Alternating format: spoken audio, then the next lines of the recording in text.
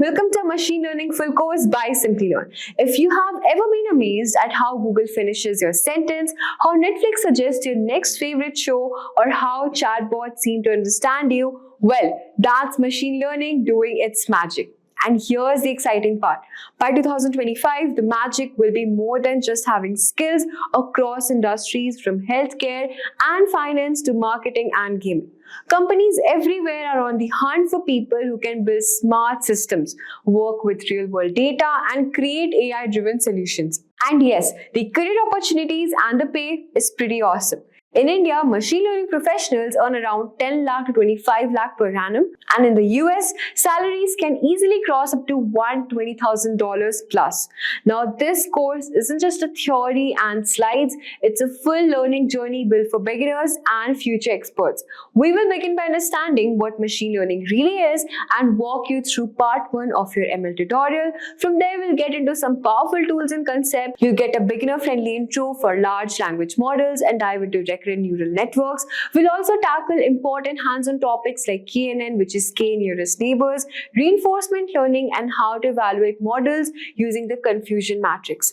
And because real skills come with real projects, we will also walk you through hands-on ML projects and also prepare you for job success with a roundup of the most important machine learning interview questions. So grab your notebook now or open that Google Colab and let's get started because your journey into the world of AI starts right now. Also, just a quick information, guys, before we commence, if you're interested in launching a high-growth career in artificial intelligence and machine learning, then this program might be the best thing you will ever come across. The professional certificate in AI and machine learning offered in Purdue University online in collaboration with Simplilearn and IBM isn't just another course. It's a complete career-transforming experience.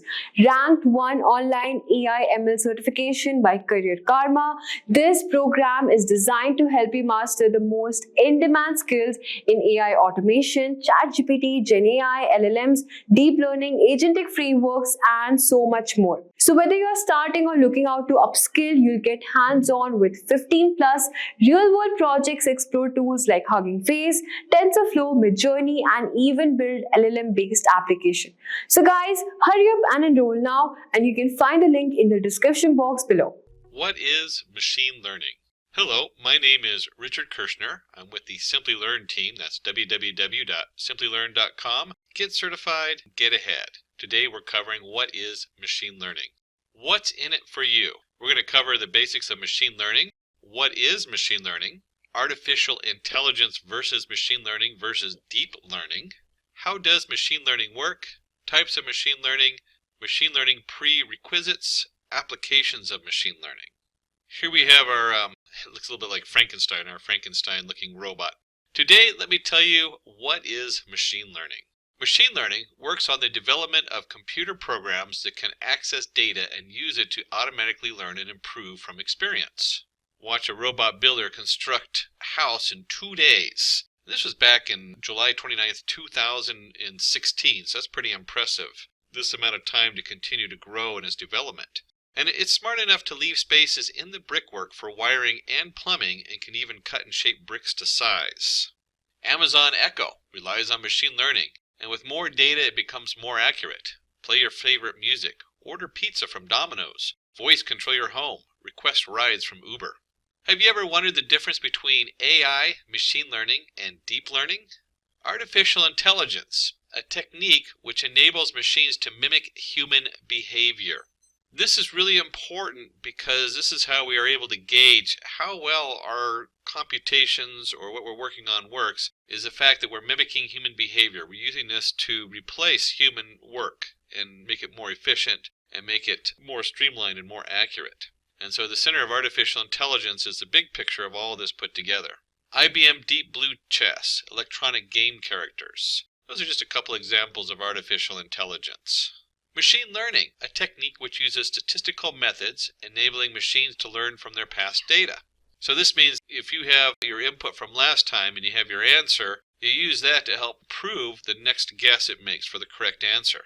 IBM Watson, Google search algorithm, email spam filters, these are all part of machine learning. And then deep learning, which is a subset of machine learning, composing algorithms that allow a model to train itself and perform tasks.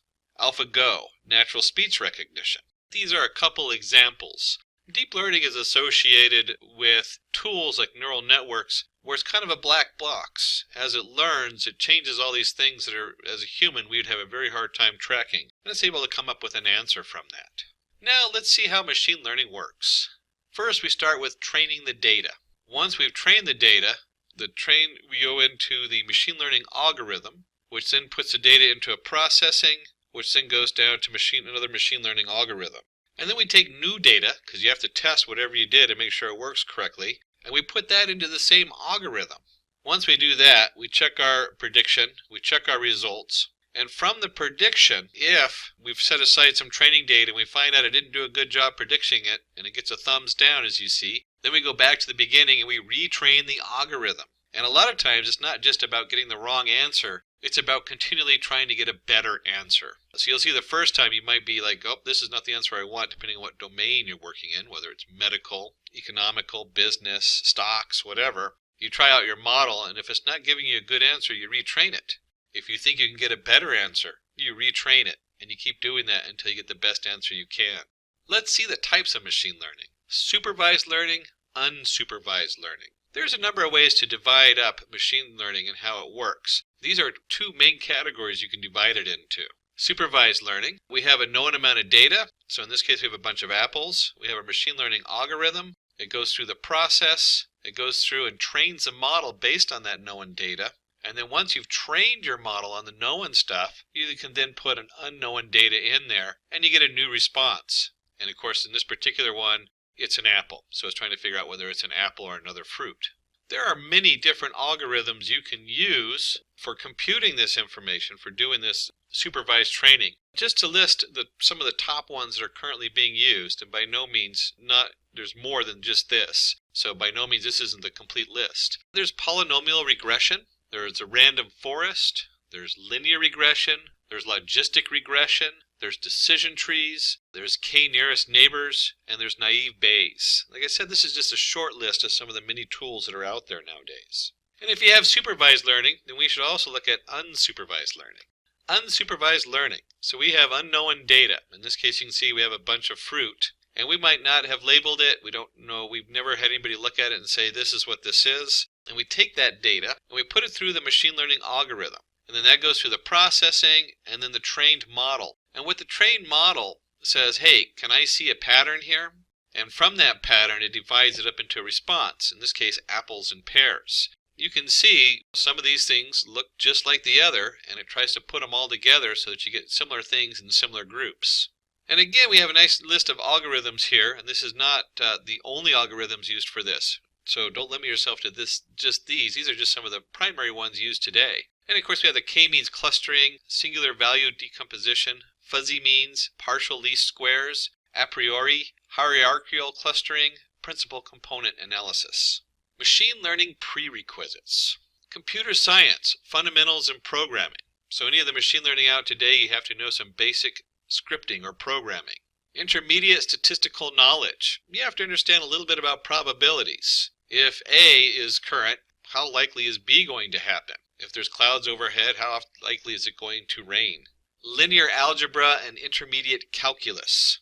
The linear algebra is very important because you have to understand basically drawing a line through the data points and what that means. That's the most fundamental linear regression models. You draw a line through all your data and you use that line to compute new values. Intermediate calculus means you need to have a little bit of understanding of what a differential equation is. You really don't need to be an expert because the computer does all the heavy lifting for you, but it's important to know the terms when they come up, unless you're doing some advanced programming on the actual models themselves. And data wrangling and cleaning. I would say this might be the biggest one in here, is you have to start getting a grip on how to clean up your data. There's a saying is, bad data in, bad data out. Good data in, you're more likely to have good data out. Some applications of machine learning. Instance segmentation. Object detection. Instance segmentation. You can see here where they use machine learning to go in there and find where the different cats are and the different objects are in the picture. And then in segmentation, it actually cuts them out. kind of a fun one, especially if you have a Google Pixel phone and you can do little animation objects on top of your ongoing pictures you're taking or movies.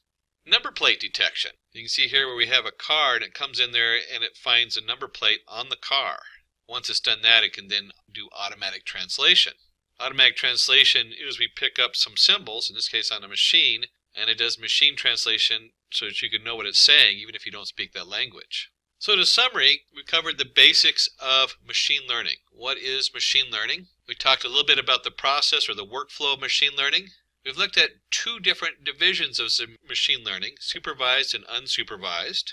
We went over the prerequisites you should have going into machine learning. That you should have the basic fundamentals or a little bit of computer science and programming or scripting skills. You should know some basic linear algebra and maybe a little bit of calculus and differential equations as part of the calculus. You should have some basic intermediate statistical knowledge of what that means and what those terminology means. And you should have an idea of what data wrangling and cleaning is. How do you take your data coming in, making sure you don't have missing values, make sure that you're switching float values so they're processed correctly, integer values, versus something that's categorically like yes, true, yes, no, true, false. And then we looked at a couple applications of machine learning. Of course, there are so many applications out in today's market. It's one of the biggest growing markets out there. This is just a very brief summary of some of the things that are going on. Hello and welcome to Machine Learning Tutorial Part 1. This is Part 1 of a machine learning series put on by Simplilearn. My name is Richard Kirschner. I'm with the Simplilearn team. That's www.simplilearn.com. Get certified, get ahead. What's in it for you today? Well, we'll start off with a brief explanation of why machine learning and what is machine learning. And then we'll get into a few of the types of machine learning. Machine learning algorithms, linear regression, decision trees, support vector machine, and finally we'll do a use case where we're going to classify whether a recipe is of a cupcake or a muffin using the SVM or the support vector machine. Sounds like a delicious way to explore machine learning. So why machine learning? Why do we even care about having these computers come up and be able to do all these new things for us? Well, because machines can now drive your car for you. It's still very in the infant stage, but it's just exploding as we see with Google's Waymo, and then Uber had their program, which unfortunately crashed. They know that this is huge. This is going to be the huge industry to change our whole transportation infrastructure. Machine learning is now used to detect over 50 eye diseases. Do you know how amazing that is to have a computer that double checks for the doctor for things they might miss? That's just huge in the health industry. Pretty soon they actually do already have that in some areas where maybe not for eyes, but for other diseases where they're using the camera on your phone to help pre-diagnose before you go in and see the doctor. And because the machine can now unlock your phone with your face. I mean, that's just cool, having it being able to identify your face or your voice and be able to turn stuff on and off for you depending on where you're at and what you need. Talking about an ultimate automation, our world we live in. And as we dig in deeper, we have a nice example of Facebook. As you can see here, they have the Facebook post with Halloween. Comment yes if you want it. Order here. Nobody likes spam posts on Facebook that annoy them into interacting with likes, shares, comments, and other actions. I remember the original ones were all, if you don't click on here, you will have bad luck or some kind of fear factor. Well, this is a huge thing in a social media when people are getting spammed, and so this tactic, known as engagement bait, takes advantage of Facebook's newsfeed algorithm by choosing engagement in order to get the greater reach. To eliminate engagement bait, the company reviewed and categorized hundreds of thousands of posts to train a machine learning model that detects different types of engagement bait. So in this case we're using Facebook, but this is of course across all the different social media. They have different tools they're building, and the Facebook scroll GIF will be replaced. Kind of like a virus coming in there. It notices that there's a certain setup with Facebook and it's able to replace it. And they have like vote baiting, react baiting, share baiting. They have all these are kind of general titles, but there certainly are a lot of ways of baiting you to go in there and click on something. So they fed all this data was fed into the machine, and then they have the new post. The new post comes up that takes over part of the Facebook setup. And that's what you're looking at. You're looking at this new post that's replaced, like a virus has replaced that. So what Facebook did to eliminate this is they start scanning for keywords and phrases like this and checks the click-through rate. So it starts looking for people who are clicking through it without even looking at it, or clicking through it and it's not something that normally would be clicked through. Once Facebook has scanned for these keywords and phrases, it is now able to identify the spam coming in. And this makes your life easier, so you're not getting spammed. It's not like walking through an airport, and in a lot of countries you have like hundreds of people trying to sell you timeshare. Come join us, sign up for this. It eliminates that annoyingness, so now you can just enjoy your Facebook and your cat pictures, or maybe it's your family pictures. Mine is family. Certainly people like their cat pictures too. Another good example is Google's DeepMind project AlphaGo. A computer program that plays a board game Go has defeated the world's #1 Go player, and I hope I say his name right, Kiji. The ultimate Go challenge game of 3 of 3 was on May 27th, 2017, so it was just last year that this happened. And what makes this so important is that, Go is a game, so it's not like you're driving a car or something in our real world. But they are using games to learn how to get the machine learning program to learn. They want it to learn how to learn. And that is a huge step. A lot of this is still in its infant stage as far as development, as we saw what happened with the, as I referred to earlier, the Uber cars. They lost their whole division because they jumped ahead too fast. So it's still an infant stage, but boy, is this like the beginning of just an amazing world that is automated in ways we can't even imagine what tomorrow's going to look like. We've looked at a lot of examples of machine learning, so let's see if we can give a little bit more of a concrete definition. What is machine learning? Machine learning is the science of making computers learn and act like humans by feeding data and information without being explicitly programmed. And we see here we have a nice little diagram where we have our ordinary system. Your computer, nowadays you can even run a lot of this stuff on a cell phone because cell phones have advanced so much. And then with artificial intelligence and machine learning, it now takes the data and it learns from what happened before. And then it predicts what's going to come next. And then really the biggest part right now in machine learning that's going on is it improves on that. How do we find a new solution? So we go from descriptive, where it's learning about stuff and understanding how it fits together, to predicting what it's going to do, to post-scripting, coming up with a new solution. And when we're working on machine learning, there's a number of different diagrams that people have posted for what steps to go through. A lot of it might be very domain specific. So if you're working on photo identification versus language versus medical or physics. Some of these are switched around a little bit or new things are put in. They're very specific to the domain. This is kind of a very general diagram. First, you want to define your objective. Very important to know what it is you're wanting to predict. Then you're going to be collecting the data. So once you've defined an objective, you need to collect the data that matches. You spend a lot of time in data science collecting data, and the next step, preparing the data. You got to make sure that your data is clean going in. There's the old saying, bad data in, bad answer out, or bad data out. And then once you've gone through and we've cleaned all this stuff coming in, then you're going to select the algorithm. Which algorithm are you going to use? You're going to train that algorithm. In this case, I think we're going to be working with SVM, the support vector machine. Then you have to test the model. Does this model work? Is this a valid model for what we're doing? And then once you've tested it, you want to run your prediction. You want to run your prediction or your choice or whatever output it's going to come up with. And then once everything is set and you've done lots of testing, then you want to go ahead and deploy the model. And remember I said domain specific. This is very general as far as the scope of doing something. A lot of models, you get halfway through and you realize that your data is missing something and you have to go collect new data because you've run a test in here someplace along the line. You're saying, hey, I'm not really getting the answers I need. So there's a lot of things that are domain specific that become part of this model. This is a very general model, but it's a very good model to start with. And we do have some basic divisions of what machine learning does that's important to know. For instance, do you want to predict a category? Well, if you're categorizing things, that's classification. For instance, whether the stock price will increase or decrease. So in other words, I'm looking for a yes-no answer. Is it going up or is it going down? And in that case, we'd actually say, is it going up? True. If it's not going up, it's false, meaning it's going down. This way, it's a yes-no, 0, 1.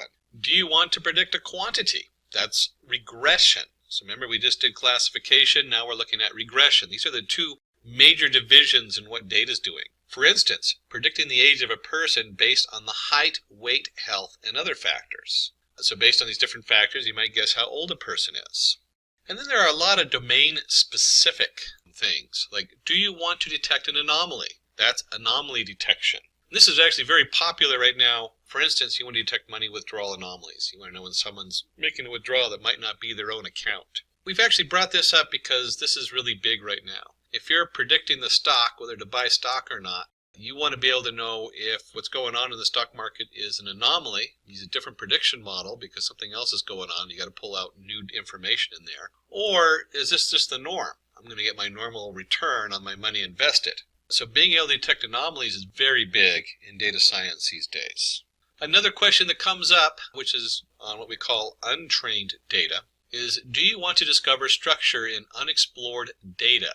And that's called clustering. For instance, finding groups of customers with similar behavior given a large database of customer data containing their demographics and past buying records. And in this case, we might notice that anybody who's wearing a certain set of shoes goes shopping at certain stores, or whatever it is, they're going to make certain purchases. By having that information, it helps us to market or group people together so that we can now explore that group and find out what it is we want to market to them if you're in the marketing world.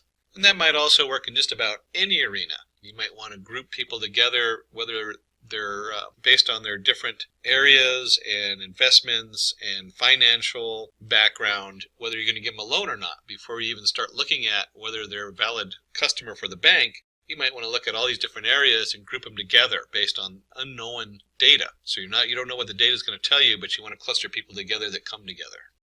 Let's take a quick detour for quiz time. Oh, my favorite. So we're going to have a couple questions here under quiz time. And we'll be posting the answers in the part 2 of this tutorial. So let's go ahead and take a look at these quiz times questions, and hopefully you'll get them all right, and it'll get you thinking about how to process data and what's going on. Can you tell what's happening in the following cases? Of course, you're sitting there with your cup of coffee, and you have your checkbox and your pen trying to figure out what's your next step in your data science analysis. So the first one is grouping documents into different categories based on the topic and content of each document. Very big these days. You have legal documents, you have maybe it's a sports group documents, maybe you're analyzing newspaper postings. But certainly having that automated is a huge thing in today's world. B, identifying handwritten digits in images correctly. So we want to know whether they're writing an A or capital A, B, C. What are they writing out in their handwriting? C, behavior of a website indicating that the site is not working as designed. D, predicting salary of an individual based on his or her years of experience.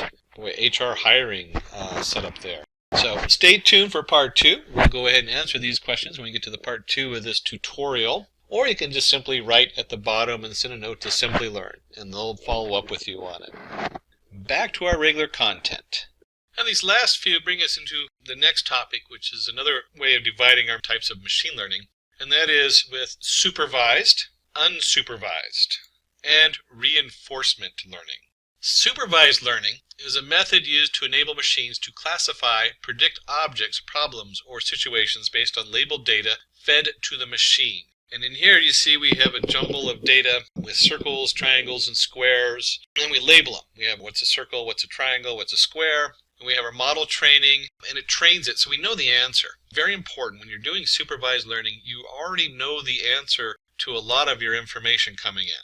So you have a huge group of data coming in, and then you have new data coming in. So we've trained our model. The model now knows the difference between a circle, a square, a triangle. And now that we've trained it, we can send in this case, a square and a circle goes in, and it predicts that the top one's a square and the next one's a circle. And you can see that this is being able to predict whether someone's going to default on a loan, because I was talking about banks earlier. Supervised learning on stock market, whether you're going to make money or not. That's always important. And if you are looking to make a fortune in the stock market, keep in mind it is very difficult to get all the data correct on the stock market. It is it fluctuates in ways really hard to predict. So it's quite a roller coaster ride. If you're running machine learning on the stock market, you start realizing you really have to dig for new data. So we have supervised learning, and if you have supervised, we should need unsupervised learning. In unsupervised learning, machine learning model finds the hidden pattern in an unlabeled data. So in this case, instead of telling it what the circle is, and what a triangle is, and what a square is, it goes in there, looks at them, and says, for whatever reason, it groups them together. Maybe it'll group it by the number of corners. and it notices that a number of them all have 3 corners, a number of them all have 4 corners, and a number of them all have no corners. And it's able to filter those through and group them together. We talked about that earlier with looking at a group of people who are out shopping. We want to group them together to find out what they have in common. And of course, once you understand what people have in common, maybe you have one of them who's a customer at your store, or you have 5 of them are customer at your store, and they have a lot in common with 5 others who are not customers at your store. How do you market to those 5 who aren't customers at your store yet? They fit the demographics of who's going to shop there, and you'd like them to shop at your store, not the one next door. Of course, this is a simplified version. You can see very easily the difference between a triangle and a circle, which might not be so easy in marketing. Reinforcement learning. Reinforcement learning is an important type of machine learning where an agent learns how to behave in an environment by performing actions and seeing the result. And we have here where in this case, a baby. It's actually great that they used an infant for this slide because the reinforcement learning is very much in its infant stages. But it's also probably the biggest machine learning demand out there right now, or in the future. It's going to be coming up over the next few years, is reinforcement learning and how to make that work for us. And you can see here where we have our action. In the action in this one, it goes into the fire. Hopefully the baby didn't, it was just a little candle, not a giant fire pit like it looks like here. When the baby comes out, and the new state is the baby is sad and crying because they got burned on the fire. And then maybe they take another action. The baby's called the agent because it's the one taking the actions. And in this case, they didn't go into the fire. They went a different direction, and now the baby's happy and laughing and playing.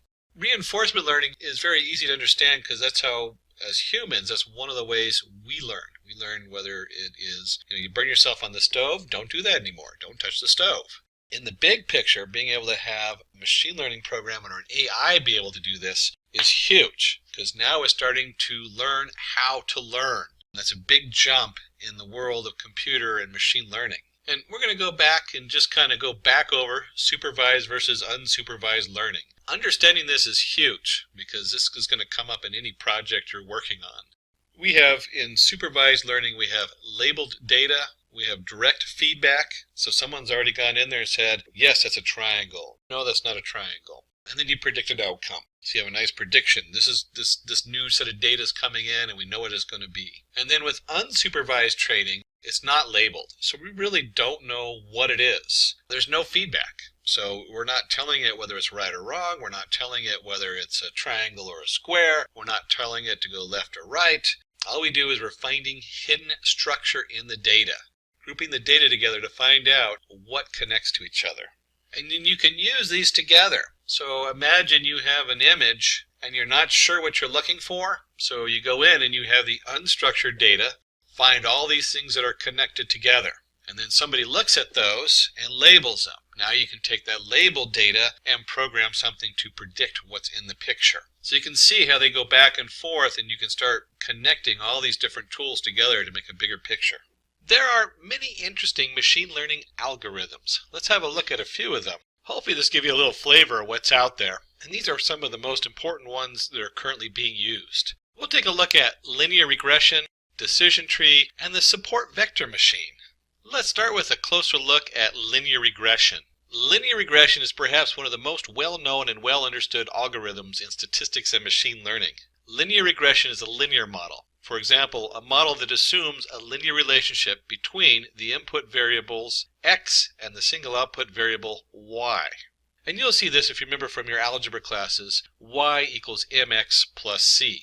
Imagine we are predicting distance traveled y from speed x. Our linear regression model representation for this problem would be y equals m times x plus c, or distance equals m times speed plus c, where m is the coefficient and c is the y-intercept. And we're going to look at two different variations of this. First, we're going to start with time is constant. And you can see we have a bicyclist. He's got his safety gear on, thank goodness. Speed equals 10 meters per second. And so over a certain amount of time, his distance equals 36 kilometers. We have a second bicyclist who's going twice the speed, or 20 meters per second. And you can guess if he's going twice the speed and time is a constant, then he's going to go twice the distance. And that's easily to compute. 36 times 2, you get 72 kilometers. And so if you had the question of how fast would somebody who's going 3 times that speed, or 30 meters per second is, you can easily compute the distance in our head. We can do that without needing a computer. But we want to do this for more complicated data, so it's kind of nice to compare the two. But let's just take a look at that and what that looks like in a graph. So in a linear regression model, we have our distance to the speed, and we have our m equals the VE slope of the line. And we'll notice that the line has a plus slope. And as the speed increases, distance also increases, hence the variables have a positive relationship.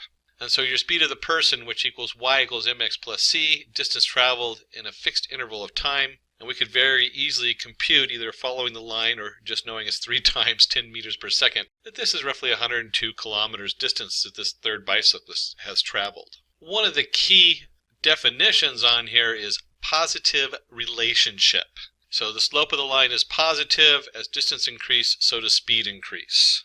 Let's take a look at our second example where we put distance as a constant. So we have speed equals 10 meters per second. They have a certain distance to go, and it takes them 100 seconds to travel that distance. And we have our second bicyclist who's still doing 20 meters per second. Since he's going twice the speed, we can guess that he'll cover the distance in about half the time, 50 seconds. And of course you could probably guess on the third one, 100 divided by 30, since he's going 3 times the speed. You could easily guess that this is 33.333 seconds time. When we put that into a linear regression model or a graph, if the distance is assumed to be constant, let's see the relationship between speed and time. And as time goes up, the amount of speed to go that same distance goes down. So now your m equals a minus VE slope of the line. As the speed increases, time decreases, hence the variable has a negative relationship. Again, there's our definition, positive relationship and negative relationship dependent on the slope of the line.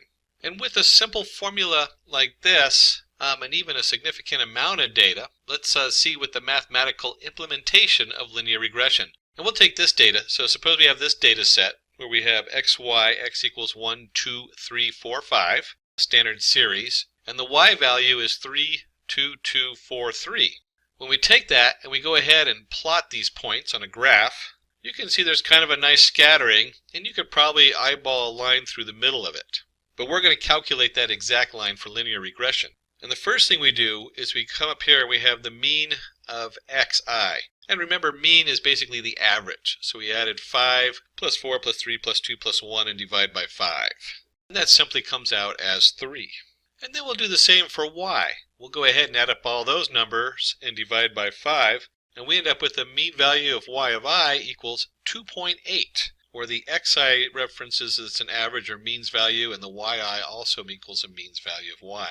And when we plot that, you'll see that we can put in the y equals 2.8 and the x equals 3 in there on our graph. We kind of gave it a little different color so you could sort it out with the dashed lines on it.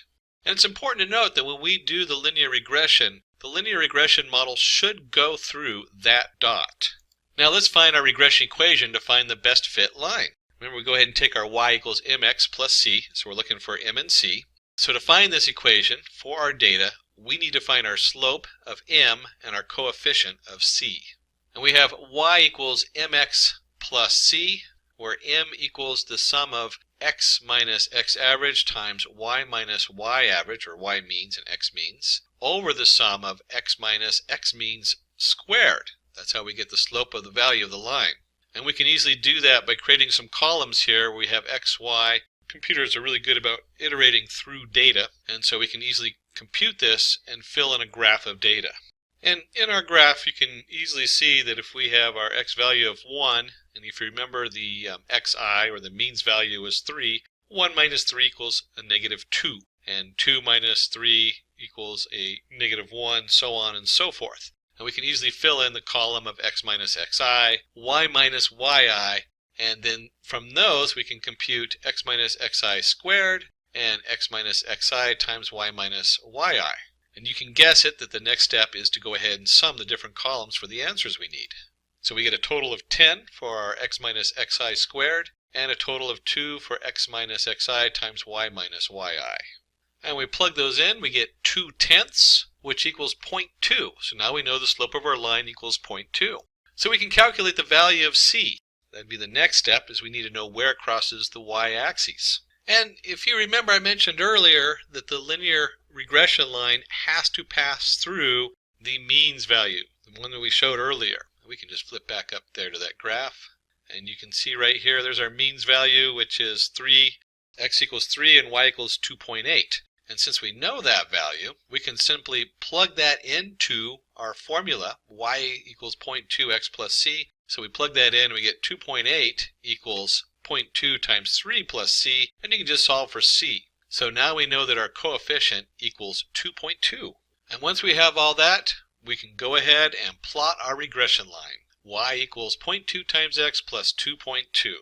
And then from this equation, we can compute new values. So let's predict the values of y using x equals 1, 2, 3, 4, 5 and plot the points. Remember, the 1, 2, 3, 4, 5 was our original x values. So now we're going to see what y thinks they are, not what they actually are.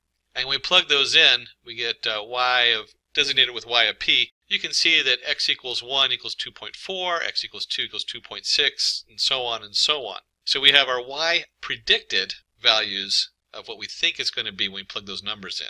And when we plot the predicted values along with the actual values, we can see the difference. And this is one of the things that's very important with linear regression in any of these models, is to understand the error. And so we can calculate the error on all of our different values. And you can see over here we plotted x and y predict. And we draw in a little line so you can sort of see what the error looks like there between the different points. So our goal is to reduce this error. We want to minimize that error value on our linear regression model. Minimizing the distance. There are lots of ways to minimize the distance between the line and the data points, like sum of squared errors, sum of absolute errors, root mean square error, etc. We keep moving this line through the data points to make sure the best fit line has the least square distance between the data points and the regression line.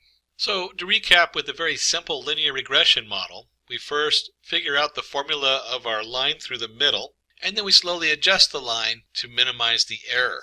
Keep in mind this is a very simple formula. The math gets, even though the math is very much the same, it gets much more complex as we add in different dimensions. So this is only 2 dimensions, y equals mx plus c, but you can take that out to x, z, ijq, all the different features in there, and they can plot a linear regression model on all of those using the different formulas to minimize the error.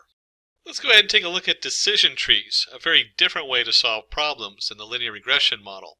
Decision tree is a tree-shaped algorithm used to determine a course of action. Each branch of a tree represents a possible decision, occurrence, or reaction.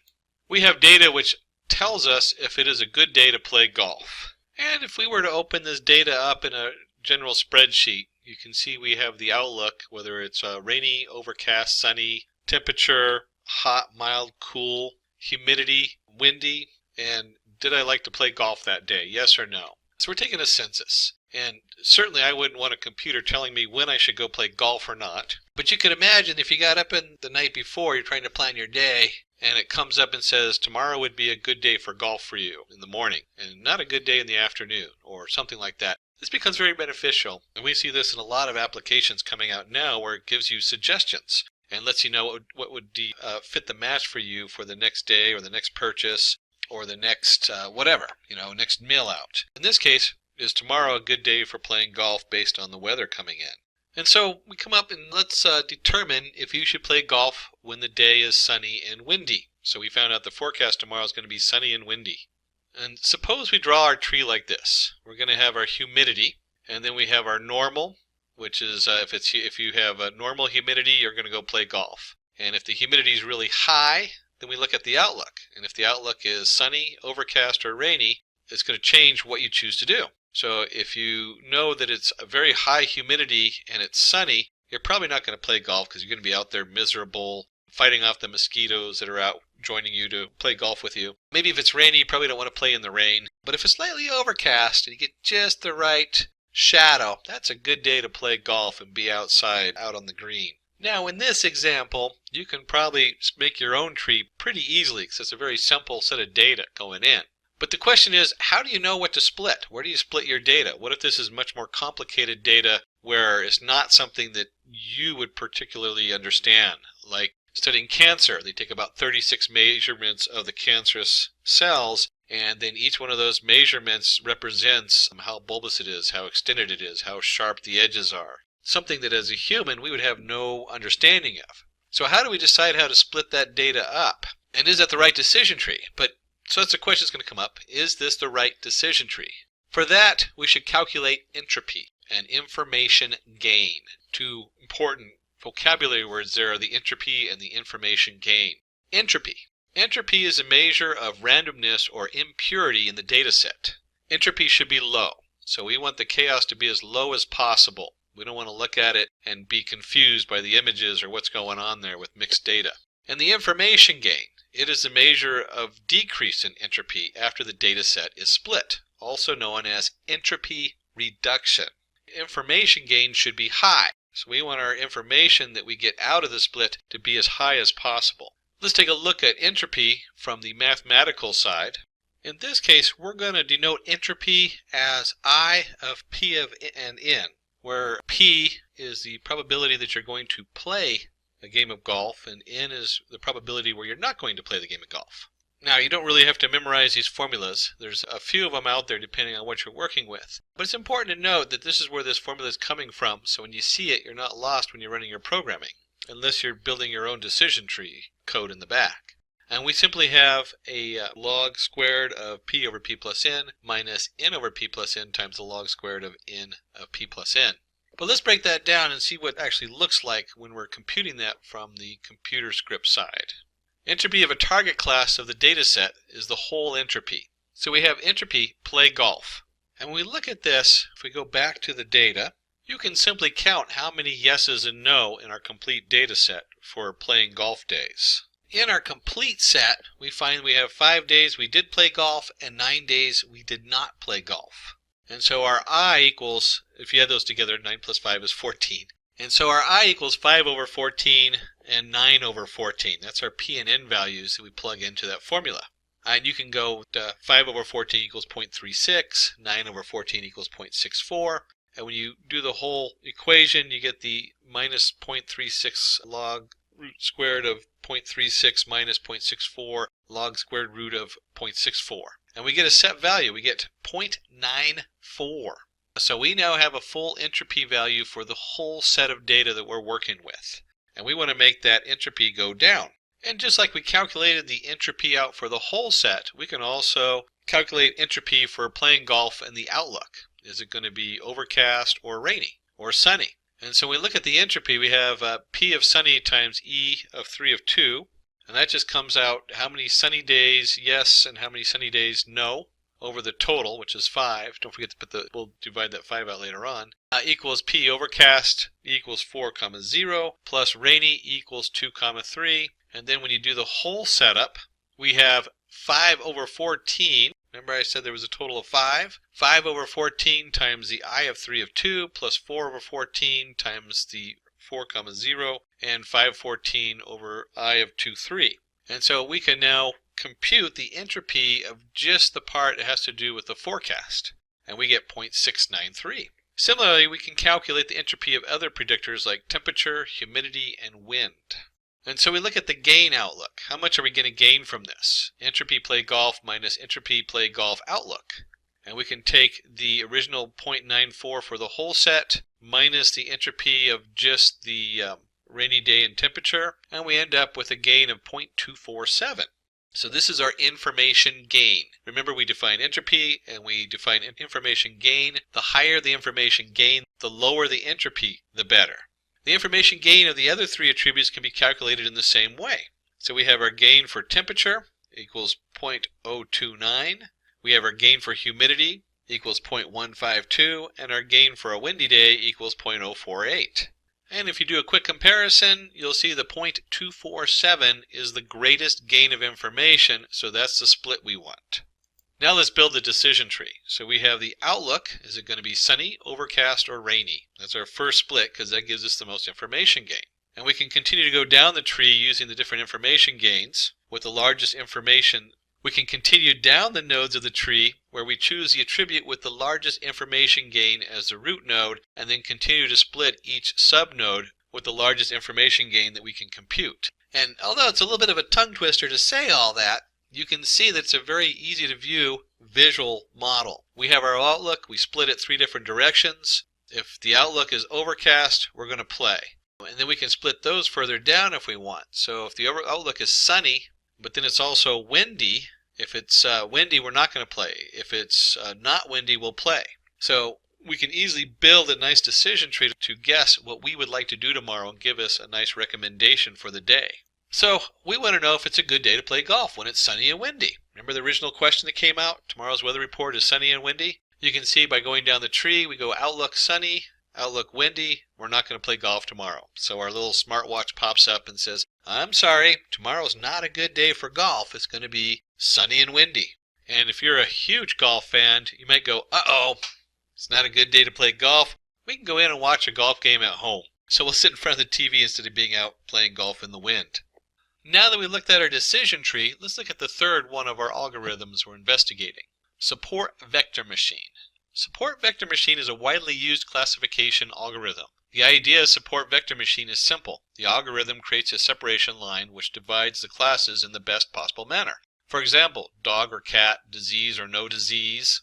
Suppose we have a labeled sample data which tells height and weight of males and females. A new data point arrives and we want to know whether it's going to be a male or a female. So we start by drawing a line. We draw decision lines, but if we consider decision line 1, then we will classify the individual as a male. And if we consider decision line 2, then it will be a female. So you can see this person kind of lies in the middle of the two groups, so it's a little confusing trying to figure out which line they should be under. We need to know which line divides the classes correctly, but how? The goal is to choose a hyperplane, and that is one of the key words they use when we talk about support vector machines. Choose a hyperplane with the greatest possible margin between the decision line and the nearest point within the training set. So you can see here we have our support vector, we have the two nearest points to it, and we draw a line between those 2 points. And the distance margin is the distance between the hyperplane and the nearest data point from either set. So we actually have a value, and it should be equally distant between the two points that we're comparing it to. When we draw the hyperplanes, we observe that line 1 has a maximum distance. So we observe that line 1 has a maximum distance margin, so we'll classify the new data point correctly. And our result on this one is going to be that the new data point is male.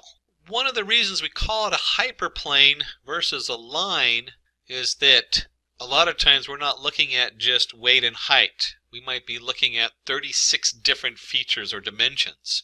And so when we cut it with a hyperplane, it's more of a three-dimensional cut in the data, or multi-dimensional. It cuts the data a certain way. And each plane continues to cut it down until we get the best fit or match. Let's understand this with the help of an example. Problem statement. I always start with a problem statement when you're going to put some code together. We're going to do some coding now. Classifying muffin and cupcake recipes using support vector machines. So the cupcake versus the muffin. Let's have a look at our data set. And we have the different recipes here. We have a muffin recipe that has so much flour. I'm not sure what measurement 55 is in, but it has 55, maybe it's ounces? But it has a certain amount of flour, a certain amount of milk, sugar, butter, egg, baking powder, vanilla, and salt. And so based on these measurements, we want to guess whether we're making a muffin or a cupcake. And you can see in this one, we don't have just two features. We don't just have height and weight as we did before between the male and female. In here, we have a number of features. In fact, in this, we're looking at 8 different features to guess whether it's a muffin or a cupcake. What's the difference between a muffin and a cupcake? Turns out muffins have more flour, while cupcakes have more butter and sugar. So basically the cupcake's a little bit more of a dessert, where the muffin's a little bit more of a fancy bread.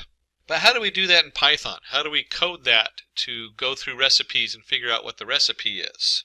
And I really just want to say cupcakes versus muffins, like some big professional wrestling thing.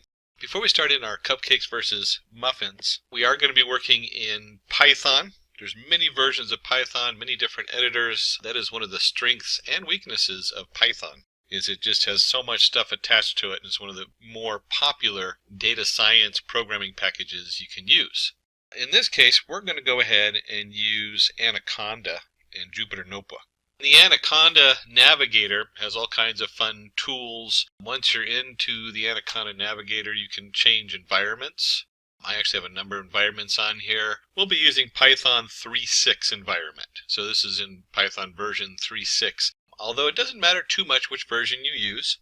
I usually try to stay with the 3x because they're current, unless you have a project that's very specifically in version 2x. 2.7 I think is usually what most people use in the version 2.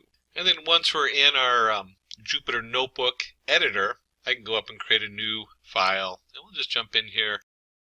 In this case, we're doing SVM muffin versus cupcake. And then let's start with our packages for data analysis. And we almost always use there's a few very standard packages we use. We use import numpy. That's for number Python. And they usually denote it as NP. That's very common. And then we're going to import pandas as PD. And numpy deals with number arrays. There's a lot of cool things you can do with the numpy setup as far as multiplying all the values in an array, in a numpy array, data array. Pandas, I can't remember if we're using it actually in this data set. I think we do as an import. It makes a nice data frame. And the difference between a data frame and a numpy array is that a data frame is more like your Excel spreadsheet. You have columns, you have indexes, so you have different ways of referencing it, easily viewing it, and there's additional features you can run on a data frame. And pandas kind of sits on numpy, so you need them both in there.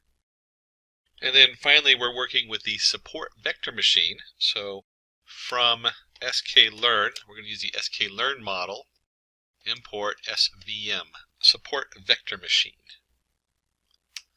And then as a data scientist, you should always try to visualize your data. Some data obviously is too complicated or doesn't make any sense to the human. But if it's possible, it's good to take a second look at it so that you can actually see what you're doing. Now for that, we're going to use two packages. We're going to import matplotlibary.pyplot as PLT, again very common. And we're going to import Seaborn as SNS. And we'll go ahead and set the font scale in the SNS right in our import line. That's what this semicolon followed by a line of data. We're going to set the SNS. And these are great because the Seaborn sits on top of matplotlibary, just like pandas sits on numpy. So it adds a lot more features and uses and control. We're obviously not going to get into matplotlibary and Seaborn. That'd be its own tutorial. We're really just focusing on the SVM, the support vector machine from sklearn.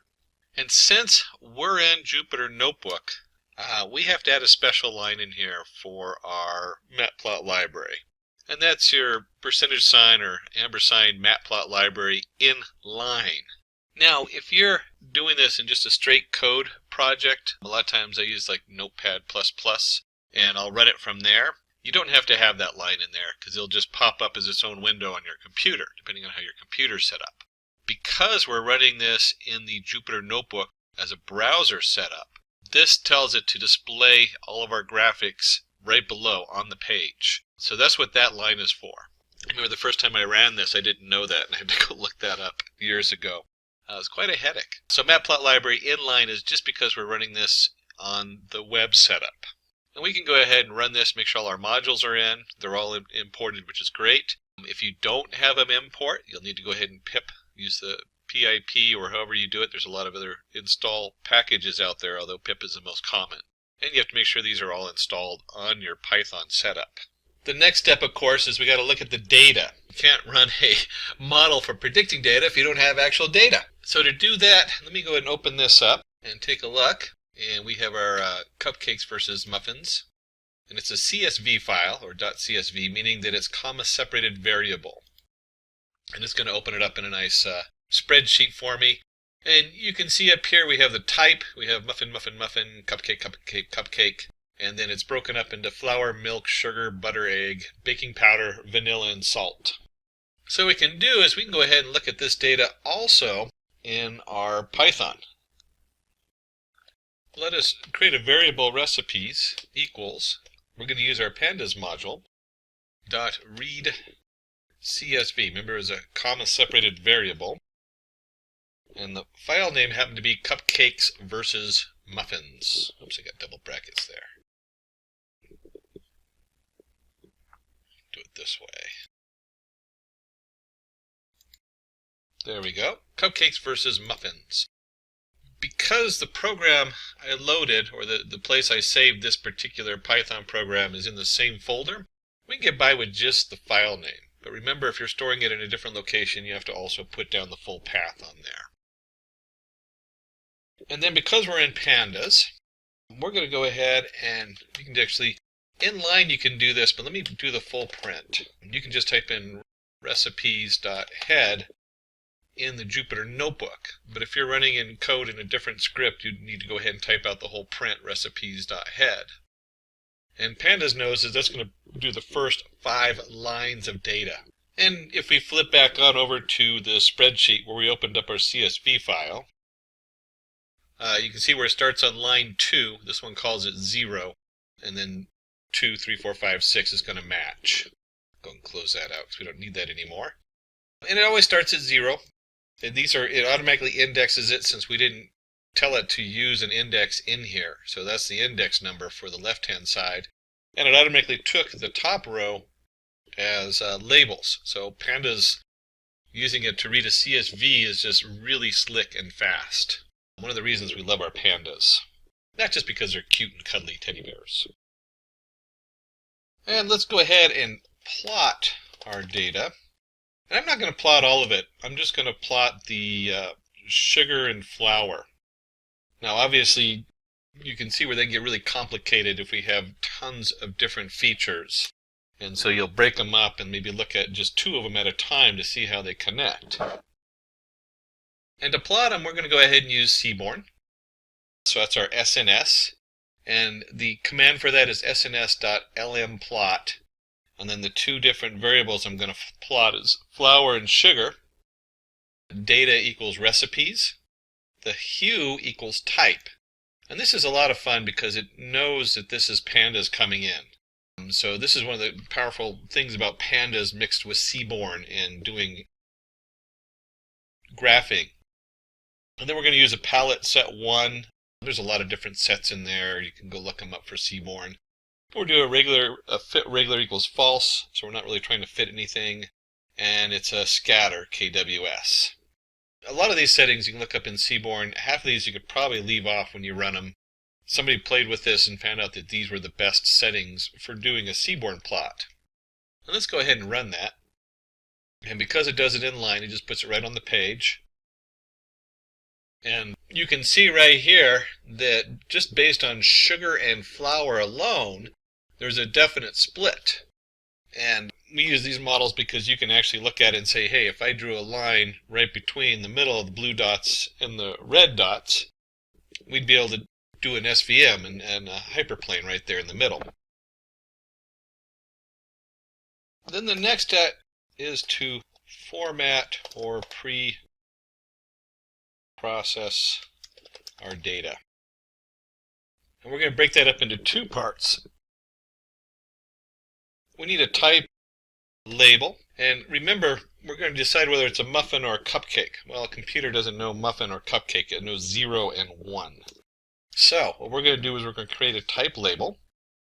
And from this, we'll create a numpy array np where, and this is where we can do some logic. We take our recipes from our panda, and wherever type equals muffin, it's going to be 0. And then if it doesn't equal muffin, which is cupcakes, it's going to be 1. So we create our type label. This is the answer. So when we're doing our training model, remember we have to have a training data. This is what we're going to train it with, is that it's 0 or 1. It's a muffin or it's not. And then we're going to create our recipe features. And if you remember correctly from right up here, the first column is type. So we really don't need the type column because that's our muffin or cupcake. And in pandas, we can easily sort that out. We take our value recipes dot columns. That's a pandas function built into pandas. Got values, converting them to values. So it's just the column titles going across the top.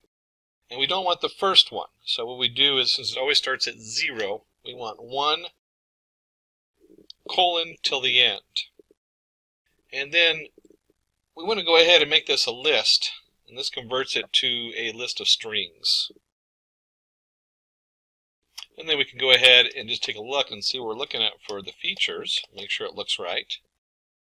Let me go ahead and run that. And I forgot the S on recipes, so we'll go ahead and add the S in there and then run that. And we can see we have flour, milk, sugar, butter, egg, baking powder, vanilla, and salt. And that matches what we have up here, right where we printed out everything but the type. So we have our features and we have our label. Now, the recipe features is just the titles of the columns, and we actually need the ingredients. And at this point, we have a couple options. One, we could run it over all the ingredients.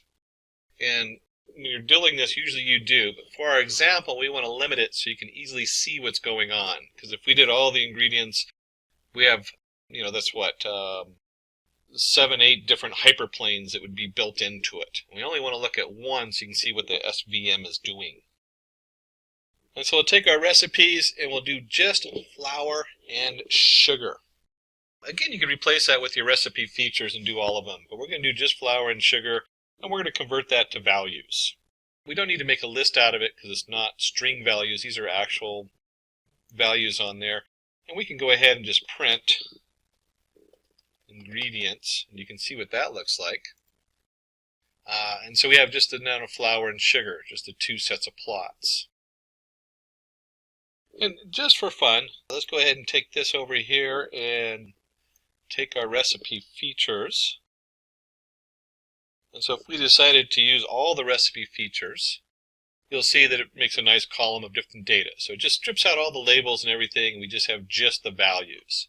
But because we want to be able to view this easily in a plot later on, we'll go ahead and take that and just do flour and sugar. And we'll run that and you'll see it's just the 2 columns. So the next step is to go ahead and fit our model. We'll go ahead and just call it model. And it's a SVM. We're using a package called SVC. In this case, we're going to go ahead and set the kernel equals linear. So it's using a specific setup on there. And if we go to the reference on their website for the SVM, you'll see that there's 8 of them here. 3 of them are for regression. 3 are for classification. The SVC, support vector classification, is probably one of the most commonly used. And then there's also one for detecting outliers, and another one that has to do with something a little bit more specific on the model. But SVC and SVR are the 2 most commonly used, standing for support vector classifier and support vector regression. Remember, regression is an actual value, a float value or whatever you're trying to work on. And SVC is a classifier, so it's a yes, no, true, false. But for this, we want to know 0, 1, muffin, cupcake. We go ahead and create our model. And once we have our model created, we're going to do model.fit. And this is very common, especially in the sklearn. All their models are followed with the fit command. And what we put into the fit, what we're training with it, is we're putting in the ingredients, which in this case we limited to just flour and sugar. And the type label, is it a muffin or a cupcake?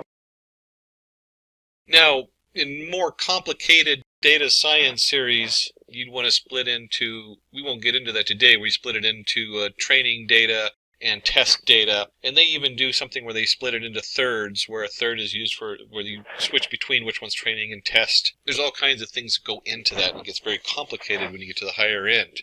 Not overly complicated, just an extra step which we're not going to do today because this is a very simple set of data. And let's go ahead and run this, and now we have our model fit. And I got an error here, so let me fix that real quick. It's capital SVC, it turns out. I did it lowercase. Support vector classifier. There we go. Let's go ahead and run that. And you'll see it comes up with all this information that it prints out automatically. These are the defaults of the model. You notice that we changed the kernel to linear. And there's our kernel linear on the printout.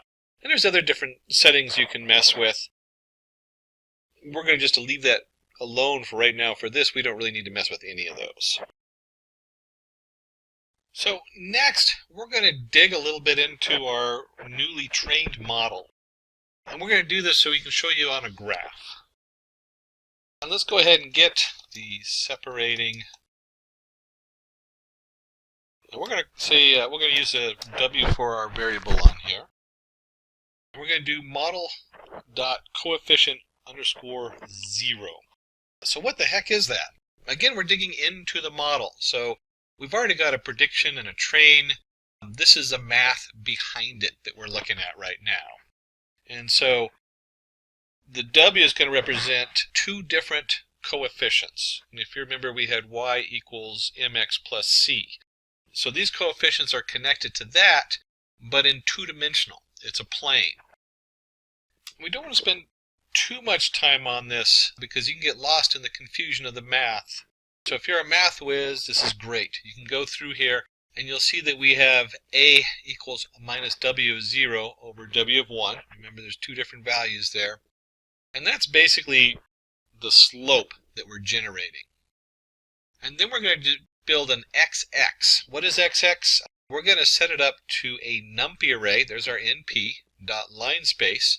So we're creating a line of values between 30 and 60. So it just creates a set of numbers for X. And then if you remember correctly, we have our formula y equals the slope times x plus the intercept. Well, to make this work, we can do this as yy equals the slope times each value in that array. That's the neat thing about numpy. So when I do a times xx, which is a whole numpy array of values, it multiplies a across all of them. And then it takes those same values and we subtract the model intercept. That's your, remember we had mx plus c, so that'd be the c from the formula, y equals mx plus c. And that's where all these numbers come from. A little bit confusing because it's digging out of these different arrays. And then what we want to do is we're going to take this and we're going to go ahead and plot it. So plot the parallels to separating hyperplane that pass through the support vectors. And so we're going to create B equals a model support vectors, pulling our support vectors out there. Here's our YY, which we now know is a set of data. And we have we're going to create YY down equals A times XX plus B1 minus A times B0. And then model support vector B is going to be set that to a new value, the -1 setup. And YY up equals A times XX plus B1 minus A times B0. And we can go ahead and just run this to load these variables up. If you wanted to understand a little bit more of what's going on, you can see if we print YY, we just run that, you can see it's an array. This is a line. It's going to have, in this case, between 30 and 60, so it's going to be 30 variables in here. And the same thing with YY up, YY down. And we'll plot those in just a minute on a graph so you can see what those look like. You just go ahead and delete that out of here and run that so it loads up the variables. Nice clean slate. I'm just going to copy this from before. Remember this, our SNS, our seaborn plot, LM plot, flour, sugar. And I'll just go ahead and run that real quick so you can see remember what that looks like. It's just a straight graph on there. And then one of the neat things is because seaborn sits on top of pyplot, we can do the pyplot for the line going through. And that is simply plt.plot. And that's our XX and YY, our two corresponding values, XY. And then somebody played with this to figure out that the line width equals 2 and the color black would look nice. So let's go ahead and run this whole thing with the pyplot on there. And you can see when we do this, it's just doing flour and sugar on here. Corresponding line between the sugar and the flour and the muffin versus cupcake. And then we generated the support vectors, the YY down and YY up. So let's take a look and see what that looks like. So we'll do our PL plot. And again, this is all against XX, our X value. But this time we have YY down. And let's do something a little fun with this. We can put in a K dash dash. That just tells it to make it a dotted line. And if we're going to do the down one, we also want to do the up one. So here's our YY up. And when we run that, it adds both sets of line. And so here's our support, and this is what you expect. You expect these two lines to go through the nearest data point. So the dashed lines go through the nearest muffin and the nearest cupcake when it's plotting it. And then your SVM goes right down the middle. So it gives it a nice split in our data, And you can see how easy it is to see, based just on sugar and flour, which one's a muffin or a cupcake. Let's go ahead and create a function to predict muffin or cupcake. I've got my recipes I pulled off the internet, and I want to see the difference between a muffin or a cupcake. And so we need a function to push that through. And we'll create a function with def.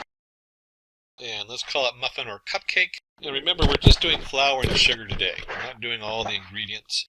And that actually is a pretty good split. You really don't need all the ingredients to know it's flour and sugar. And let's go ahead and do an if-else statement. So if model predict is of flour and sugar equals 0. So we take our model and we run a predict. It's very common in sklearn where you have a dot predict. You put the data in, and it's going to return a value. In this case, if it equals 0, then print you're looking at a muffin recipe. Else, if it's not 0, that means it's 1, then you're looking at a cupcake recipe. That's pretty straightforward for a function, or def for definition. DEF is how you do that in Python. And of course, if you're going to create a function, you should run something in it. And so let's run a cupcake, and we're going to send it values 50 and 20, a muffin or a cupcake. I don't know what it is. And let's run this and just see what it gives us. And it says, oh, it's a muffin. You're looking at a muffin recipe. So it very easily predicts whether we're looking at a muffin or a cupcake recipe. Let's plot this. Oops, there we go. Plot this on the graph so we can see what that actually looks like. And I'm just going to copy it and paste it from below, where we're plotting all the points in there. So this is nothing different than what we did before. If I run it, you'll see it has all the points and the lines on there. And what we want to do is we want to add another point. And we'll do plt plot. And if you remember correctly, we did, for our test, we did 50 and 20. And then somebody went in here and decided we'll do YO for yellow, or it's kind of an orangish yellow color is going to come out. Marker size 9. Those are settings you can play with. Somebody else played with them to come up with the right setup so it looks good. And you can see there it is graphed, clearly a muffin. In this case, in cupcakes versus muffins, the muffin has won. And if you'd like to do your own muffin cupcake contender series, you certainly can send a note down below, and the team at Simplilearn will send you over the data they use for the muffin and cupcake. And that's true of any of the data. We didn't actually run a plot on it earlier. We had men versus women. You can also request that information to run it on your data setup so you can test that out. So to go back over our setup, we went ahead for our support vector machine code. We did a predict 40 parts flour, 20 parts sugar. I think it was different than the one we did, whether it's a muffin or a cupcake. Hence, we have built a classifier using SVM, which is able to classify if a recipe is of a cupcake or a muffin, which wraps up our cupcake versus muffin. So the key takeaways, what is machine learning? We discussed that with some of the different aspects of machine learning on there. We went into types of machine learning. If you memorize, we have supervised, unsupervised, and reinforcement learning. We discussed regression line or best fit. And we did the building a decision tree and what the logic is behind that.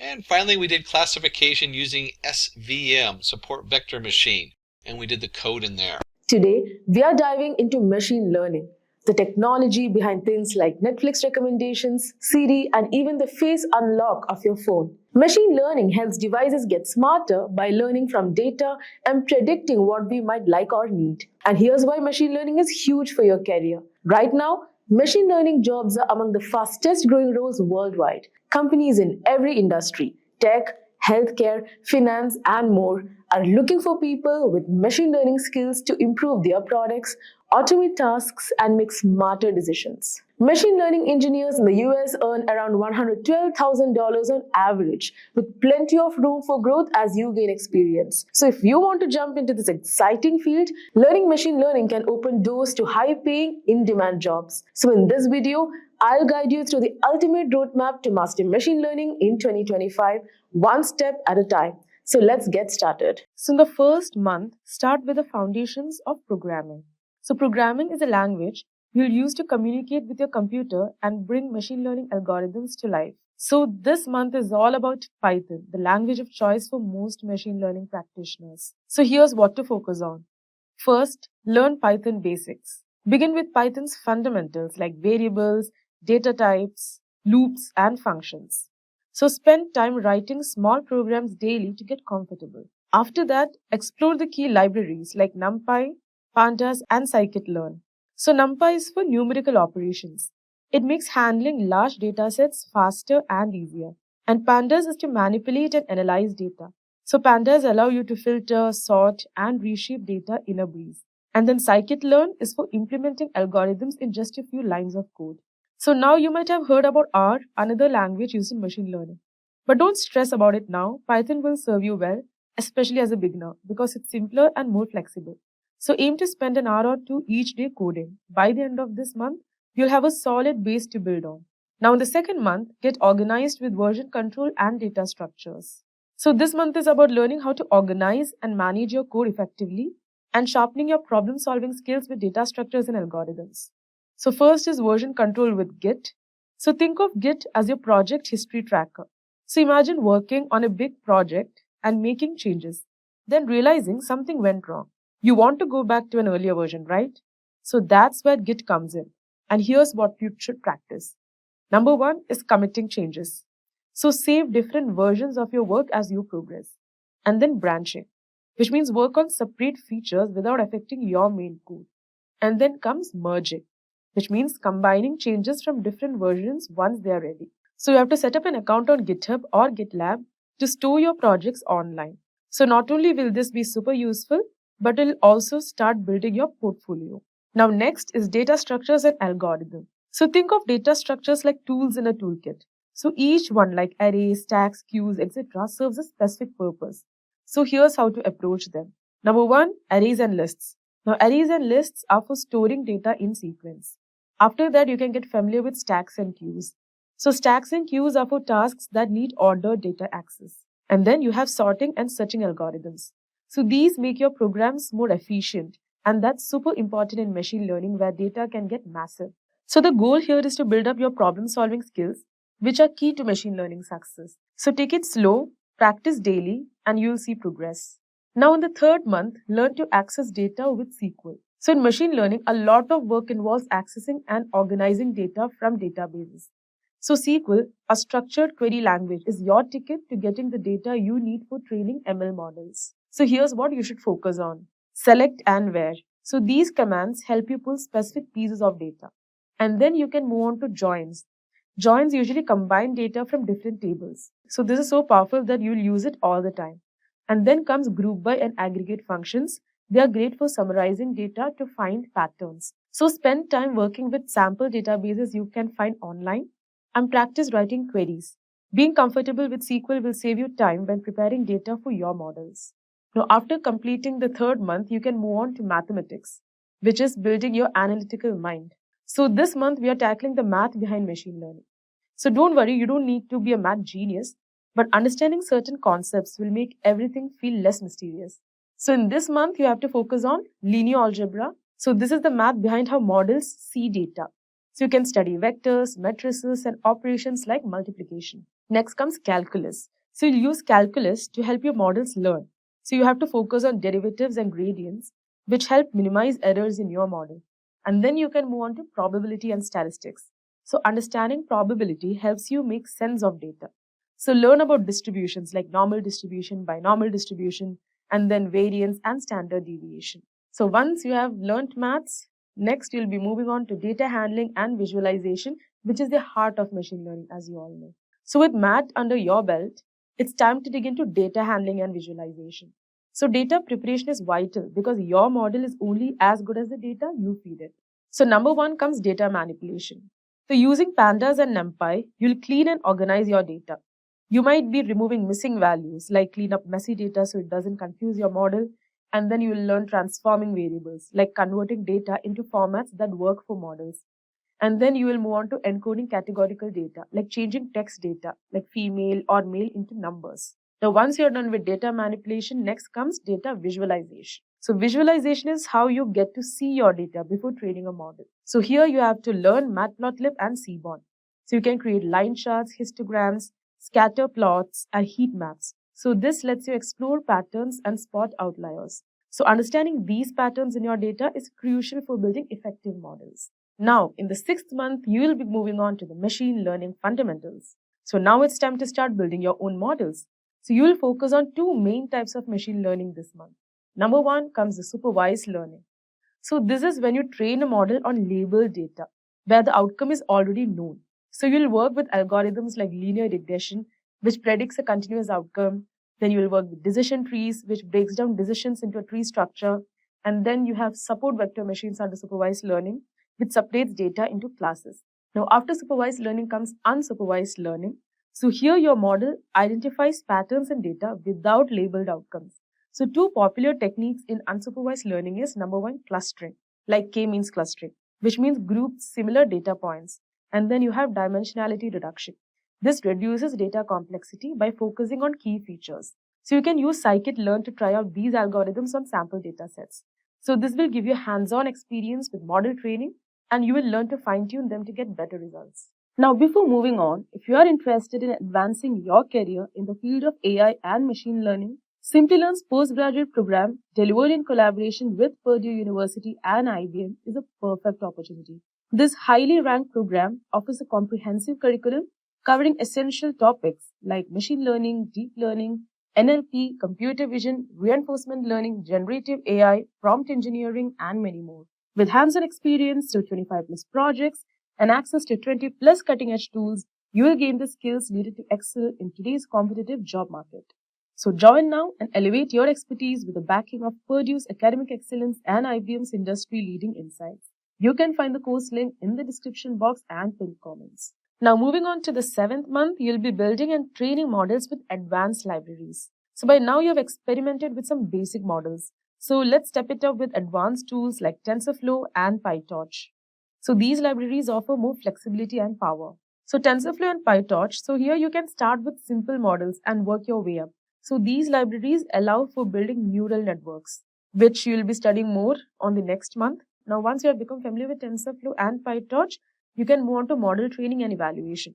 So you have to learn to split data into training and testing sets and evaluate models using metrics like accuracy and precision. So your goal this month should be to get comfortable with these libraries and understand how they handle data and model training behind the scenes. So once you are done with this, you'll be moving on to the 8th month, where you'll be dealing with advanced machine learning. So this month's concept will be number one on ensemble learning, which means combining multiple models to get better predictions. So here you'll be learning about bagging. For example, random forests. Here multiple decision trees make predictions. And then you have boosting, like AdaBoost, XGBoost. So models learn from each other's mistakes over here. And after ensemble learning comes deep learning. So here you explore neural networks which mimic the human brain. So you'll learn about neural network basics. So you can start with simple, fully connected networks, and then you can move on to backpropagation and gradient descent. So these helps your model learn and improve. So you can use TensorFlow or PyTorch to practice building neural networks. So you can work on projects to reinforce these concepts. Now moving on, you have to specialize on topics like NLP and computer vision.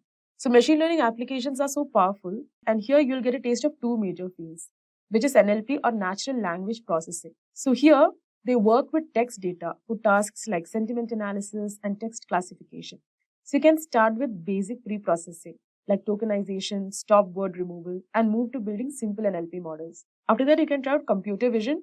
So for image data, you have to learn CNNs, convolutional neural networks. So these networks analyze visual patterns, making them ideal for image classification.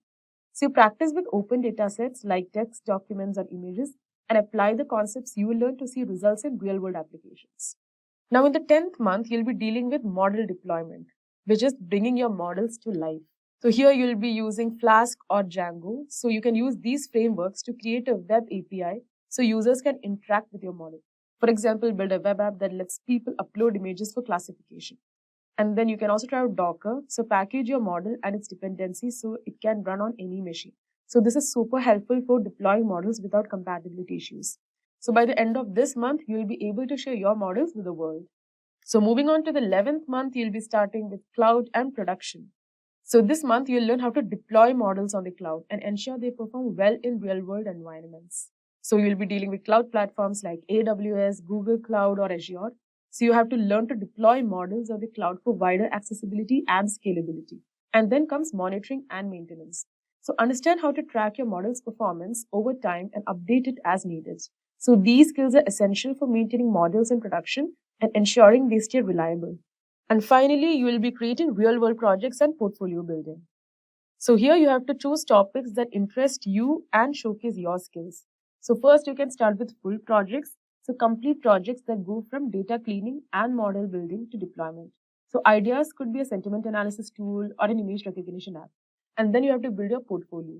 So organize and document your projects, host them on GitHub, and create an online portfolio to share with potential employers or collaborators. So by following this roadmap, you'll be well prepared to handle real-world machine learning challenges and have an impressive portfolio to show for it. So thank you so much for joining me on this ultimate roadmap to mastering machine learning in 2025. I hope this month-by-month guide gives you a clear, achievable path to dive into machine learning, from the basics to deploying your own models. Remember, learning machine learning is a journey. There will be challenges along the way, but with patience and consistent practice, you'll see progress step by step. LLMs. If you ever wondered how machine learning can now understand and generate human-like text, you are in the right place. From chatbots like ChatGPT to AI assistant that power search engines, LLMs are transforming how we interact with technology. One of the most exciting advancements in this space is Google's Gemini or OpenAI ChatGPT, a cutting-edge large language model designed to push the boundaries of what AI can achieve. In this video, we will explore what LLMs are, how they work, and why models like Gemini are critical for the future of AI. Google Gemini is part of a new wave of AI models that are smarter, faster, and more efficient. It is designed to understand context better, offer more accurate responses, and integrate deeply into services like Google Search and Google Assistant, providing more human-like interactions. So we will break down the science behind LLMs, including their massive training datasets, transformer architecture, and how models like Gemini use deep learning innovation to change industries.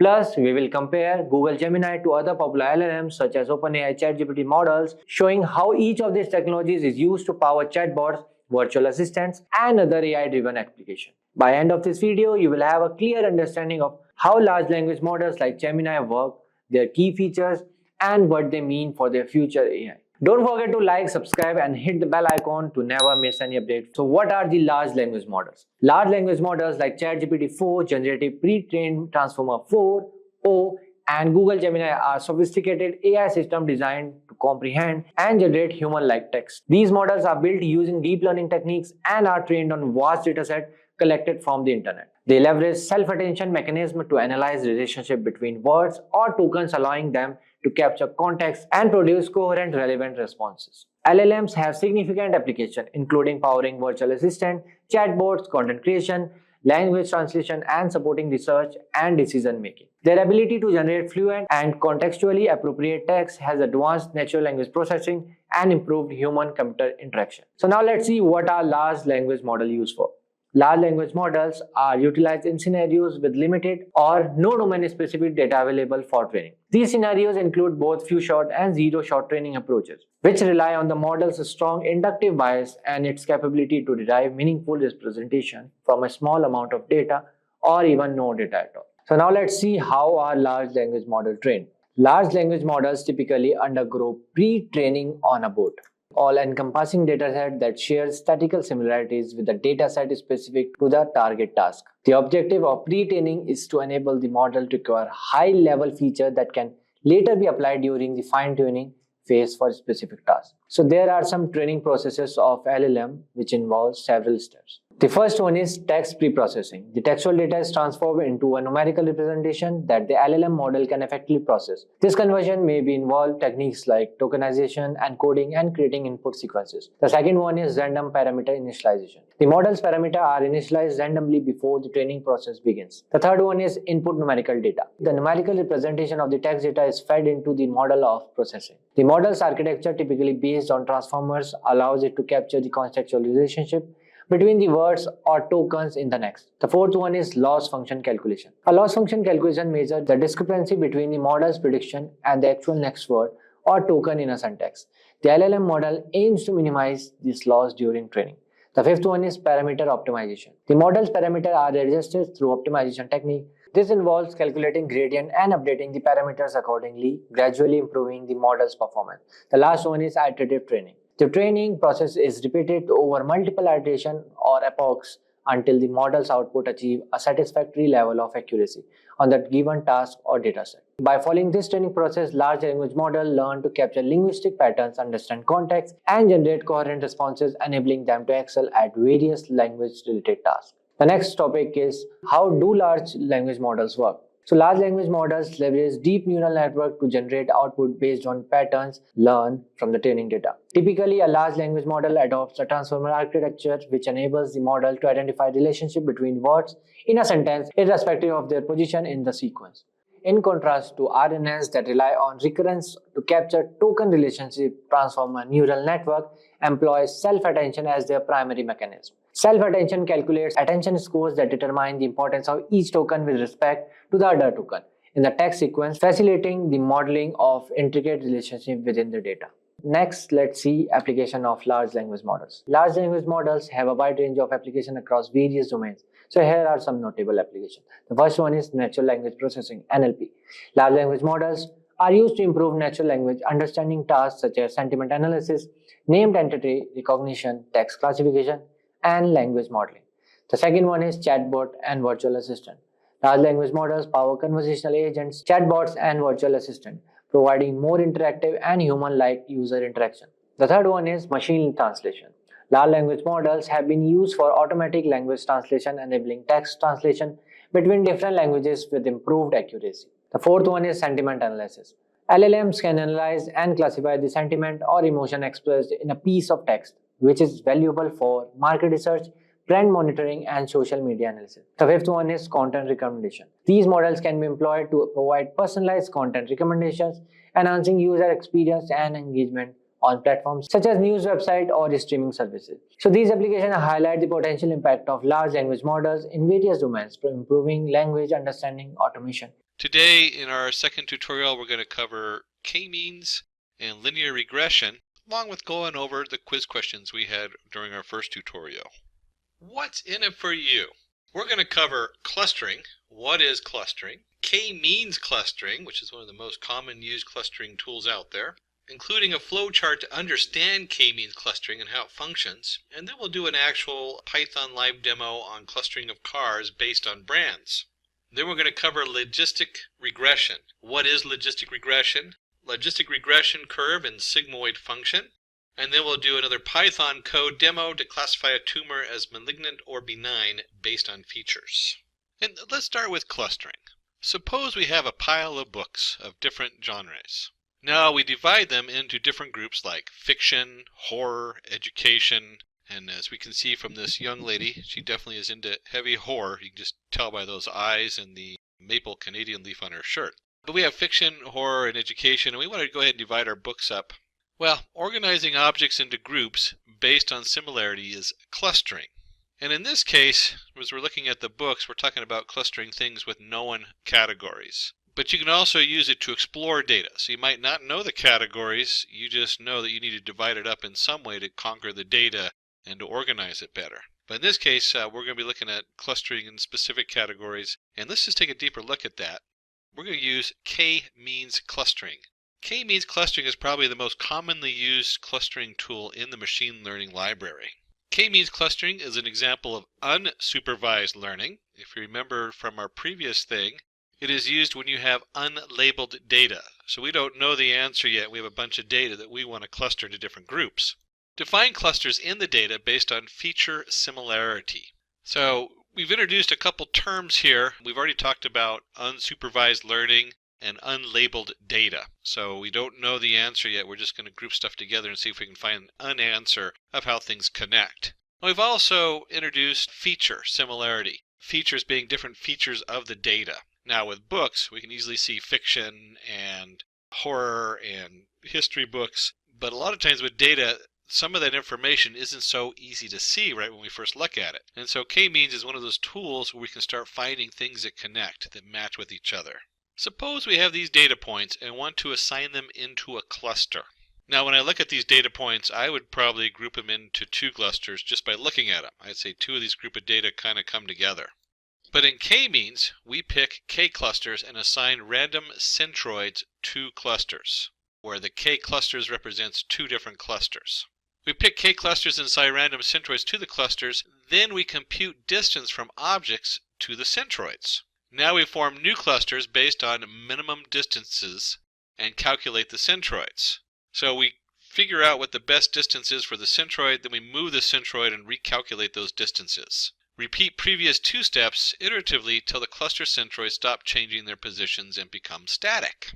Repeat previous two steps iteratively till the cluster centroids stop changing and the positions become static. Once the clusters become static, then k-means clustering algorithm is said to be converged. And there's another term we see throughout machine learning is converged. That means whatever math we're using to figure out the answer has come to a solution, or it's converged on an answer.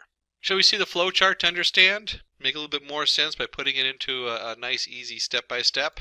So we start, we choose k, we'll look at the elbow method in just a moment. We assign random centroids to clusters, and sometimes you pick the centroids, because you might look at the data in a graph and say, oh, these are probably the central points. Then we compute the distance from the objects to the centroids. We take that and we form new clusters based on minimum distance and calculate their centroids.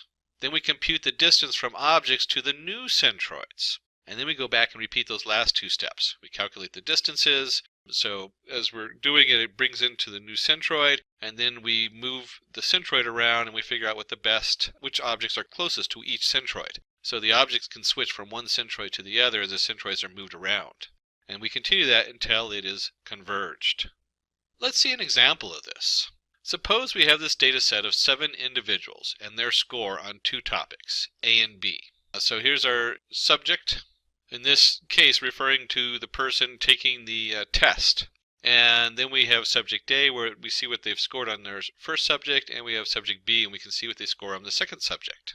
Now let's take two farthest apart points as initial cluster centroids. Now remember, we talked about selecting them randomly, or we can also just put them in different points and pick the furthest one apart so they move together. Either one works okay, depending on what kind of data you're working on and what you know about it. So we took the two furthest points, 1 and 1, and 5 and 7. And now let's take the two farthest apart points as initial cluster centroids. Each point is then assigned to the closest cluster with respect to the distance from the centroids. So we take each one of these points in there, we measure that distance, and you can see that if we measured each of those distances, and you use the Pythagorean theorem for a triangle in this case, because you know the x and the y, and you can figure out the diagonal line from that. Or you can just take a ruler and put it on your monitor. That'd be kind of silly, but it would work if you're just eyeballing it. You can see how they naturally come together in certain areas. Now we again calculate the centroids of each cluster. So cluster 1 and then cluster 2, and we look at each individual dot. There's 1, 2, 3, we're in one cluster. The centroid then moves over. It becomes 1.8, 2.3. So remember, it was at 1 and 1? Well, the very center of the data we're looking at would put it at the roughly 2, 2, but 1.8 and 2.3. And the second one, if we wanted to make the overall mean vector, the average vector of all the different distances to that centroid, we come up with 4, 1 and 5, 4. So we've now moved the centroids. We compare each individual's distance to its own cluster, mean, and to that of the opposite cluster, and we find, we can build a nice chart on here, that as we move that centroid around, we now have a new different kind of clustering of groups, and using Euclidean distance between the points and the mean, we get the same formula. You see new formulas coming up. So we have our individual dots, distance to the mean, centroid of the cluster, and distance to the mean, centroid of the cluster. Only individual 3 is nearer to the mean of the opposite cluster, cluster 2, than its own cluster 1. And you can see here in the diagram where we've kind of circled that 1 in the middle. So when we've moved the centroids of the clusters over, one of the points shifted to the other cluster because it's closer to that group of individuals. Thus, individual 3 is relocated to cluster 2, resulting in a new partition. And we regenerate all those numbers of how close they are to the different clusters. For the new clusters, we will find the actual cluster centroids. So now we move the centroids over, and you can see that we've now formed two very distinct clusters on here. On comparing the distance of each individual's distance to its own cluster mean and to that of the opposite cluster, we find that the data points are stable, hence we have our final clusters. Now, if you remember, I brought up a concept earlier, k-mean on the k-means algorithm. Choosing the right value of k will help in less number of iterations. And to find the appropriate number of clusters in a data set, we use the elbow method.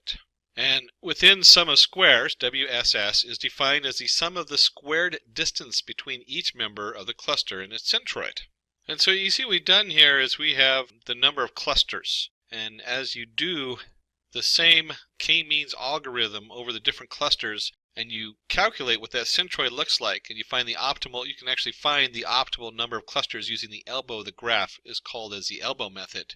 And in this, we guessed at 2 just by looking at the data. But as you can see, the slope, you actually just look for right there where the elbow is in the slope, and you have a clear answer that we want 2 different, to start with k-means equals 2. A lot of times people end up computing k-means equals 2, 3, 4, 5 until they find the value which fits on the elbow joint. Sometimes you can just look at the data, and if you're really good with that specific domain, remember domain, I mentioned that last time, you'll know that where to pick those numbers or where to start guessing at what that k value is. So let's take this, and we're going to use a use case using k-means clustering to cluster cars into brands using parameters such as horsepower, cubic inches, make, year, etc. So we're going to use the dataset cars data, having information about 3 brands of cars: Toyota, Honda, and Nissan. We'll go back to my favorite tool, the Anaconda Navigator with the Jupyter Notebook. And let's go ahead and flip over to our Jupyter Notebook. And in our Jupyter Notebook, I'm going to go ahead and just paste the basic code that we usually start a lot of these off with. We're not going to go too much into this code because we've already discussed NumPy, we've already discussed Matplotlib library, and pandas. NumPy being the number array, pandas being the pandas data frame, and Matplot for the graphing. And don't forget, since if you're using the Jupyter Notebook, you do need the Matplot library inline so that it plots everything on the screen. If you're using a different Python editor, then you probably don't need that because it'll have a pop-up window on your computer. And we'll go ahead and run this just to load our libraries and our setup into here. The next step is, of course, to look at our data, which I've already opened up in a spreadsheet. And you can see here we have the miles per gallon, cylinders, cubic inches, horsepower, weight pounds, how heavy it is, time it takes to get to 60. My card is probably on this one at about 80 or 90. What year it is. So this is, you can actually see this is kind of older cars, and then the brand, Toyota, Honda, Nissan. So the different cars are coming from all the way from 1971, if we scroll down, to the 80s. We have between the 70s and 80s a number of cars that they've put out. And let's, when we come back here, we're going to do importing the data. So we'll go ahead and do dataset equals, and we'll use pandas to read this in, and it's from a CSV file. Remember, you can always post this in the comments and request the data files for these, either in the comments here on the YouTube video or go to Simplilearn.com and request that. The cars CSV, I put it in the same folder as the code that I've stored. So my Python code is stored in the same folder, so I don't have to put the full path. If you store them in different folders, you do have to change this and double check your name variables. And we'll go ahead and run this, and we've chosen dataset arbitrarily because it's a dataset we're importing. And we've now imported our cars CSV into the dataset. As you know, you have to prep the data. So we're going to create the X data. This is the one that we're going to try to figure out what's going on with.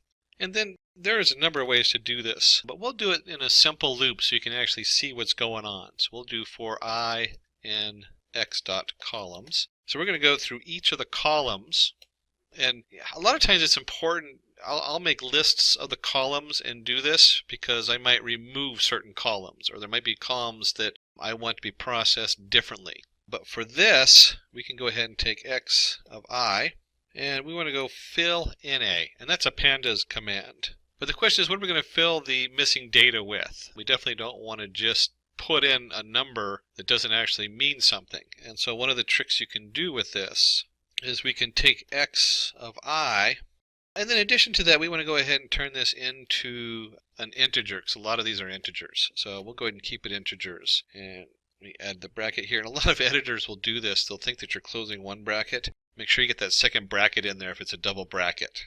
That's always something that happens regularly. So once we have our integer of x of y, this is going to fill in any missing data with the average. And I was so busy closing one set of brackets, I forgot that the mean also has brackets in there for the pandas. So we can see here we're going to fill in all the data with the average value for that column. So if there's missing data, it's in the average of the data it does have. And then once we've done that, we'll go ahead and loop through it again and just check and see to make sure everything is filled in correctly.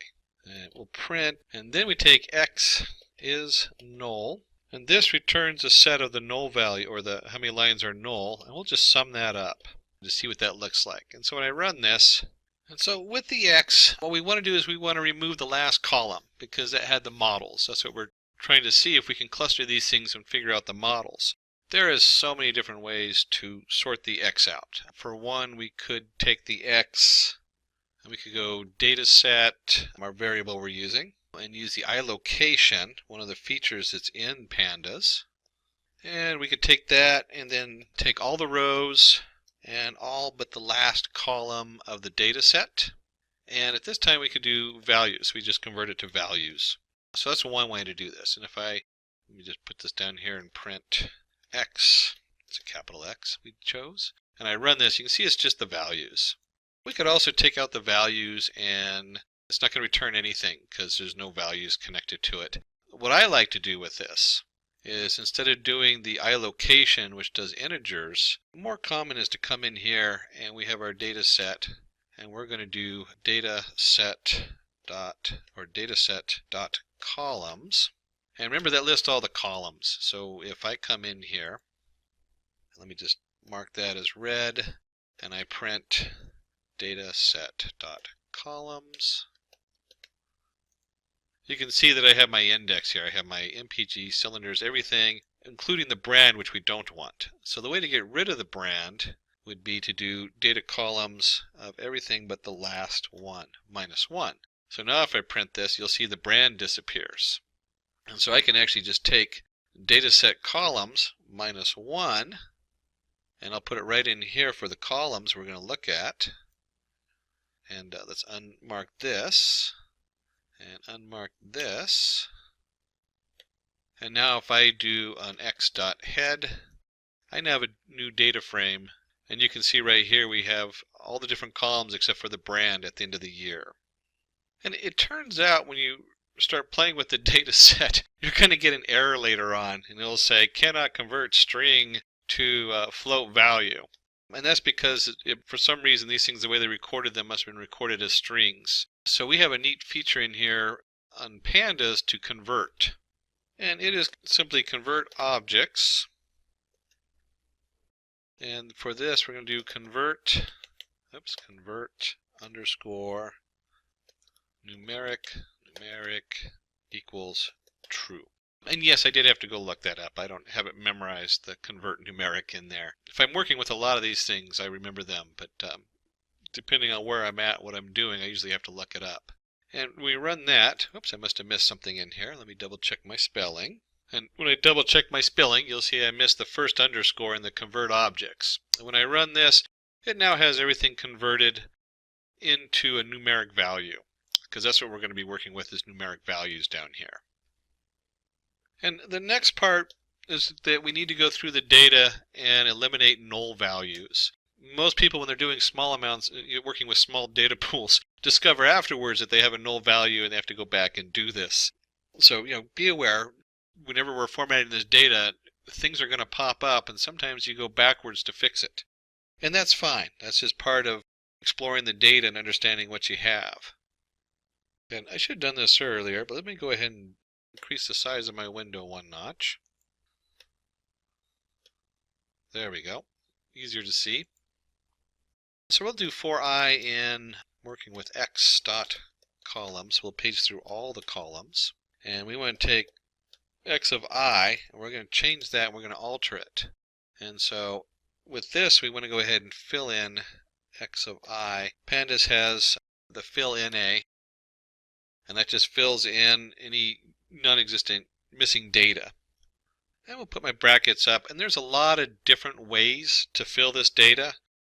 If you have a really large data set, some people just void out that data and then look at it later in a separate exploration of data. One of the tricks we can do is we can take our column and we can find the means. And the means is in our quotation marks. So we take the columns, we're going to fill in the non-existing one with the means. The problem is that returns a decimal float. So some of these aren't decimals.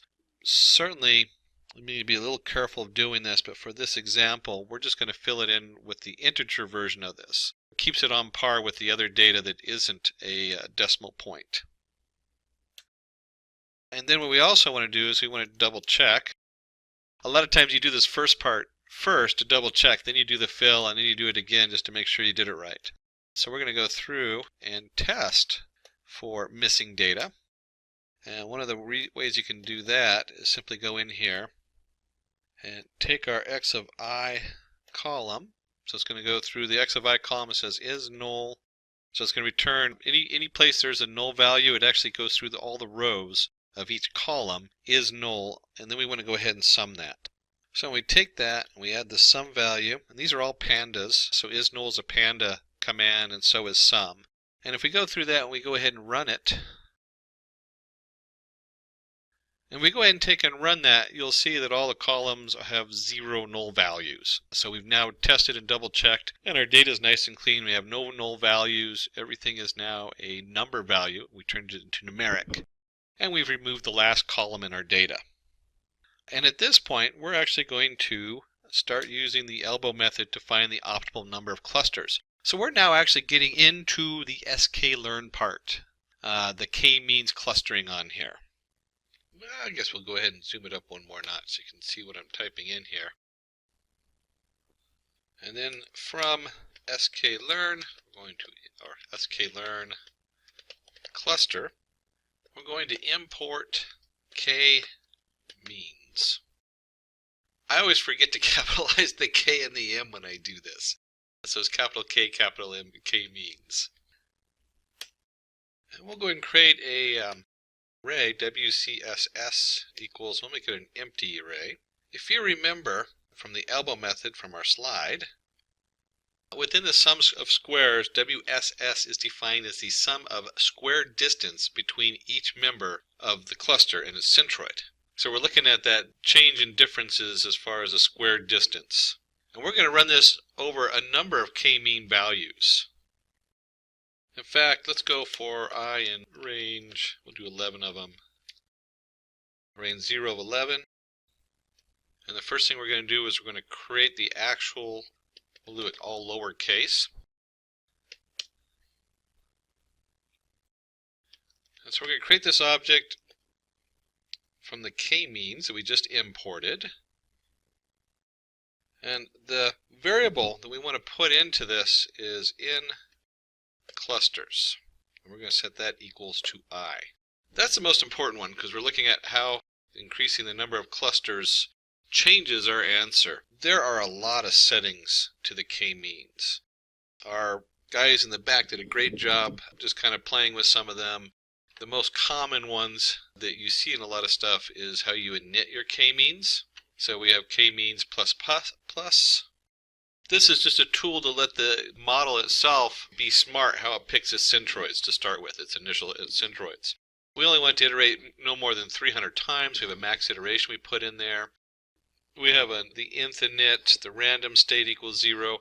You really don't need to worry too much about these when you're first learning this. As you start digging in deeper, you start finding that these are shortcuts that will speed up the process as far as a setup. But the big one that we're working with is the in clusters equals I. So we're going to literally train our k-means 11 times. We're going to do this process 11 times.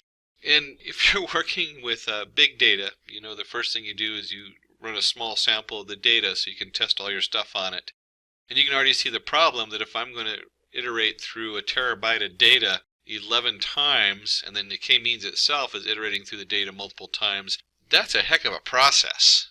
So you got to be a little careful with this. A lot of times, though, you can find your using the elbow method, find your optimal number on a sample of data, especially if you're working with larger data sources.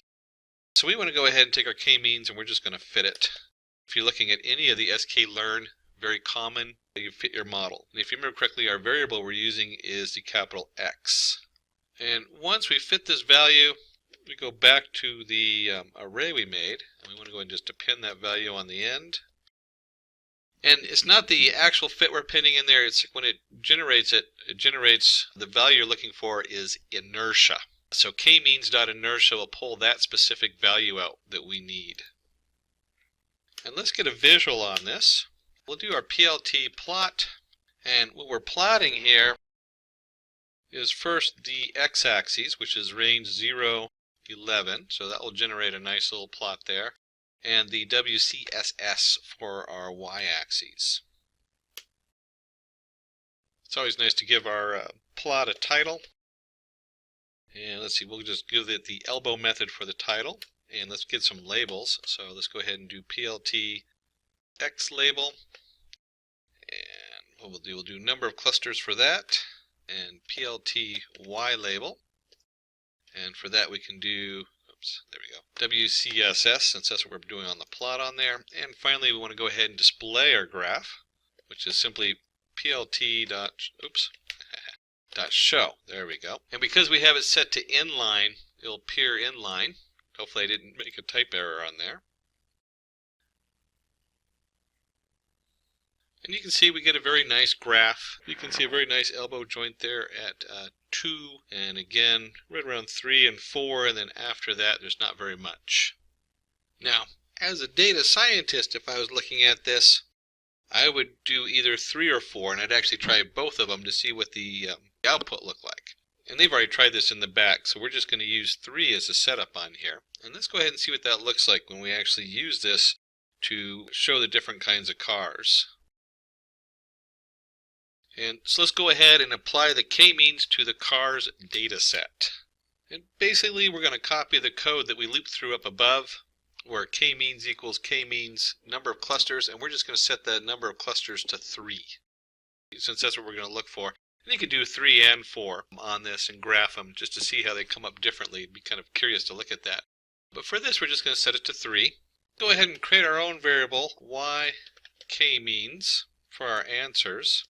And we're going to set that equal to, a double equal there, to k-means, but we're not going to do a fit. We're going to do a fit predict is the setup you want to use. And when you're using untrained models, you'll see a slightly different, because usually you see fit and then you see just the predict. But we want to both fit and predict the k-means on this. And that's fit underscore predict, and then our capital X is the data we're working with. And before we plot this data, we're going to do a little pandas trick. We're going to take our X value and we're going to set X as matrix. So we're converting this into a nice rows and columns kind of setup, but we're going to have columns equals none, so it's just going to be a matrix of data in here. And let's go ahead and run that. A little warning. You'll see these warnings pop up because things are always being updated. So there's like minor changes in the versions and future versions. Instead of matrix, now it's more common to set it dot values instead of doing as matrix. But as matrix works just fine for right now, and you'll want to update that later on. But let's go ahead and dive in and plot this and see what that looks like. And before we dive into plotting this data, I always like to take a look and see what I am plotting. So let's take a look at y k-means, and I'm just going to print that out down here.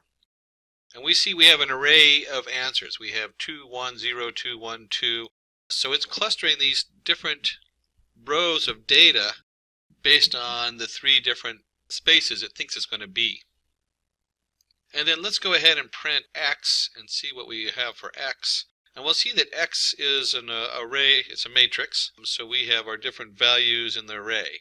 And what we're going to do, it's very hard to plot all the different values in the array. So we're only going to be looking at the first 2, or positions 0 and 1. And if you were doing a full presentation in front of the board meeting, you might actually do a little different and dig a little deeper into the different aspects, because this is all the different columns we looked at. But we'll only look at columns 1 and 2 for this to make it easy. So let's go ahead and clear this data out of here. and let's bring up our plot. And we're going to do a scatter plot here. So PLT scatter, and this looks a little complicated, so let's explain what's going on with this. We're going to take the x values, and we're only interested in y of k means equals 0, the first cluster. Okay? And then we're going to take value 0 for the x-axis, and then we're going to do the same thing here. We're only interested in k means equals 0, but we're going to take this second column. So we're only looking at the first two columns in our answer, or in the data. And then the guys in the back played with this a little bit to make it pretty. And they discovered that it looks good if it has a size equals 100. That's the size of the dots. We're going to use red for this one. And when they were looking at the data and what came out, it was definitely the Toyota on this. We're just going to go ahead and label it Toyota. Again, that's something you really have to explore in here as far as playing with those numbers and see what looks good. We'll go ahead and hit enter in there. And I'm just going to paste in the next two lines, which is the next two cars. And this is our Nissan and Honda. And you'll see with our scatter plot, we're now looking at where y underscore k means equals 1. And we want the 0 column, and yk means equals 2. Again, we're looking at just the first two columns, 0 and 1. And each of these rows then corresponds to Nissan and Honda. And I'll go ahead and hit enter on there. And finally, let's take a look and put the centroids on there. Again, we're going to do a scatter plot. And on the centroids, you can just pull that from our k-means, the model we created, dot cluster centers, and we're going to just do all of them in the first number and all of them in the second number, which is 0, 1, because you always start with 0 and 1. And then they were playing with the size and everything to make it look good. We'll do a size of 300. We're going to make the color yellow, and we'll label them. It's always good to have some good labels, centroids. And then we do want to do a title, PLT title, and pop up there. PLT title, because you always want to make your graphs look pretty, and we'll call it clusters of car make. And one of the features of the plot library is you can add a legend. It'll automatically bring in it since we've already labeled the different aspects of the legend with Toyota, Nissan, and Honda. And finally, we want to go ahead and show, so we can actually see it. And remember, it's inline, so if you're using a different editor that's not the Jupyter Notebook, you'll get a pop-up of this. And you should have a nice set of clusters here. So we can look at this, and we have clusters of Honda in green, Toyota in red, Nissan in purple. And you can see where they put the centroids to separate them. Now, when we're looking at this, we can also plot a lot of other different data on here as far, because we only looked at the first two columns. This is just column 1 and 2, or 0, 1 as you label them in computer scripting. But you can see here we have a nice clusters of car make, and we were able to pull out the data, and you can see how just these two columns form very distinct clusters of data. So if you were exploring new data, you might take a look and say, well, what makes these different? Almost going in reverse, you start looking at the data and pulling apart the columns to find out why is the first group set up the way it is. Maybe you're doing loans, and you want to go, well, why is this group not defaulting on their loans? And why is the last group defaulting on their loans? And why is the middle group 50% defaulting on their bank loans? And you start finding ways to manipulate the data and pull out the answers you want. So now that you've seen how to use k-mean for clustering, let's move on to the next topic. Now let's look into logistic regression. The logistic regression algorithm is the simplest classification algorithm used for binary or multi-classification problems. And we can see we have our little girl from Canada who's into horror books is back. That's actually really scary when you think about that with those big eyes. In the previous tutorial, we learned about linear regression, dependent and independent variables. So, to brush up, y equals mx plus c. Very basic algebraic function of y and x. The dependent variable is the target class variable we are going to predict. The independent variables, x1 all the way up to xn, are the features or attributes we're going to use to predict the target class. We know what a linear regression looks like, but using the graph, we cannot divide the outcome into categories.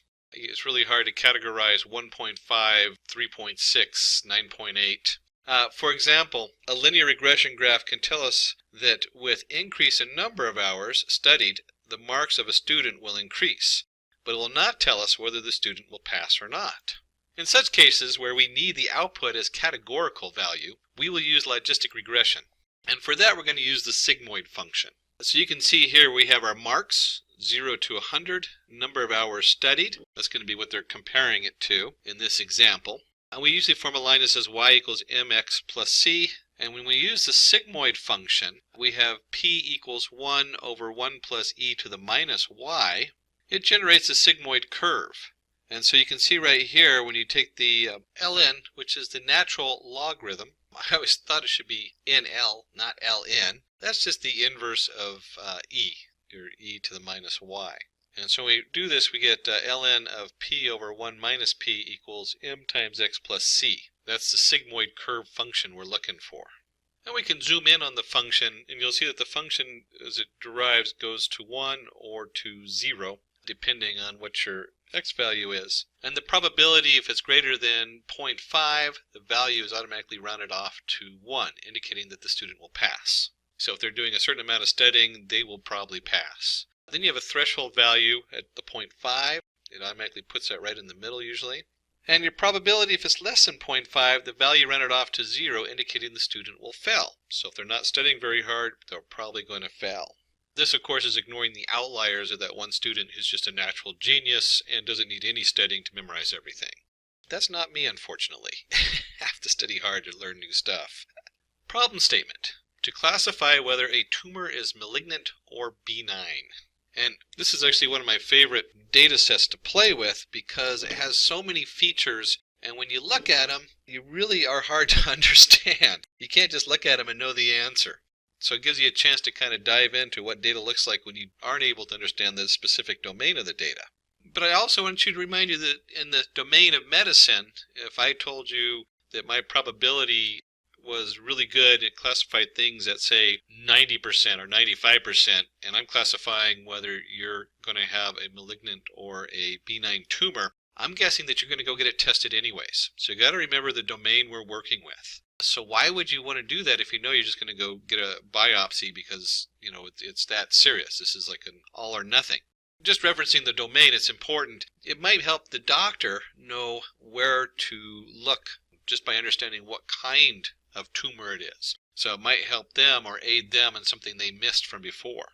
So let's go ahead and dive into the code, and I'll come back to the domain part of it in just a minute. So use case, and we're going to do our normal imports here, where we're importing NumPy, Pandas, Seaborn, the Matplot library, and we're going to do Matplot library inline since I'm going to switch over to Anaconda. So let's go ahead and flip over there and get this started. So I've opened up a new window in my Anaconda Jupyter Notebook. And by the way, Jupyter Notebook, you don't have to use Anaconda for the Jupyter Notebook. I just love the interface and all the tools that Anaconda brings. So we got our import NumPy as in P for our NumPy number array. We have our Pandas PD. We're going to bring in Seaborn to help us with our graphs as SNS. So many really nice tools in both Seaborn and Matplot library. Then we'll do our Matplot library.pyplot as PLT. And then, of course, we want to let it know to do it in line. And let's go ahead and just run that so it's all set up. And we're just going to call our data, not creative today, equals PD. And this happens to be in a CSV file. So we'll use the pd.read_CSV. And I happen to name the file, I renamed it, data for p2.csv. You can, of course, write in the comments below the YouTube and request for the data set itself, or go to the Simplilearn website, and we'll be happy to supply that for you. And let's just open up the data before we go any further, and let's just see what it looks like in a spreadsheet. So when I pop it open in a local spreadsheet, and this is just a CSV file, comma separated variables, we have an ID, so I guess they categorize this for reference or what ID, which test was done. The diagnosis, M for malignant, B for benign, so there's two different options on there. And that's what we're going to try to predict is the M and B and test it.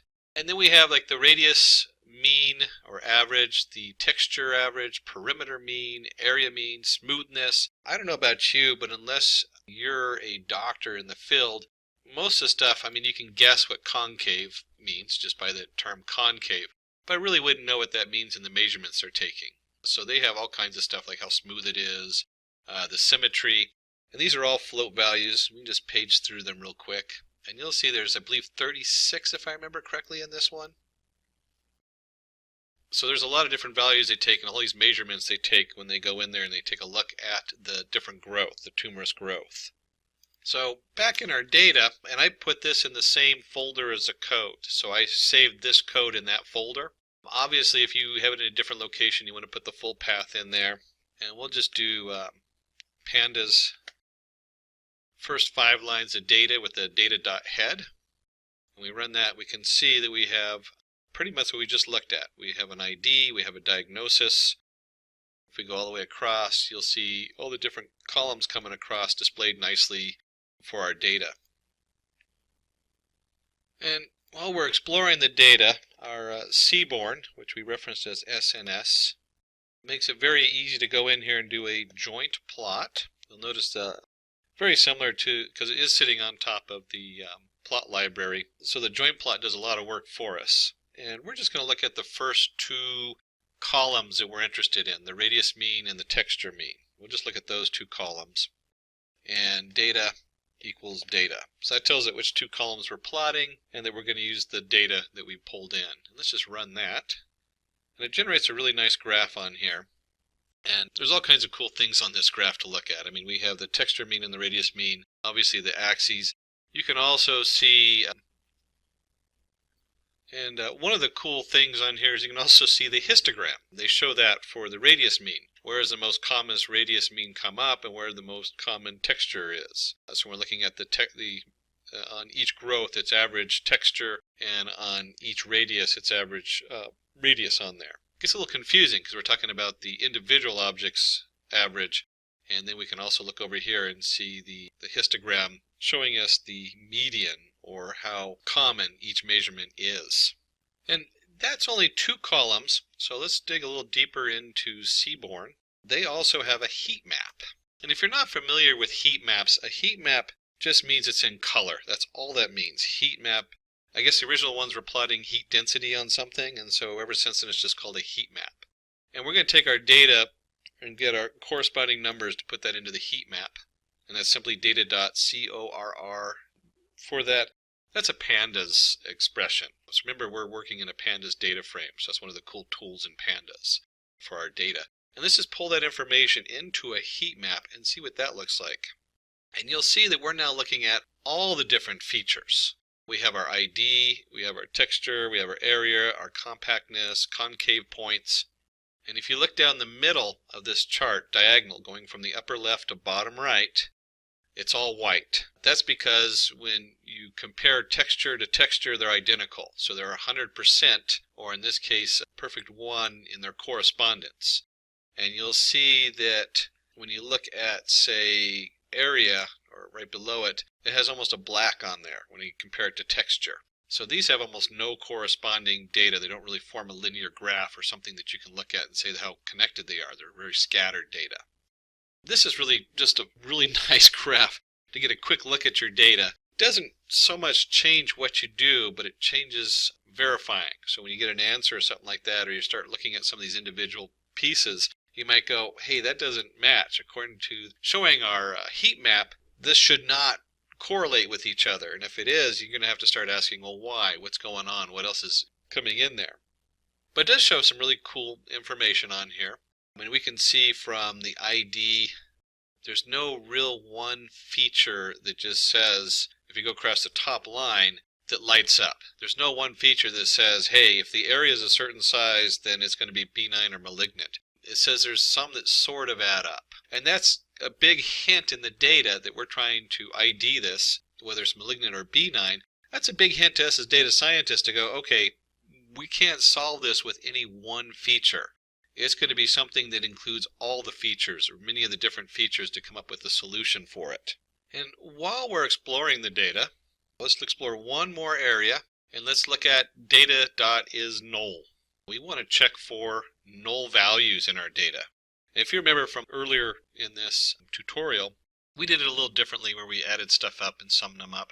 You can actually, with pandas, do it really quickly, data.isNull and sum it, and it's going to go across all the columns. So when I run this, you're going to see all the columns come up with no null data.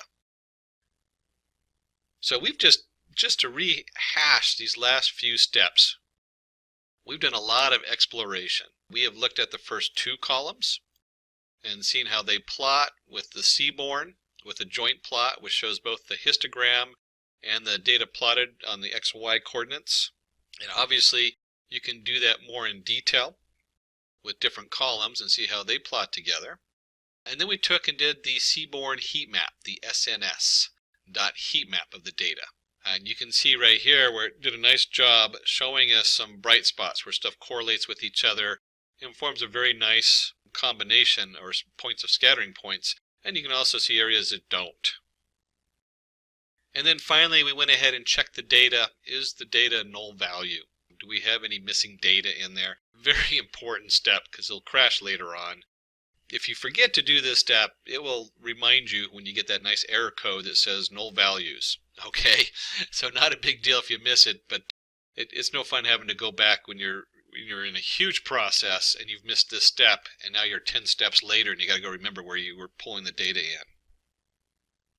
So we need to go ahead and pull out our x and our y. So we just put that down here and we'll set the x equal to, and there's a lot of different options here. Certainly we could do x equals all the columns except for the first two, because if you remember the first two is the ID and the diagnosis. So that certainly would be an option.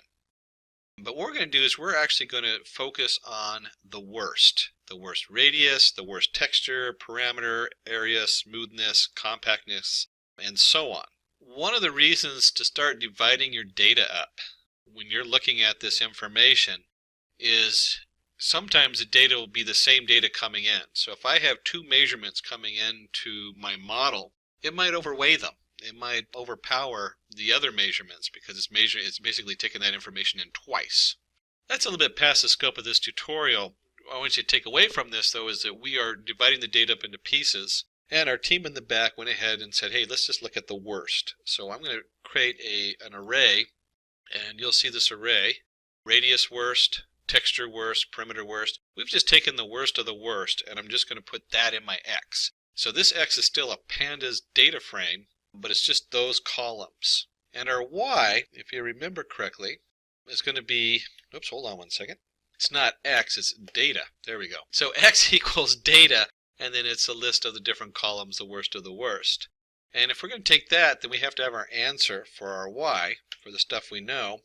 And if you remember correctly, we're just going to be looking at the diagnosis. That's all we care about is what is it diagnosed? Is it benign or malignant?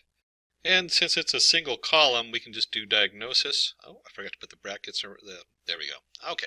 So it's just diagnosis on there. And we can also real quickly do like x dot head if you want to see what that looks like. And y dot head. And run this. And you'll see it only does the last one. I forgot about that if you don't do print. You can see that the y dot head is just MMM because the first ones are all malignant.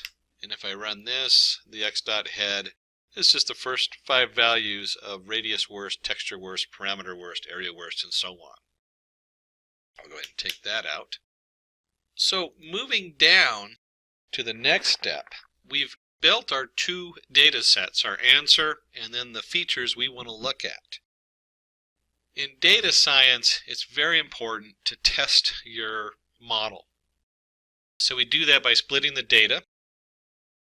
And from sklearn model selection, we're going to import train test split. So we're going to split it into two groups.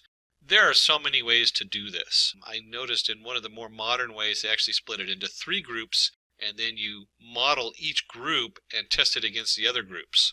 So you have all kinds of, and there's reasons for that, which is past the scope of this, and for this particular example isn't necessary. For this, we're just going to split it into 2 groups, one to train our data and one to test our data. And the sklearn model selection, we have train test split. You could write your own quick code to do this where you just randomly divide the data up into 2 groups, but they do it for us nicely. And we can actually do it in one statement with this, where we're going to generate 4 variables, capital X train, capital X test. So we have our training data we're going to use to fit the model, and then we need something to test it. And then we have our Y train, so we're going to train the answer, and then we have our test. So this is the stuff we want to see how good it did on our model. And we'll go ahead and take our train test split that we just imported, and we're going to do X and our Y, our two different data that's going in for our split. And then the guys in the back came up and wanted us to go ahead and use a test size equals 0.3. That's test underscore size. Random state, it's always nice to kind of switch your random state around, but not that important. What this means is that the test size is we're going to take 30% of the data and we're going to put that into our test variables, our Y test and our X test. And we're going to do 70% into the X train and the Y train. So we're going to use 70% of the data to train our model and 30% to test it. Let's go ahead and run that and load those up. So now we have all our stuff split up and all our data ready to go. And now we get to the actual logistics part. We're actually going to create our model. So let's go ahead and bring that in from sklearn. We're going to bring in our linear model and we're going to import logistic regression. That's the actual model we're using. And this, we'll call it log model. Oops, there we go, model. And let's just set this equal to our logistic regression that we just imported. So now we have a variable log model set to that class for us to use. And with most of the models in the sklearn, we just need to go ahead and do a fit on there. And we use our X train that we separated out with our Y train. And let's go ahead and run this. So once we've run this, we'll have a model that fits this data, that 70% of our training data. And of course it prints this out that tells us all the different variables that you can set on there. There's a lot of different choices you can make. But for what we're just going to let all the defaults sit. We don't really need to mess with those on this particular example. And there's nothing in here that really stands out as super important until you start fine-tuning it. But for what we're doing, the basics will work just fine. And then we need to go ahead and test out our model. Is it working? So let's create a variable yPredict, and this is going to be equal to our log model, and we want to do a predict. Again, very standard format for the sklearn library is taking your model and doing a predict on it. And we're going to test yPredict against the Y test. So we want to know what the model thinks it's going to be. That's what our yPredict is. And with that, we want the capital X test. So we have our train set and our test set, and now we're going to do our yPredict. And let's go ahead and run that. And if we print yPredict, let me go ahead and run that, you'll see it comes up and it prints a nice array of B and M for benign and malignant for all the different test data we put in there. So it does pretty good. We're not sure exactly how good it does, but we can see that it actually works and is functional. It was very easy to create. You'll always discover with our data science that as you explore this, you spend a significant amount of time prepping your data and making sure your data coming in is good. There's a saying, good data in, good answers out. Bad data in, bad answers out. That's only half the thing. That's only half of it. Selecting your models becomes the next part as far as how good your models are. And then, of course, fine-tuning it depending on what model you're using. So we come in here, we want to know how good this came out. So we have our yPredict here, logModel.predictXtest. So for deciding how good our model is, we're going to go from the sklearn.metrics, we're going to import classification report. And that just reports how good our model is doing. And then we're going to feed it the model data. And let's just print this out. And we'll take our classification report. And we're going to put into there our test, our actual data. So this is what we actually know is true. And our prediction, what our model predicted for that data on the test side. And let's run that and see what that does. So we pull that up, you'll see that we have a precision for benign and malignant, B and M. And we have a precision of 93 and 91, a total of 92. So it's kind of the average between these two of 92. There's all kinds of different information on here. Your F1 score, your recall, your support coming through on this. And for this, I'll go ahead and just flip back to our slides that they put together for describing it. And so here we're going to look at the precision using the classification report. And you see this is the same printout I had up above. Some of the numbers might be different because it does randomly pick out which data we're using. So this model is able to predict the type of tumor with 91% accuracy. So when we look back here, you'll see where we have benign and malignant. It actually is 92 coming up here. But we're looking at about a 92-91% precision. And remember, I reminded you about domain. So when we're talking about the domain of a medical domain with a very catastrophic outcome, at 91 or 92% precision, you're still going to go in there and have somebody do a biopsy on it. Very different than if you're investing money and there's a 92% chance you're going to earn 10% and 8% chance you're going to lose 8%. You're probably going to bet the money, because at that odds it's pretty good that you'll make some money, and in the long run, you do that enough, you definitely will make money. And also with this domain, I've actually seen them use this to identify different forms of cancer. That's one of the things that they're starting to use these models for, because then it helps the doctor know what to investigate. So that wraps up this section. We're going to go in there and let's discuss the answer to the quiz asked in Machine Learning Tutorial Part 1. Can you tell what's happening in the following cases? Grouping documents into different categories based on the topic and content of each document. This is an example of clustering where k-means clustering can be used to group the documents by topics using bag of words approach. So if you've gotten in there that you're looking for clustering, and hopefully you had at least one or two examples like k-means that are used for clustering different things, then give yourself a 2 thumbs up. B. Identifying handwritten digits in images correctly. This is an example of classification. The traditional approach to solving this would be to extract digit-dependent features like curvature of different digits, etc., and then use a classifier like SVM to distinguish between images. Again, if you got the fact that it's a classification example, give yourself a thumb up, and if you're able to go, hey, let's use SVM or another model for this, give yourself those 2 thumbs up on it. C. Behavior of a website indicating that the site is not working as designed. This is an example of anomaly detection. In this case, the algorithm learns what is normal and what is not normal, usually by observing the logs of the website. Give yourself a thumbs up if you got that one.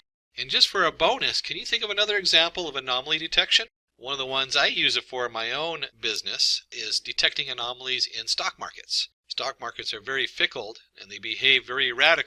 So finding those erratic areas and then finding ways to track down why they're erratic. Was something released in social media? Was something released? You can see where knowing where that anomaly is can help you to figure out what the answer is to it in another area. D. Predicting salary of an individual based on his or her years of experience. This is an example of regression. This problem can be mathematically defined as a function between independent, years of experience, and dependent variables, salary of an individual. And if you guessed that this was a regression model, give yourself a thumbs up. And if you're able to remember that it is between independent and dependent variables and that terms, give yourself 2 thumbs up. Summary. So to wrap it up, we went over what is k-means. And we went through also the chart of choosing your elbow method and assigning a random centroid to the clusters, computing the distance, and then going in there and figuring out what the minimum centroids is and computing the distance and going through that loop until it gets the perfect centroid. And we looked into the elbow method to choose k based on running our clusters across a number of variables and finding the best location for that. We did a nice example of clustering cars with k-means, even though we only looked at the first 2 columns to make it simple and easy to graph. You can easily extrapolate that and look at all the different columns and see how they all fit together. And we looked at what is logistic regression. We discussed the sigmoid function, what is logistic regression, and then we went into an example of classifying tumors with logistics. I hope you enjoyed part 2 of machine learning. So in today's session, we will discuss what RNN model is. Moving ahead, we will see why should we use RNN. After that, we will see how does RNN work, recurrent neural network. After covering these topics, we will move forward and see types of RNN, recurrent neural network, and applications of RNN. At the end, we will do a hands-off live demo of sentiment analysis using RNN. So before starting, let us have a simple question to brush up our knowledge. So question is, what are the application of RNN? Okay, NLP, time series, image captioning, and all of the above? Please answer in the comment section below and we will update the correct answer in the pinned comments, or you can pause this video, give it a thought and answer in the comment section. Before we move on to the programming part, let's discuss what RNN is and proceed further for the same. So what is RNN? Recurrent neural net. So RNN work on the principle of saving output on a particular layer and feeding this back to the input in order to predict the output of the layer. This is how can convert a feed neural network into a recurrent neural network RNN. The node in different layers of neural network are compressed to form a single layer of recurrent neural network. A, B and C are the parameters of neural network. Now that you understand what RNN is, let's look at the way why RNN. Okay, so why RNN? RNN were created because there are few issues in the feed forward neural network. Cannot handle the sequential data, considers only the current input, cannot memorize previous input. Okay, so the solution of these issues is RNN. And RNN can handle sequential data, accepting the current input data and previously received input data. So RNN can memorize previous input due to their internal memory. So moving forward, let's see how does RNN networks work. Okay, so the input layer X takes an input to the neural network and processes it and passes it into the middle layer. The middle layer H can consist of multiple hidden layers, each with its own activation function and weight and biases. If you have a neural network where the various parameters of different hidden layers are not affected by the previous layer, that is, the neural network does not have the memory, then you can use RNN.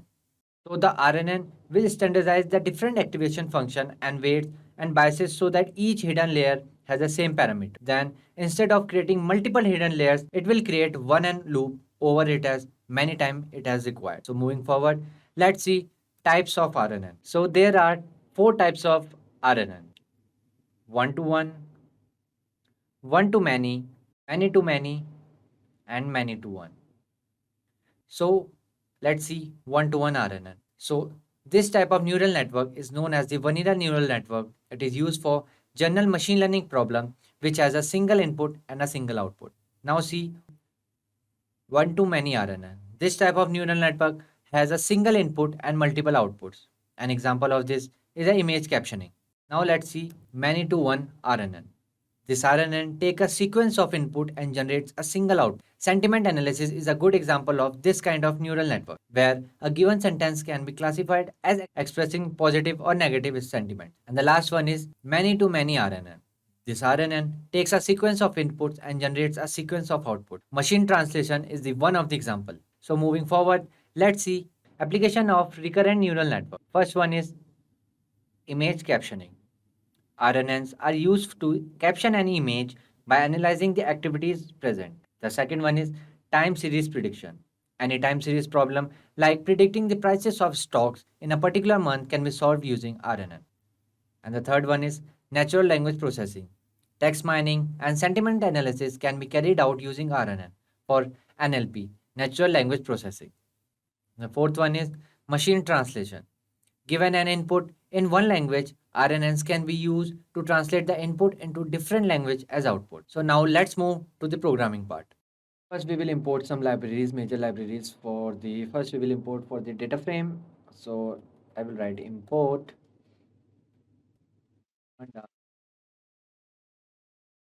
PD. The second one is import numpy as np. So Pandas is a software library written for the Python programming language for data manipulation and analysis. In particular, it offers a data structure and operations for manipulating numerical tables and the time series. And this NumPy. NumPy is a library for the Python programming language, adding support to four large multi-dimensional array and matrices, along with a large collection of high-level mathematical function to operate on these arrays. Okay, so for plotting, we will import some libraries like Seaborn as SNS. This is nothing, just a short form of, we don't have to write again and again Seaborn. We can write SNS. So then another one is from what cloud port what cloud.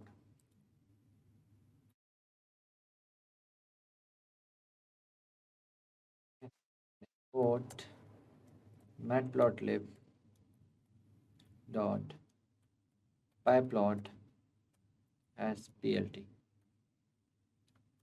Okay, so Seaborn is a library that uses matplotlib underneath to plot graphs. It will be used to visualize random distribution, and the word cloud is a visual representation of words. Cloud creators are used to highlight popular words and phrases based on frequency and relevance. They provide you with quick and simple visual insights that can lead to more in-depth analysis. And this matplotlib. Matplotlib is a plotting library for the Python programming language and its numerical mathematical extension NumPy. It provides an object-oriented API for embedding plots into application using general purpose UI. Okay, like Tinker, WXPython, Qt, or GTK. So let's import some NLTK, Natural Language Toolkit. So I will write import NLTK. Okay, from NLTK dot stem import word net lematizer. Then from NLTK dot corpus import top words. Then from NLTK dot tokenize port word tokenize to NLTK. The Natural Language Toolkit, or more commonly NLTK, is a suite of libraries and programs for symbolic and statical natural language processing for English written in Python programming language. And this is stop words. Stop words are words that are so common they are basically ignored by typical tokenizers.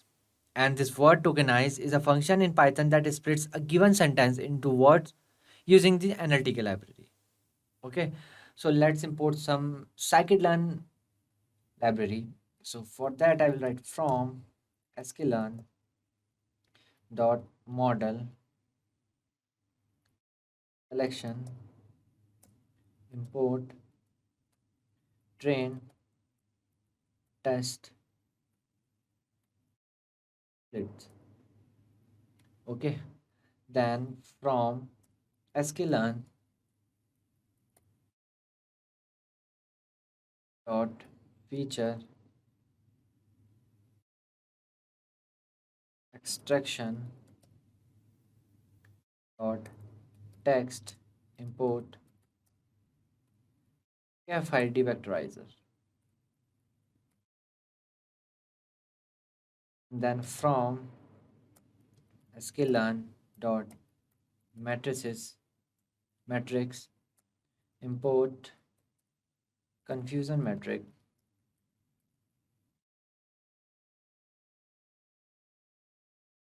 classification.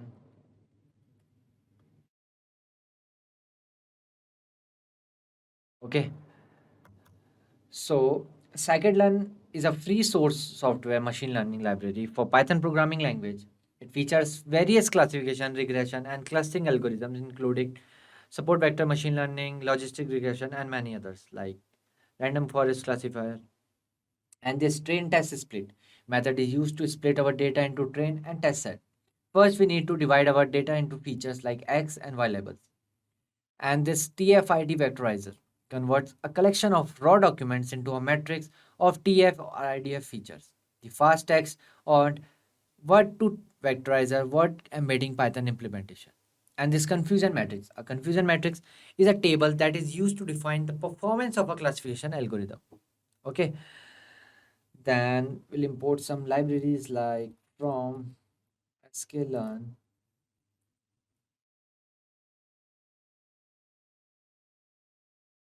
dot linear model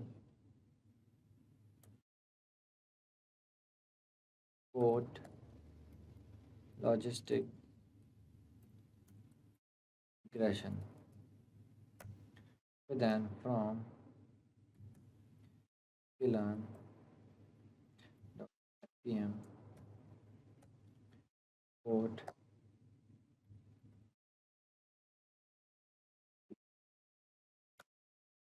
then from learn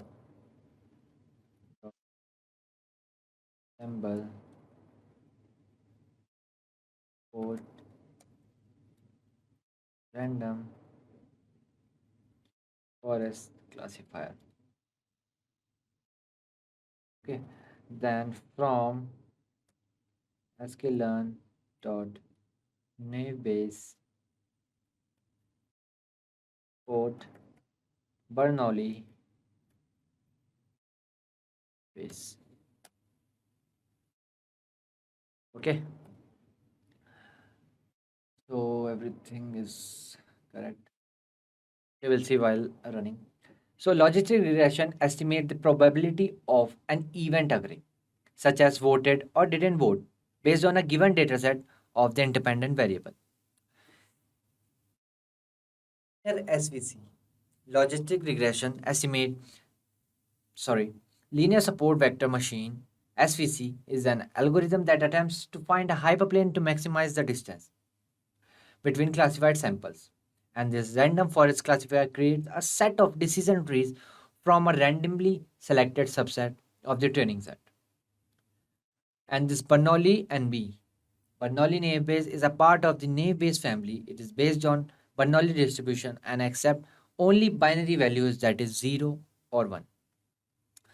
So let's import some TensorFlow. So import TensorFlow dot compat dot v2 and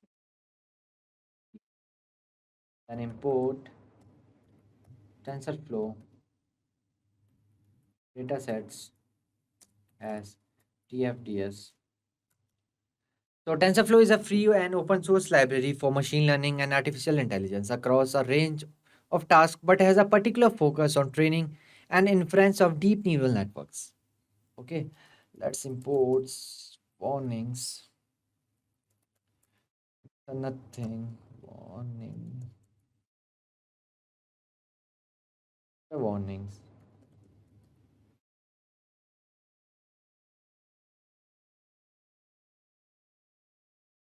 Import RE and import string import pickle. So everything is basic. Just let's see the pickle. Pickle is a Python, is primarily used in serializing and deserializing a Python object structure. Okay, let's run it. Let's see how many error can come. After that, we will load the data set and we will go through data visualization. Okay, word cloud cannot import name word cloud. Okay, C will be capital here. Random forest class.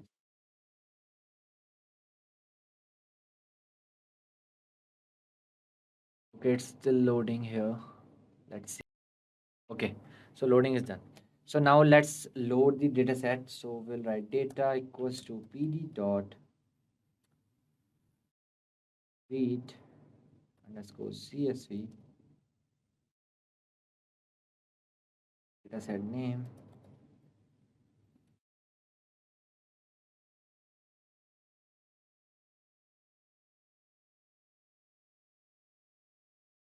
test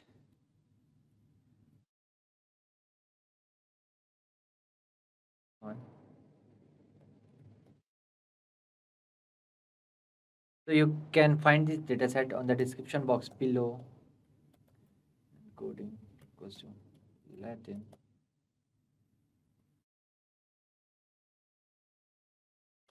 equals to polarity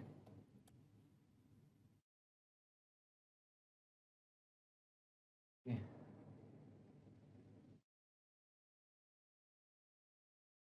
id comma date comma query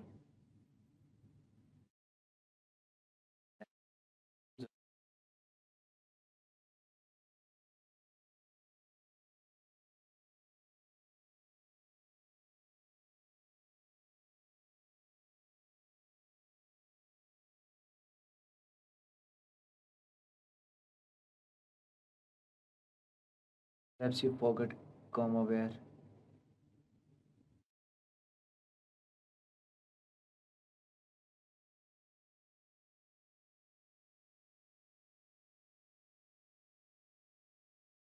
Just to polarity. Okay. Yeah.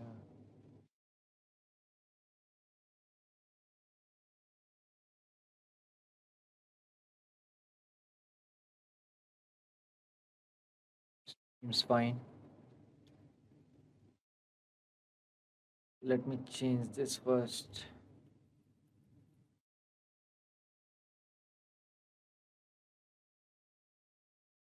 Is using RNN. Okay.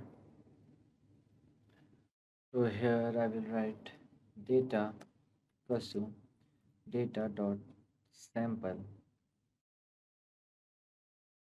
equals to one data.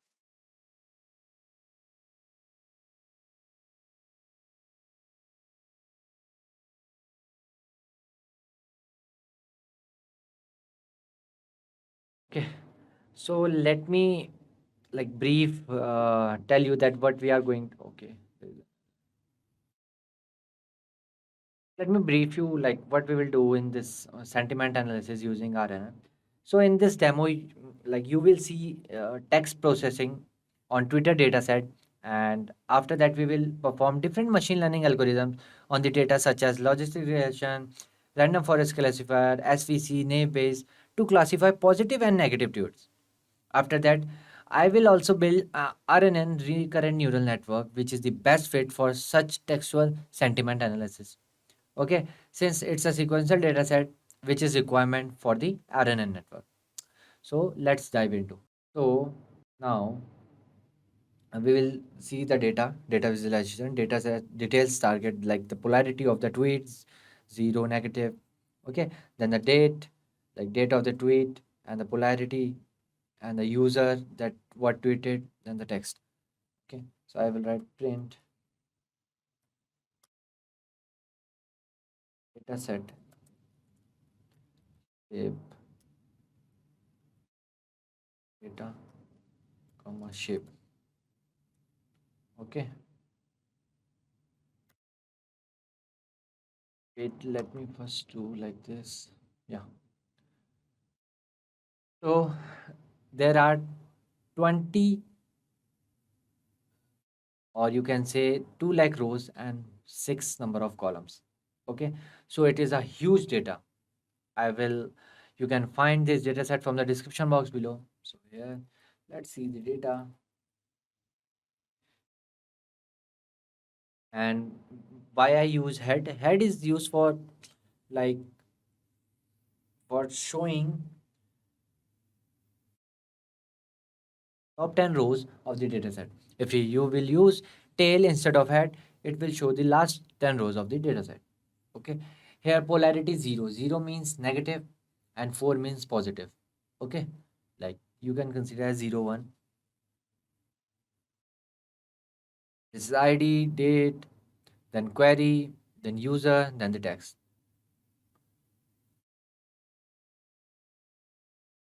Okay, so here I will do data, polarity, dot.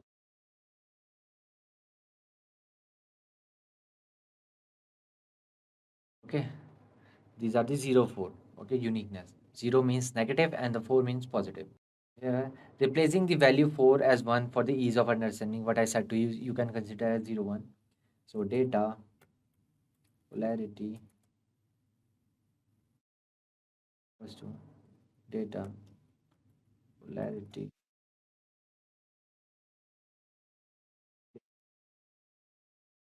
4 to 1. And then data.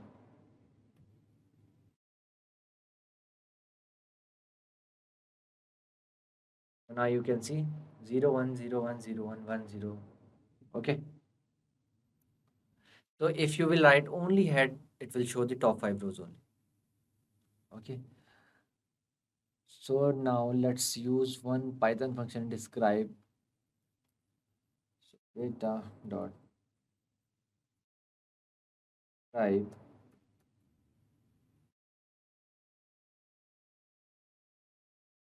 So as you can see here, count is 2 lakh and the mean of the particular row is this, and the ID is this, standard deviation, minimum value, the 25%, the 50%, and the 75%, and the maximum. Okay. So let's see the number of positive versus negative tagged sentence. Okay.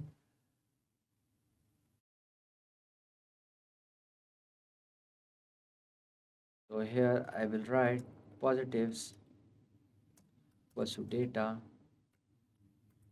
polarity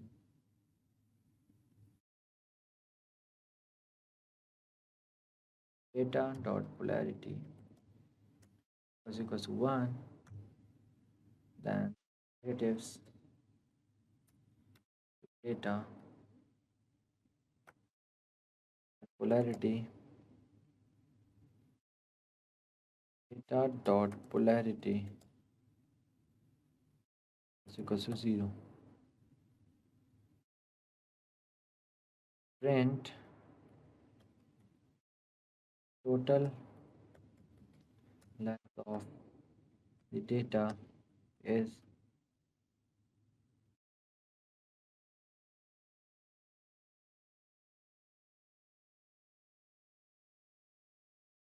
dot format data dot shape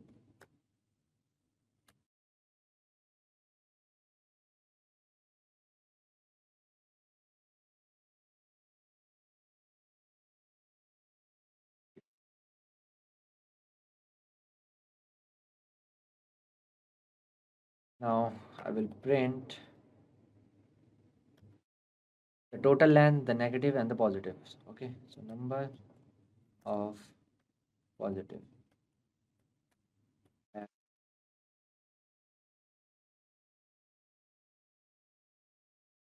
Okay, dot format of positives.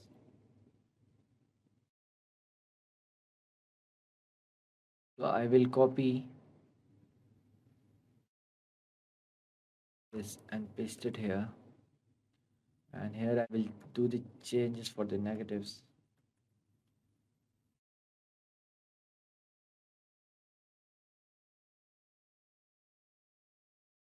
Okay, now let's see.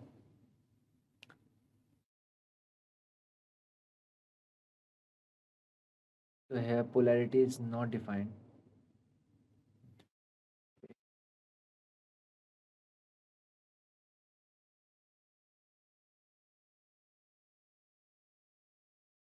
Comma. So as you can see, the total length of the data is 2 lakh and the number of positive sentences is like 1 lakh 46. And number of negatives, okay, spelling is the number of negative text sentences 99,954. Okay, so now we have a brief data.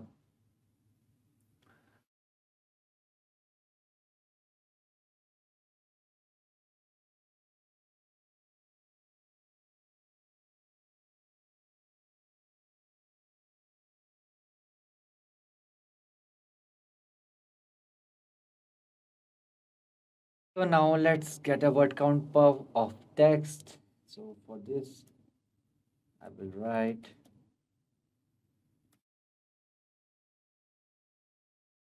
count and words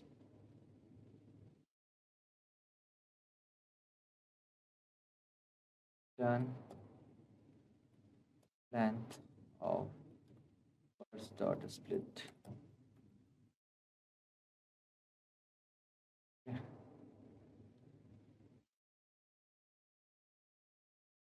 Then now let's plot a word count distribution for both positive and negative. So I will create a bar plot. So for that, I will write it word count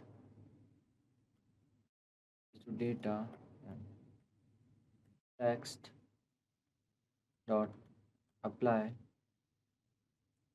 word count.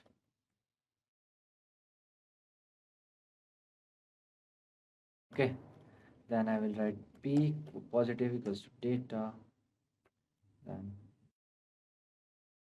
count,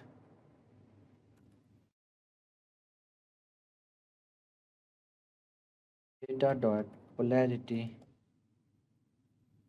is equals to 1. Then so let me copy this only.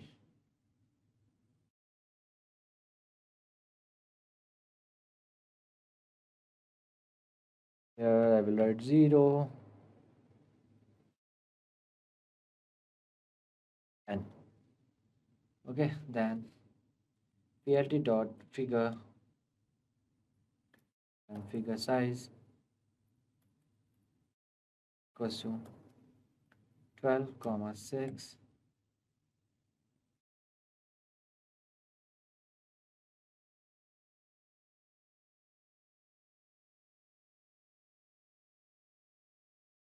Okay. Then plt dot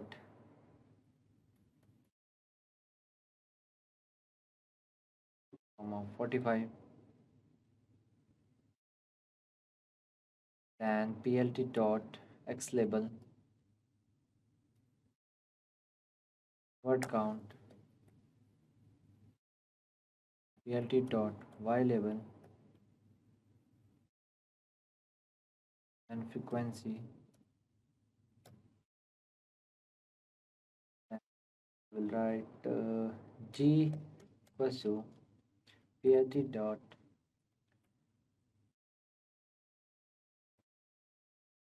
comma n color equals to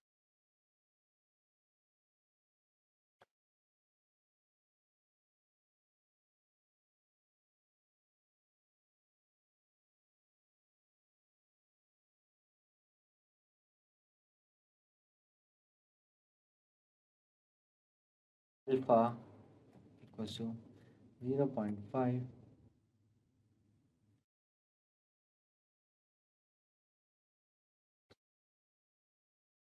positive.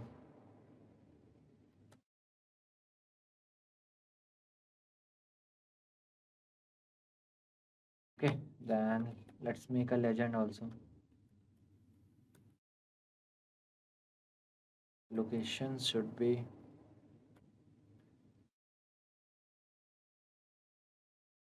right.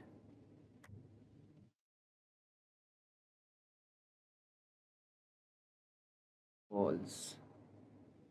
Where data word count priority equals to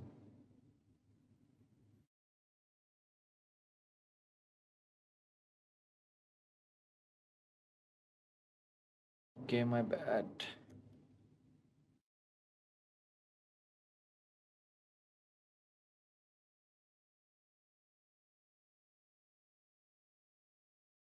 So as you can see the positive and the negatives. Okay. So these are the like word count distribution for both positive and negative. Okay. So now let's what we can do the get the common words in training data set for the training data set. So for that I will do from collections import counter all words equals to and for and test data text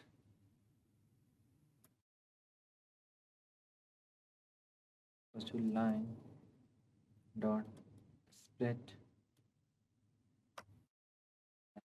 for word and words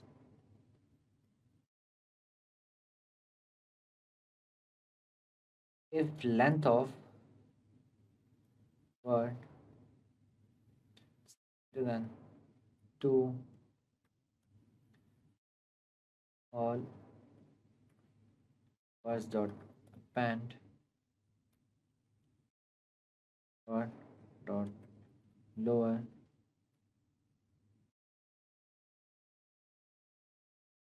Here I can write counter all words dot most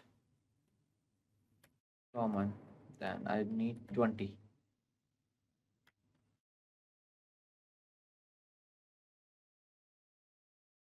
So as you can see, these are the most common word used like in every sentence. The, and, you, for, have, that, I am, but, just, like this, out, over, all. So these are the most common words. Like it used, the is used like 64,000 times, and like this, your is used for 8,000 times, something like that. So now we will do some data processing. Okay. Now let's do the data processing. So live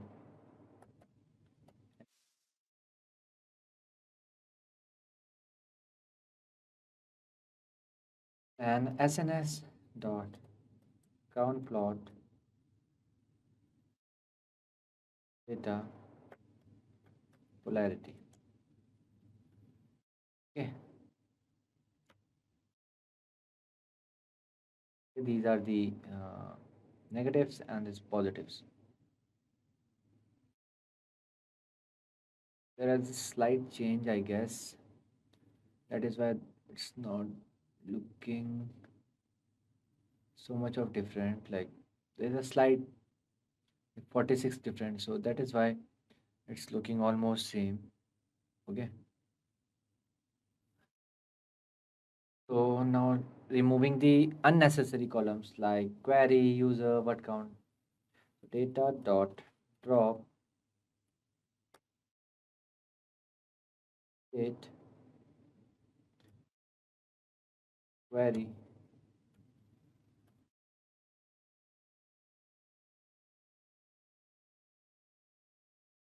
and word count.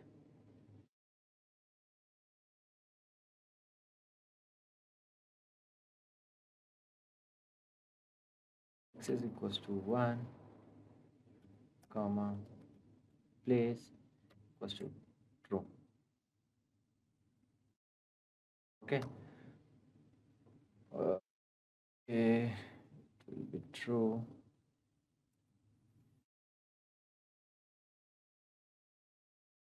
So here I will write data word count is no, okay, my bad.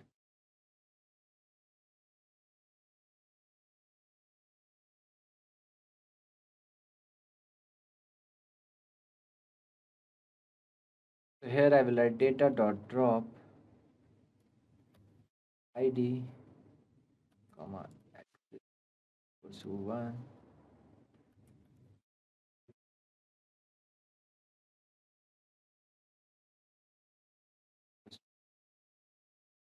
true. Then data dot head the data. See, we have only the two, the polarity and the text. Okay. So now let's see the null values. So data dot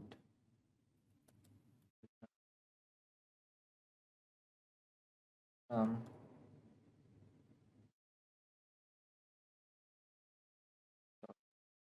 data print. Okay.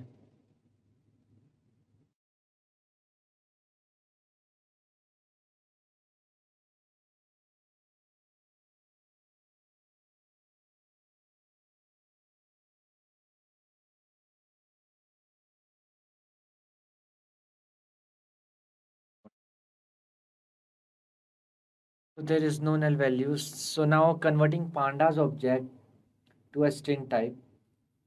For that, we have to write text equals to data text type. Yeah,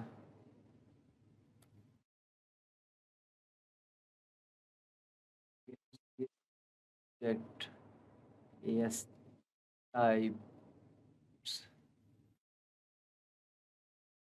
Yeah. So now download the stop words NLTK dot download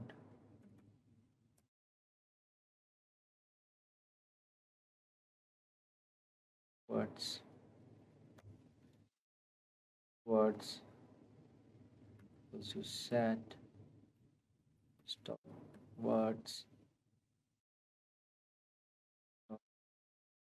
It's in English.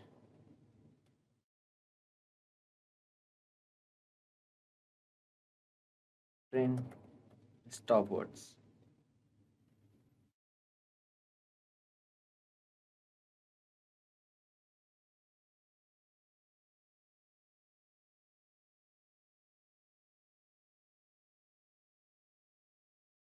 This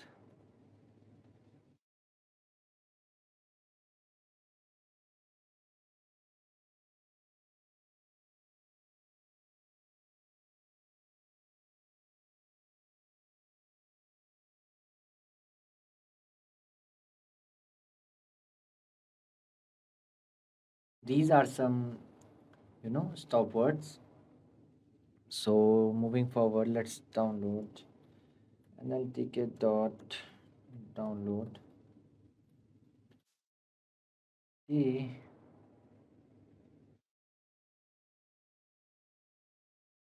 NLTK dot download dot net. So the pre-processing steps taken are like lower casting, each text is converted to lowercase. Then remover of URLs will do this. matlab, We will do so. Okay. Links starting with HTTP or HTTPS or www are replaced by like commas. Removing usernames, removing short words, removing stop words. Like lemmatization is the process will do of for the converting a word to its base. Okay. So for that, what I will do, I'll just copy the whole code for you. I will explain you one by one what I've done. Okay. So this is a course for the URL pattern for removing all the www, HTTPS and HTTP type of thing and removing them. And I have used pattern for the lower casting, removing all the URLs. Okay. Then removing all the usernames like at the rate and removing punctuations and stop words.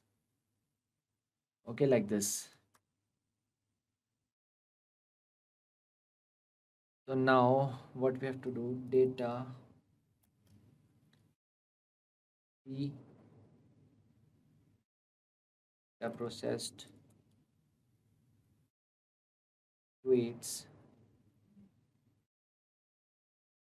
then data text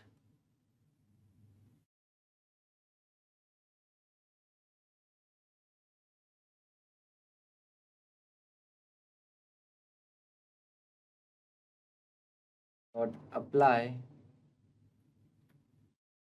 lambda x process, then tweets,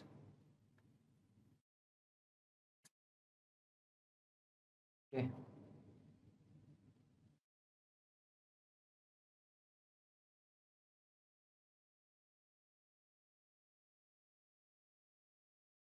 then print text pre-processing,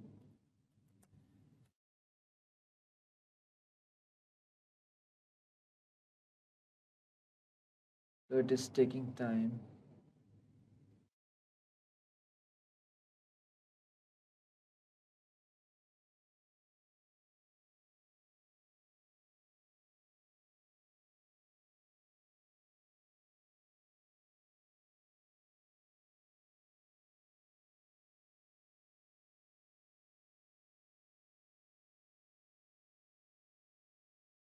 When it will be completed, it will return here. The text pre-processing is done. Okay. As you can see, the text pre-processing is done. So now let's check data dot add done. As you can see the at the rate and this slashes are gone. Okay. So now the text is pre-processed. So now what we will do, we will analyze the data. So now we are going to analyze the pre-processed data to get an understanding of it. We will plot word clouds for positive and negative tweets from our data set and see which what occurs the most. Okay. First we will create for the negative words or negative tweets, you can say. So I will add plt dot figure and figure size 15 comma 15. Okay. Then word cloud equals to word cloud max words equals to 2000 comma width equals to 1600 comma height equals to 800 and rate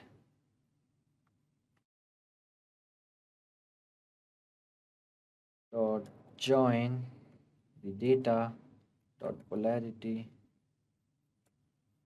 and I will write here polarity, okay, equals to 0.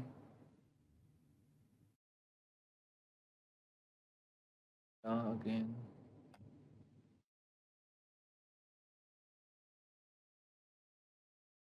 then processed tweets. Okay. Then here I have to write plt dot show may show wc interpolation equals to bilinear. Okay, perhaps you forget the comma here.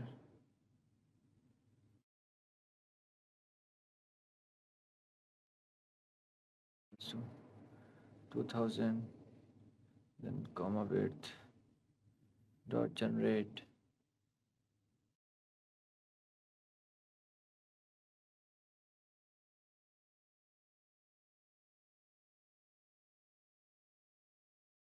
Okay, what I can do?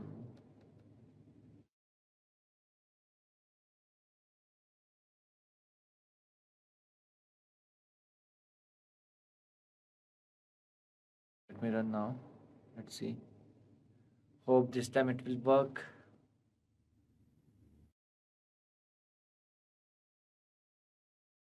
Okay, it's still loading.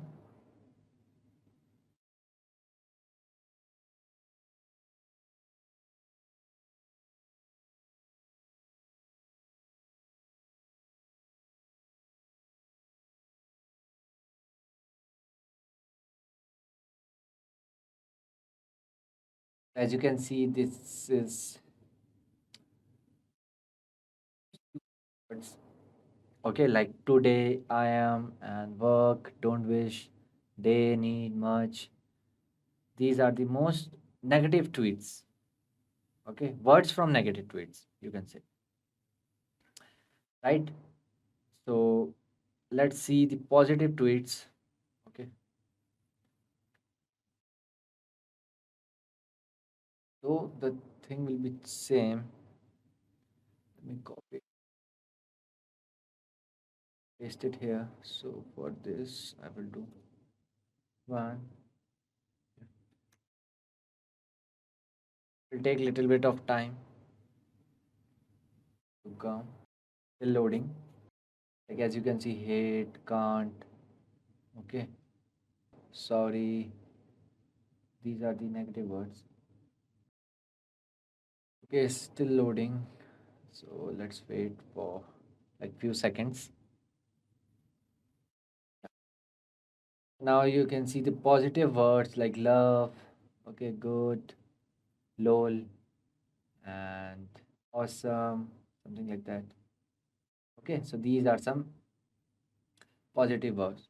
So now let's do the vectorization and splitting the data, like storing into input variable process to its to x and output variable polarity to y.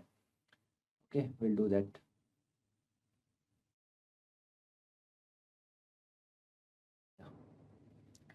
So x equals to data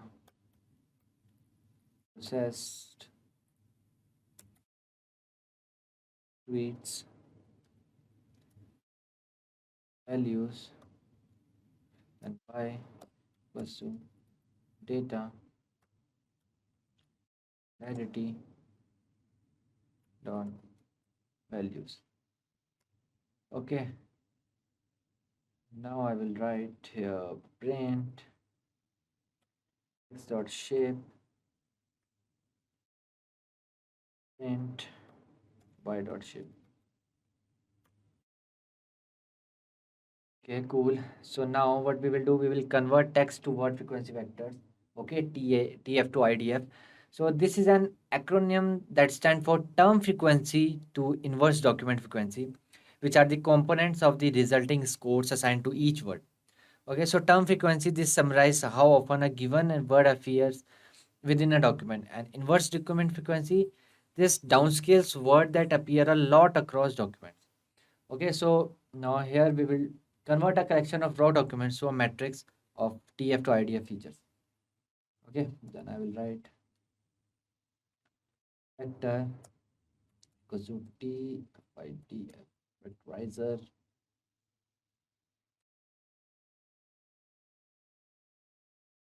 and sublinear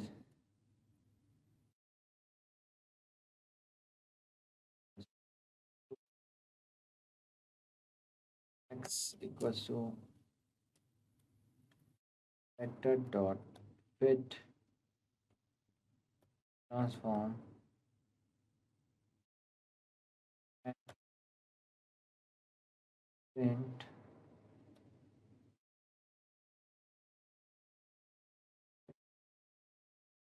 fitted. Okay,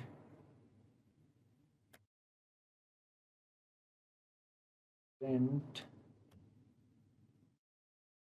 number of feature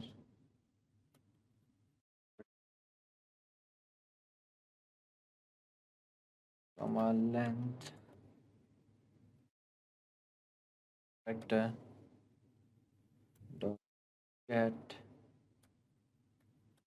their names.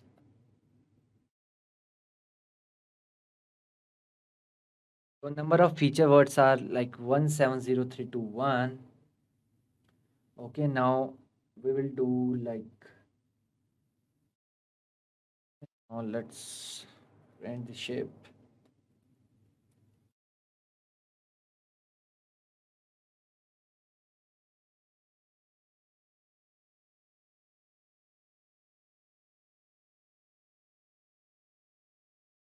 Yeah.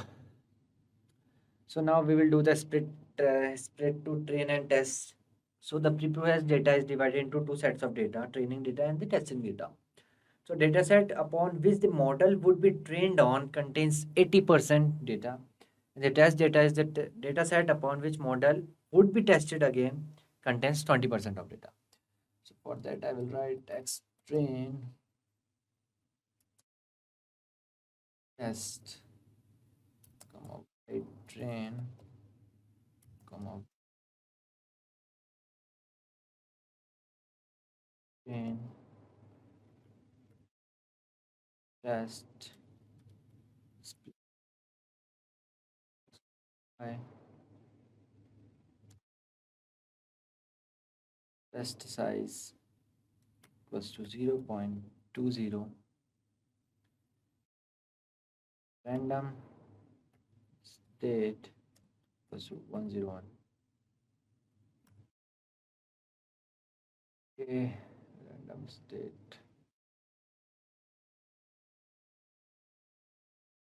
So what I will do the, print the shape of X train, Y train, X test, Y test. Like how many columns are there, rows? Not column exactly, the rows are there. Okay.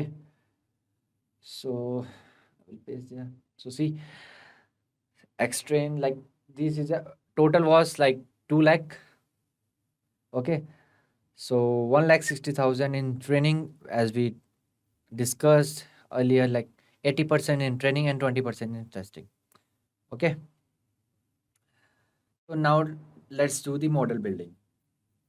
Okay, model evaluating functions. So now let's make a model. Okay, and first I will write and then I will explain you the whole. Okay, so here what I did it, this will tell you the accuracy of the model of training data and the testing data. Okay, then we will predict the values for test data set and the evaluation for the data set.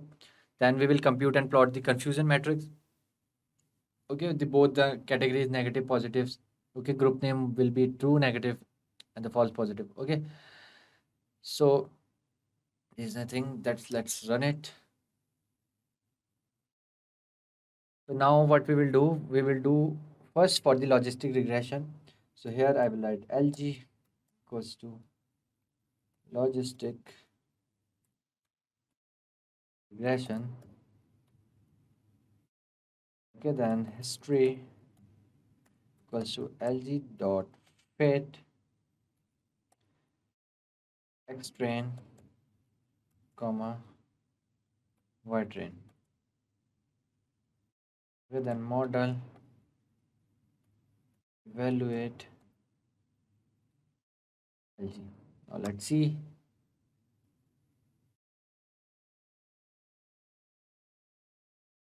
This is for the logistic regression. Okay, as you can see, the accuracy of the training data is 83%, the testing data is 77%. Okay, so this is the confidence matrix, the predictive value, like these are the categories. Now let's see for the linear SVM. For that I will write SVM equals to SVC and SVM dot fit train comma Y train and model evaluate of SVM.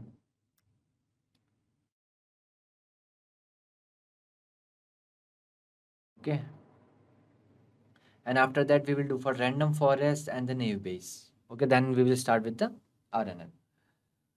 So as you can see, the accuracy of training data is very pretty good, 93%, and registration is 83%, and the testing is less than regression model. Let's see for the random forest. So I will write here RF equals to random forest classifier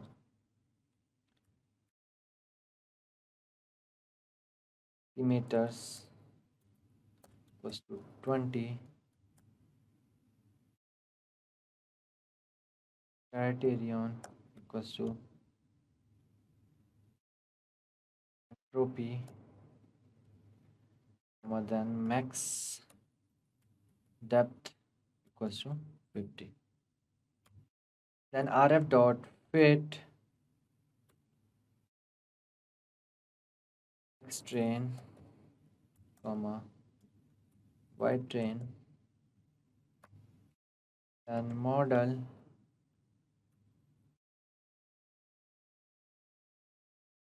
evaluate.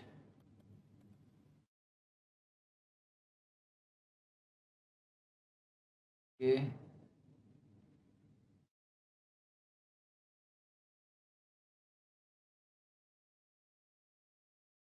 loading. Let's see the accuracy how it will come.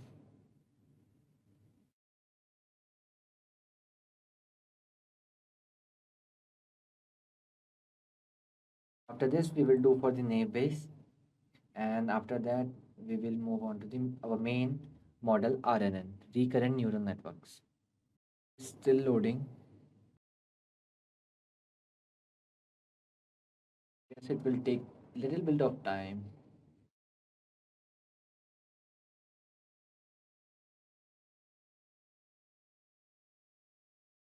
So as you can see, the confusion matrix.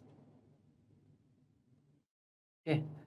So training data accuracy is 75% is very less. So now let's see the last model name base. Okay. So NB equals to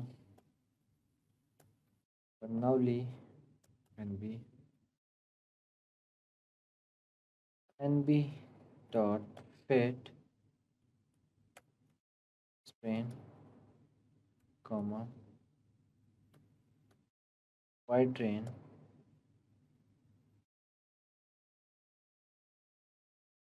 Okay. Then model evaluate.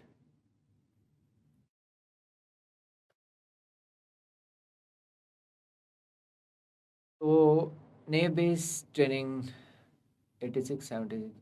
So as far linear SCC has the best test training accuracy, you can say, and the best testing accuracy is 76, 70, 76.45, 77. See logistic regression. So now let's move to the our main model RNN. So what is RNN? Recurrent neural network at are the state of the art algorithm for sequential data and are used by Apple Siri and Google Search Voice. It is the first algorithm that remembers its input due to an internal memory, which makes it perfectly suited for machine learning problems that involve sequential data. And there is one more thing, embedding layer. Embedding layer is one of the available layers in Keras. This is mainly used in natural language processing related applications such as language modeling, but it can also be used with other tasks that involve neural networks. While dealing with NLP problems, we can use pre-trained word embeddings such as GLOW. Alternatively, we can also train our own embeddings using Keras embedding layer. LSTM layer, long short term memory networks, usually called LSTMs. I have made already many videos, you can check it out, were introduced by Skymeter. These have widely been used for speech recognition, language processing, sentiment analysis, and text prediction. If you are going deep into LSTM, we should first understand the need of LSTM, which can be explained by the drawback of practical use of RNN. So let's start with RNN. Okay, so here I will importing some libraries. Okay, so after that I will write import keras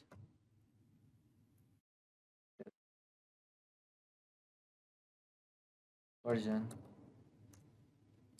2.110. Okay, fine. So now let's print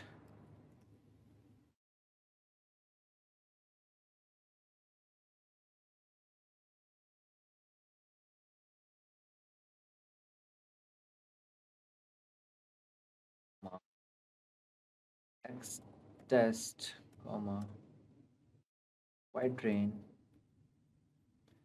y test equals to train test with tweets comma data dot polarity dot values, then test size equals to 0.2. Test size 0.2 means like 80 and 20% thing, 80 to training and the 20% to testing. Okay. Then let's the model evaluation. Okay. So I will. These are ReLU, sigmoid, all the the layers. So now this epoch, it will run till 5,000. Like count will go till 5,000. Okay. See the 5,000 and it will go to 1 to 10. So it will take time. So I will get back to you after this, completing this. Okay. Now as you can see, the epochs ran successfully. Okay. So what should I do? For I will give some space here. So now we will see the positive and negative outcome. Okay. This is something like testing. Okay. We will test. We will predict. We will give one a sentence and then we will predict it is coming right or wrong. The accuracy is giving a right or wrong. Okay. So here I will write sequence equals to tokenizer dot text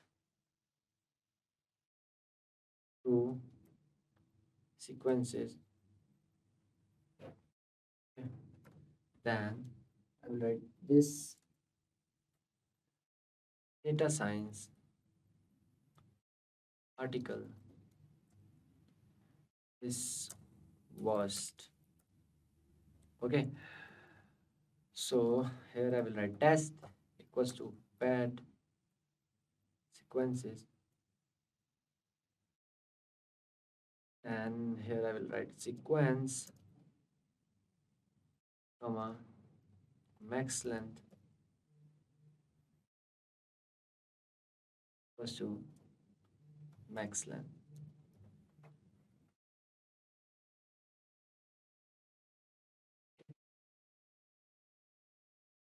Then I will write here prediction equals to model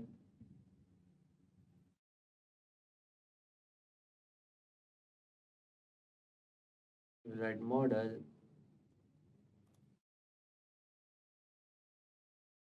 then we'll write model 12 2 dot predict, then test. Okay. If prediction is greater than 0.5 means 50%, then it should print positive. Okay. Else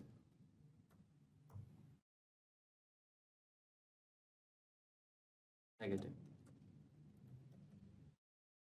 Okay, let me run this. Okay, sequential object has no. Okay, spell mistake. See, the negative because here is the word worst. It is showing correct. Now check from the RNN model. So model equals to keras dot models dot load models. Here we will load RNN model. RNN underscore model dot sdf file. It is pre-trained model. Okay, pre-trained RNN model. So sequence equals to tokenizer dot text to sequences. Then I will write here this ML course is best. Okay, best equals to pad underscore sequences sequence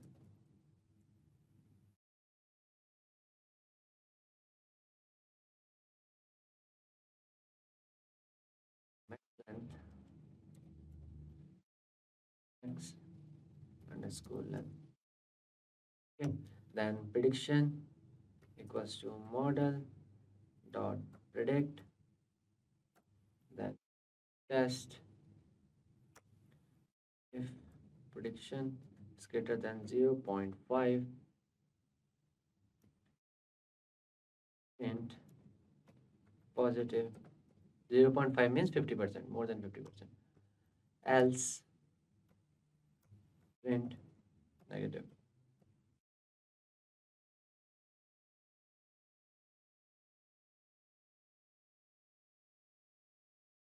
Attribute load models.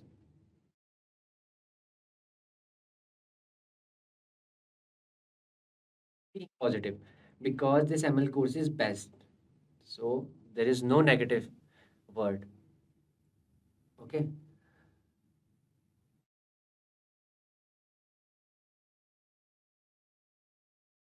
So what we will do now, we will do model saving, loading, and prediction. Okay. So for that, I will write import pickle file equals to open vectorizer pickle, then wb, and here I will write pickle dot dump vector file vector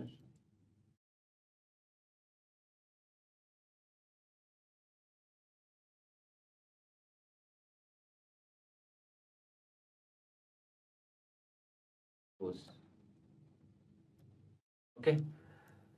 So like this, I have to write for naive Bayes, logistic regression, SVM, and random forest. So what I will do, right here. Okay, let's run this. Okay.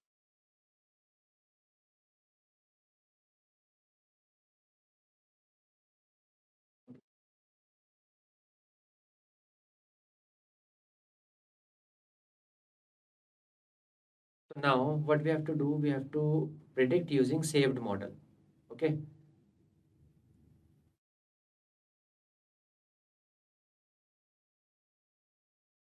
What we will do here, we will load model first and we will predict. Okay. So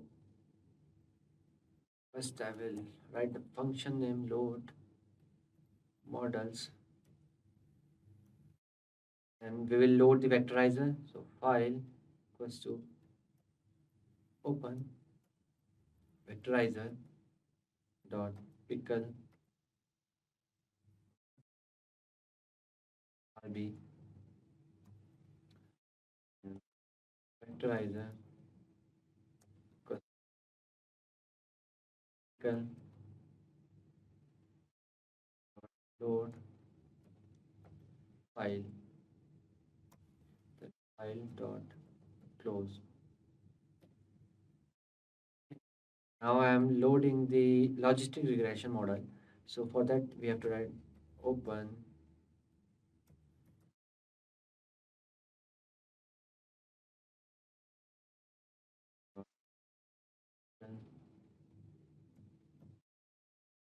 b lg equals to pickle load file, then file dot close, then run riser lg. Okay, run it. Yeah. So now we will predict the sentiment. So for that I will write df predict riser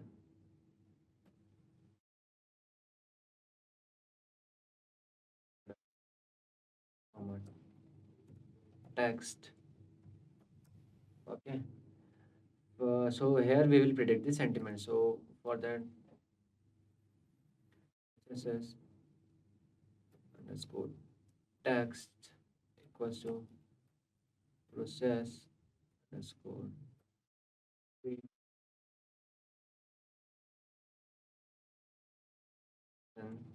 sentiments for sentiment in text.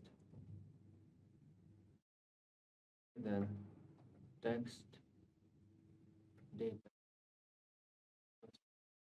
vectorizer dot transform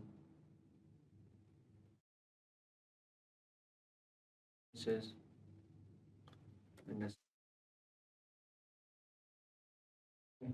then sentiment to model dot predict data. So here I will make a list of text with sentiments. So for that I will add data equals to empty array. Then for text prediction and zip text comma sentiment data dot append text comma prediction. Okay. And we will convert the list into pandas data frames. So for that I will add df equals to pd dot data frame comma columns equals to text comma sentiment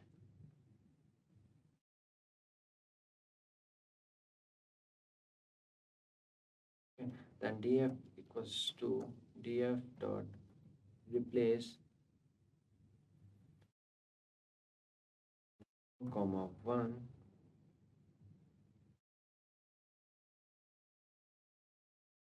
negative comma positive.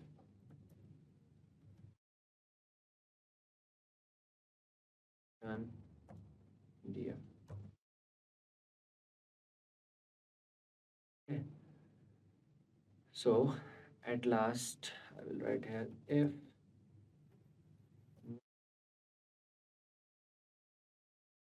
equals to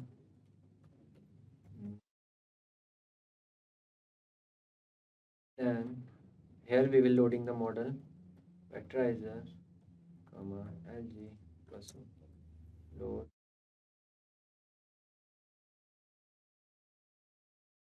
Here we text to classify like what should be in the list. So like text equals to here I will like I love machine learning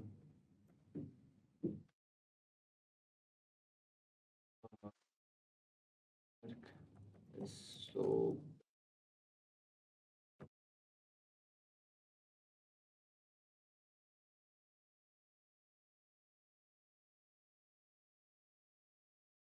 beyond I feel so. Okay.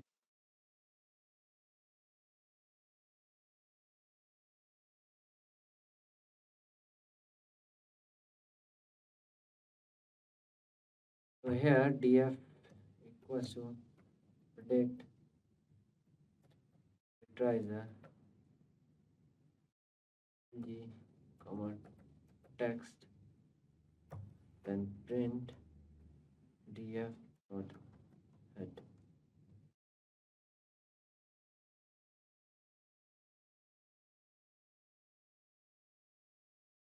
See, I love machine learning positive, Perk is so active positive, John I feel so good negative.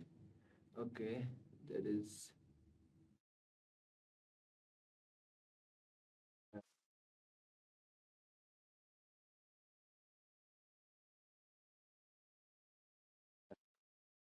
that. Yeah, see, that's coming. Okay. So this is how you can do the sentiment analysis using RNN model. Here we have loaded RNN model. So it is showing right. So let's do them as goes is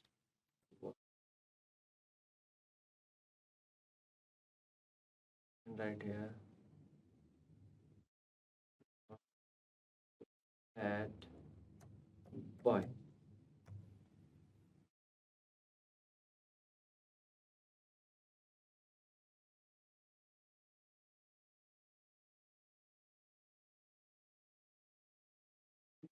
Negative. Okay. RNN model is working. So right. Okay. Today we are going to explore K nearest neighbors or KNN, which is one of the most popular algorithms in data science. Python is a powerful tool for data science, and KNN is great for classifying data by predicting the category of sample based on its closest neighbor. This algorithm is used in many fields like healthcare, finance, and agriculture, helping us make decisions based on data. The best part, it is really easy to use. You just need to pick a number for k and choose a distance function to compare data points. However, KNN has its downsides. It doesn't work well with the large data set, and it requires proper scaling of the data to get accurate result. In this video, we will show you how KNN work with real dataset. The IRIS dataset will walk you through simple Python code and demonstrate how to find the best k value to maximize your model's accuracy. So stay tuned to see KNN in action. So welcome to the demo part. So I am here using Google Colab. So you can use any of your favorite IDE like Jupyter Notebook, IntelliJ, Visual Code Studio, anything. Okay. So let me rename this file as KNN classification.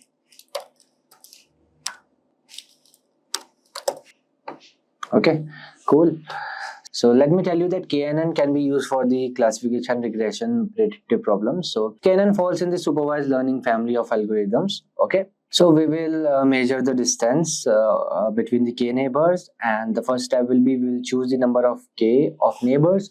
Then we'll take the k nearest neighbors of the new data point according to your distance metric, and the step 3 will be our among these k neighbors count the number of data points of each category. Okay, step 4 we will assign the new data points to the category where you counted the most neighbors. Okay, so let's start. First, let's import some library. Import numpy as np, and let's import pandas as pd. So everyone knows what is numpy and the pandas. Okay, so NumPy is a library for the Python programming language, adding support for large multi-dimensional arrays. Okay, along with the large collection of high-level mathematical functions. And whereas Pandas is a software library written for the Python programming language for the data manipulation and analysis, all the data frames and data structure it offers for the manipulating numerical tables. Okay, and the time series you can say. So moving forward, we'll import our data set. So you can download the data set from the description box below. Okay, data set equals to pd.read underscore csv. The data name is iris.csv. Okay, this is how you read your data in Python. Okay, yeah, data set is loaded. So data set dot shape. Okay, yeah. So data set dot shape is used for how many numbers of rows and columns present in your data set. Okay, 150 rows and 6 columns. So let me tell you brief about data set, this iris data set. So iris data set include 3 iris species with 50 samples each, as well as some properties about each flower. So one flower species is linearly separable from the other two, you can say, but the other two are not linearly separable from each other. Okay, and this shape I told you, we can get a quick idea of how many instances of rows and columns are present in our data set. So let's see our data set dot head. So head is used for you can see top 5 rows of your data set using head, and if you will use tail instead of head, you can see the last 5 rows of your data set. Cool. Okay, so columns are id, sepal length, sepal width, petal length, petal width, and the species. Cool. Then moving forward, Let's describe our data sets. So these are the basic function, okay, of Python, you can say.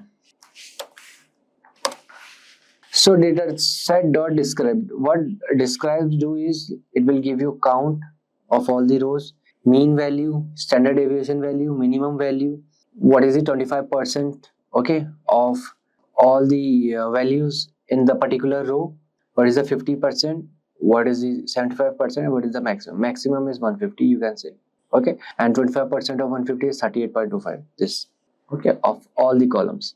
If it is normal character, so it won't give you any data. Okay, cool. Yeah, so moving forward, let's now take a look at the number of instances row belong to each classes. Okay, so we will write data set dot group by species dot size. Okay, species S is capital, that's why it's showing the error. Yeah, so you can see iris setosa are 50, iris versicolor are 50, and virginica is 50. Okay, and the data type is integer. Cool. So as we can see, dataset contains 6 columns like id, sepal length, sepal width, and petal length, petal width, and species. The actual features are described by columns 1 to 4. The last columns labels of samples. Okay, so firstly we need to split data into two arrays like x features and y labels. So how we will do is by writing code like feature underscore columns equals to sepal length, sepal width, petal length, petal width. Just remember you are writing correct name. Okay, then x equals to dataset feature underscore columns, okay, dot values, then y equals to dataset species dot values. Cool, then let me run it. So this is how we can split the data set, okay, into two arrays, x and the y. Okay, in x there are feature columns, these 4 columns are there, and in y species column is there. Okay, and what is the species column? This setosa, virginica, and all this. Cool. Then now we will do label encoding. So as you can see, labels are categorical. K-numbers classifier does not accept string labels. So we need to use label encoder to transform them into numbers. Okay. Then iris setosa correspond to 0, iris versicolor correspond to 1, and iris virginica correspond to 2. Okay. 0, 1, 2. Cool. So how can we from sklearn dot pre-processing import label encoder. Okay, so what we'll do, label encoder transform them into numbers. Okay, so I will write L equals to label encoder, okay, my bad, label encoder, okay, then y equals to elifate dot transform y. Okay, so now I will run it. Yeah, correct. So splitting data set into training set and the test set now. Okay, so now we'll split data set into training set and test set to check later on whether or not a classifier work correctly or not. Okay, so here I will write from sklearn dot not cross, I will write here sklearn dot model selection import train test split. So what is train test split? Train test split is a model validation procedure that reveals how your model performs on your new data.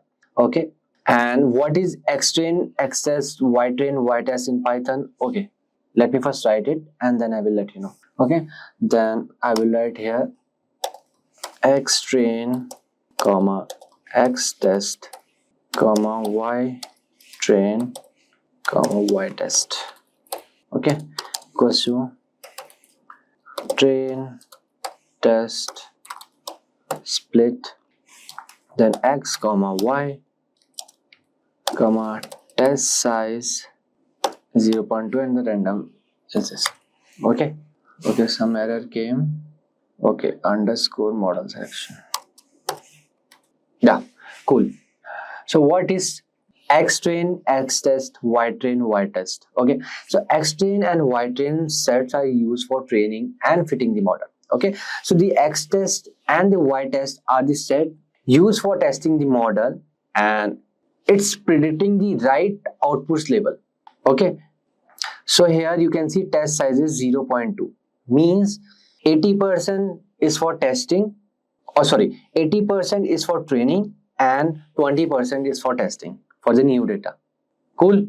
Yeah, so now we will see some let's do some data visualization. Okay, so here I will write import matplotlib dot pyplot as plt, then import cborn as sns, then here I will write matplotlib inline. So what is matplotlib? Matplotlib is a plotting library for the Python programming language, and it's numerical mathematics extension. Okay, so NumPy, it provides an object API for embedding plots into application using generating purpose GUI toolkits like Kinter and Python, Qt or GTK. Okay, whereas cborn is a library for making statistical graph in Python. It builds on the top of Matplotlib and integrates closely with pandas data structure. Okay, cborn helps us to explore and understand the data. Okay, so I will run it. Here I will write from pandas dot plotting import parallel coordinates, then plt dot figure size should be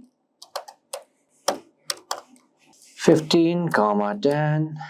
Okay, then parallel coordinates. Okay, then dataset dot drop, I don't need id, comma axis is 1. Okay, then comma species, then plt dot title and let parallel coordinates plot. Okay, and you can give some font size equals to 20, then font weight equals to, okay, let's say bold only, bold, then plt dot x label, then features comma font size equals to 15, then plt dot y label, then I'll write here features values comma font size equals to 15. Okay, then plt dot legend, then loc equals to 1 comma, I will let here frame on equals to true comma shadow equals to true comma face color equals to white, T should be capital, and comma edge color equals to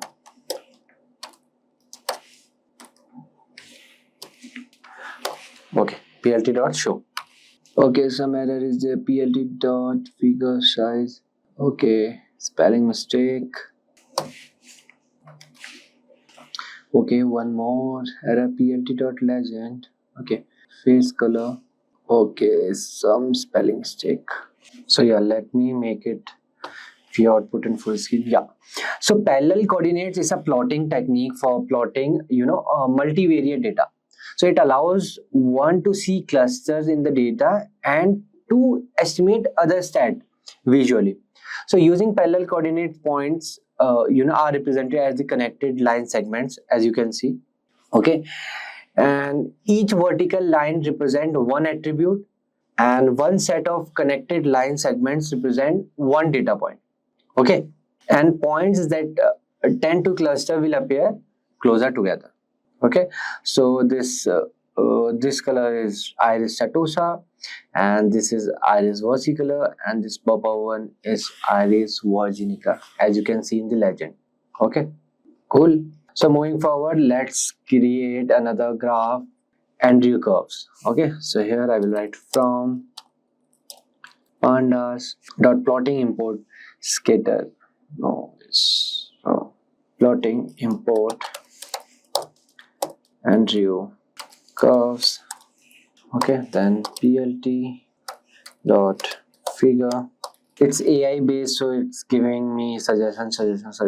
Okay, so sometimes suggestions are good, but not always. Yeah, let's carry on. Figure size is 15, 10.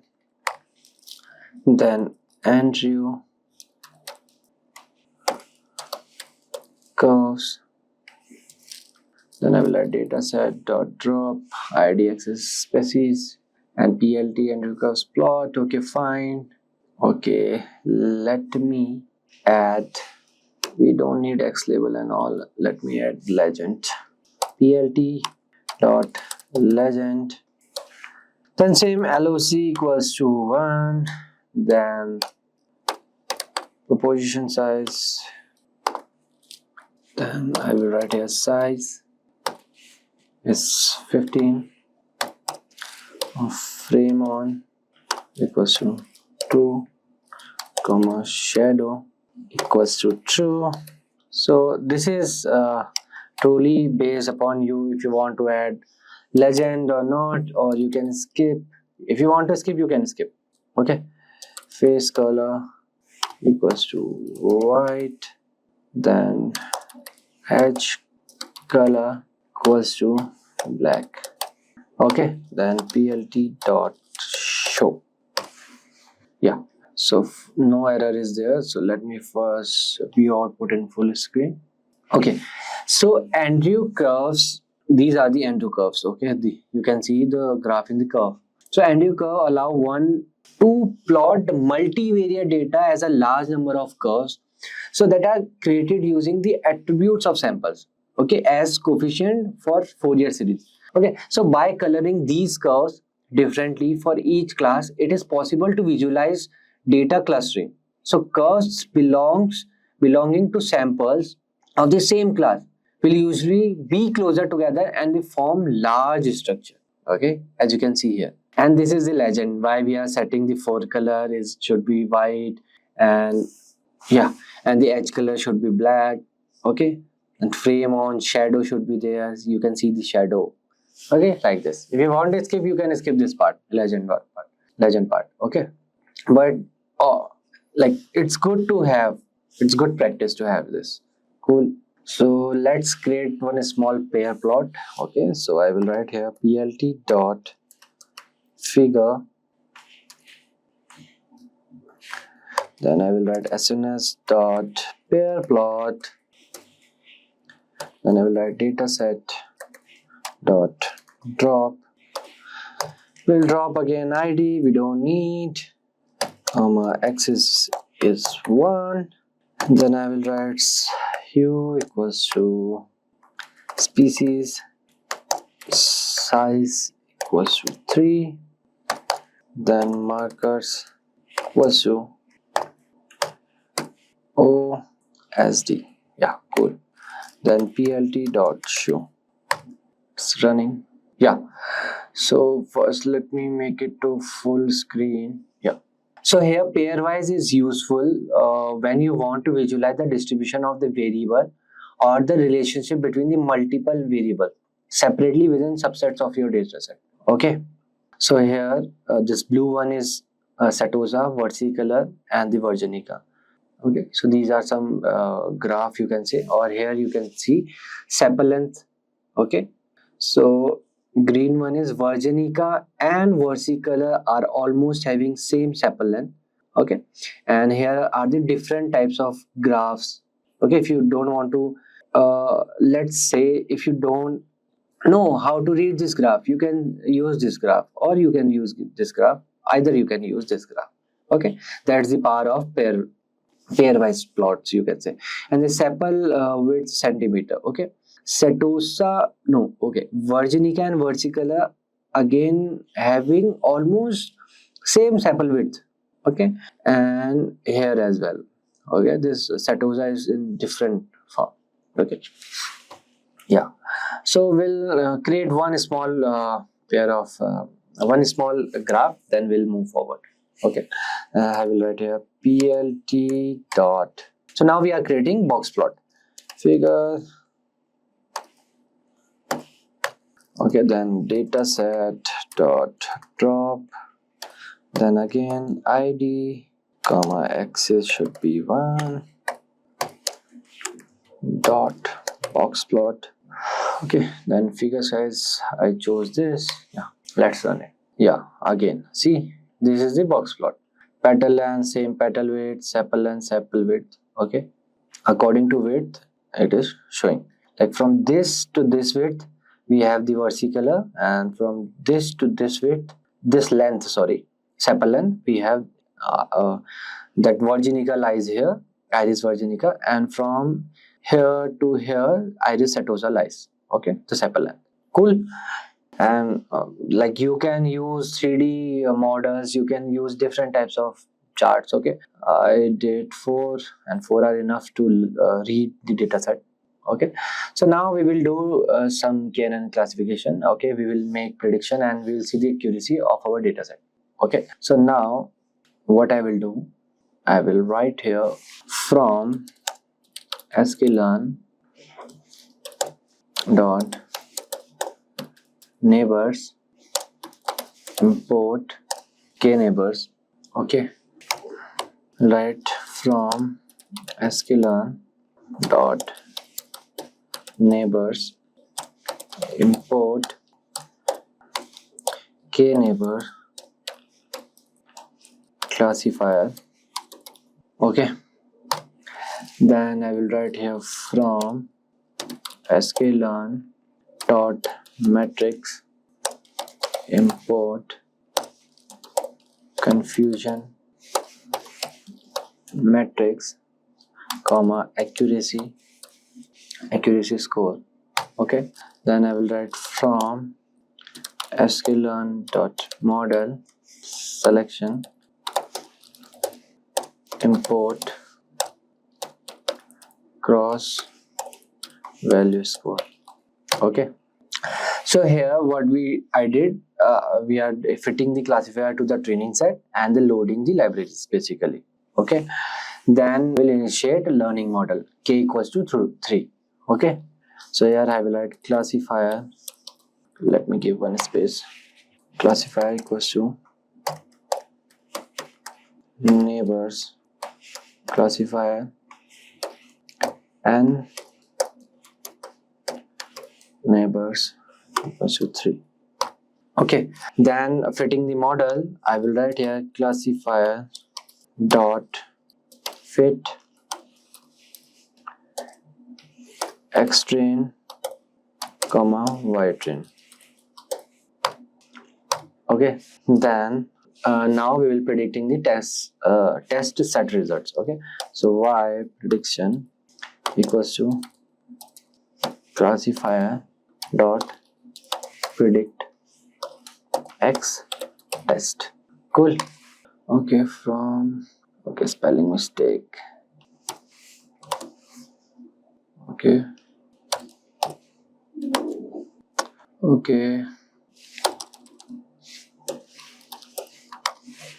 yeah, I guess it's fine now.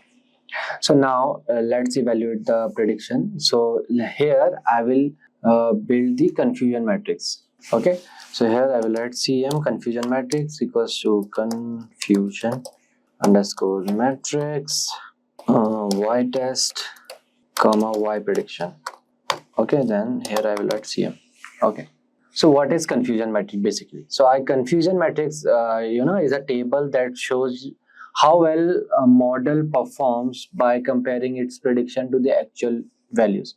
Okay, so what it shows, a confusion metric displays the number of correct and incorrect prediction of each class in models. Cool. Either it can give you true positive, true negative, false positive, false negative. Either it can give you 0 or 1. Okay, so yeah, moving forward, let's calculate the model accuracy. This is the main part. If the model accuracy is low, it means your analysis of classification is not good. Okay, so accuracy, it should be more than 80 at least. Accuracy equals to accuracy underscore score y test comma y prediction into 100, otherwise it will give me in points. So I will write print model Canon model accuracy is, I will write plus str, I will round it. Okay, accuracy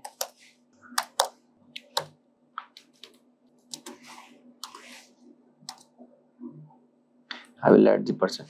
So why I wrote this accuracy to round? So I don't want after points, I need only two numbers. Okay, I don't want like 6, 7, 8, 9, 10, 11, 12 like this. Okay, I need only like 80.20 like this. Cool. Let's run it.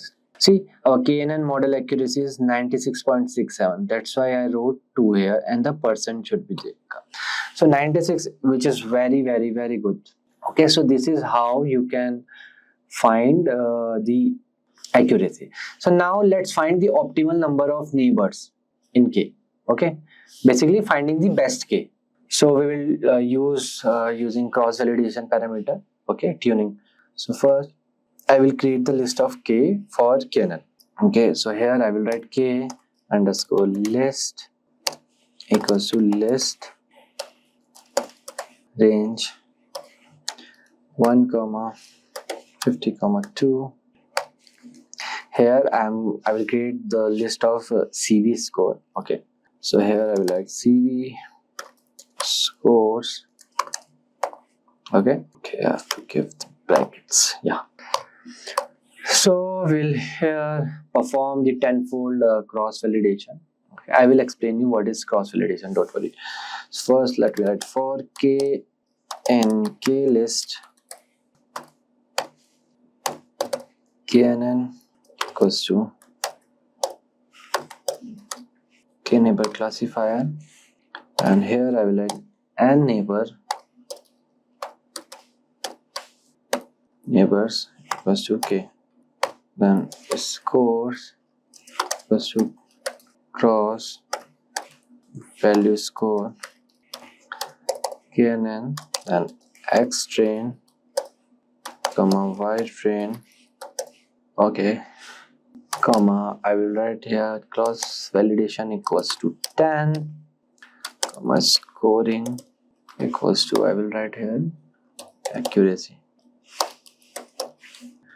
Okay, and then here CV underscore scores dot append to scores dot mean. Okay, so now yeah, let me run it. Okay, comma some error came. Okay, the error is the scoring parameter. Yeah, why? Because here accuracy you can see, and I did the spelling mistake. Okay, so now what is cross validation? Of course, cross validation determine the accuracy of your machine learning model by partitioning the data into two different groups. Okay, called training set and testing set. You can see test and the testing set. Okay, X and Y. So the data is randomly separated into a certain number of groups or subsets called folds. Okay, you can see the 10 folds we have wrote. Each fold contains about the same amount of. Okay, and there is one more thing, validation. So validation is a technique for assessing the accuracy of the model on dataset. Okay, and this cross validation we did on new dataset. Cool. So now let's find the best K. Okay, so here I will write best K equals to K list Okay, before that, I will write one thing. I will write here MSE was changing to misclassification error. Okay, so equals to 1 as x for x in CV scores. Okay, at least I will write MSE dot index minimum MSE. I will use this bracket, square bracket. Okay, so then I will write print the best optimal number of neighbors is %d person best underscore k. Okay, let's run it. See, the best optimal number of neighbors. Okay, neighbors is 9. Okay, so in the k nearest neighbor KNN algorithms, okay, so k represent the number of neighbors that are considered when classifying a query point. Okay, see, if we'll classify this particular point, you will get the 6. Okay, 1 2 3 4 5 6. Okay, and let me show you. If you will classify this portion only, so you will get 1 2 3 4 5 6 points like this. Okay, so the best optimal number of neighbor is 9. Hello and welcome to this tutorial on deep learning. My name is Mohan, and in the next about 1.5 hours I will take you through what is deep learning and into TensorFlow environment to show you an example of deep learning. Now, there are several applications of deep learning, really very interesting and innovative applications, and one of them is identifying the geographic location based on a picture. And how does this work? The way it works is pretty much we train an artificial neural network with millions of images which are tagged, their geolocation is tagged, and then when we feed a new picture, it will be able to identify the geolocation of this new image. For example, you have all these images, especially with maybe some significant monuments or significant locations, and you train with millions of such images, and then when you feed another image, it need not be exactly one of those that you have trained. It can be completely different. That is the whole idea of training. It will be able to recognize, for example, that this is a picture from Paris because it is able to recognize the Eiffel Tower. So the way it works internally, if we have to look a little bit under the hood, is these images are nothing but this is digital information in the form of pixels. So each image could be a certain size. It can be 256 by 256 pixel kind of a resolution, and then each pixel is either having a certain grade of color, and all that is fed into the neural network, and it then gets trained in, and it's able to, based on these pixel information, it is able to get trained and able to recognize the features and extract the features, and thereby it is able to identify these images and the location of these images. And then when you feed a new image, it kind of, based on the training, it will be able to figure out where this image is from. So that's the way, a little bit under the hood, how it works. So what are we going to do in this tutorial? We will see what is deep learning and what do we need for deep learning. And one of the main components of deep learning is neural network. So we will see what is neural network, what is a perceptron, and how to implement logic gates like AND, OR, NOR, and so on using perceptrons. The different types of neural networks, and then applications of deep learning, and we will also see how neural networks works. So how do we do the training of neural networks? And at the end we will end up with a small demo code which will take you through in TensorFlow. Now, in order to implement deep learning code, there are multiple libraries or development environments that are available, and TensorFlow is one of them. So the focus at the end of this would be on how to use TensorFlow to write a piece of code using Python as a programming language. And we will take up an example which is a very common one, which is like the hello world of deep learning, the handwriting number recognition, which is a MNIST, commonly known as MNIST database. So we will take a look at MNIST database and how we can train a neural network to recognize handwritten numbers. So that's what you will see in this particular video.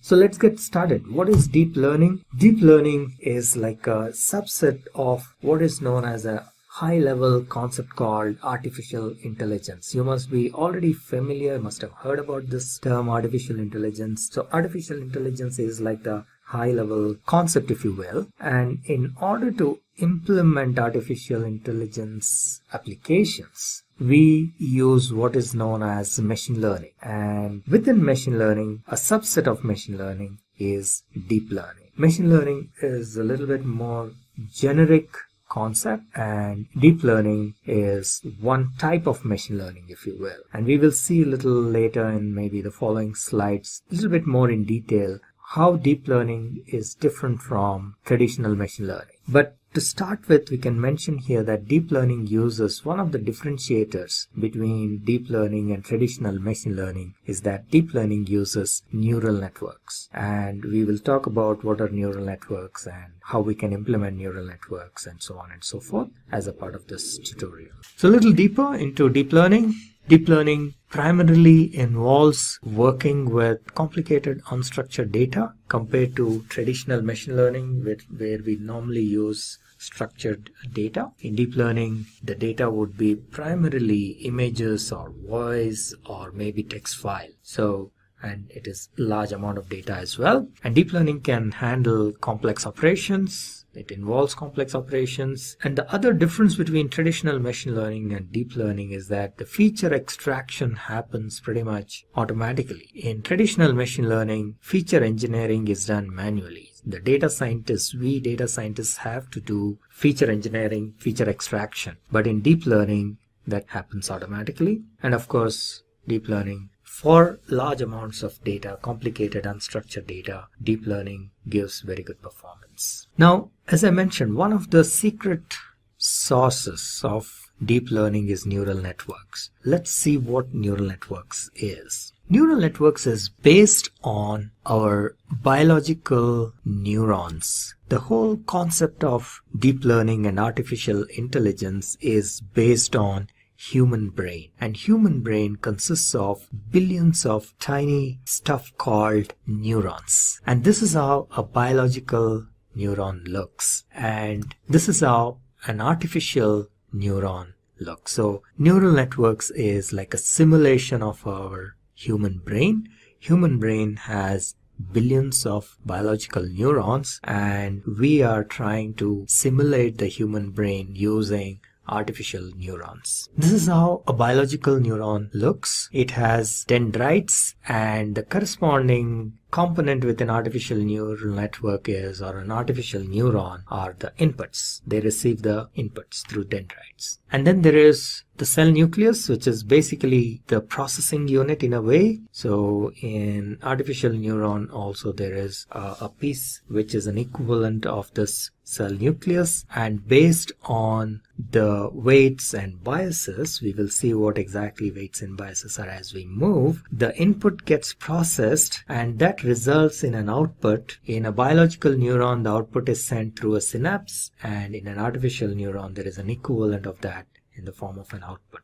And biological neurons are also interconnected. So there are billions of neurons which are interconnected. In the same way, artificial neurons are also interconnected. So this output of this neuron will be fed as an input to another neuron and so on. Now, in neural network, one of the very basic units is a perceptron. So what is a perceptron? A perceptron can be considered as one of the fundamental units of neural networks. It can consist at least of one neuron, but sometimes it can be more than one neuron. But you can create a perceptron with a single neuron, and it can be used to perform certain functions. It can be used as a basic binary classifier. It can be trained to do some basic binary classification, and this is how a basic perceptron looks like. And this is nothing but a neuron. You have inputs x1, x2, to xn, and there is a summation function, and then there is what is known as an activation function.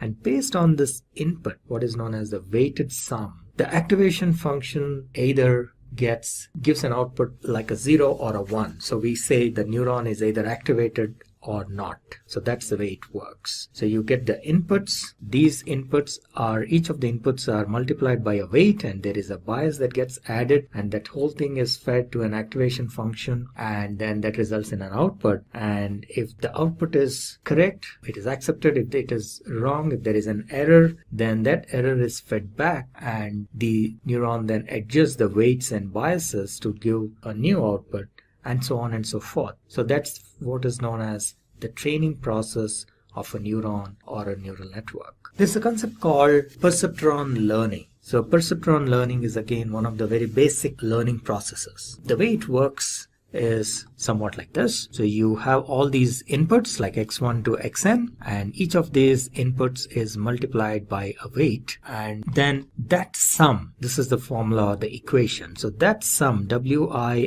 xi sigma of that, which is the sum of all these product of x and w, is added up, and then a bias is added to that. The bias is not dependent on the input or the input values, but the bias is common for one neuron. However, the bias value keeps changing during the training process. Once the training is completed, the values of these weights, W1, W2, and so on, and the value of the bias gets fixed. So that is basically the whole training process, and that is what is known as the perceptron training. So the weights and biases keep changing till you get the accurate output, and the summation is of course passed through the activation function. As you see here, this wixi summation plus b is passed through activation function, and then the neuron gets either fired or not, and based on that there will be an output. That output is compared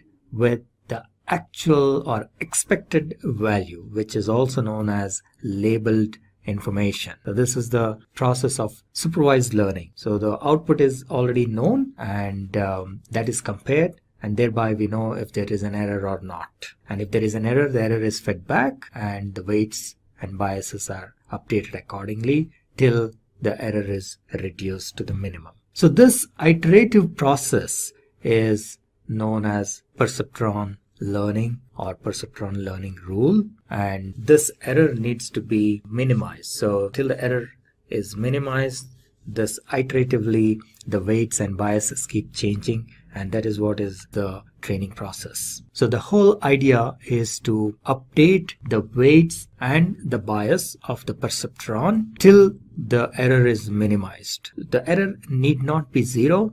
The error may not ever reach 0, but the idea is to keep changing these weights and bias so that the error is minimum, the minimum possible that it can have. So this whole process is an iterative process, and this is the iteration continues till either the error is 0, which is unlikely situation, or it is the minimum possible within these given conditions. Now in 1943, two scientists, Warren McCulloch and Walter Pitts, came up with an experiment where they were able to implement the logical functions like AND, OR, and NOR using neurons. And that was a significant breakthrough in a sense. So they were able to come up with the most common logical gates. They were able to implement some of the most common logical gates, which could take two inputs like A and B and then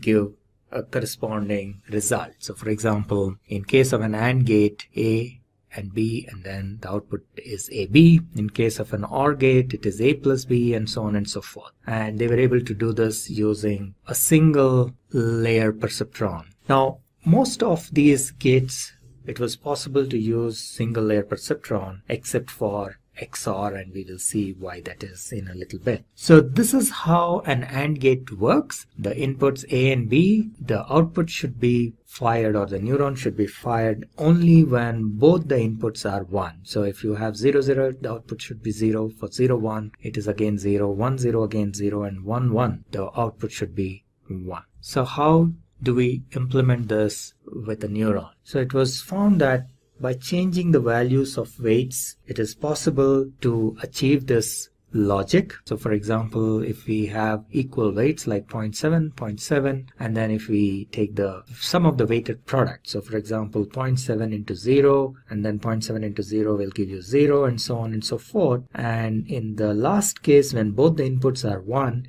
you get a value which is greater than 1, which is the threshold. So only in this case the neuron gets activated and the output is, there is an output. In all the other cases, there is no output because the threshold value is 1. So this is implementation of an AND gate using a single perceptron or a single neuron. Similarly, an OR gate. In order to implement an OR gate, in case of an OR gate, the output will be 1 if either of these inputs is 1. So for example, 0, 1 will result in 1, or rather, in all the cases it is 1 except for 0, 0. So how do we implement this using a perceptron? Once again, if you have a perceptron with weights, for example 1.2, now if you see here, if in the first case when both are 0, the output is 0. In the second case, when it is 0 and 1, 1.2 into 0 is 0, and then 1.2 into 1 is 1. And in the second case, similarly, the output is 1.2. In the last case, when both the inputs are 1, the output is 2.4. So during the training process, these weights will keep changing,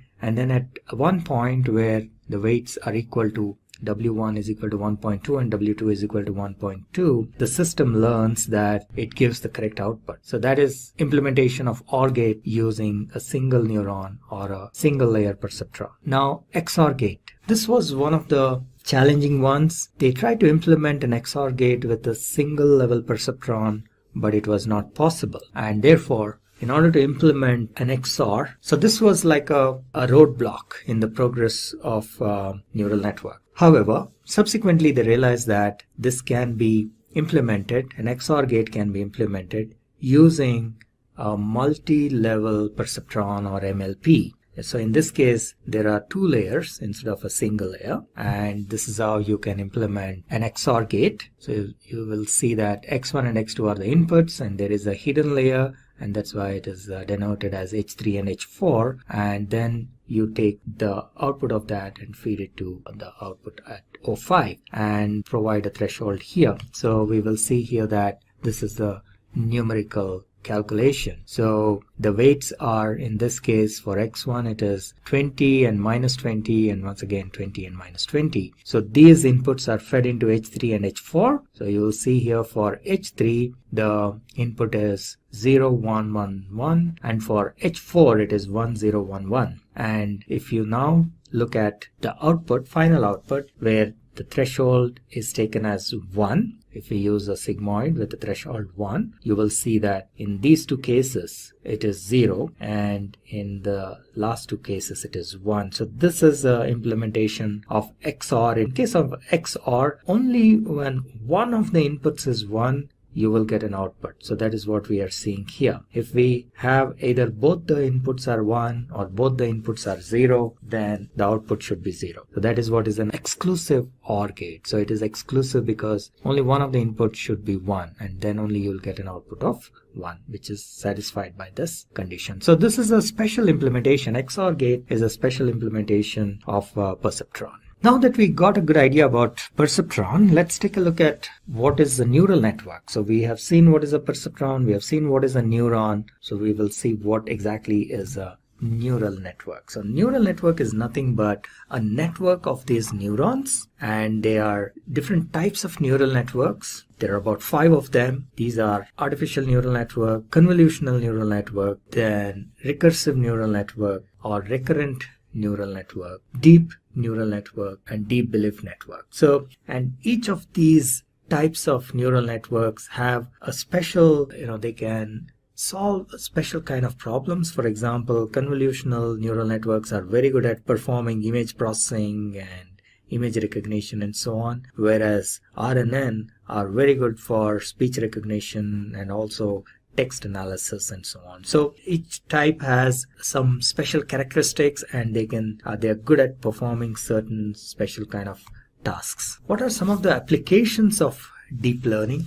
Deep learning is today used extensively in gaming. You must have heard about AlphaGo, which is a game created by a startup called DeepMind, which got acquired by Google. And AlphaGo is an AI which defeated the human world champion Lee Sedol in this game of Go. So gaming is an area where deep learning is being extensively used, and a lot of research happens in the area of gaming as well. In addition to that, nowadays there are neural networks or special type called generative adversarial networks, which can be used for synthesizing either images or music or text and so on, and they can be used to compose music. So the neural network can be trained to compose a certain kind of music. And autonomous cars, you must be familiar with Google's self-driving car, and today a lot of automotive companies are investing in this space, and deep learning is a core component of this autonomous cars. The cars are trained to recognize, for example, the road, the lane markings on the road, signals, any objects that are in front, any obstruction, and so on and so forth. So all this involves deep learning. So that's another major application. And robots, we have seen several robots, including Sophia. You may be familiar with Sophia, who was given a citizenship by Saudi Arabia. And there are several such robots which are very human-like, and the underlying technology in many of these robots is deep learning. Medical diagnostics and healthcare is another major area where deep learning is being used. And within healthcare diagnostics, again, there are multiple areas where deep learning and image recognition, image processing can be used. For example, for cancer detection, as you may be aware, if cancer is detected early on, it can be cured. And one of the challenges is in the availability of specialists who can diagnose cancer using these diagnostic images and various scans and so on and so forth. So the idea is to train neural network to perform some of these activities so that the load on the cancer specialist doctors or oncologists comes down. And there is a lot of research happening here, and there are already quite a few applications that are claimed to be performing better than human beings in this space. It can be lung cancer, it can be breast cancer, and so on and so forth. So healthcare is a major area where deep learning is being applied. Let's take a look at the inner working of a neural network. So how does an artificial neural network, let's say, can we train a neural network to identify the shapes like squares and circles and triangles when these images are fed? So this is how it works. Any image is nothing but it is a digital information of the pixels. So in this particular case, let's say this is an image of 28 by 28 pixel, and this is an image of a square. There is a certain way in which the pixels are lit up, and so these pixels have a certain value, maybe from 0 to 256, and 0 indicates that it is black or it is dark, and 256 indicates it is white or lit up. So that is like an indication or a measure of how the pixels are lit up. And so this is an image is, let's say, consisting of information of 784 pixels. So all the information, what is inside this image, can be kind of compressed into these 784 pixels.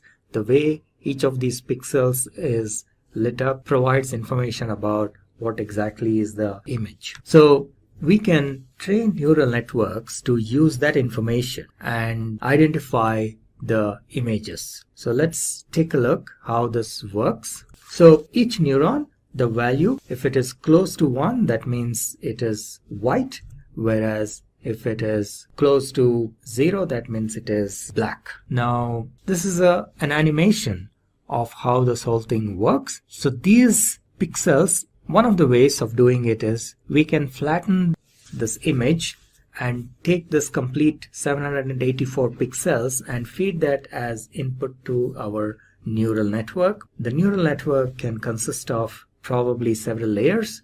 There can be a few hidden layers, and then there is an input layer and an output layer. Now the input layer takes these 784 pixels as input, the values of each of these pixels, and then you get an output which can be of three types or three classes. One can be a square, a circle, or a triangle. Now during the training process, there will be initially, obviously you feed this image and it will probably say it's a circle or it will say it's a triangle. So as a part of the training process, we then send that error back, and the weights and the biases of these neurons are adjusted till it correctly identifies that this is a square. That is the whole training mechanism that happens out here. Now let's take a look at a circle. Same way. So you feed these 784 pixels. There is a certain pattern in which the pixels are lit up, and the neural network is trained to identify that pattern. And during the training process, once again, it would probably initially identify it incorrectly, saying this is a square or a triangle, and then that error is fed back and the weights and biases are adjusted finally till it finally gets the image correct. So that is the training process. So now we will take a look at same way a triangle.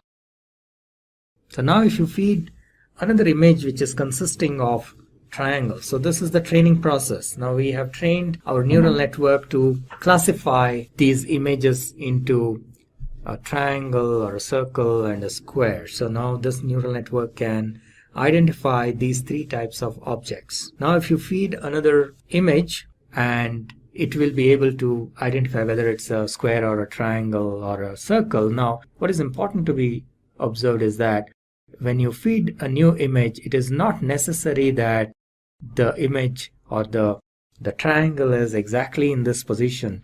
Now the neural network actually identifies the patterns. So even if the triangle is, let's say, positioned here, not exactly in the middle but maybe at the corner or in the side, it would still identify that it is a triangle. And that is the whole idea behind pattern recognition. So how does this training process work? This is a quick view of how the training process works. So we have seen that a neuron consists of inputs. It receives inputs, and then there is a weighted sum, which is nothing but this xi, wi, summation of that plus the bias. And this is then fed to the activation function, and that in turn gives us a output. Now during the training process, initially obviously when you feed these images, when you send maybe a square, it will identify it as a triangle, and when you maybe feed a triangle, it will identify as a square, and so on.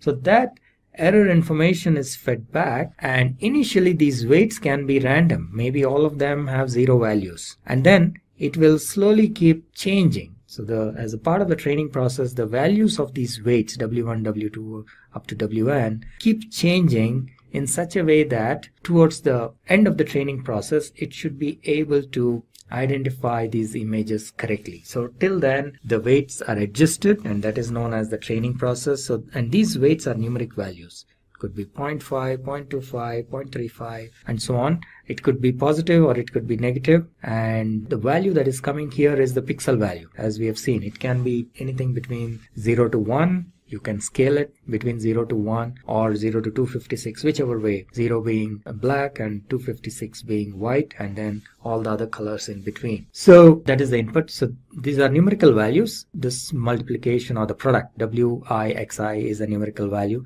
and the bias is also a numerical value. We need to keep in mind that the bias is fixed for a neuron. It doesn't change with the inputs, whereas the weights are 1 per input. So that is one important point to be noted. So, but the bias also keeps changing. Initially, it will again have a random value, but as a part of the training process, the weights, the values of the weights W1, W2, Wn, and the value of B will change.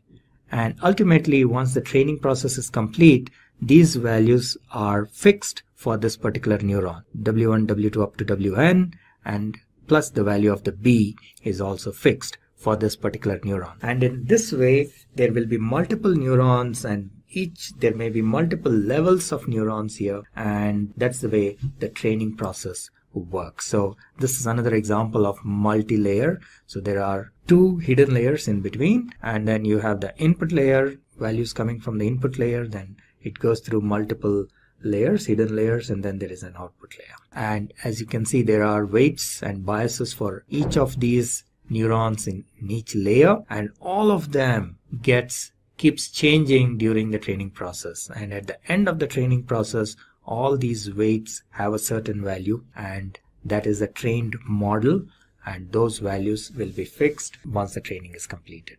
Alright, then there is something known as activation function. Neural networks consists of one of the components in neural networks is activation function, and every neuron has an activation function, and there are different types of activation functions that are used. It could be a ReLU, it could be sigmoid, and so on and so forth. And the activation function is what decides whether a neuron should be fired or not. So whether the output should be 0 or 1 is decided by the activation function. And the activation function in turn takes the input, which is the weighted sum. Remember, we talked about WIXI plus B. That weighted sum is fed as an input to the activation function, and then the output can be either a 0 or a 1. And there are different types of activation functions which are covered in an earlier video you might want to watch. Alright, so as a part of the training process, we feed the inputs, the labeled data or the training data, and then it gives an output, which is the predicted output by the network, which we indicate as y hat. And then there is a labeled data, because for supervised learning, we already know what should be the output. So that is the actual output. And in the initial process, before the training is complete, obviously there will be error. So that is measured by what is known as a cost function. So the difference between the predicted output and the actual output is the error. And the cost function can be defined in different ways. There are different types of cost functions. So in this case, it is like the average of the squares of the error. So, and then all the errors are added, which can sometimes be called as sum of squares, sum of square errors, or SSE. And that is then fed as a feedback in what is known as backward propagation or back propagation. And that helps in the network adjusting the weights and biases. And so the weights and biases get updated till this value, the error value or the cost function, is minimum. Now there is a optimization technique which is used here called gradient descent optimization, and this algorithm works in a way that the error, which is the cost function, needs to be minimized. So there's a lot of mathematics that goes behind this. For example, they find the local minima, the global minima using the differentiation and so on and so forth. But the idea is this. So as a training process, as the part of training, the whole idea is to bring down the error, which is like, let's say this is the function, the cost function. At certain levels it is very high, the cost value of the cost function, the output of the cost function is very high. So the weights have to be adjusted in such a way, and also the bias of course, that the cost function is minimized. So there is this optimization technique called gradient descent that is used, and this is known as the learning rate. Now gradient descent, you need to specify what should be the learning rate, and the learning rate should be optimal, because if you have a very high learning rate, then the optimization will not converge, because at some point it will cross over to the side. On the other hand, if you have very low learning rate, then it might take forever to convert. So you need to come up with the optimum value of the learning rate, and once that is done, using the gradient descent optimization, the error function is reduced, and that's like the end of the training process. Alright, so this is another view of gradient descent. So this is how it looks. This is your cost function, the output of the cost function, and that has to be minimized using gradient descent algorithm. And these are like the parameters, and weight could be one of them. So initially we start with certain random values, so cost will be high, and then the weights keep changing, and in such a way that the cost function needs to come down, and at some point it may reach the minimum value and then it may increase. So that is where the gradient descent algorithm decides that, okay, it has reached a minimum value and it will kind of try to stay here. This is known as the global minima. Now sometimes these curves may not be, just for explanation purpose, this has been drawn in a nice way, but sometimes these curves can be pretty erratic. There can be some local minima here, and then there is a peak, and so on. So the whole idea of gradient descent optimization is to identify the global minima and to find the weights and the bias at that particular point. So that's what is gradient descent. And then this is another example. So you can have these multiple local minima. So as you can see, at this point when it is coming down, it may appear like this is a minimum value, but then it is not. This is actually the global minimum value, and the gradient descent algorithm will make an effort to reach this level and not get stuck at this point. So the algorithm is already there and it knows how to identify this global minimum, and that's what it does during the training process. Now, in order to implement deep learning, there are multiple platforms and languages that are available, but the most common platform nowadays is TensorFlow, and so that's the reason we have this tutorial. We have created this tutorial for TensorFlow. So we will take you through a quick demo of how to write a TensorFlow code using Python. And TensorFlow is an open source platform created by Google. So let's just take a look at the details of TensorFlow. And so this is a library, a Python library, so you can use Python or any other languages. It's also supported in other languages like Java and R and so on. But Python is the most common language that is used. So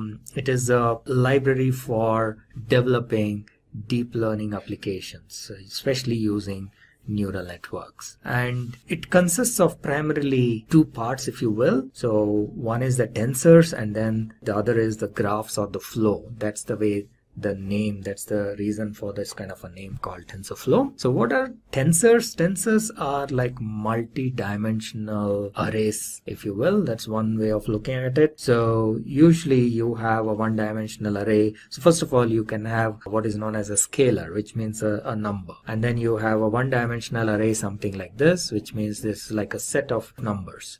So that is a one-dimensional array. Then you can have a two-dimensional array, which is like a matrix.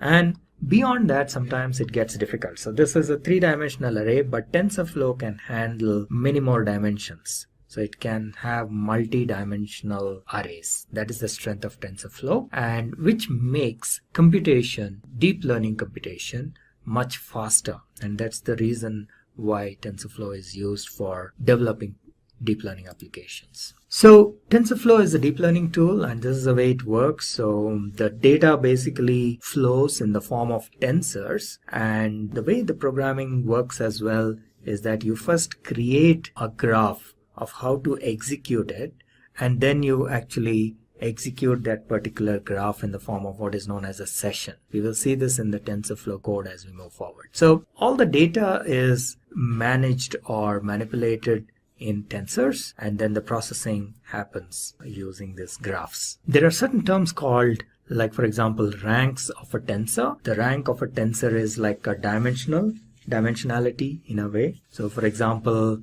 if it is scalar, so there is just a number, just one number, the rank is supposed to be 0. And then it can be a one-dimensional vector, in which case the rank is supposed to be 1. And then you can have a two-dimensional vector, typically like a matrix. Then in that case, we say the rank is 2. And then if it is a three-dimensional array, then rank is 3, and so on. So it can have more than 3 as well. So it is possible that you can store multi-dimensional arrays in the form of tensors. So what are some of the properties of TensorFlow? I think today it is one of the most popular platform. TensorFlow is the most popular deep learning platform or library.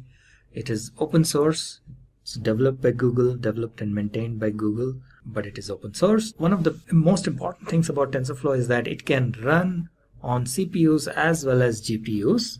GPU is a graphical processing unit, just like CPU is central processing unit. Now, in earlier days, GPU was used primarily for graphics, and that's how the name has come. And one of the reasons is that it cannot perform generic activities very efficiently like CPU, but it can perform iterative actions or computations extremely fast and much faster than a CPU. So they are really good for computational activities, and in deep learning there is a lot of iterative computation that happens, so in the form of matrix multiplication and so on. So GPUs are very well suited for this kind of computation, and TensorFlow supports both GPU as well as CPU. And there's a certain way of writing code in TensorFlow. We will see as we go into the code. And of course, TensorFlow can be used for traditional machine learning as well, but then that would be an overkill. But just for understanding, it may be a good idea to start writing code for a normal machine learning use case so that you get a hang of how TensorFlow code works, and then you can move into neural networks. So that is just a suggestion, but if you're already familiar with how TensorFlow works, then probably you can go straight into the neural networks part. So in this tutorial, we will take the use case of recognizing handwritten digits. This is like a hello world of deep learning, and this is a nice little MNIST database is a nice little database that has images of handwritten digits nicely formatted, because very often in deep learning and neural networks, we end up spending a lot of time in preparing the data for training. And with MNIST database, we can avoid that. You already have the data in the right format, which can be directly used for training. And MNIST also offers a bunch of built-in utility functions that we can straight away use and call those functions without worrying about writing our own functions. And that's one of the reasons why MNIST database is very popular for training purposes. Initially, when people want to learn about deep learning and TensorFlow, this is the database that is used. And it has a collection of 70,000 handwritten digits, and a large part of them are for training. Then you have test, just like in any machine learning process, and then you have validation, and all of them are labeled. So you have the images and their label, and these images, they look somewhat like this. So they are handwritten images collected from a lot of individuals. People have, these are samples written by human beings. They have handwritten these numbers going from 0 to 9. So people have written these numbers, and then the images of those have been taken and formatted in such a way that it is very easy to handle. So that is MNIST database. And the way we are going to implement this in our TensorFlow is we will feed this data, especially the training data, along with the label information. And the data is basically, these images are stored in the form of the pixel information, as we have seen in one of the previous slides. All the images are nothing but, these are pixels.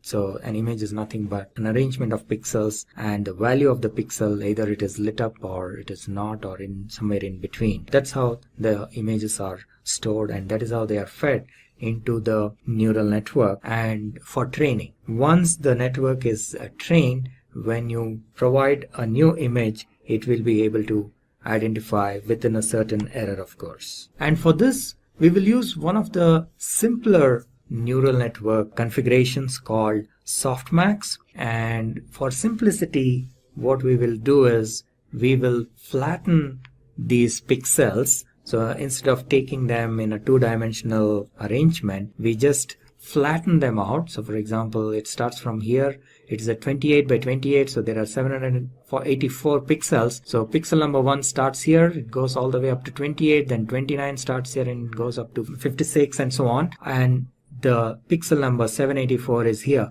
So we take all these pixels, flatten them out, and feed them like one single line into our neural network. And this is what is known as a softmax layer. What it does is, once it is trained, it will be able to identify what digit this is. So there are, in this output layer, there are 10 neurons, each signifying a digit. And at any given point of time, when you feed an image, only one of these 10 neurons gets activated. So for example, if this is trained properly, and if you feed a number 9 like this, then this particular neuron gets activated. So you get an output from this neuron. Let me just use a pen or a laser to show you here. Okay, so you're feeding a number 9. Let's say this has been trained, and now if you're feeding a number 9, this will get activated.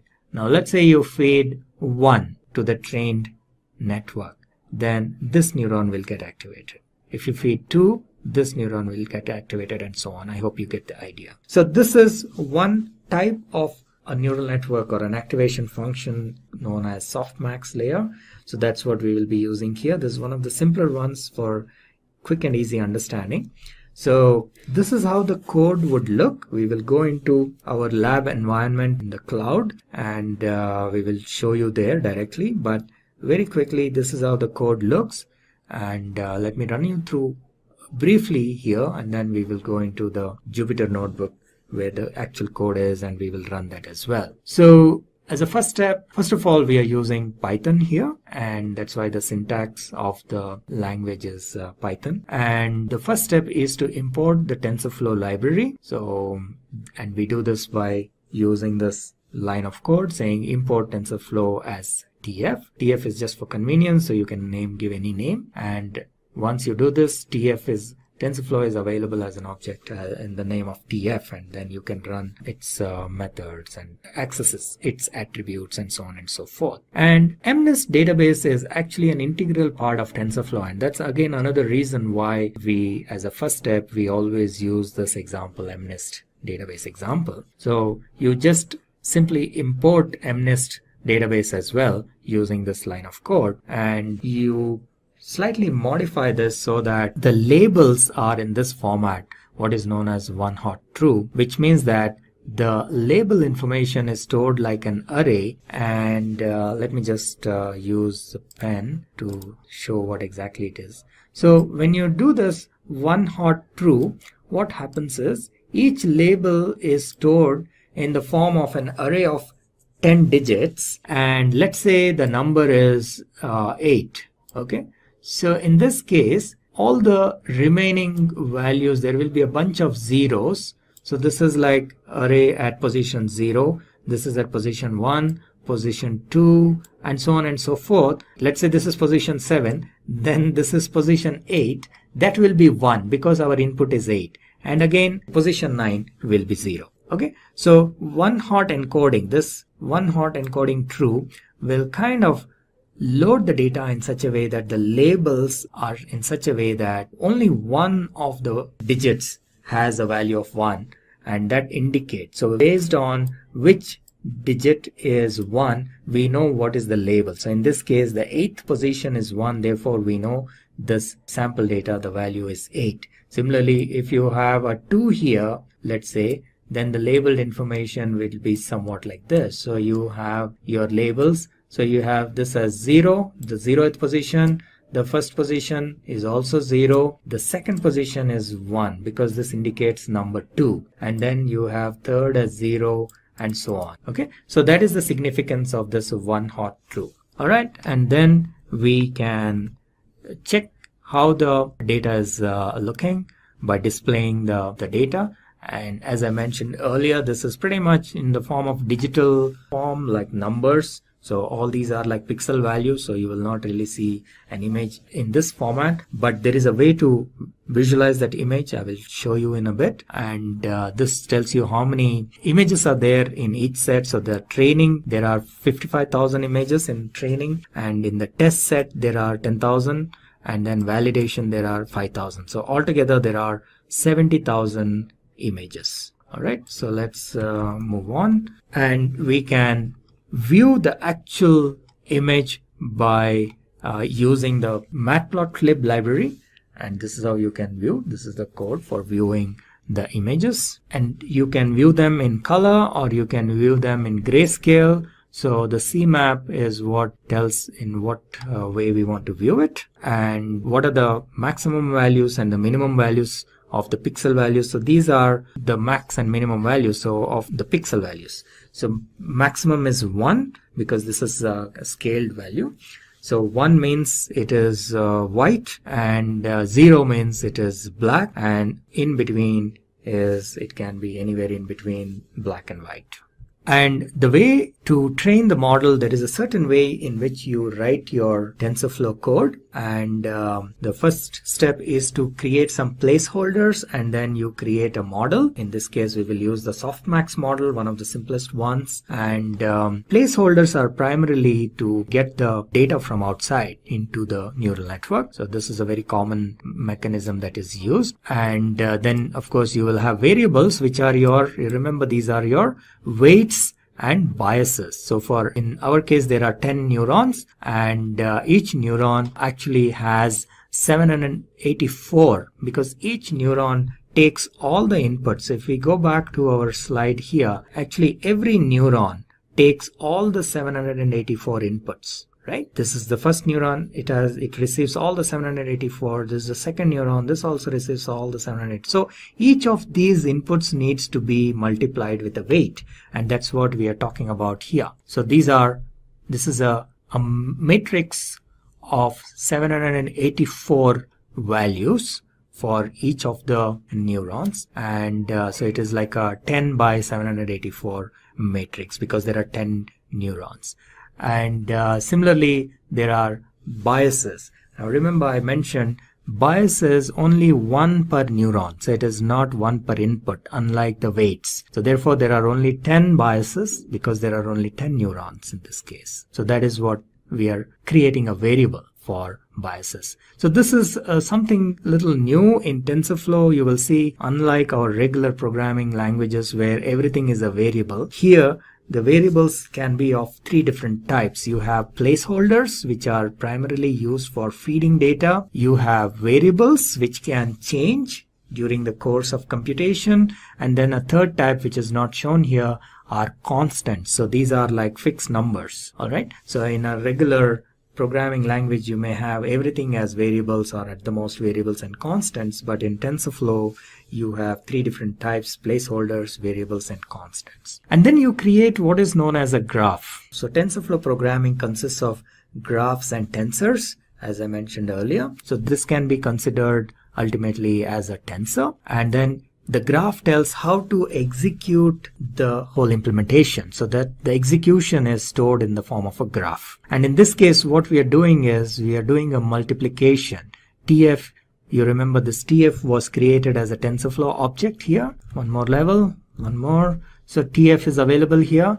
Now TensorFlow has what is known as a matrix multiplication, or matmul function. So that is what is being used here in this case. So we are using the matrix multiplication of TensorFlow so that you multiply your input values x with w, right? This is what we were doing, xw plus b. You're just adding b, and this is very similar to one of the earlier slides where we saw sigma xi wi. So that's what we are doing here.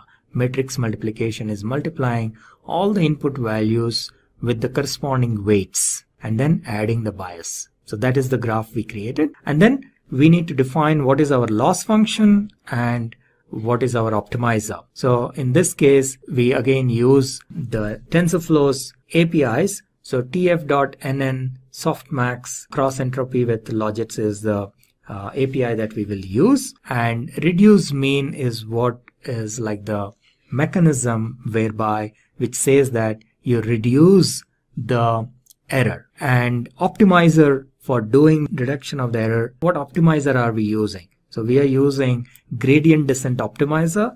We discussed about this in a couple of slides earlier. And for that, you need to specify the learning rate. You remember we saw that there was a slide somewhat like this, and then you define what should be the learning rate, how fast you need to come down. That is the learning rate.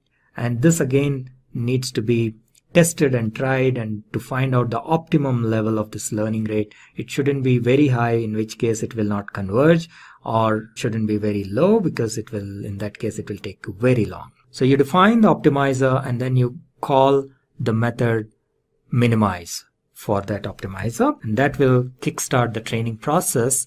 And so far we've been creating the graph, and in order to actually execute that graph, we create what is known as a session, and then we run that session. And once the training is completed, we specify how many times, how many iterations we want it to run. So for example, in this case, we are saying 1000 steps. So that is a exit strategy in a way. So you specify the exit condition. So training will run for 1000 iterations. And once that is done, we can then evaluate the model using some of the techniques shown here. So let us get into the code quickly and see how it works. So this is our cloud environment. Now you can install TensorFlow on your local machine as well. I'm showing this demo on our existing cloud, but you can also install TensorFlow on your local machine, and there is a separate video on how to set up your TensorFlow environment. You can watch that if you want to install your local environment. Or you can go for any cloud service, like for example Google Cloud, Amazon, or Cloud Labs. Any of these you can use and run and try the code. Okay, so it has got started. We will log in. Alright, so this is our deep learning tutorial code, and this is our TensorFlow environment. And so let's get started. We have seen a little bit of a code walkthrough in the slides as well. Now you will see the actual code in action. So the first thing we need to do is import TensorFlow, and then we will import the data. And we need to adjust the data in such a way that the one hot encoding is set to true, one hot encoding, right? As I explained earlier. So in this case, the label values will be shown appropriately. And if we just check what is the type of the data, so you can see that this is a data sets, Python data sets. And if we check the number of images, the way it looks, so this is how it looks. It is an array of type float 32. Similarly, the number, if you want to see what is the number of training images, there are 55,000, then there are test images 10,000, and then validation images 5,000. Now let's take a quick look at the data itself, visualization. So we will use matplotlib for this.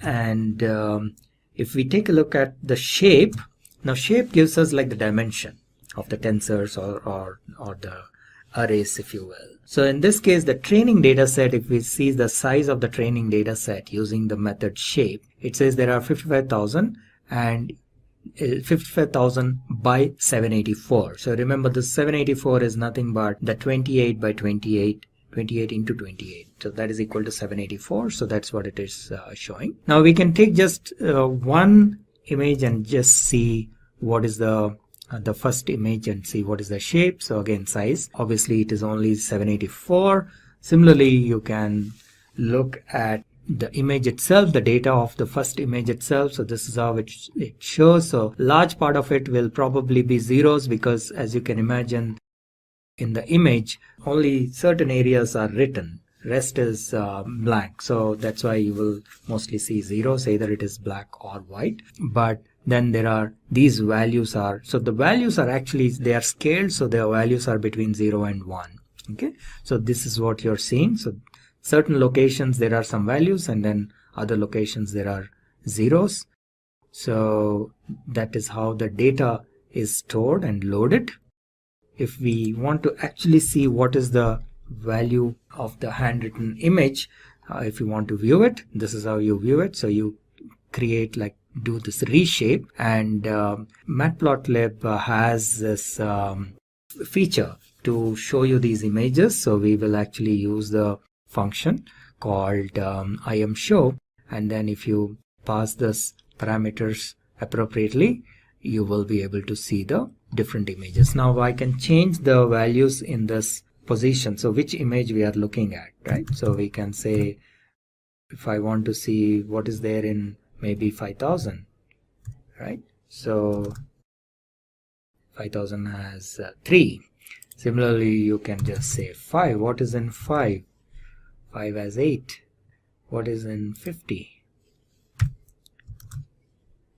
Again 8. So basically, by the way, if you're wondering how I'm executing this code, Shift Enter, in case you're not familiar with Jupyter Notebooks, Shift Enter is how you execute each cell, individual cell. And if you want to execute the entire program, you can go here and say run all. So that is how this code gets executed. And here again we can check what is the maximum value and what is the minimum value of these pixel values. As I mentioned, it is scaled, so therefore it is between, the values lie between 1 and 0. Now this is where we create our model. The first thing is to create the required placeholders and variables, and that's what we are doing here, as we have seen in the slides. So we create one placeholder and we create 2 variables, which is for the weights and biases. These 2 variables are actually matrices, so each variable has 784 by 10 actual values. Okay, so one for this 10 is for each neuron. There are 10 neurons, and 784 is for the pixel values inputs that are given, which is 28 into 28. And the biases, as I mentioned, one for each neuron, so there will be 10 biases. They are stored in a variable by the name B. And this is the graph, which is basically the multiplication of these matrix multiplication of X into W, and then the bias is added for each of the neurons. And the whole idea is to minimize the error. So let me just execute. I think this code is executed. Then we define what is the Y value is basically the label value. So this is another placeholder. We had X as one placeholder and Y underscore true as a second placeholder, and this will have values in the form of 10 digit arrays. And since we said one hot encoded, the position which has a 1 value indicates what is the label for that particular number. All right, then we have cross entropy, which is nothing but the loss function, and we have the optimizer. We have chosen gradient descent as our optimizer. Then the training process itself. So the training process is nothing but to minimize the cross entropy, which is again nothing but the loss function. So we define all of this in the form of a graph. So up to here, remember what we have done is we have not exactly executed any TensorFlow code till now. We are just preparing the graph, the execution plan.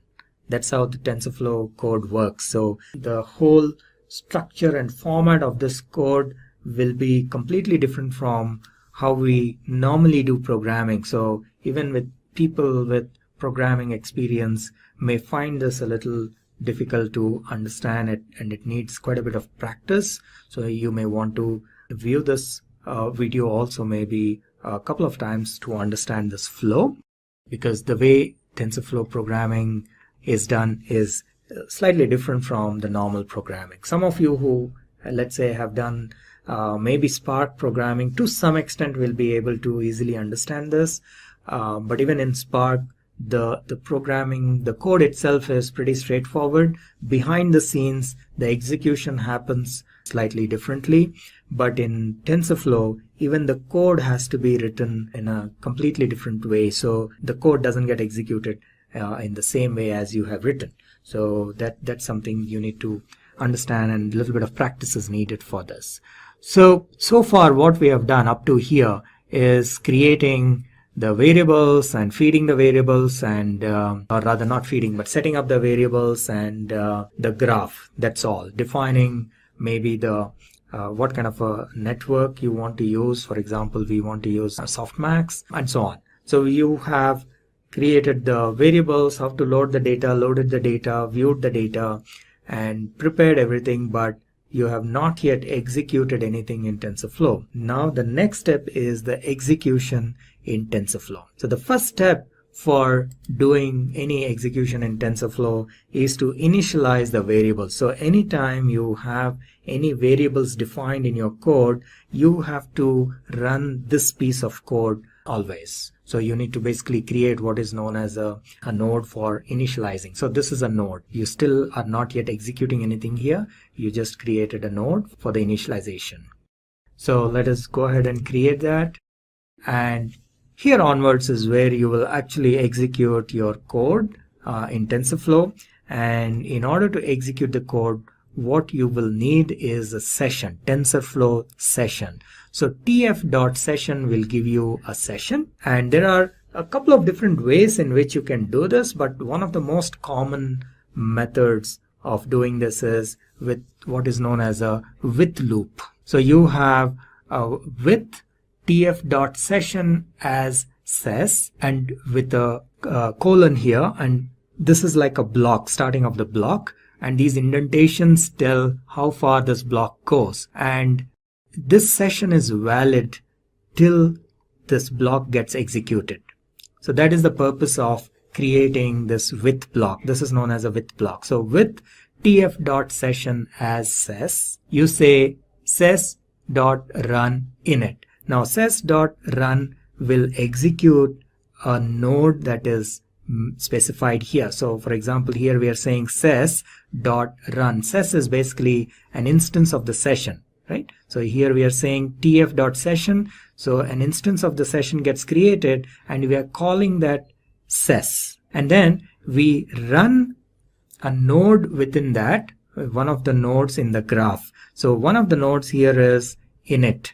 So we say run that particular node, and that is when the initialization of the variables happens. Now what this does is, if you have any variables in your code, in our case we have w is a variable and b is a variable. So any variables that we created, you have to run this code, you have to run the initialization of these variables, otherwise you will get an error. Okay, so that's what this is doing. Then we, within this with block, we specify a for loop, and we are saying we want the system to iterate for 1000 steps and perform the training. That's what this for loop does. Run training for 1000 iterations. And what it is doing basically is it is fetching the data or these images. Remember, there are about 50,000 images, but it cannot get all the images in one shot because it will take up a lot of memory and performance issues will be there. So this is a very common way of performing deep learning training. You always do in batches. So we have maybe 50,000 images, but you always do it in batches of 100 or maybe 500 depending on the size of your system and so on and so forth. So in this case we are saying, okay, get me 100 images at a time and get me only the training images. Remember, we use only the training data for training purpose, and then we use test data for test purpose. You must be familiar with machine learning, so you must be aware of this, but in case you are not, in machine learning also, this is not specific to deep learning, but in machine learning in general, you have what is known as training data set and test data set. Your available data, typically you will be splitting into two parts and using the training data set for training purpose, and then to see how well the model has been trained, you use the test data set to check or test the validity or the accuracy of the model. So that's what we are doing here. And you observe here that we are actually calling an mnist function here. So we are saying mnist train.next batch. Right? So this is the advantage of using MNIST database, because they have provided some very nice helper functions which are readily available. Otherwise, this activity itself, we would have had to write a piece of code to fetch this data in batches. That itself is a lengthy exercise. So we can avoid all that if we are using MNIST database, and that's why we use this for the initial learning phase. Okay, so when we say fetch, what it will do is it will fetch the images into X and the labels into Y, and then you use this batch of 100 images and you run the training. So ses.run, basically what we are doing here is we are running the training mechanism, which is nothing but it passes this through the neural network, passes the images through the neural network, finds out what is the output, and if the output, obviously initially it will be wrong, so all that feedback is given back to the neural network,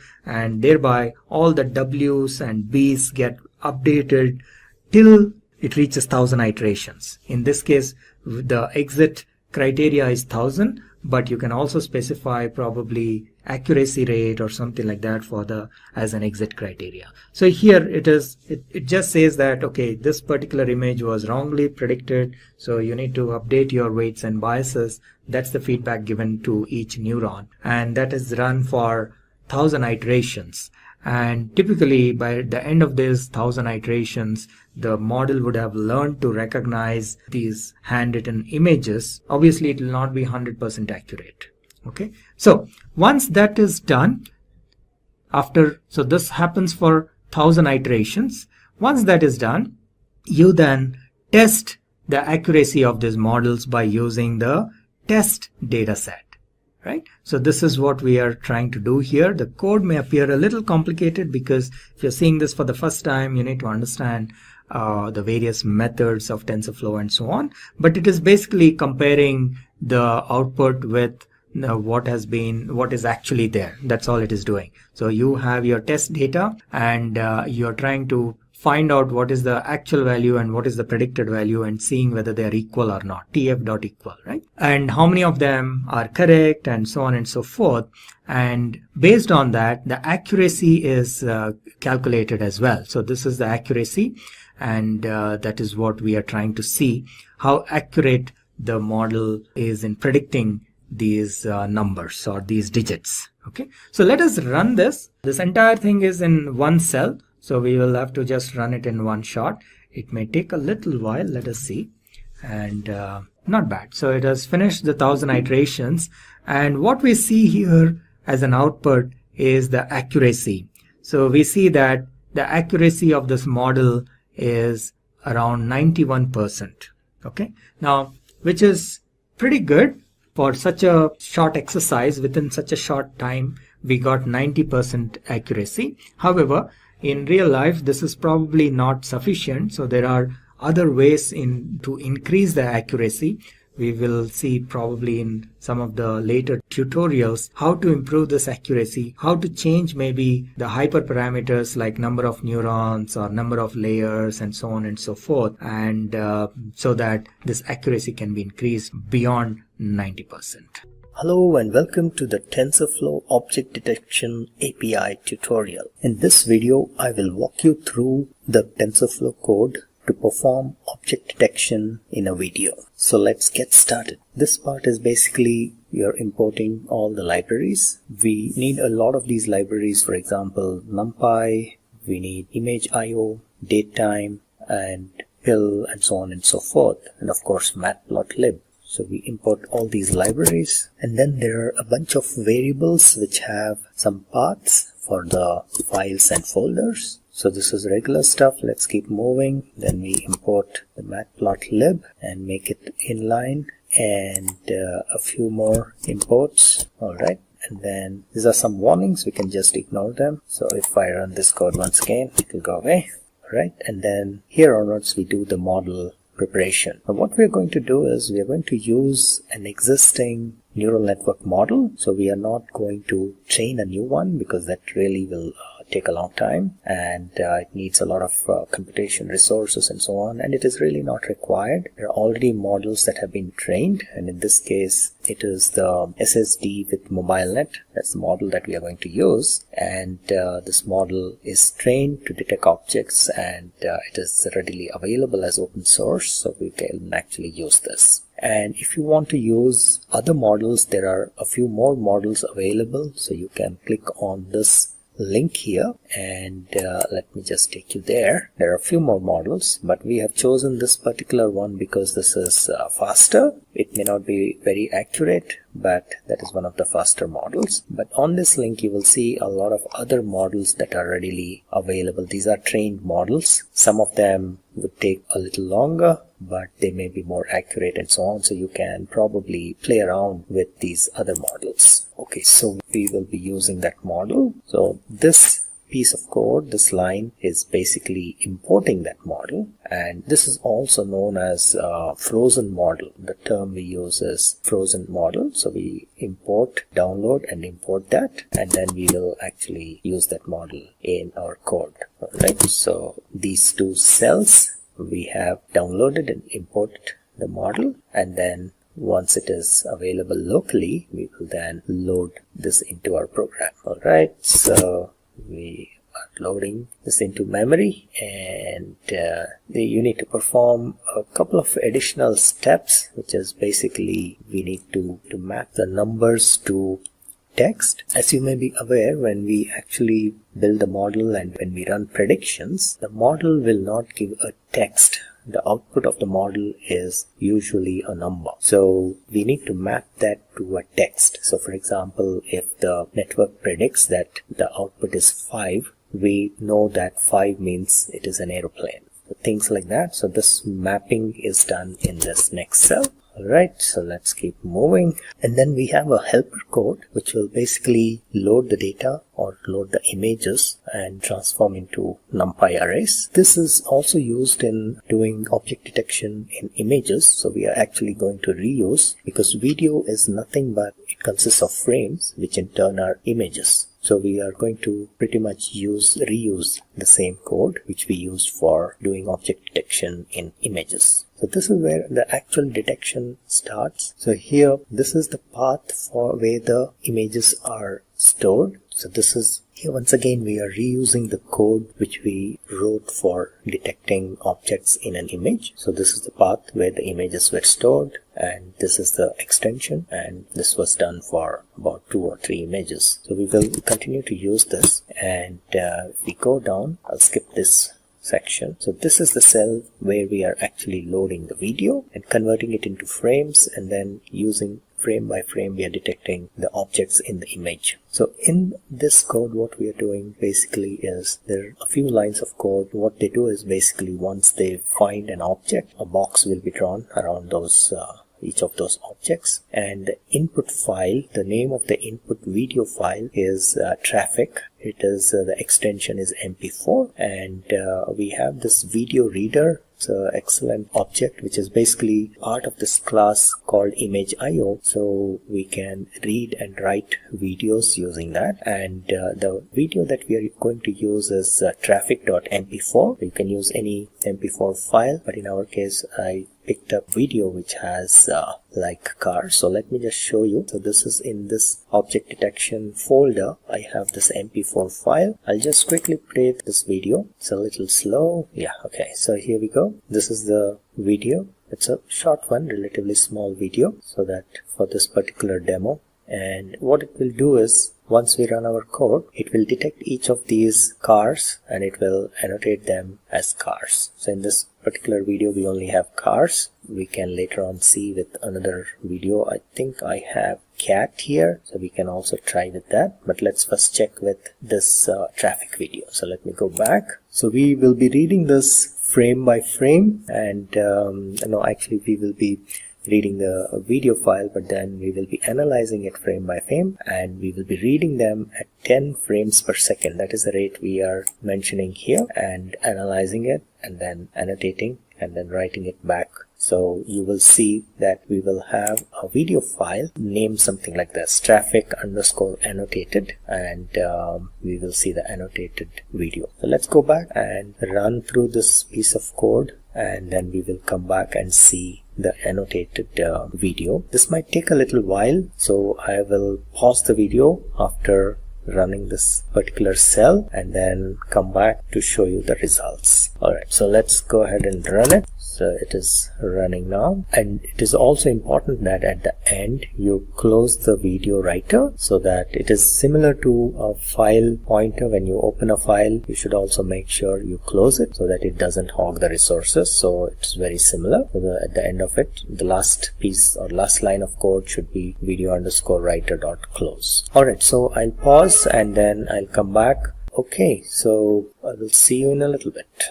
Alright, so now as you can see here, the processing is done, the hourglass has disappeared. That means the video has been processed. So let's go back and check the annotated video. I'll go back to my file manager. So this was the original traffic.mp4, and now you have here traffic underscore annotated mp4. So let's go and run this and see how it looks.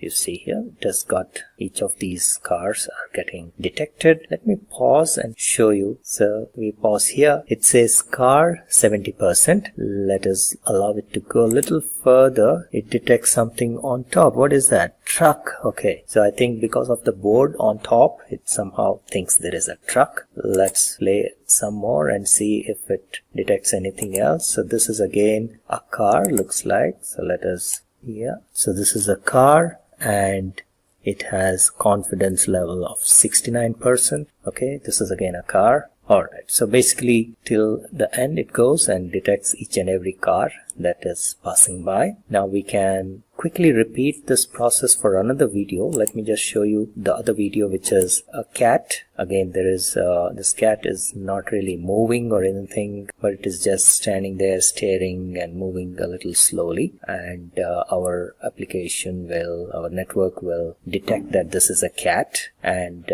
even when the cat moves a little bit in the other direction, it will continue to detect and show that it is a cat. Okay, so yeah, so this is how the original video is. Let's go ahead and change our code to analyze this one and see if it detects, our network detects this cat. Close this, here we go, and I'll go back to my code.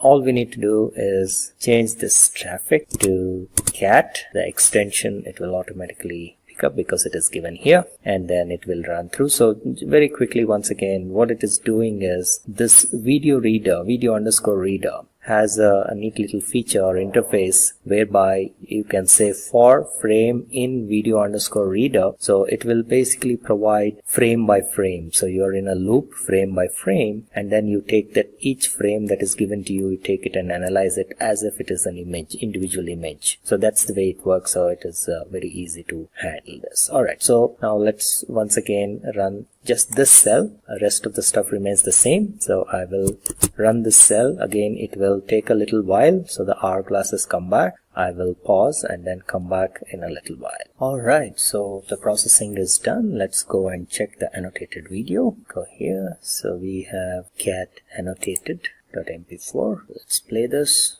Alright, so you can see here it is detecting the cat, and in the beginning you also saw it detected something else here. There looks like it detected one more object. So let's just go back and see what it has detected here. Let's see. Yes. So what is it trying to show here? It's too small, not able to see, but it is trying to detect something. I think it is saying it is a car. I don't know. Alright, okay, so in this video there's pretty much only one object, which is the cat, and let's wait for some time and see if it continues to detect it when the cat turns around and moves as well. Just in a little bit that's going to happen, and we will see. There we go. And in spite of turning the other way, I think our network is able to detect that it is a cat. So let me freeze and then show here. It is actually still continues to detect it as a cat. Alright, so that's pretty much it. I think that's the only object that it detects in this particular video. Okay, so close this. So that's pretty much it. Thank you very much for watching this video, and you have a great day. And in case you have any questions, please put them below the video here, and we will be more than happy to get back to you. And make sure you put your email ID so that we can contact you in case you have any questions. Thank you once again. Bye-bye. Today we're going to be covering the convolutional neural network tutorial. Do you know how deep learning recognizes the objects in an image? And really, this particular neural network is how image recognition works. It's very central, one of the biggest building blocks for image recognition. It does it using convolution neural network. And over here we have the basic picture of a hummingbird. Pixels of an image fed as input. You have your input layer coming in. So it takes that graphic and puts it into the input layer. You have all your hidden layers. And then you have your output layer, and your output layer, one of those is going to light up and say, oh, it's a bird. We're going to go into depth. We're going to actually go back and forth on this a number of times today. So if you're not catching all the image, don't worry, we're going to get into the details. So we have our input layer accepts the pixels of the image as input in the form of arrays. And you can see up here where they've actually labeled each block of the bird in different arrays. So we'll dive into deep as to how that looks like and how those matrices are set up. Your hidden layer carry out feature extraction by performing certain calculations and manipulation. So this is the part that kind of reorganizes that picture multiple ways until we get some data that's easy to read for the neural network. This layer uses a matrix filter and performs convolution operation to detect patterns in the image. And if you remember that convolution means to coil or to twist, so we're going to twist the data around and alter it and use that operation to detect a new pattern. There are multiple hidden layers like convolution layer, ReLU is how that is pronounced, and that's the rectified linear unit. That has to do with the activation function that's used. Pooling layer also uses multiple filters to detect edges, corners, eyes, feathers, beak, etc. And just like the term says, pooling is pooling information together. And we'll look into that a lot closer here. So if it's a little confusing now, we'll dig in deep and try to get you squared away with that. And then finally there is a fully connected layer that identifies the object in the image. So we have these different layers coming through in the hidden layers, and they come into the final area, and that's where we have, say, one node or one neural network entity that lights up that says it's a bird.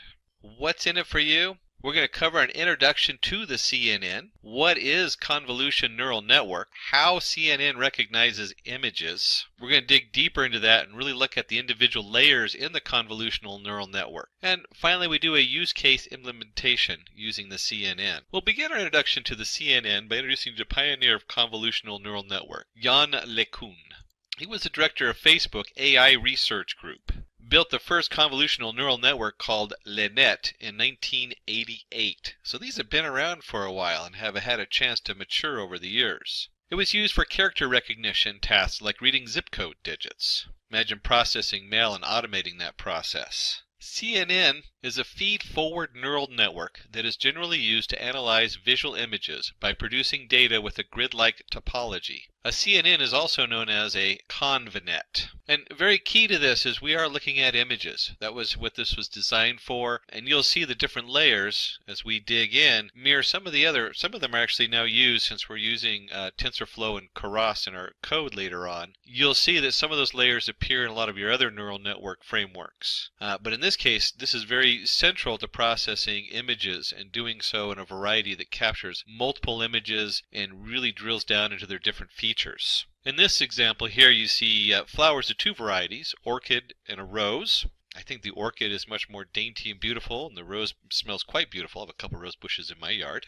They go into the input layer. That data is then sent to all the different nodes in the next layer, one of the hidden layers, based on its different weights and its setup. It then comes out and gives those a new value. Those values then are multiplied by their weights and go to the next hidden layer, and so on. And then you have the output layer, and one of those nodes comes out and says it's an orchid, and the other one comes out and says it's a rose, depending on how well it was trained.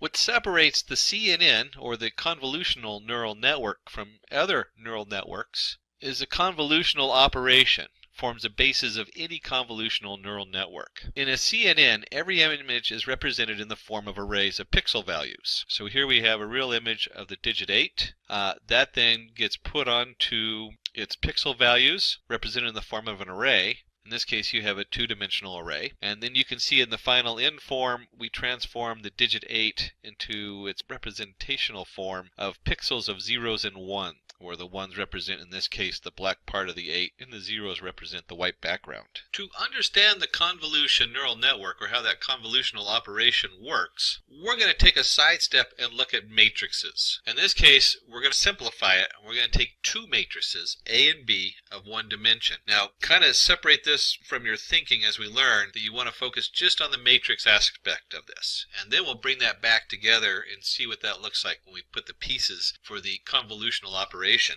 Here we've set up two arrays. We have, in this case, they're a single dimension matrix. And we have A equals 5, 3, 7, 5, 9, 7.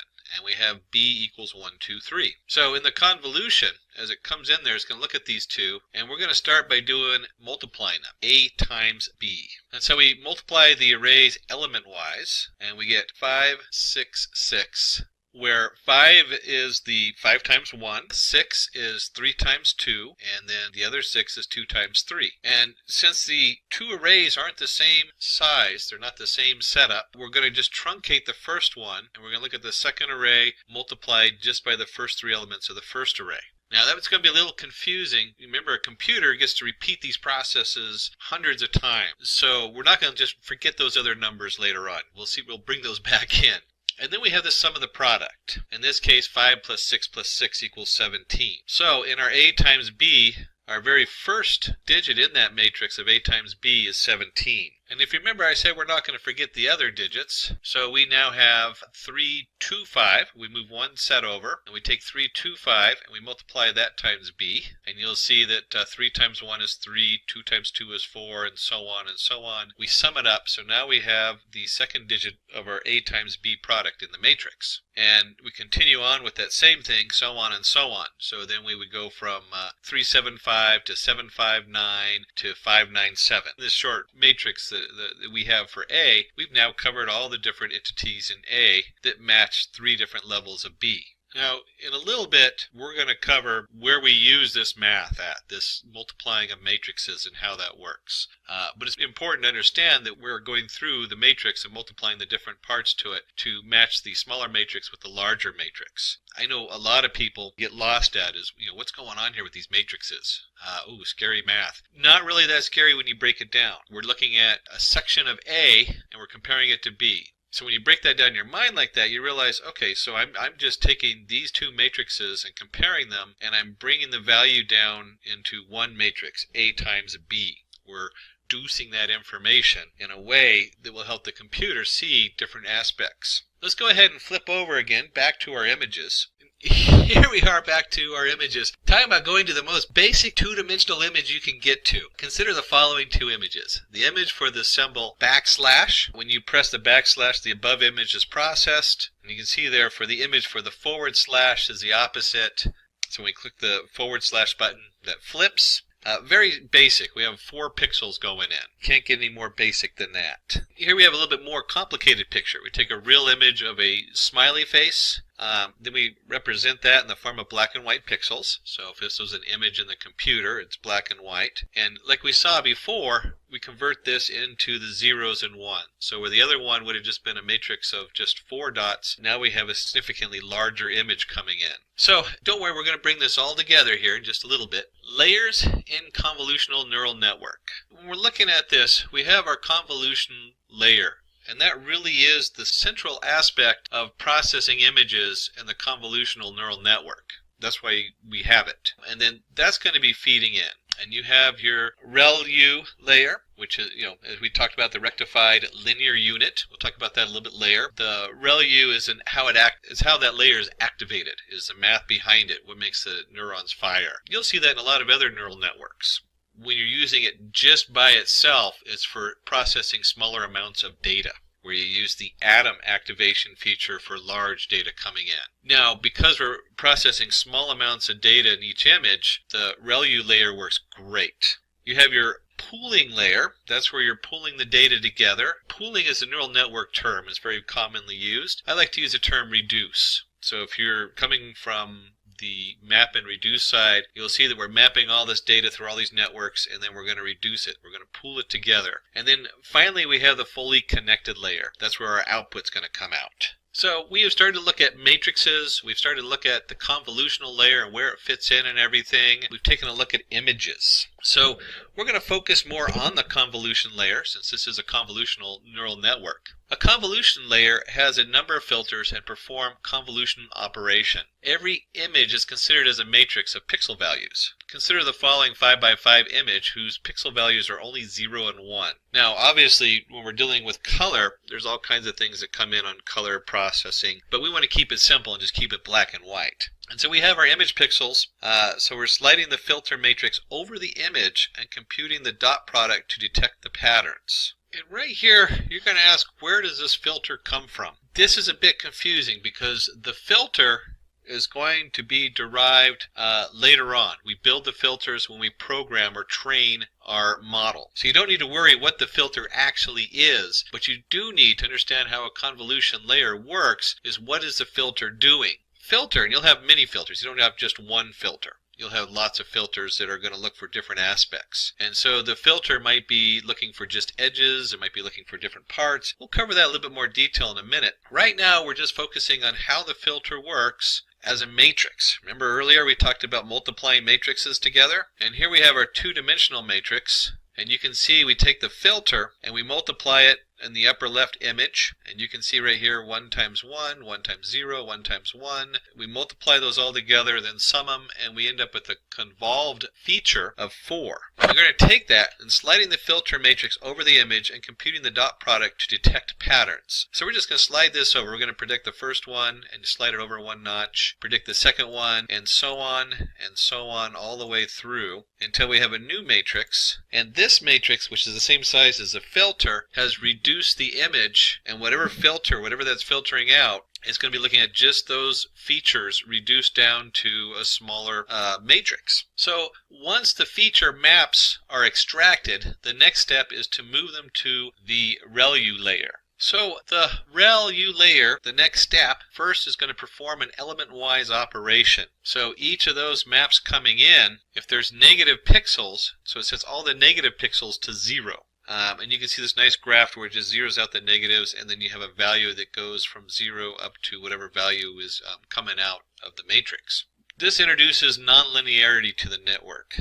So up until now, we say linearity. We're talking about the fact that the feature has a value. So it's a linear feature. This feature came up and it has, let's say the feature is the edge of the beak. It's like, or that backslash that we saw.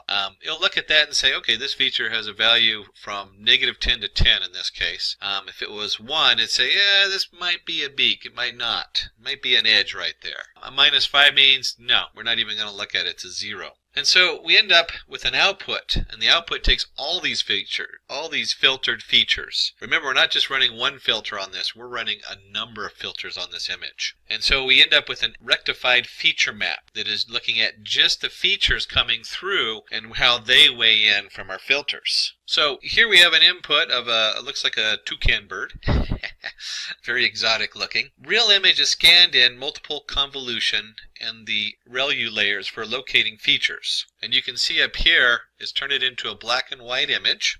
And in this case, we're looking in the upper right-hand corner for a feature, and that box scans over. A lot of times it doesn't scan 1 pixel at a time. A lot of times it will skip by 2 or 3 or 4 pixels to speed up the process. That's one of the ways you can compensate if you don't have enough resources on your computation for large images. And it's not just one filter that slowly goes across the image. You have multiple filters that have been programmed in there. So you're looking at a lot of different filters going over the different aspects of the image and just sliding across there and forming a new matrix. One more aspect to note about the ReLU layer is we're not just having one ReLU coming in. So not only do we have multiple features going through, but we're generating multiple ReLU layers for locating the features. That's very important to note. So we have quite a bundle. We have multiple filters, multiple ReLU, which brings us to the next step, forward propagation. Now we're going to look at the pooling layer. The rectified feature map now goes through a pooling layer. Pooling is a downsampling operation that reduces the dimensionality of the feature map. That's all we're trying to do. We're trying to take a huge amount of information and reduce it down to a single answer. This is a specific kind of bird. This is an iris. This is a rose. So you have a rectified feature map. And you see here we have a rectified feature map coming in. We set the max pooling with a 2x2 filters and a stride of 2. And if you remember correctly, I talked about not going 1 pixel at a time.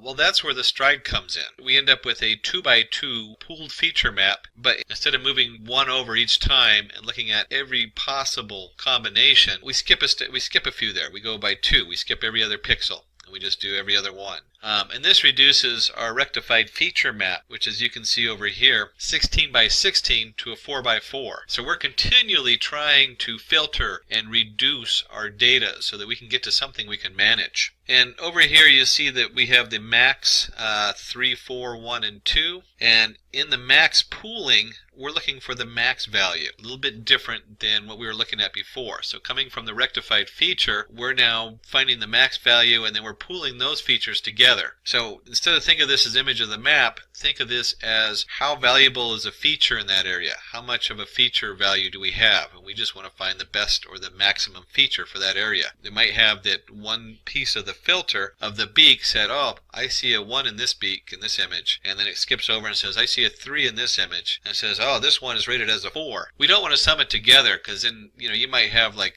5 1s and it'll say 5, but you might have 4 zeros and 1 10, and that 10 says, well, this is definitely a beak, where the 1s will say probably not a beak. A little strange analogy since we're looking at a bird, but you can see how that pooled feature map comes down, and we're just looking for the max value in each one of those matrices. Pooling layer uses different filters to identify different parts of the image, like edges, corners, body, feathers, eyes, beak, etc. I know I focus mainly on the beak, but obviously each feature could be a different part of the bird coming in. So let's take a look at what that looks like. Structure of a convolution neural network so far. This is where we're at right now. We have our input image coming in, and then we use our filters, and there's multiple filters on there that are being developed to kind of twist and change that data. And so we multiply the matrices. We take that little filter, maybe it's a 2 by 2, we multiply it by each piece of the image. And if we step 2, then it's every other piece of the image. That generates multiple convolution layers. So we have a number of convolution layers we have set up in there that is looking at that data. We then take those convolution layers, we run them through the ReLU setup, and then once we've done through the ReLU setup, and we have multiple ReLUs going on, multiple layers that are ReLU, then we're going to take those multiple layers and we're going to be pooling them. So now we have the pooling layers, or multiple poolings going on. Up until this point, we're dealing with, sometimes it's multiple dimensions. You can have 3 dimensions. Some strange data setups that aren't doing images but looking at other things, they can have 4, 5, 6, 7 dimensions. So right now we're looking at 2D image dimensions coming into the pooling layer. So the next step is we want to reduce those dimensions, or flatten them. So flattening. Flattening is a process of converting all of the resultant 2-dimensional arrays from pooled feature map into a single long continuous linear vector. So over here you see where we have a pooled feature map. Maybe that's the bird wing, and it has values 6, 8, 4, 7. And we want to just flatten this out and turn it into 6, 8, 4, 7, or a single linear vector. And we find out that not only do we do each of the pooled feature maps, we do all of them into one long linear vector. So now we've gone through our convolutional neural network part, and we have the input layer into the next setup. All we've done is taken all those different pooling layers and we've flattened them out and combined them into a single linear vector going in. So after we've done the flattening, we have just a quick recap because we've covered so much, so it's important to go back and take a look at each of the steps we've gone through. The structure of the network so far is we have our convolution where we twist it and we filter it and multiply the matrices. We end up with our convolutional layer, which uses the ReLU to figure out the values going out into the pooling. As you have numerous convolution layers that then create numerous pooling layers, pooling that data together, which is the max value. Which one we want to send forward. We want to send the best value. And then we're going to take all of that from each of the pooling layers and we're going to flatten it. And we're going to combine them into a single input going into the final layer. Once you get to that step, you might be looking at that going, boy, that looks like the normal input to most neural network. And you're correct, it is. So once we have the flattened matrix from the pooling layer, that becomes our input. So the pooling layer is fed as an input to the fully connected layer to classify the image. And so you can see as our flattened matrix comes in this case we have the pixels from the flattened matrix fed as an input back to our toucan, or whatever that kind of bird that is. I need one of these to identify what kind of bird that is. It comes into our forward propagation network. And that will then have the different weights coming down across. And then finally it selects that that's a bird and that it's not a dog or a cat in this case. Even though it's not labeled, the final layer there in red is our output layer, our final output layer that says bird, cat, or dog.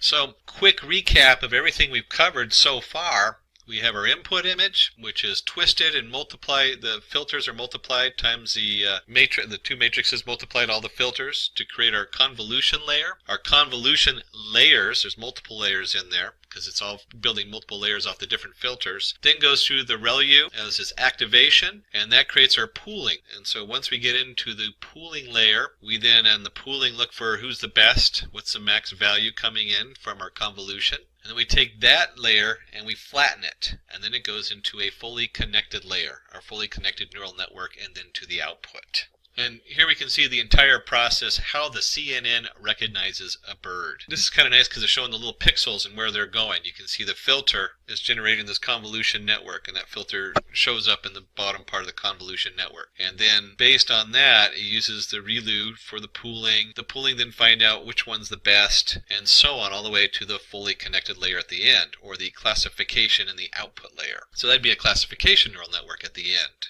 So we covered a lot of theory up till now, and you can imagine each one of these steps has to be broken down in code. So putting that together can be a little complicated. Not that each step of the process is overly complicated, but because we have so many steps. We have 1, 2, 3, 4, 5 different steps going on here with sub-steps in there. We're going to break that down and walk through that in code. So in our use case implementation using the CNN, we'll be using the CFAR10 dataset from Canadian Institute for Advanced Research for classifying images across 10 categories. Unfortunately, they don't let me know whether it's going to be a toucan or some other kind of bird, but we do get to find out whether it can categorize between a ship, a frog, deer, bird, airplane, automobile, cat, dog, horse, truck. So that's a lot of fun. And if you're looking anything in the news at all of our automated cars and everything else, you can see where this kind of processing is so important in today's world and very cutting edge as far as what's coming out in the commercial deployment.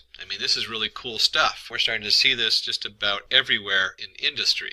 So great time to be playing with this and figuring it all out. Let's go ahead and dive into the code and see what that looks like when we're actually writing our script. Before we go on, let's do one more quick look at what we have here. Let's just take a look at data batch 1 keys. And remember, in Jupyter Notebook, I can get by with not doing the print statement. If I put a variable down there, it'll just display the variable. And you can see under data batch 1 for the keys, since this is a dictionary, we have the batch 1 label, data, and file names. So you can actually see how it's broken up in our data set. So for the next step, or step 4 as we're calling it, we want to display the image using Matplot library. There's many ways to display the images. You could even, well, there's other ways to drill into it, but Matplot library is really good for this. And we'll also look at our first reshape setup, or shaping the data, so you can have a little glimpse into what that means. So we're going to start by importing our Matplot, and of course, since I am doing Jupyter Notebook, I need to do the Matplot inline command, so it shows up on my page. So here we go. We're going to import matplot library.pyplot as PLT. And if you remember Matplot library, the pyplot is like a canvas that we paint stuff onto. And there's my %sign matplot library inline, so it's going to show up in my notebook. And then of course we're going to import numpy as np for our numbers Python array setup. And let's go ahead and set x equals to data batch 1. So this will pull in all the data going into the x value. And then, because this is just a long stream of binary data, we need to go a little bit of reshaping. So in here we have to go ahead and reshape the data. We have 10,000 images. Okay, that looks correct. And this is kind of an interesting thing. It took me a little bit I had to go research this myself to figure out what's going on with this data. And what it is it's a 32 by 32 picture. And let me do this. Let me go ahead and do a drawing pad on here. So we have 32 bits by 32 bits, and it's in color. So there's 3 bits of color. Now, I don't know why the data is particularly like this. It probably has to do with how they originally encoded it. But most pictures put the 3 afterward. So what we're doing here is we're going to take the shape, we're going to take the data, which is just a long stream of information, and we're going to break it up into 10,000 pieces, and those 10,000 pieces then are broken into 3 pieces each, and those 3 pieces then are 32 by 32. You could look at this like an old-fashioned projector where they have the red screen, or the red projector, the blue projector, and the green projector, and they add them all together, and each one of those is a 32 by 32 bit. So that's probably how this was originally formatted, was in that kind of ideal. Things have changed, so we're going to transpose it, and we're going to take the 3, which was here, and we're going to put it at the end. So the first part is reshaping the data from a single line of bit data, or whatever format it is, into 10,000 by 3 by 32 by 32, and then we're going to transpose the color factor to the last place. So it's the image, then the 32 by 32 in the middle, that's this part right here, and then finally we're going to take this, which is 3 bits of data, and put it at the end. So it's more like we process images now. And then as type, this is really important that we're going to use an integer 8. You can come in here and you'll see a lot of these, they'll try to do this with a float or a float 64. What you got to remember though is a float uses a lot of memory. So once you switch this into something that's not integer 8, which goes up to 128, you are just going to, the amount of RAM, let me just put that in here, is going to go way up. The amount of RAM that it loads. So you want to go ahead and use this. You can try the other ones and see what happens if you have a lot of RAM on your computer. But for this exercise, this will work just fine. And let's go ahead and take that and run this. So now our X variable is all loaded and it has all the images in it from the batch 1, data batch 1. And just to show what we were talking about with the as type on there, if we go ahead and take X0 and just look for its max value, let me go ahead and run that. You'll see it doesn't, oops, I said 128, it's 255. You'll see it doesn't go over 255 because it's basically an ASCII character is what we're keeping that down to. We're keeping those values down. So they're only 255, 0 to 255 versus a float value, which would bring this up exponentially in size. And since we're using the matplot library, we can do, oops, that's not what I wanted. Since we're using the matplot library, we can take our canvas and just do a plt.im for image show, and let's just take a look at what X0 looks like. And it comes in, I'm not sure what that is, but you can see it's a very low grade image broken down to the minimal pixels on there. And if we did the same thing, let's see what 1 looks like. Hopefully it's a little easier to see. Run on there, not enter. Let's hit the run on that. And we can see this is probably a semi-truck. That's a good guess on there. And I can just go back up here instead of typing the same line in over and over. And we'll look at 3. That looks like a dump truck unloading, and so on. You can do any of the 10,000 images. We can just jump to 55. Looks like some kind of animal looking at us there, probably a dog. And just for fun, let's do just one more run on there, and we can see a nice car for our image number 4. So you can see we paste through all the different images. It's very easy to look at them, and they've been reshaped to fit our view and what the matplot library uses for its format. So the next step is we're going to start creating some helper functions. We'll start by a one-hot encoder to help us when we're processing the data. Remember that your labels, they can't just be words. They have to switch it, and we use the one-hot encoder to do that. And then we'll also create a class CFAR helper, so it's going to have an init and a setup for the images. And then finally we'll go ahead and run that code so you can see what that looks like. And then we get into the fun part where we're actually going to start creating our model, our actual neural network model. So let's start by creating our one-hot encoder. We're going to create our own here, and it's going to return an out. And we'll have our vector coming in and our values equal 10. What this means is that we have the 10 values, the 10 possible labels. And remember, we don't look at the labels as a number, because a car isn't one more than a horse. That'd be just kind of bizarre to have horse equals 0, car equals 1, plane equals 2, cat equals 3. So a cat plus a car equals what? So instead, we create a numpy array of zeros. And there's going to be 10 values, so we have 10 different values in there. So you have 0 or 1. 1 means it's a cat, 0 means it's not a cat. In the next line it might be that 1 means it's a car, 0 means it's not a car. So instead of having one output with a value of 0 to 10, you have 10 outputs with the values of 0 to 1. That's what the one-hot encoder is doing here. And we're going to utilize this in code in just a minute. So let's go ahead and take a look at the next helpers. We have a few of these helper functions we're going to build. And when you're working with a very complicated Python project, dividing it up into separate definitions and classes is very important. Otherwise, it just becomes really ungainly to work with. So let's go ahead and put in our next helper, which is a class. And there's a lot in this class, so we'll break it down here. And let's just start, oops, we can put a space right in there. There we go. Now this is a little bit more readable. Add a second space. So we're going to create our class, the Cipher Helper, and we'll start by initializing it. Now there's a lot going on in here. So let's start with the init part. Self.I equals 0. That'll come in a little bit. We'll come back to that in the lower part. We want to initialize our training batches. So when we went through this, there was like a meta batch. We don't need the meta batch, but we do need the data batch 1, 2, 3, 4, 5, and we do not want the testing batch in here. This is just the self all train batches. So we're going to make an array of all those different images. And then of course we left the test batch out, so we have our self.test batch. We're going to initialize the training images and the training labels, and also the test images and the test labels. So this is just to initialize these variables in here. Then we create another definition down here, and this is going to set up the images. And let's just take a look and see what's going on in there. Now we could have all just put this as part of the init part, since this is all just helper stuff, but breaking it up again makes it easier to read.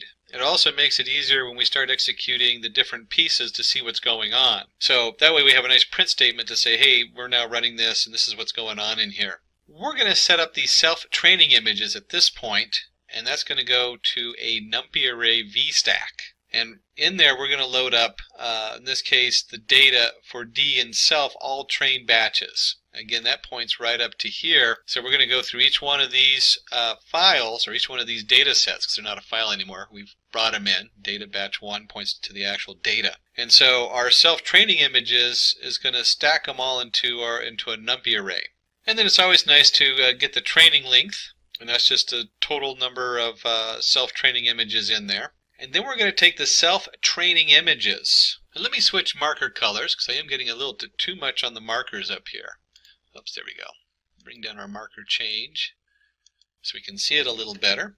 And at this point, this should look familiar. Where did we see this? Well, when we wanted to look at this above, and we wanted to look at the images in the Matplot library, we had to reshape it. So we're doing the same thing here. We're taking our self-training images, and based on the training length, total number of images, because we stacked them all together, so now it's just one large file of images, we're going to take and look at it as our 3 video cameras that are each displaying 32 by 32, and we're going to switch that around so that now we have each of our images that stays the same place, and then we have our 32 by 32, and then by our 3.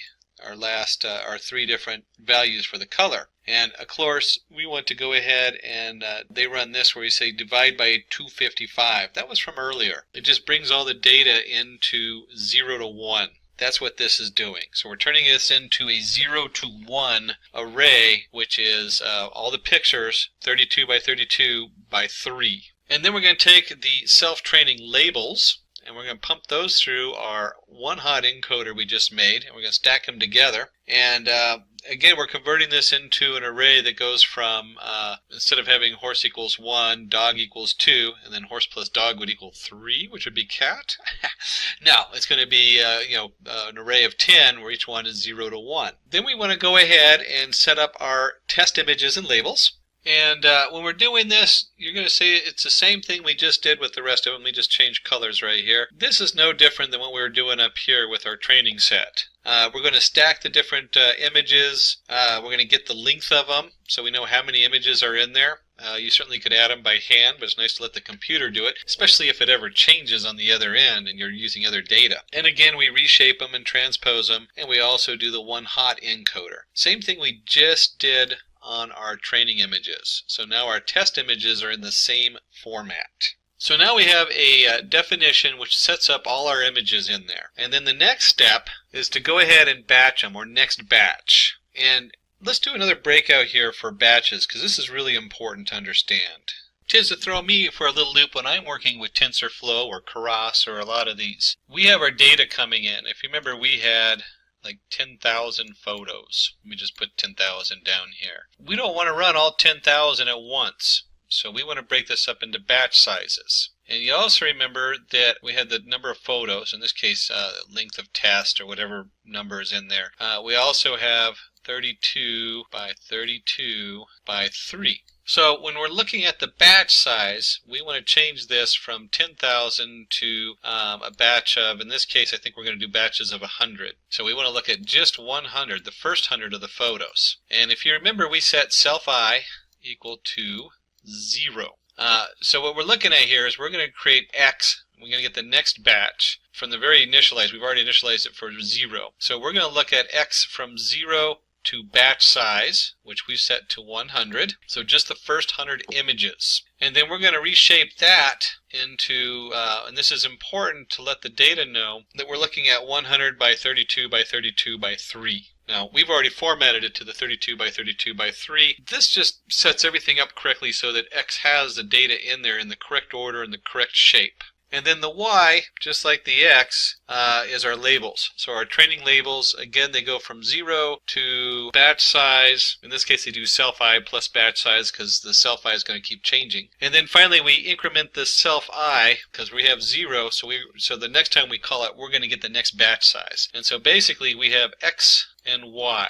X being the photograph data coming in and Y being the label. And that, of course, is labeled through one hot encoder. So if you remember correctly, if it was, say, horse is equal to 0, it would be 1 for the 0 position, since this is the horse, and then everything else would be 0 in here. Let me just put lines through there. There we go. There's our array. Hard to see that array. So let's go ahead and take that, and we're going to finish loading it, since this is our class. And now we're armed with all this, our setup over here. Let's go ahead and load that up. And so we're going to create a variable ch with the cfar helper in it. And then we're going to do ch.setupImages. Now we could have just put all of the setup images under the init, but by breaking this up into 2 parts, it makes it much more readable. And also, if you're doing other work, there's reasons to do that as far as the setup. Let's go ahead and run that. And you can see where it says setting up training images and labels, setting up test images. And that's one of the reasons we broke it up, is so that if you're testing this out, you can actually have print statements in there telling you what's going on, which is really nice. They did a good job with this setup. I like the way that it was broken up in the back. And then one quick note, you want to remember that batch, to set up the next batch, since we have to run batch equals ch next batch of 100, because we're going to use the 100 size. But we'll come back to that. We're going to use that. Just remember that that's part of our code we're going to be using in a minute from the definition we just made. So now we're ready to create our model. First thing we want to do is we want to import our TensorFlow as TF. I'll just go ahead and run that so it's loaded up. And you can see we got a warning here. That's because they're making some changes. It's always growing, and they're going to be depreciating one of the values from float64 to float type, or is treated as an NP float64. Nothing to really worry about, because this doesn't even affect what we're working on, because we've set all of our stuff to a 255 value, or 0 to 1. And do keep in mind that 0 to 1 value that we converted to 255 is still a float value, but it'll easily work with either the NumPy float 64 or the NumPy D-type float. It doesn't matter which one it goes through, so the depreciation would not affect our code as we have it. And in our TensorFlow, we'll go ahead, let me just increase the size in there just a moment so you can get a better view of the what we're typing in. We're going to set a couple placeholders here. And so we're going to set x equals tf placeholder tf float 32. We just talked about the float 64 versus the NumPy float. We're actually just going to keep this at float 32. More than significant number of decimals for what we're working with. And since it's a placeholder, we're going to set the shape equal to, and we've set it equal to none, because at this point we're just holding the place on there. We'll be setting up as we run the batches. That's what that first value is. And then 32 by 32 by 3, that's what we reshaped our data to fit in. And then we have our y true equals placeholder tf float 32, and the shape equals none, comma 10. 10 is the 10 different labels we have, so it's an array of 10. And then let's create one more placeholder. We'll call this hold prob, or hold probability. And we're going to use this. We don't have to have a shape or anything for this. This placeholder is for what we call dropout. If you remember from our theory before, we drop out so many nodes is looking at, or the different values going through, which helps decrease bias. So we need to go ahead and put a a placeholder for that also. And we'll run this. So it's all loaded up in there. So we have our 3 different placeholders. And since we're in TensorFlow, when you use Keras, it does some of this automatically, but we're in TensorFlow direct. Keras sits on TensorFlow. We're going to go ahead and create some more helper functions. We're going to create something to help us initialize the weights, initialize our bias. If you remember that each layer has to have a bias going in. We're going to go ahead and work on our convolutional 2D, our max pool. So we have our pooling layer, our convolutional layer, and then our normal full layer. So we're going to go ahead and put those all into definitions. And let's see what that looks like in code. And you can also grab some of these helper functions from the MNIST, the NIST setup. We just put that in there if you're under the TensorFlow. So a lot of these are already in there, but we're going to go ahead and do our own. And we're going to create our init weights. And one of the reasons we're doing this is so that you can actually start thinking about what's going on in the back end. So even though there's ways to do this with an automation, sometimes these have to be tweaked and you have to put in your own setup in here. Now we're not going to be doing that. We're just going to recreate them for our code. And let's take a look at this. We have our weights, and so what comes in is going to be the shape, and what comes out is going to be random numbers. So we're going to go ahead and just init some random numbers based on the shape with a standard deviation of 0.1. Kind of a fun way to do that. And then the TF variable, init random distribution. So we're just creating a random distribution on there. That's all that is for the weights. Now, you might change that. You might have a higher standard deviation. In some cases, you actually load preset weights. That's pretty rare. Usually you're testing that against another model or something like that, and you want to see how those weights configure with each other. Now remember, we have our bias, so we need to go ahead and initialize the bias with a constant. In this case, we're using 0.1. A lot of times the bias is just put in as 1, and then you have your weights to add on to that. But we're going to set this as 0.1. So we want to return a convolutional 2D, in this case a neural network. This is would be a layer on here. What's going on with the conv2D is we're taking our data coming in, we're going to filter it. Strides, if you remember correctly, strides came from, here's our image, and then we only look at this picture here, and then maybe we have a stride of 1, so we look at this picture here, and we continue to look at the different filters going on there. The other thing this does is that we have our data coming in as 32 by 32 by 3. And we want to change this so that it's just, this is 3 dimensions, and it's going to reformat this as just 2 dimensions. So it's going to take this number here and combine it with the 32 by 32. So this is a very important layer here because it's reducing our data down using different means. And it connects down, I'm just going to jump down one here. It goes with the convolutional layer. So you have your kind of your pre-formatting and the setup, and then you have your actual convolution layer that goes through on there. And you can see here we have init weights by the shape, init bias, shape of 3, because we have the 3 different, here's our 3 again. And then we return the TFNN ReLU with the convention 2D, so this convolutional has this feeding into it. Right there, it's using that as part of it. And of course the input is the XY plus B, the bias. So that's quite a mouthful, but these two are the keys here to creating the convolutional layers there. The convolutional 2D coming in, and then the convolutional layer, which then steps through and creates all those filters we saw. Then of course we have our pooling. So after each time we run it through the convectional layer, we want to pool the data. If you remember correctly on the pool side, and let me just get rid of all my marks, it's getting a little crazy there. And in fact, let's go ahead and jump back to that slide. Let's just take a look at that slide over here. So we have our image coming in. We create our convolutional layer with all the filters. Remember, the filters go, the filters coming in here, and it looks at these 4 boxes. And then if it's a step, let's say step 2, it then goes to these 4 boxes, and then the next step, and so on.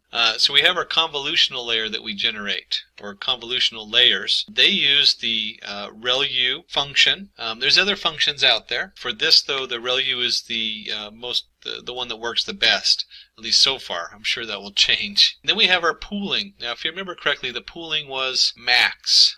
So if we had the filter coming in, and they did the multiplication on there, and we have a 1, and maybe a 2 here, and another 1 here, and a 3 here, 3 is the max. And so out of all of these, you then create an array that would be 3, and if the max is over here 2, or whatever it is, that's what goes into the pooling, of what's going on in our pooling. So again, we're reducing that data down. We're reducing it down as small as we can, and then finally, we're going to flatten it out into a single array, and that goes into our fully connected layer. And you can see that here in the code. Right here we're going to create our normal full layer. So at some point we're going to take from our pooling layer, this will go into some kind of flattening process, and then that will be fed into the different layers going in down here. And so we have our input size. You'll see our input layer get shape, which is just going to get the shape for whatever's coming in. And then input size, initial weights is also based on the input layer coming in. And the input size down here is based on the input layer shape. So we're just going to already use the shape and already have our size coming in. And of course, you have to make sure you init the bias. Always put your bias on there. And we'll do that based on the size. So this will return tf.matmul input layer W plus B. This is just a normal full layer. That's what this means right down here. That's what we're going to return. So that was a lot of steps we went through. Let's go ahead and run that. So those are all loaded in there. And let's go ahead and create the layers. Let's see what that looks like. Now that we've done all the heavy lifting and everything, we get to do all the easy part. Let's go ahead and create our layers. We'll create a convolution layer 1 and 2 different convolutional layers, and then we'll take that and we'll flatten that out, create a reshape pooling in there for our reshape, and then we'll have our full layer at the end. So let's start by creating our first convolutional layer. Then we come in here, and let me just run that real quick. And I want you to notice on here the 3 and the 32. This is important because coming into this convolutional layer, we have 3 different channels and 32 pixels each. So that has to be in there. The 4 and 4 you can play with. This is your filter size. So if you remember, you have a filter and you have your image, and the filter slowly steps over and filters out this image depending on what your step is. For this particular setup, 4 is just fine. That should work pretty good for what we're doing and for the size of the image. And then of course at the end, once you have your convolutional layer set up, you also need to pool it, and you'll see that the pooling is automatically set up so that it would see the different shape based on what's coming in. So here we have max 2 by 2, and we put in the convolutional one that we just created. The convolutional layer we just created goes right back into it. And that right up here, as you can see, is the X. It's coming in from here. So notice to look at the first model and set the data accordingly. Set that up so it matches. And we went ahead and ran this already. I think I ran it. Let me go and run it again. And if we're going to do one layer, let's go ahead and do a second layer down here. And it's we'll call it Convo 2. It's also a convolutional layer on this. And you'll see that we're feeding convolutional 1 in, the pooling. So it goes from convolutional 1 into convolutional 1 pooling, from convolutional 1 pooling into convolutional 2, and then from convolutional 2 into convolutional 2 pooling. And we'll go ahead and take this and run this. So these variables are all loaded into memory.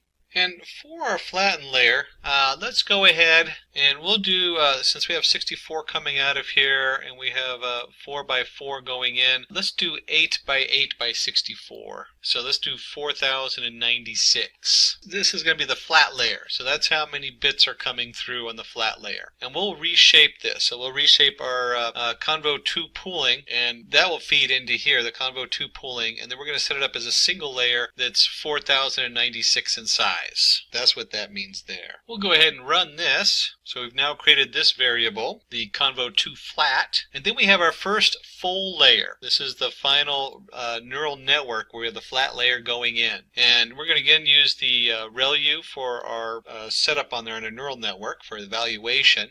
And you'll notice that we're going to create our first full layer. Our normal full layer, that's our definition. So we created that. That's creating the normal full layer. And our input for the data comes right here from this goes right into it. The Convo 2 flat. So this tells it how big the data is. And we're going to have it come out. It's going to have 1024. That's how big the layer is coming out. We'll go ahead and run this. So now we have our full layer 1. And with the full layer 1, we want to also define the full 1 dropout to go with that. So our full layer 1 comes in, keep probability equals hold probability. Remember we created that earlier. And the full layer 1 is what's coming into it. And this is going backwards and training the data. We're not training every weight. We're only training a percentage of them each time, which helps get rid of the bias. So let me go ahead and run that. And finally, we'll go ahead and create a Y-predict, which is going to equal the normal full 1 dropout and 10, because we have 10 labels in there. Now, in this neural network, we could have added additional layers. That would be another option to play with. You can also play with, instead of 1024, you can use other numbers for the way that sets up and what's coming out and going into the next one. We're only going to do just the 1 layer and the 1 layer dropout. And you can see if we did another layer, it'd be real easy just to feed in the full 1 dropout into full layer 2. And then full layer 2 dropout would have full layer 2 feed into it. And then you'd switch that here for the Y prediction. For right now, this is great. This particular data set is tried and true, and we know that this will work on it. And if we just type in Y predict and we run that, we'll see that this is a tensor object, shape $10, d-type 32. A quick way to double check what we're working on.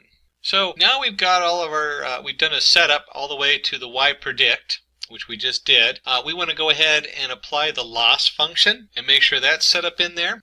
Create the optimizer, and then train our optimizer, and create a variable to initialize all the global TF variables. So before we dive into the loss function, let me point out one quick thing, or just kind of a rehab over a couple things. And that is, when we're playing with these setups, we pointed out up here we can change the 4-4 and use different numbers there. They change your outcome. So depending on what numbers you use here will have a huge impact on how well your model fits. And that's the same here with the 1024 also. This is also another number that if you continue to raise that number, you'll get possibly a better fit. You might overfit. And if you lower that number, you'll use less resources. And generally, you want to use this in the exponential growth. An exponential being 2, 4, 8, 16. And in this case, the next one down would be 5, 12. You can use any number there, but those would be the ideal numbers when you look at this data. So the next step in all this is we need to also create a way of tracking how good our model is. And we're going to call this a loss function. And so we're going to create a cross-entropy loss function. And so before we discuss exactly what that is, let's take a look and see what we're feeding it. We're going to feed it our labels, and we have our true labels and our prediction labels. So coming in here is the two different variables we're sending in, or the two different probability distributions, is one that we know is true and what we think it's going to be. Now this function right here, when they talk about cross-entropy, in information theory, the cross-entropy between two probability distributions over the same underlying set of events measures the average number of bits needed to identify an event drawn from the set. That's a mouthful. Really, we're just looking at the amount of error in here. How many of these are correct and how many of these are incorrect? So how much of it matches? And we're going to look at that. We're just going to look at the average. That's what the mean, the reduced to the mean means here. So we're looking at the average error on this. And so the next step is we're going to take the error. We want to know our cross entropy, or our loss function, how much loss we have. That's going to be part of how we train the model. So when you know what the loss is and we're training it, you feed that back into the back propagation setup. And so we want to go ahead and optimize that. Here's our optimizer. We're going to create the optimizer using an atom optimizer. Remember, there's a lot of different ways of optimizing the data. Atom's the most popular used. So our optimizer is going to equal the TF train atom optimizer. If you don't remember what the learning rate is, let me just pop this back into here. Here's our learning rate. When you have your weights, you have all your weights in your different nodes that are coming out. Here's our node coming out, and it has all its weights. And then the error is being sent back through in reverse on our neural network. So we take this error and we adjust these weights based on the different formulas. In this case, the atom formula is what we're using. We don't want to just adjust them completely. We don't want to change this weight so it exactly fits the data coming through. Because if we made that kind of adjustment, it's going to be biased to whatever the last data we sent through is. Instead, we're going to multiply that by 0.001 and make a very small shift in this weight. So our delta W is only 0.001 of the actual delta W of the full change we're going to compute from the atom. And then we want to go ahead and train it. So our training, or set up a training variable or function. And this is going to equal our optimizer minimize cross entropy. And we make sure we go ahead and run this.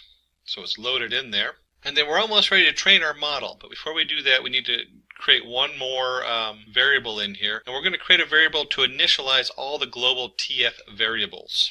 And when we look at this, the TF global variable initializer, this is a TensorFlow object. It goes through there and it looks at all our different setup that we have going under our TensorFlow, and then initializes those variables. So it's kind of like a magic wand because it's all hidden in the back end of TensorFlow. All you need to know about this is that you have to have the initialization on there, which is an operation, and you have to run that once you have your setup going. So we'll go ahead and run this piece of code, and then we're going to go ahead and train our data. So let me run this so it's loaded up there. And so now we're going to go ahead and run the model by creating a graph session. Graph session is a TensorFlow term. So you'll see that coming up. It's one of the things that throws me because I always think of GraphX and Spark and graph as just general graphing. But they talk about a graph session. So we're going to go ahead and run the model. And let's go ahead and walk through this, what's going on here. And let's paste this data in here. And here we go. So we're going to start off with a TF session as ses. So that's our actual TF session that we've created. So we're right here with the TF session. Our session we're creating, we're going to run TF global variable initializer. So right off the bat, we're initializing our variables here. And then we have for I in range 500. So what's going on here, remember 500, we're going to break the data up and we're going to batch it in at 500 points each.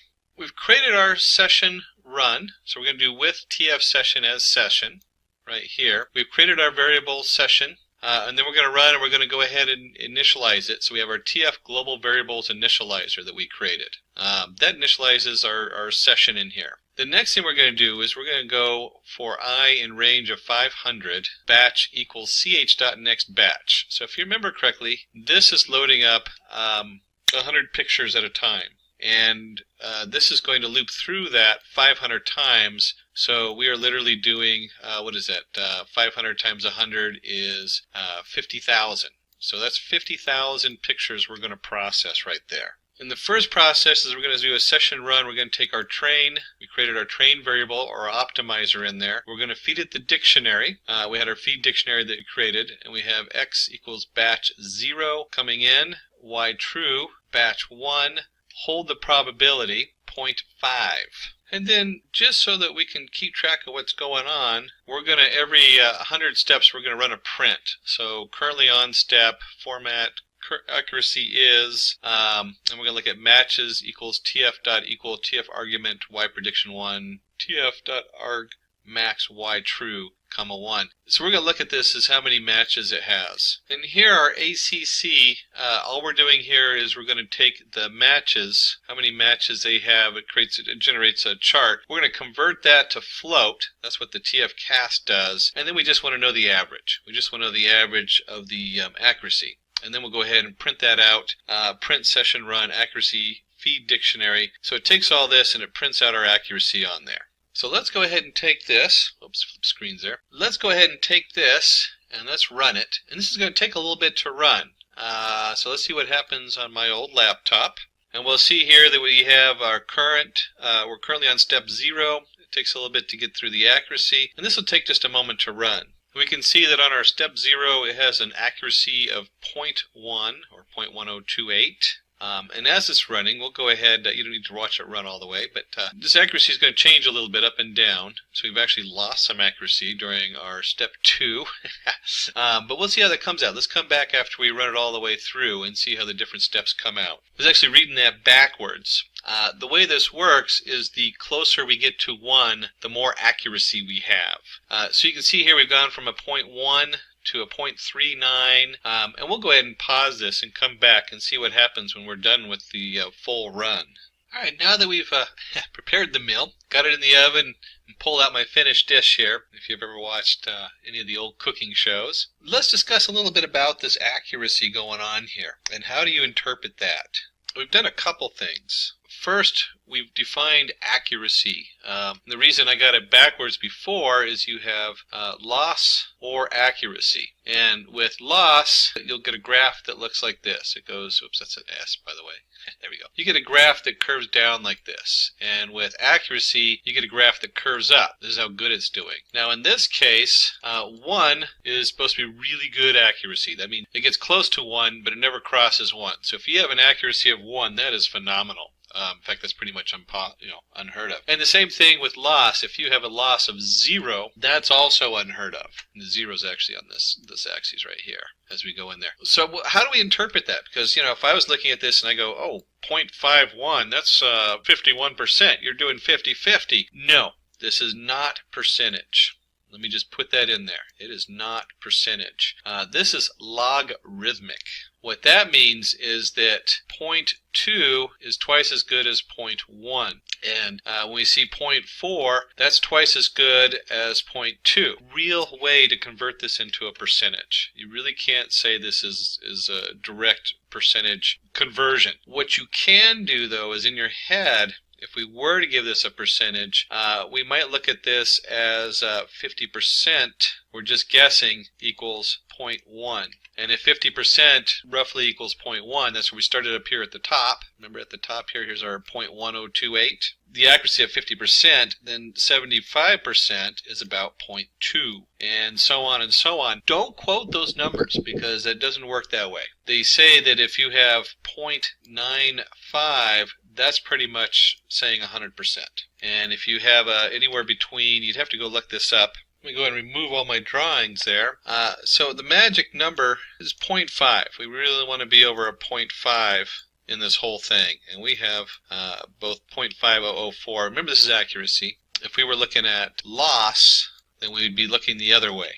But 0.0, instead of how high it is, we want how low it is. But with accuracy, being over a 0.5 is pretty valid. That means this is pretty solid. And if you get to a 0.95, then it's a direct correlation. That's what we're looking for here in these numbers. You can see we finished with this model at 0.5135, so still good. And if we look at when they ran this in the other end, remember there's a lot of randomness that goes into it when we seed the weights. They got 0.5251, so a little better than ours. But that's fine. You'll find your own comes up a little bit better or worse depending on just that randomness. And so we've gone through the whole model. We trained the model, and we've also gone through on every 100th run to test the model to see how accurate it is. Welcome to the RNN tutorial. That's the recurrent neural network. So we talk about a feed-forward neural network. In a feed-forward neural network, information flows only in the forward direction, from the input nodes through the hidden layers, if any, and to the output nodes. There are no cycles or loops in the network. And so you can see here we have our input layer. I was talking about how it just goes straight forward into the hidden layers. So each one of those connects and then connects to the next hidden layer, connects to the output layer. And of course we have a nice simplified version where it has a predicted output, and they refer to the input as X a lot of times and the output as Y. Decisions are based on current input, no memory about the past, no future scope. Why recurrent neural network? Issues in feed-forward neural network. So one of the biggest issues is because it doesn't have a scope of memory or time, a feed-forward neural network doesn't know how to handle sequential data. It only considers only the current input. So if you have a series of things, and because 3 points back affects what's happening now, and what your output affects what's happening, that's very important. So whatever I put as an output is going to affect the next one. A feed forward doesn't look at any of that. It just looks at this is what's coming in. And it cannot memorize previous inputs. So it doesn't have that list of inputs coming in. Solution to feed forward neural network. You'll see here where it says recurrent neural network, and we have our X on the bottom going to H, going to Y. That's your feed forward. But right in the middle it has a value C, so there's a whole other process. So it's memorizing what's going on in the hidden layers, and the hidden layers, as they produce data, feed into the next one. So your hidden layer might have an output that goes off to Y, but that output goes back into the next prediction coming in. What this does is this allows it to handle sequential data. It considers the current input and also the previously received inputs. And if we're going to look at general drawings and solutions, we should also look at applications of the RNN. Image captioning. RNN is used to caption an image by analyzing the activities present in it. A dog catching a ball in midair. That's very tough. I mean, we have a lot of stuff that analyzes images of a dog and the image of a ball, but it's able to add one more feature in there that's actually catching the ball in midair. Time series prediction. Any time series problem like predicting the prices of stocks in a particular month can be solved using RNN. And we'll dive into that in our use case and actually take a look at some stock. One of the things you should know about analyzing stock today is that it is very difficult. And if you're analyzing the whole stock, the stock market at the New York Stock Exchange in the U.S. produces somewhere in the neighborhood, if you count all the individual trades and fluctuations by the second, it's like 3 terabytes a day of data. So we're only going to look at one stock. Just analyzing one stock is really tricky. In here, we'll give you a little jump on that, so that's exciting, but don't expect to get rich off of it immediately. Another application of the RNN is natural language processing. Text mining and sentiment analysis can be carried out using RNN for natural language processing. And you can see right here the term natural language processing, when you stream those 3 words together, is very different than if I said processing language naturally. So the time series is very important when we're analyzing sentiments. It can change the whole value of a sentence just by switching the words around. Or if you're just counting the words, you might get one sentiment where if you actually look at the order they're in, you get a completely different sentiment. When it rains, look for rainbows. When it's dark, look for stars. Both of these are positive sentiments, and they're based upon the order of which the sentence is going in. Machine translation. Given an input in one language, RNN can be used to translate the input into a different languages as output. I myself am very linguistically challenged. But if you study languages and you're good with languages, you know right away that if you're speaking English, you would say big cat. And if you're speaking Spanish, you would say cat big. So that translation is really important to get the right order, to get, there's all kinds of parts of speech that are important to know by the order of the words. Here this person is speaking in English and getting translated. And you can see here a person is speaking in English in this little diagram. I guess that's denoted by the flags. I have a flag. I own it. No. But they're speaking in English and it's getting translated into Chinese, Italian, French, German, and Spanish languages. Some of the tools coming out are just so cool. So somebody like myself who's very linguistically challenged, I can now travel into worlds I would never think of, because I can have something translate my English back and forth readily, and I'm not stuck with a communication gap. So let's dive into what is a recurrent neural network. Recurrent neural network works on the principle of saving the output of a layer and feeding this back to the input in order to predict the output of the layer. Sounds a little confusing. When we start breaking it down, it'll make more sense. And usually we have a propagation forward neural network with the input layers, the hidden layers, the output layer. With the recurrent neural network, we turn that on its side. So here it is, and now our X comes up from the bottom into the hidden layers into Y, and they usually draw it very simplified, X to H with C as a loop, A to Y, where A, B, and C are the perimeters. A lot of times you'll see this kind of drawing in here, digging closer and closer into the H and how it works. Going from left to right, you'll see that the C goes in, and then the X goes in. So the X is going upward bound, and C is going to the right. A is going out. And C is also going out. That's where it gets a little confusing. So here we have X in, C in, and then we have Y out and C out. And C is based on HT minus 1. So our value is based on the Y and the H value are connected to each other. They're not necessarily the same value because H can be its own thing. And usually we draw this, or we represent it as a function. H of T equals a function of C, where H of T minus 1, that's the last H output, and X of T going in. So it's the last output of H combined with the new input of X, where HT is the new state, FC is a function with the parameter C, that's a common way of denoting it, HT minus 1 is the old state coming out, and then X of T is an input vector at time of step T. Well, we need to cover types of recurrent neural networks. And so the first one is the most common one, which is a one-to-one single output. One-to-one neural network is usually known as a vanilla neural network, used for regular machine learning problems. Why? Because vanilla is usually considered kind of just a real basic flavor. But because it's very basic, a lot of times they'll call it the vanilla neural network, which is not the common term, but it is like kind of a slang term. People will know what you're talking about usually if you say that. Then we run one to many, so you have a single input, and you might have multiple outputs. In this case, image captioning, as we looked at earlier, where we have not just looking at it as a dog, but a dog catching a ball in the air. And then you have many-to-one network, takes in a sequence of inputs. Examples, sentiment analysis, where a given sentence can be classified as expressing positive or negative sentiments. And we looked at that as we were discussing if it rains, look for a rainbow. So positive sentiment, where rain might be a negative sentiment if you were just adding up the words in there. And then, of course, if you're going to do a one-to-one, many-to-one, one-to-many, there's many-to-many networks, takes in a sequence of inputs and generates a sequence of outputs. Example, machine translation. So we have a lengthy sentence coming in English and then going out in all the different languages. Just a wonderful tool. Very complicated set of computations. If you're a translator, you realize just how difficult it is to translate into different languages.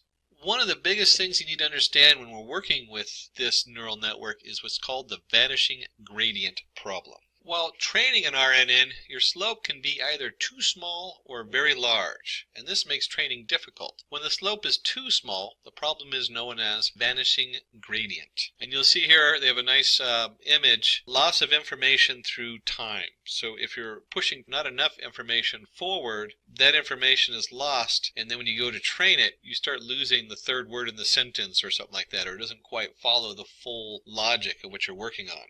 Exploding gradient problem. Oh, this is one that runs into everybody. When you're working with this particular neural network, when the slope tends to grow exponentially instead of decaying, this problem is called exploding gradient. Issues in gradient problem: long training time, poor performance, bad accuracy. And I'll add one more in there.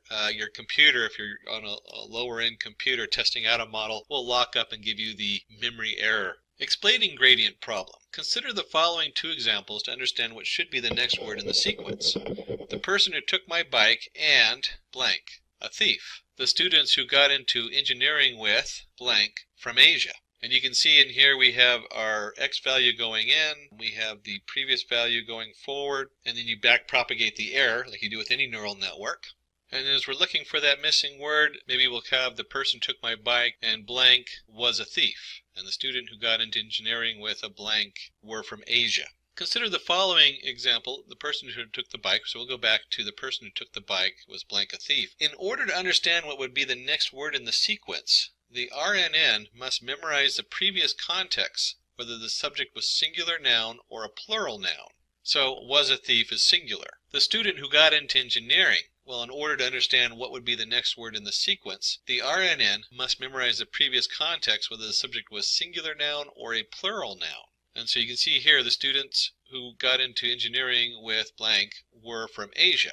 It might be sometimes difficult for the error to back propagate to the beginning of the sequence to predict what should be the output. So when you run into the gradient problem, we need a solution. The solution to the gradient problem. First, we're going to look at exploding gradient, where we have three different solutions depending on what's going on. One is identity initialization.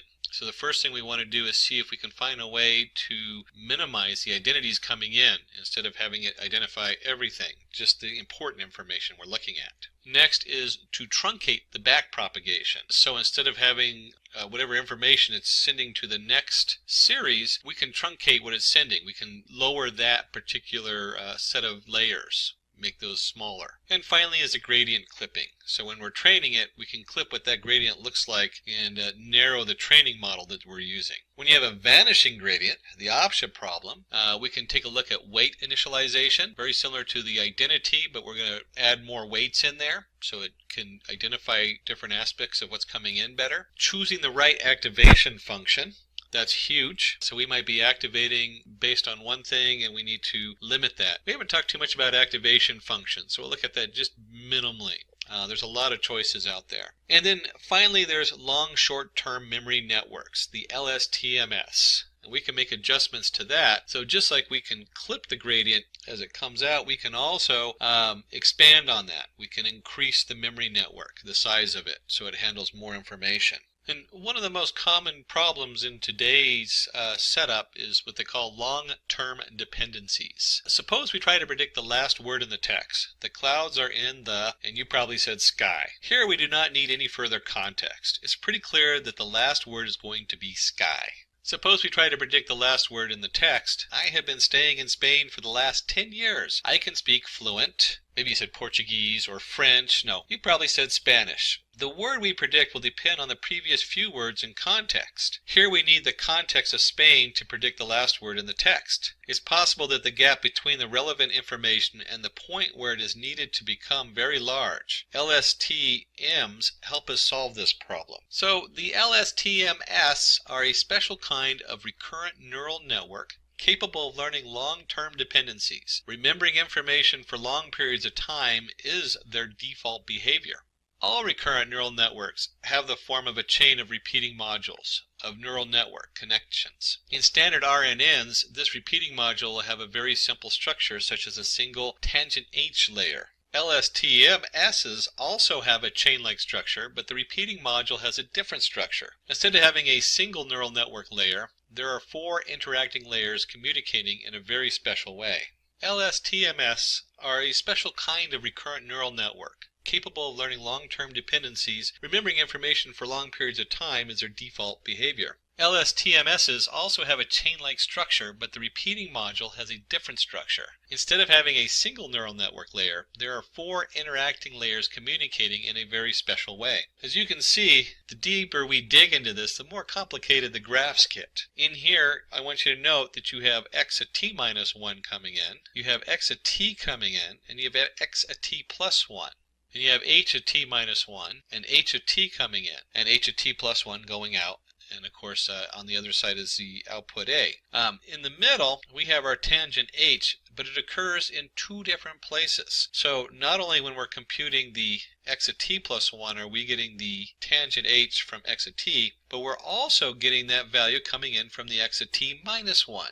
So the short of it is as you look at these layers, not only does the propagate through the first layer, goes into the second layer and back into itself, but it's also going into the third layer. So now we're kind of stacking those up. And this can get very complicated as you grow that in size. It also grows in memory too, and in the amount of resources it takes. But it's a very powerful tool to help us address the problem of complicated, long sequential information coming in, like we were just looking at in the sentence. And when we're looking at our long short-term memory network, there's 3 steps of processing in the LSTMs that we look at. The first one is we want to forget irrelevant parts of the previous state. A lot of times, like, is, as, in, a, unless we're trying to look at whether it's a plural noun or not, they don't really play a huge part in the language, so we want to get rid of them. Then selectively update cell state values. So we only want to update the cell state values that reflect what we're working on. And finally, we want to only output certain parts of the cell state. So whatever's coming out, we want to limit what's going out too. And let's dig a little deeper into this. Let's just see what this really looks like. So step 1 decides how much of the past it should remember. First step in the LSTM is to decide which information to be omitted from the cell in that particular time step. It is decided by the sigmoid function. It looks at the previous state, h at t minus 1, and the current input, x at t, and computes the function. So you can see over here we have a function of t equals the sigmoid function of the weight of f, the h at t minus 1, and then x at t, plus, of course you have a bias in there with any of our neural networks, so we have a bias function. So f at t equals forget gate, decides which information to delete that is not important from the previous time step. Considering an LSTM is fed with the following inputs from the previous and present time step. Alice is good in physics. John, on the other hand, is good in chemistry. So, previous output. John plays football well. He told me yesterday over the phone that he had served as a captain of his college football team. That's our current input. So as we look at this, the first step is the forget gate realizes there might be a change in context after encountering the first full stop. Compares with the current input sentence of x at t. So we're looking at that full stop and then compares it with the input of the new sentence. The next sentence talks about John, so the information on Alice is deleted. Okay, that's important to know. So we have this input coming in, and if we're going to continue on with John, then that's going to be the primary information we're looking at. The position of the subject is vacated and is assigned to John. And so in this one, we've seen that we've weeded out a whole bunch of information, and we're only passing information on John, since that's now the new topic. So step 2 is then to decide how much should this unit add to the current state. In the second layer, there are two parts. One is the sigmoid function, and the other is the tangent h. In the sigmoid function, it decides which values to let through, 0 or 1. Tangent h function gives the weightage to the values which are passed, deciding their level of importance, -1 to 1. And you can see the two formulas that come up. The I of t equals the sigmoid of the weight of I, h of t minus 1, x of t plus the bias of I. And the c of t equals the tangent of h of the weight of c of h of t minus 1 x of t plus the bias of c. So our I of t equals the input gate, determines which information to let through based on its significance in the current time step. If this seems a little complicated, don't worry, because a lot of the programming is already done when we get to the case study. Understanding, though, that this is part of the program is important when you're trying to figure out what to set your settings at. You should also note when you're looking at this, it should have some semblance to your forward propagation neural networks, where we have a value assigned to a weight plus a bias. Very important steps in any of the neural network layers, whether we're propagating into the information from one to the next, or we're just doing a straightforward neural network propagation. Let's take a quick look at this, what it looks like from the human standpoint, as I step out of my suit again. Consider the current input at x of t. John plays football well. He told me yesterday over the phone that he had served as a captain of his college football team. That's our input. Input gate analyzes the important information. John plays football and he was a captain of his college team is important. He told me over the phone yesterday is less important, hence it is forgotten. This process of adding some new information can be done via the input gate. Now this example is as a human form, and we'll look at training this stuff in just a minute. But as a human being, if I wanted to get this information from a conversation, maybe it's a Google Voice listening in on you or something like that, how do we weed out the information that he was talking to me on the phone yesterday? Well, I don't want to memorize that he talked to me on the phone yesterday, or maybe that is important. But in this case, it's not. I want to know that he was the captain of the football team. I want to know that he served. I want to know that John plays football and he was the captain of the college football team. Those are the two things that I want to take away as a human being. Again, we measure a lot of this from the human viewpoint, and that's also how we try to train them so we can understand these neural networks. Finally, we get to step 3, decides what part of the current cell state makes it to the output. The third step is to decide what will be our output. First, we run a sigmoid layer, which decides what parts of the cell state make it to the output. Then we put the cell state through the tangent h to push the values to be between -1 and 1, and multiply it by the output of the sigmoid gate. So when we talk about the output of t, we set that equal to the sigmoid of the weight of 0 of the h of t minus 1, back one step in time, by the x of t, plus of course the bias. The h of t equals the out of t times the tangent h of c of t. So our O of t equals the output gate, allows the passed in information to impact the output in the current time step.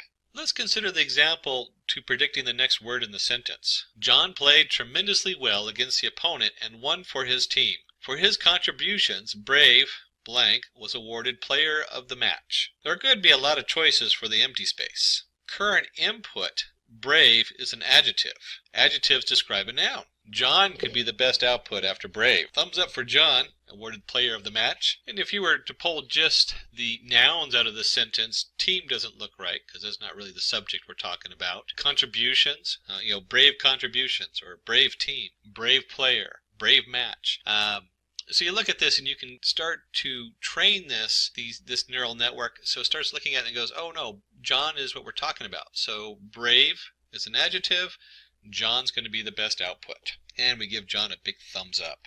And then of course we jump into my favorite part, the case study. Use case implementation of LSTM. Let's predict the prices of stocks using the LSTM network. Based on the stock price data between 2012 and 2016. We're going to try to predict the stock prices of 2017. And this will be a narrow set of data. We're not going to do the whole stock market. It turns out that the New York Stock Exchange generates roughly 3 terabytes of data per day. That's all the different trades up and down of all the different stocks going on. And each individual one second to second or nanosecond to nanosecond. But we're going to limit that to just some very basic fundamental information. So don't think you're going to get rich off this today. But at least you can give a step forward in how to start processing something like stock prices, a very valid use for machine learning in today's markets. use case implementation of LSTM. Let's dive in. We're going to import our libraries. We're going to import the training set and get the scaling going. Now, if you watch any of our other tutorials, a lot of these pieces just start to look very familiar because it's a very similar setup. But let's take a look at that. And just a reminder, we're going to be using Anaconda, the Jupyter Notebook. So here I have my Anaconda navigator. When we go under environments, I've actually set up a Keras Python 3.6. I'm in Python 3.6. And nice thing about Anaconda, especially the newer version, I remember a year ago messing with Anaconda in different versions of Python in different environments. Anaconda now has a nice interface. And I have this installed both on a Ubuntu Linux machine and on Windows, so it works fine on there. You can go in here and open a terminal window. And then in here, once you're in the terminal window, this is where you're going to start installing using pip to install your different modules and everything. Now we've already pre-installed them, so we don't need to do that in here. But if you don't have them installed in your particular environment, you'll need to do that. And of course, you don't need to use the Anaconda or the Jupyter. You can use whatever favorite Python IDE you like. I'm just a big fan of this because it keeps all my stuff separate. You can see on this machine I have specifically installed one for Keras, since we're going to be working with Keras under TensorFlow. When we go back to home, I've gone up here to application, and that's the environment I've loaded on here. And then we'll click on the Launch Jupyter Notebook. Now I've already, in my Jupyter Notebook, have set up a lot of stuff so that we're ready to go. Kind of like Martha Stewart's in the old cooking shows. We want to make sure we have all our tools for you so you're not waiting for them to load. And if we go up here to where it says New, you can see where you can create a new Python 3. That's what we did here underneath the setup, so it already has all the modules installed on it. And I'm actually renamed this. If you go under File, you can rename it. I'm calling it RNN Stock. And let's just take a look at, start diving into the code. Let's get into the exciting part. Now we've looked at the tool, and of course you might be using a different tool, which is fine. Let's start putting that code in there and seeing what those imports and uploading everything looks like. Now, the first half is kind of boring when we hit the Run button, because we're going to be importing NumPy as NP. That's the number Python, which is your NumPy array, and the matplot library, because we're going to do some plotting at the end, and our pandas for our data set. Our pandas as PD. And when I hit Run, it really doesn't do anything except for load those modules. Just a quick note, let me just do a quick draw here. Oops, Shift-Alt, there we go. You'll notice when we're doing this setup, if I was to divide this up, oops, I'm going to actually, let's overlap these, here we go. This first part that we're going to do is our data prep. A lot of prepping involved. In fact, depending on what your system is, since we're using Keras, I put an overlap here, but you'll find that almost maybe even half of the code we do is all about the data prep. And the reason I overlap this with Keras, let me just put that down because that's what we're working in, is because Keras has like their own preset stuff, so it's already pre-built in, which is really nice. So there's a couple steps a lot of times that are in the Keras setup. We'll take a look at that to see what comes up in our code as we go through and look at stock. And then the last part is to evaluate. And if you're working with shareholders or classroom, whatever it is you're working with, the evaluate is the next biggest piece. So the actual code here, Keras is a little bit more, but when you're working with some of the other packages, you might have like 3 lines. That might be it. All your stuff is in your pre-processing and your data. Since Keras is cutting edge and you load the individual layers, you'll see that there's a few more lines here and Keras is a little bit more robust. And then you spend a lot of times, like I said, with the evaluate, you want to have something you present to everybody else and say, hey, this is what I did, this is what it looks like. So let's go through those steps. This is like a kind of just general overview. And let's just take a look and see what the next set of code looks like. And in here we have a dataset train, and it's going to be read using the PD, or pandas.readCSV, and it's the Google stock price train.csv. And so under this we have training set equals dataset train.ilocation, and we've kind of sorted out part of that. So what's going on here? Let's just take a look at it. Let's look at the actual file and see what's going on there. Now if we look at this, ignore all the extra files on this, I already have a train and a test set where it's sorted out. This is important to notice because a lot of times we do that as part of the pre-processing of the data. We take 20% of the data out so we can test it, and then we train the rest of it. That's what we use to create our neural network. That way we can find out how good it is. But let's go ahead and just take a look and see what that looks like as far as the file itself. And I went ahead and just opened this up in a basic WordPad and text editor just so we can take a look at it. Certainly you can open up an Excel or any other kind of spreadsheet. And we note that this is a comma separated variables. We have a date, open, high, low, close, volume. This is the standard stuff that we import into our stock, or the most basic set of information you can look at in stock. It's all free to download. In this case, we downloaded it from Google. That's why we call it the Google stock price. And it specifically is Google. This is the Google stock values from, as you can see here, we started off at 1/3/2012. So when we look at this first setup up here, we have a data set train equals PD_CSV. And if you noticed on the original frame, let me just go back there, they had it set to home Ubuntu downloads Google stock price train. I went ahead and changed that because we're in the same file where I'm running the code. So I've saved this particular Python code, and I don't need to go through any special paths or have the full path on there. And then of course we want to take out certain values in here. And you're going to notice that we're using our data set, and we're now in pandas. So pandas, basically it looks like a spreadsheet. And in this case, we're going to do iLocation, which is going to get specific locations. The first value is going to show us that we're pulling all the rows in the data. And the second one is we're only going to look at columns 1 and 2. And if you remember here from our data, as we switch back on over, columns, we always start with 0, which is the date. And we're going to be looking at open and high, which would be 1 and 2. We'll just label that right there so you can see. Now, when you go back and do this, you certainly can extrapolate and do this on all the columns. But for the example, let's just limit a little bit here so that we can focus on just some key aspects of stock. And then we'll go up here and run the code. And again, I said the first half is very boring. Whenever you hit the run button, it doesn't do anything because we're still just loading the data and setting it up. Now that we've loaded our data, we want to go ahead and scale it. We want to do what they call feature scaling. And in here we're going to pull it up from the sklearn or the skKit pre-processing import min-max scaler.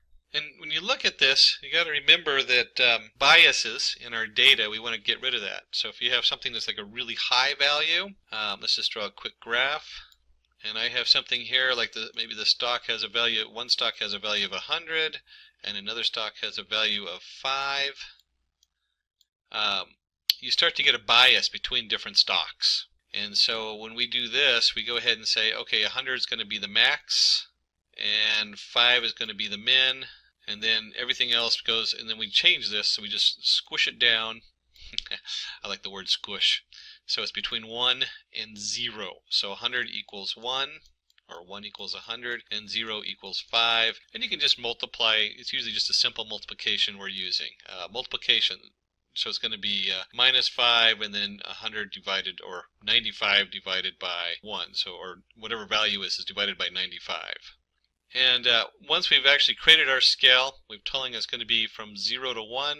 We want to take our training set and we're going to create a training set scaled. And we're going to use our scaler, SC, and we're going to fit. We're going to fit and transform the training set. So we can now use the SC, this particular object. We'll use it later on our testing set. Because remember, we have to also scale that when we go to test our model and see how it works. And we'll go ahead and click on the run. Again, it's not going to have any output yet because we're just setting up all the variables. Alright, so we paste the data in here, and we're going to create the data structure with the 60 time steps and output. First note, we're running 60 time steps, and that is where this value here also comes in.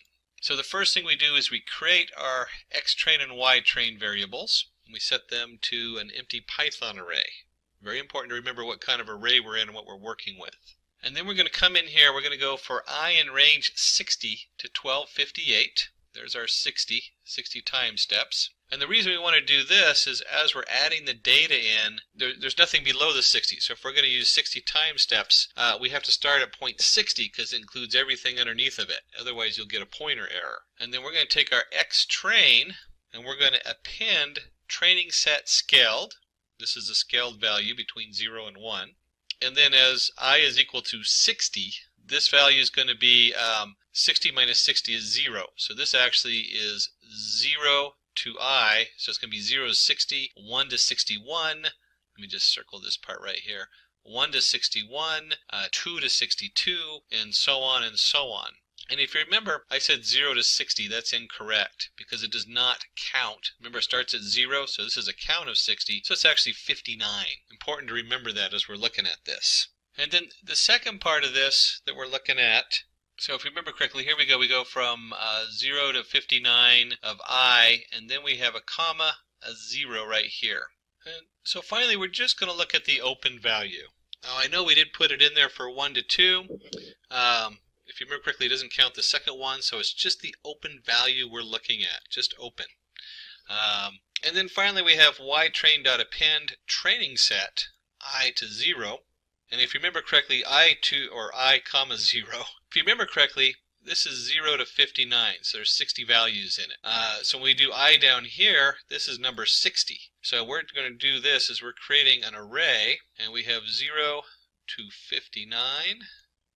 And over here we have number 60, which is going into the Y train. It's being appended on there. And then this just goes all the way up. So this is down here is 0 to 59, and we'll call it 60 since that's the value over here, and it goes all the way up to 1258.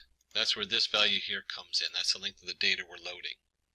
So we've loaded two arrays. We've loaded one array that has, which is filled with arrays from 0 to 59, and we loaded one array which is just the value. And what we're looking at, you want to think about this as a time sequence. Here's my open. What's the next one in the series?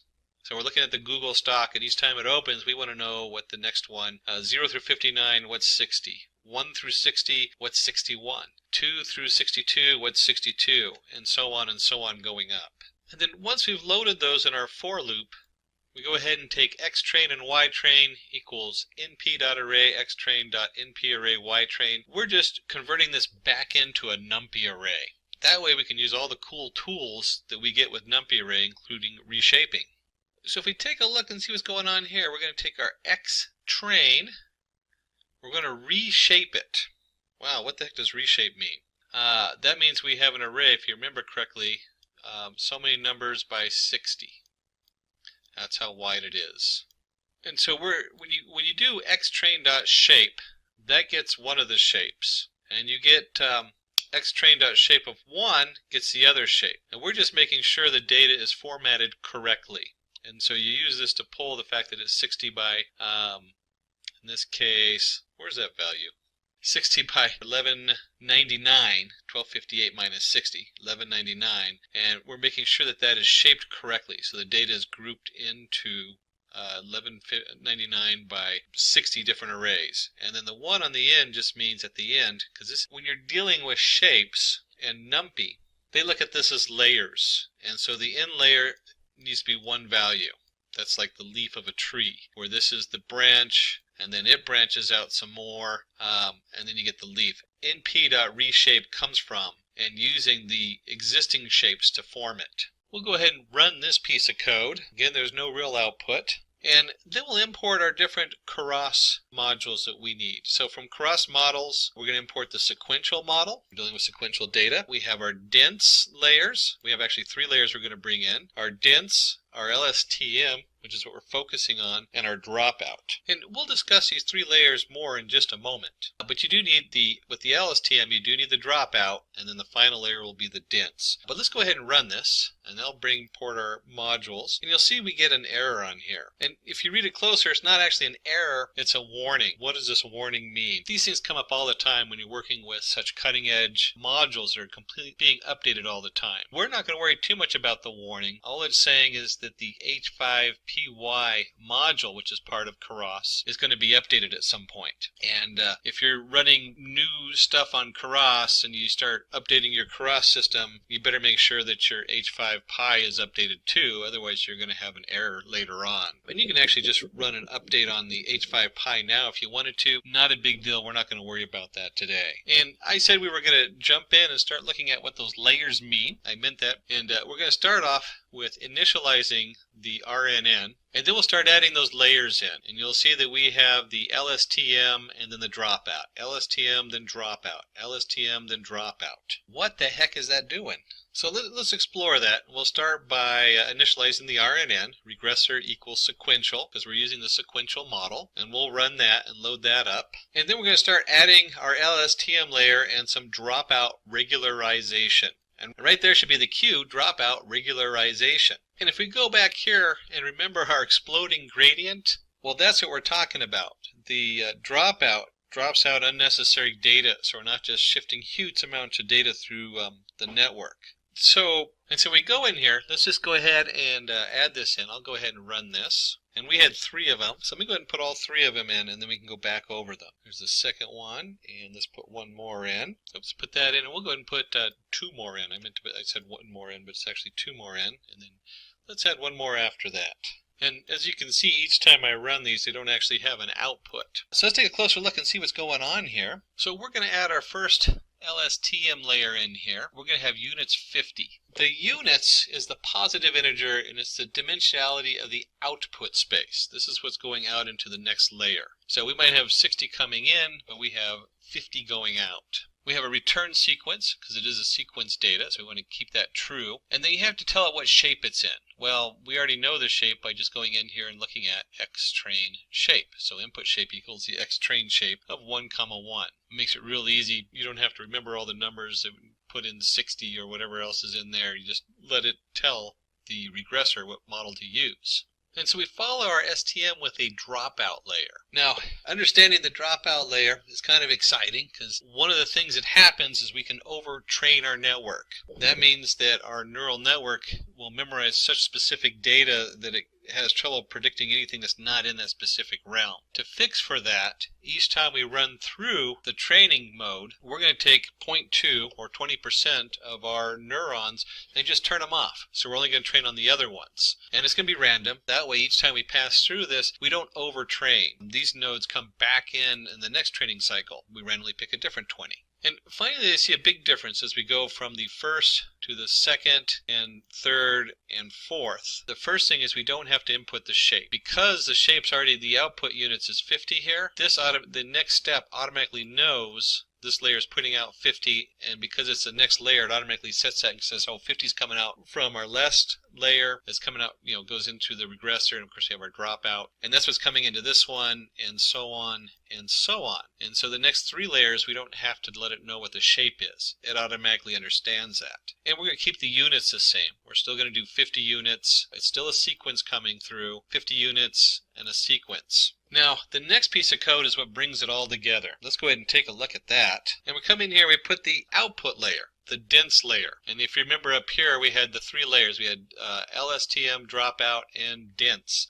Dense just says we're going to bring this all down into one output. Instead of putting out a sequence, we just want to know the answer at this point. And let's go ahead and run that. And so in here, you notice all we're doing is setting things up, one step at a time. So far, we've brought in our, way up here, we brought in our data, we brought in our different modules, we formatted the data for training it, we set it up, we have our X train and our Y train. We have our source of data and the answers we know so far that we're going to put in there. We've reshaped that. We've come in and built our Keras. We've imported our different layers. And we have in here, if you look, we have 5 total layers. Now, Keras is a little different than a lot of other systems because a lot of other systems put this all in one line and do it automatic, but they don't give you the options of how those layers interface, and they don't give you the options of how the data comes in. Keras is cutting edge for this reason. So even though there's a lot of extra steps in building the model, this has a huge impact on the output and what we can do with these new models from Keras. So we brought in we have our full model put together, our regressor. So we need to go ahead and compile it, and then we're going to go ahead and fit the data. We're going to compile the pieces so they all come together, and then we're going to run our training data on there and actually recreate our regressor so it's ready to be used. So let's go ahead and compile that, and I can go ahead and run that. And if you've been looking at any of our other tutorials on neural networks, you'll see we're going to use the optimizer Atom. Atom is optimized for big data. There's a couple other optimizers out there beyond the scope of this tutorial, but certainly Atom will work pretty good for this. And loss equals mean squared value. So when we're training it, this is what we want to base the loss on. How bad is our error? Well, we're going to use the mean squared value for our error and the Atom optimizer for its differential equations. You don't have to know the math behind them, but certainly it helps to know what they're doing and where they fit into the bigger models. And then finally we're going to do our fitting the RN into the training set. We have the regressor.fit, xtrain, ytrain, epochs, and batch size. So we know where this is. This is our data coming in. For the xtrain, our ytrain is the answer we're looking for of our data, our sequential input. Epochs is how many times we're going to go over the whole data set. We created a whole data set of xtrain. So this is each of those rows, which includes a time sequence of 60. And batch size, another one of those things where Keras really shines, is if you were pulling this, say, from a large file, instead of trying to load it all into RAM, it can now pick smaller batches up and load those indirectly. We're not worried about pulling them off a file today because this isn't big enough to cause the computer too much of a problem to run, not too straining on the resources. But as we run this, you can imagine what would happen if I was doing a lot more than just one column in one set of stock, in this case Google stock. Imagine if I was doing this across all the stocks and I had, instead of just the open, I had open, close, high, low, and you can actually find yourself with about 13 different variables times 60 because it's a time sequence. Suddenly you find yourself with a gig of memory you're loading into your RAM, which will just completely, if you're not on multiple computers or cluster, you're going to start running into resource problems. But for this, we don't have to worry about that. So let's go ahead and run this, and this will actually take a little bit on my computer because it's an older laptop. And give it a second to kick in there. There we go. Alright, so we have epoch. So this is going to tell me it's running the first run through all the data. And as it's going through, it's batching them in 32 pieces. So 32 lines each time. And there's 1198. I think I said 1199 earlier, but it's 1198. I was off by 1. And each one of these is 13 seconds. So you can imagine this is roughly 20 to 30 minutes runtime on this computer. Like I said, it's an older laptop running at 0.9 gigahertz on a dual processor. And that's fine. What we'll do is I'll go ahead and stop, go get a drink of coffee, and come back, and let's see what happens at the end and where this takes us. And like any good cooking show, I've gotten my latte. I also had some other stuff running in the background, so you'll see these numbers jumped up to like 19 seconds, 15 seconds. But you can scroll through, and you can see we've run it through 100 steps, or 100 epochs. So the question is, what does all this mean? One of the first things you'll notice is that our loss is over here. It kind of stopped at 0.0014, but you can see it kind of goes down until we hit about 0.014 3 times in a row. So we guessed our epoch pretty close since our loss has remained the same on there. So to find out what we're looking at, we're going to go ahead and load up our test data, the test data that we didn't process yet. And a real stock price, dataset test allocation. This is the same thing we did when we prepped the data in the first place. So let's go ahead and go through this code.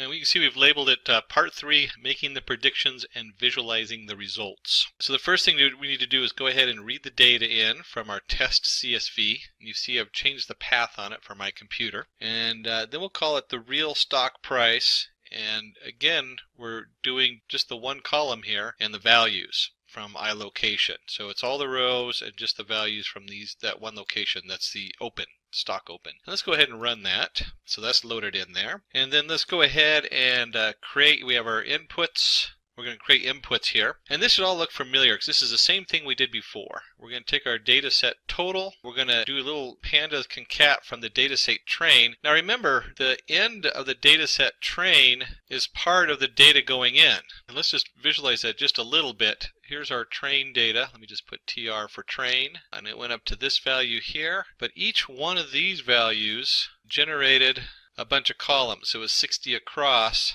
and this value here equals this one, and this value here equals this one, and this value here equals this one, and so we need these top 60 to go into our new data. So to find out what we're looking at, we're going to go ahead and load up our test data, the test data that we didn't process yet. And a real stock price, data set, test allocation. This is the same thing we did when we prepped the data in the first place. So let's go ahead and go through this code.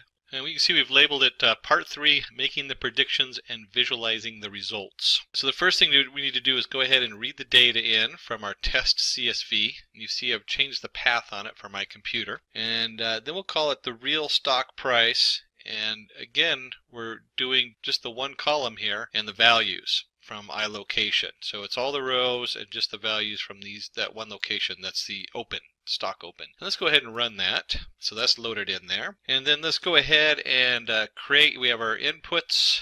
We're going to create inputs here. And this should all look familiar because this is the same thing we did before. We're going to take our data set total. We're going to do a little pandas concat from the data set train. Now remember, the end of the data set train is part of the data going in. And let's just visualize that just a little bit. Here's our train data. Let me just put TR for train. And it went up to this value here. But each one of these values generated a bunch of columns. So it was 60 across, and this value here equals this one, and this value here equals this one, and this value here equals this one. And so we need these top 60 to go into our new data, because that's part of the next data, or it's actually the top 59.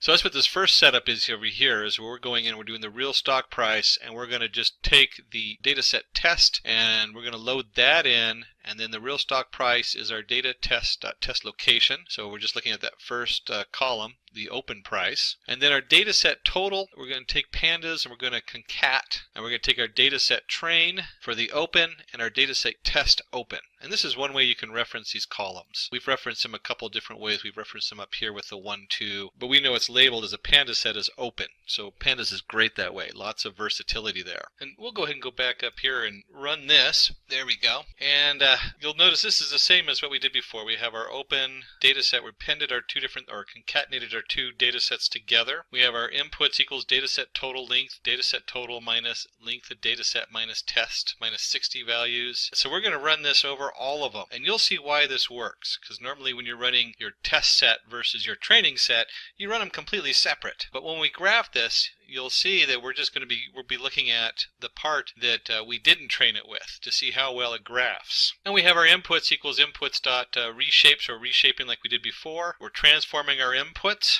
So if you remember from the transform between 0 and 1. And finally we want to go ahead and take our X test, and we're going to create that X test, and for I in range 60 to 80. So here's our X test, and we're appending our inputs I to 60, which remember is 0 to 59, and I comma 0 on the other side. So it's just the first column, which is our open column. And once again, we take our X test, we convert it to a numpy array. We do the same reshape we did before, and then we get down to the final two lines, and here we have something new. Right here on these last two lines, let me just highlight those or mark them. Predicted stock price equals regressor.predicts X test. So we're predicting all the stock, including both the training and the testing model here. And then we want to take this prediction and we want to inverse the transform. So remember, we put them between 0 and 1. Well, that's not going to mean very much to me to look at a float number between 0 and 1. I want the dollar amounts. I want to know what the cash value is. And we'll go ahead and run this, and you'll see it runs much quicker than the training. That's what's so wonderful about these neural networks. Once you put them together, it takes just a second to run the same neural network that took us, what, a half hour to train? Head and plot the data. We're going to plot what we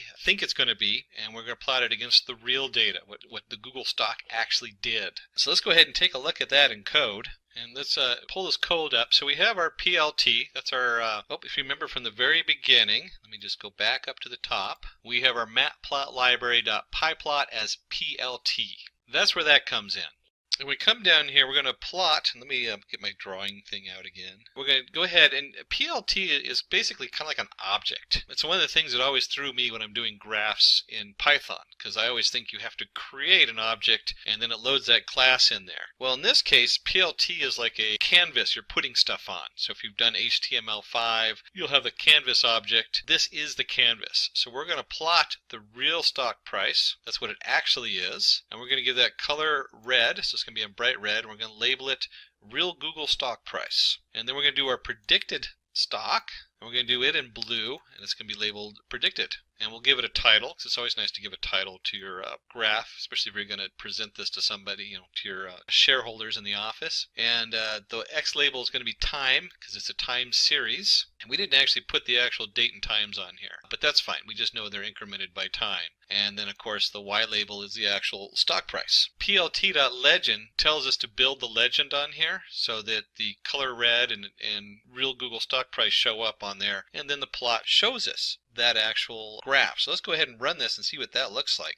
And you can see here we have a nice graph, and let's talk just a little bit about this graph before we wrap it up. Here's our legend I was telling you about. That's why we have the legend to show the prices. We have our title and everything. And you'll notice on the bottom we have a time sequence. We didn't put the actual time in here. Now we could have. We could have gone ahead and plotted the X, since we know what the dates are, and plotted this to dates. But we also know that it's only the last piece of data that we're looking at. So last piece of data, which ends somewhere probably around here on the graph, I think it's like about 20% of the data, probably less than that. We have the Google price, and the Google price has this little up jump and then down, and you'll see that the actual Google, instead of a turn down here, just didn't go up as high and didn't go down. So our prediction has the same pattern, but the overall value is pretty far off as far as stock. But then again, we're only looking at one column. We're only looking at the open price. We're not looking at how many volumes were traded. And like I was pointing out earlier, when we talk about stock,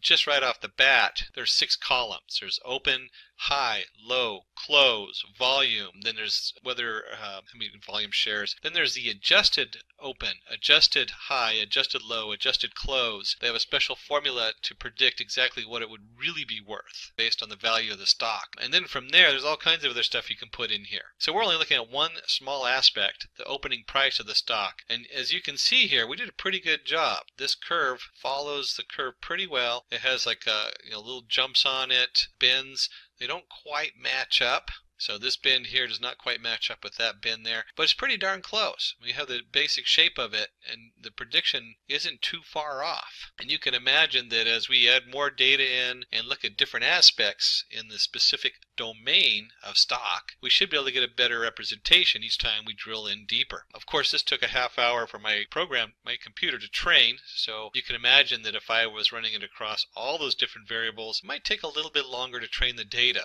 Not so good for doing a quick tutorial like this. So we're going to dive right into what is Keras. We'll also go all the way through this into a couple of tutorials, because that's where you really learn a lot, is when you roll up your sleeves. So when we talk about what is Keras, Keras is a high-level deep learning API written in Python for easy implementation of neural networks. It uses deep learning frameworks such as TensorFlow, PyTorch, etc. as backend to make computation faster. And this is really nice because as a programmer, there is so much stuff out there and it's evolving so fast, it can get confusing. And having some kind of high-level order in there where you can actually view it and easily program these different neural networks is really powerful. It's really powerful to have something out really quick and also be able to start testing your models and seeing where you're going. So Keras works by using complex deep learning frameworks such as TensorFlow, PyTorch, MLPlaid, etc. as a backend for fast computation, while providing a user-friendly and easy-to-learn front-end. And you can see here we have the Keras API specifications, and under that you'd have like TF Keras for TensorFlow, Thano Keras, and so on. And then you have your TensorFlow workflow that this is all sitting on top of.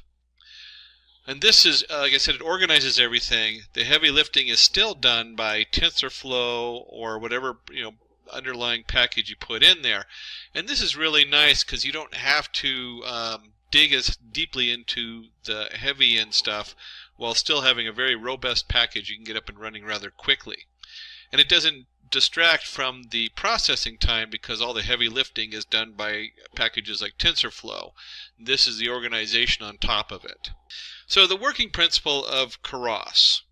The working principle of Keras is Keras uses computational graphs to express and evaluate mathematical expressions. And you can see here we put them in blue. They have the expression expressing complex problems as a combination of simple mathematical operators, where we have like the percentage, or in this case in Python that's usually your remainder, or multiplication. You might have the operator of x to the power of 0.3. And it is useful for calculating derivatives by using back propagation. So if we're doing with neural networks, when we send the error back up to figure out how to change it, this makes it really easy to do that without really not banging your head and having to hand write everything. It's easier to implement distributed computation, and for solving complex problems, specify input and outputs and make sure all nodes are connected. And so this is really nice as you come in through, is that as your layers are going in there, you can get some very complicated different setups nowadays, which we'll look at in just a second. And this just makes it really easy to start spinning this stuff up and trying out the different models. So when we look at Keras models, Keras model, we have a sequential model. Sequential model is a linear stack of layers where the previous layer leads into the next layer. And this, if you've done anything else, even like the sklearn with their neural networks and propagation and any of these setups, this should look familiar. You should have your input layer, it goes into your layer 1, layer 2, and then to the output layer. And it's useful for simple classifier or decoder models. And you can see down here we have the model equals a Keras sequential, and this is the actual code. You can see how easy it is. We have a layer that's dense, your layer 1. As an activation, they're using the ReLU in this particular example. And then you have your name layer 1, layer dense ReLU, name layer 2, and so forth. And they just feed right into each other. So it's really easy just to stack them, as you can see here, and it automatically takes care of everything else for you. And then there's a functional model. And this is really where things are at. This is new. Make sure you update your Keras, or you'll find yourself running this doing the functional model, you'll run into an error code because this is a fairly new release. And it uses multi-input and multi-output model, the complex model which forks into 2 or more branches. And you can see here we have our image inputs equals your Keras input shape equals 32 by 32 by 3. You have your dense layers, dense 64 activation ReLU. This should look similar to what you already saw before, but if you look at the graph on the right, it's going to be a lot easier to see what's going on. You have 2 different inputs. And one way you could think of this is maybe one of those is a small image and one of those is a full-sized image. And that feedback goes into, you might feed both of them into one node because it's looking for one thing, and then only into one node for the other one. And so you can start to get kind of an idea that there's a lot of use for this kind of split and this kind of setup. Where you have multiple information coming in, but the information's very different even though it overlaps. And you don't want it to send it through the same neural network. And they're finding that this trains faster and also has a better result depending on how you split the data up and how you fork the models coming down. And so in here we do have the 2 complex models coming in. We have our image inputs, which is a 32 by 32 by 3, or 3 channels, or 4 if you're having an alpha channel. You have your dense, your layers, dense is 64 activation using the ReLU, very common.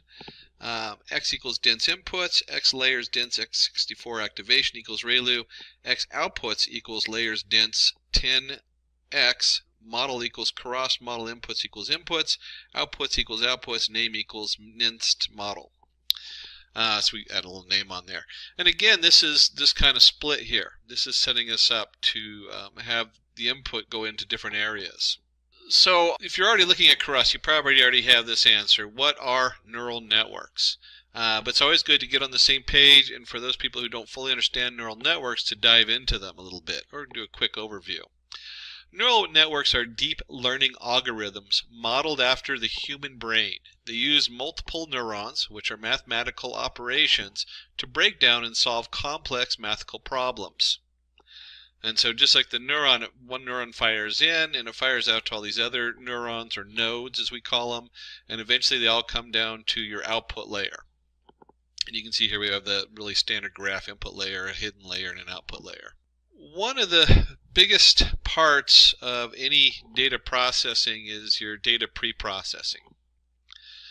So we always have to touch base on that. With a neural network, like many of these models, they're kind of, when you first start using them, they're like a black box. You put your data in, you train it, and you test it and see how good it was.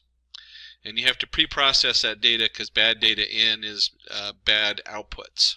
So in data pre-processing, we will create our own data examples set with Keras.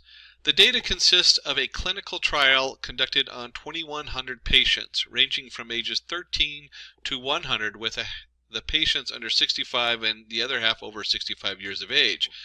We want to find the possibility of a patient experiencing side effects due to their age. And you can think of this in today's world with COVID, what's going to happen on there. And we're going to go ahead and do an example of that in our live hands-on. Like I said, most of this you really need to have hands-on to understand. So let's go ahead and bring up our Anaconda, and open that up and open up a Jupyter notebook for doing the Python code in.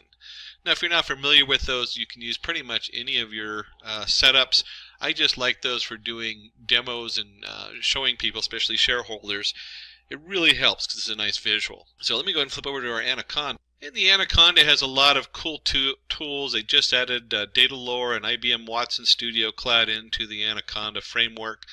But we'll be in the Jupyter Lab or Jupyter Notebook. I'm going to do Jupyter Notebook for this because I use the lab for like large projects with multiple pieces because it has multiple tabs, where the notebook will work fine for what we're doing.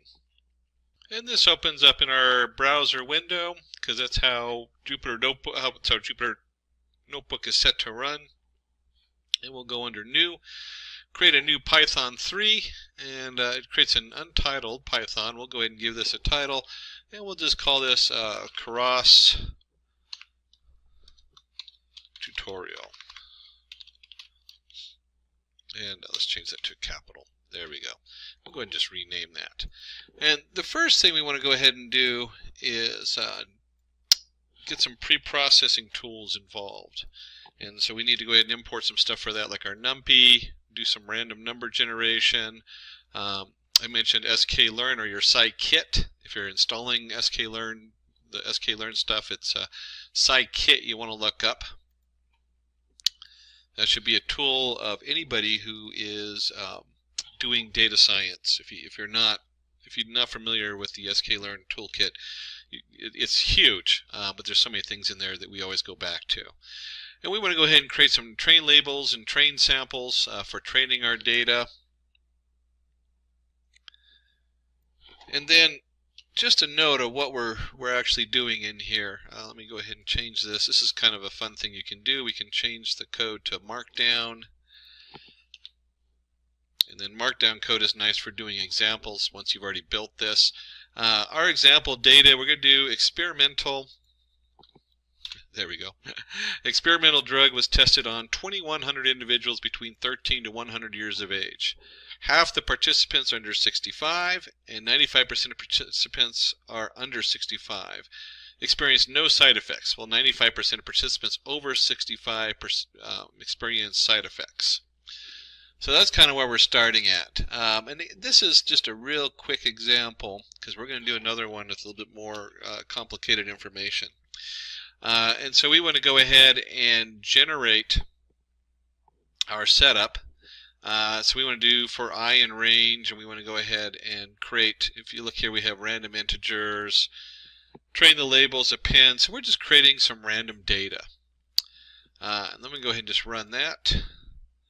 And so once we've created our random data, and you can certainly ask for a copy of the code from Simplilearn. They'll send you a copy of this, or you can zoom in on the video and see how we went ahead and did our train samples, append. And we're just using this. I do this kind of stuff all the time. I was running a thing on that had to do with errors following a bell-shaped curve on a standard distribution error. And so what do? I generate the data on a standard distribution error to see what it looks like and how my code processes it, since that was the baseline I was looking for. In this, we're just doing generating random data for our setup on here. And we could actually go in, print some of the data up. Let's just do this, print. We'll do train samples, and we'll just do the first 5 pieces of data in there to see what that looks like. And you can see the first 5 pieces of data in our train samples is 49, 85, 41, 68, 19. Just random numbers generated in there. That's all that is. And we generated significantly more than that. Let's see, 50 up here, 1,000. Yeah, so there's 1,000 here. 1,000 numbers we generated. And we could also, if we wanted to find that out, we could do a quick print the length of it. And so, or you could do a shape kind of thing, and if you're using NumPy, although the length for this is just fine. And there we go, it's actually 2100, like we said in the demo setup in there. And then we want to go ahead and take our labels. Oh, that was our train labels. We also did samples, didn't we? So we could also print, do the same thing. Oh, labels. And let's change this to labels. And labels. And run that just to double check, and sure enough we have 2100, and they're labeled 10, 10, 10. I guess that's if they have symptoms or not. 1 symptoms, 0 none. And so we want to go ahead and take our train labels and we'll convert it into a NumPy array, and the same thing with our samples. And let's go ahead and run that. And we also shuffle. This is just a neat feature you can do in NumPy right here. Put my drawing thing on, which I didn't have on earlier. I can take the data and I can shuffle it. So we have our, so it just randomizes it. That's all that's doing. We've already randomized it, so it's kind of an overkill. It's not really necessary. But if you're doing a larger package where the data is coming in, and a lot of times it's organized somehow, and you want to randomize it just to make sure that you know, the input doesn't follow a certain pattern that might create a bias in your model. And we go ahead and create a scalar. The scalar range, minimum max scalar, feature range 0 to 1. And then we go ahead and scale the scaled train samples. So we're going to go ahead and fit and transform the data so it's nice and scaled. And that is the age. So you can see up here we have 49, 85, 41. We're just moving that, so it's going to be between 0 and 1. And so this is true with any of your neural networks. You really want to convert the data to 0 and 1, otherwise you create a bias. So if you have like 100 creates a bias versus the math behind it gets really complicated. If you actually start multiplying stuff, because there's a lot of multiplication and addition going on in there, that higher end value will eventually multiply down, and it will have a huge bias as to how the model fits it, and then it will not fit as well. And then one of the fun things we can do in Jupyter Notebook is that if you have a variable and you're not doing anything with it, and it's the last one on the line, it will automatically print. And we're just going to look at the first 5 samples on here. And so it's going to print the first 5 samples. And you can see, here we go, 0.9195, 0.791. So everything's between 0 and 1. And that just shows us that we scaled it properly and it looks good. It really helps a lot to do these kind of print-ups halfway through. You never know what's going to go on there. I don't know how many times I've gotten down and found out that the data sent to me that I thought was scaled was not. And then I have to go back and track it down and figure it out on there. So let's go ahead and create our artificial neural network. And for doing that, this is where we start diving into TensorFlow and Keras. TensorFlow, if you don't know the history of TensorFlow, it helps to jump into, we'll just use Wikipedia. careful, don't quote Wikipedia on these things because you get in trouble. But it's a good place to start. Back in 2011, Google Brain built Disbelief as a proprietary machine learning setup. TensorFlow became the open source for it. So TensorFlow was a Google product, and then it became open sourced, and now it's just become probably one of the de factos when it comes for neural networks as far as where we're at. So when you see the TensorFlow setup, it's got like a huge following. There are some other setups like the Scikit under the sklearn has their own little neural network. But the TensorFlow is the most robust one out there right now. And Keras sitting on top of it makes it a very powerful tool, so we can leverage both the Keras easiness in which we can build a sequential setup on top of TensorFlow. And so in here we're going to go ahead and do our input of TensorFlow, and then we have the rest of this is all Keras here from number 2 down. We're going to import from TensorFlow the Keras connection, and then you have your TensorFlow Keras models, import sequential. It's a specific kind of model. We'll look at that in just a second. If you remember from the files, that means it goes from one layer to the next layer to the next layer. There's no funky splits or anything like that. And then we have from TensorFlow Keras layers, we're going to import our activation and our dense layer. And we have our optimizer Atom. This is a big thing to be aware of, how you optimize your data. When you first do it, Atom's as good as any. Atom is usually, there's a number of optimizer out there. There's a couple of main ones, but Atom is usually assigned to bigger data. It works fine. Usually the lower data does it just fine, but Atom is probably the mostly used. But there are some more out there, and depending on what you're doing with your layers, your different layers might have different activations on them. And then finally down here you'll see our setup where we want to go ahead and use the metrics. And we're going to use the TensorFlow Keras metrics for categorical cross entropy. So we can see how everything performs when we're done. That's all that is. A lot of times you'll see us go back and forth between TensorFlow, and then Scikit has a lot of really good metrics also for measuring these things. Again, it's the end of the at the end of the story. How good does your model do? And we'll go ahead and load all that. And then comes the fun part. I actually like to spend hours messing with these things. And 4 lines of code. You're like, you're going to spend hours on 4 lines of code? No, we don't spend hours on 4 lines of code. That's not what we're talking about when I say spend hours on 4 lines of code. What we have here, and I'm going to explain that in just a second, we have a model. And it's a sequential model. If you remember correctly, we mentioned the sequential up here where it goes from one layer to the next.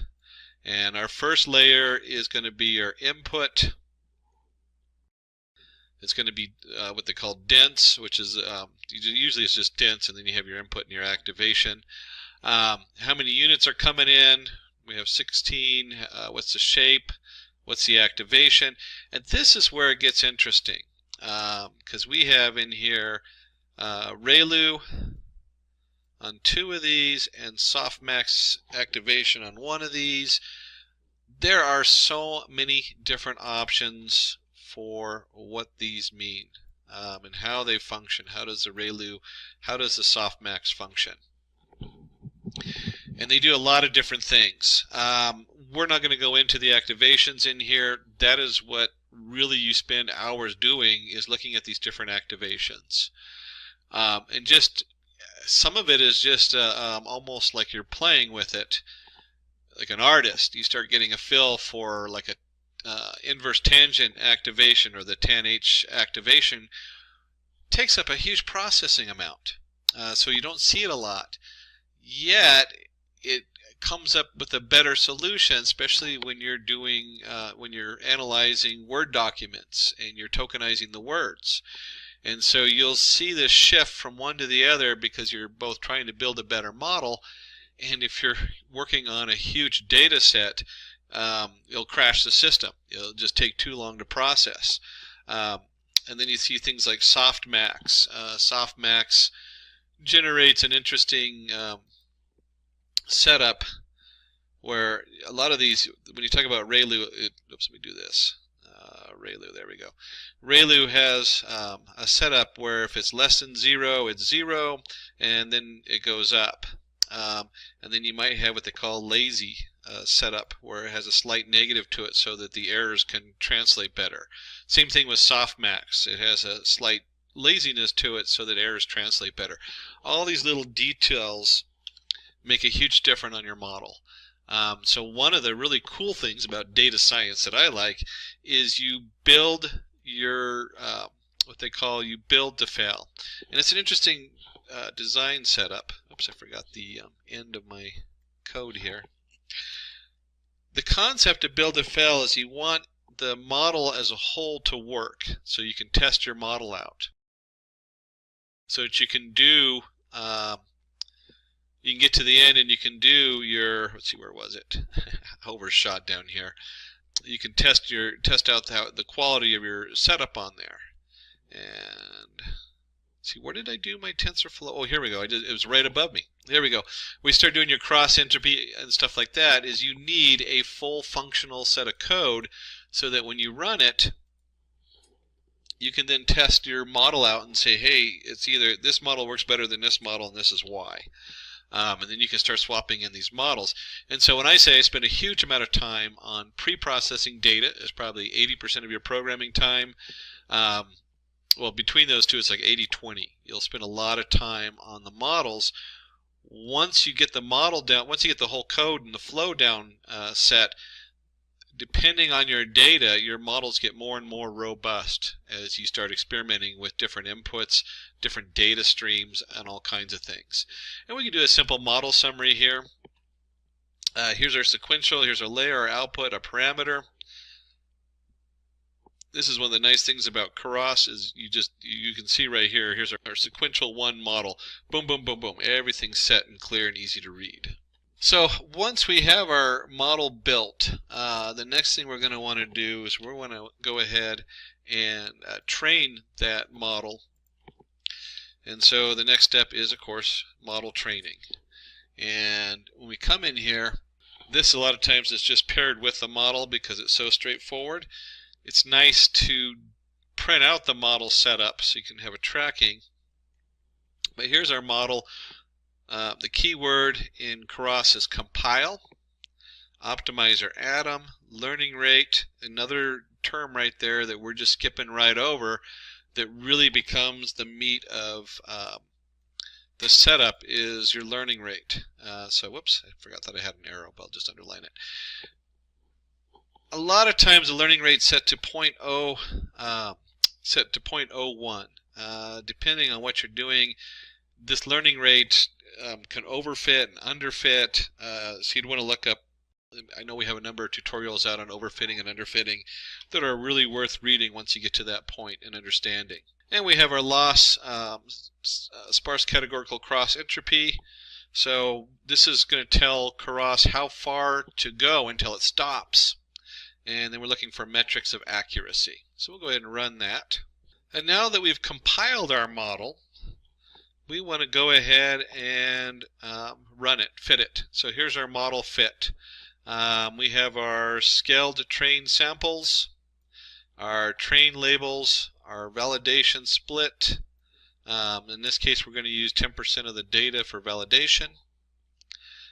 Batch size, another number you kind of play with. Not a huge difference as far as how it works, but it does affect how long it takes to run, and it can also affect the bias a little bit. Most of the time, though, a batch size is between 10 to 100, depending on just how much data you're processing in there. We want to go ahead and shuffle it. We're going to go through 30 epochs and put a verbose of 2. Let me just go ahead and run this. And you can see right here, here's our epoch, here's our training, here's our loss. Now, if you remember correctly up here, we set the loss. Let's see, where was it? Compiled our data. There we go, loss. So it's looking at the sparse categorical cross entropy. This tells us that as it goes, how much does the error go down? Is the best way to look at that. And you can see here, the lower the number, the better. It just keeps going down. And vice versa, accuracy we want. Let's see, where's my accuracy? value accuracy at the end. And you can see 0.619, 0.69, 0.74, it's going up. We want the accuracy, would be ideal if it made it all the way to 1, but we also, the loss is more important because it's a balance. You can have 100% accuracy and your model doesn't work because it's overfitted. Again, you want to look up overfitting and underfitting models. And we went ahead and went through 30 epochs. It's always fun to kind of watch your code going. To be honest, I usually, the first time I run it, I'm like, oh, that's cool, I get to see what it does. And after the second time of running it, I'm like, I'd like to just not see that. And you can repress those, of course, in your code. Repress the warnings in the printing. And so the next step is going to be building a test set and predicting it now. So here we go. We want to go ahead and build our test set. And we have, just like we did our training set, a lot of times you just split your initial set up. But we'll go ahead and do a separate set on here. And this is just what we did above. There's no difference as far as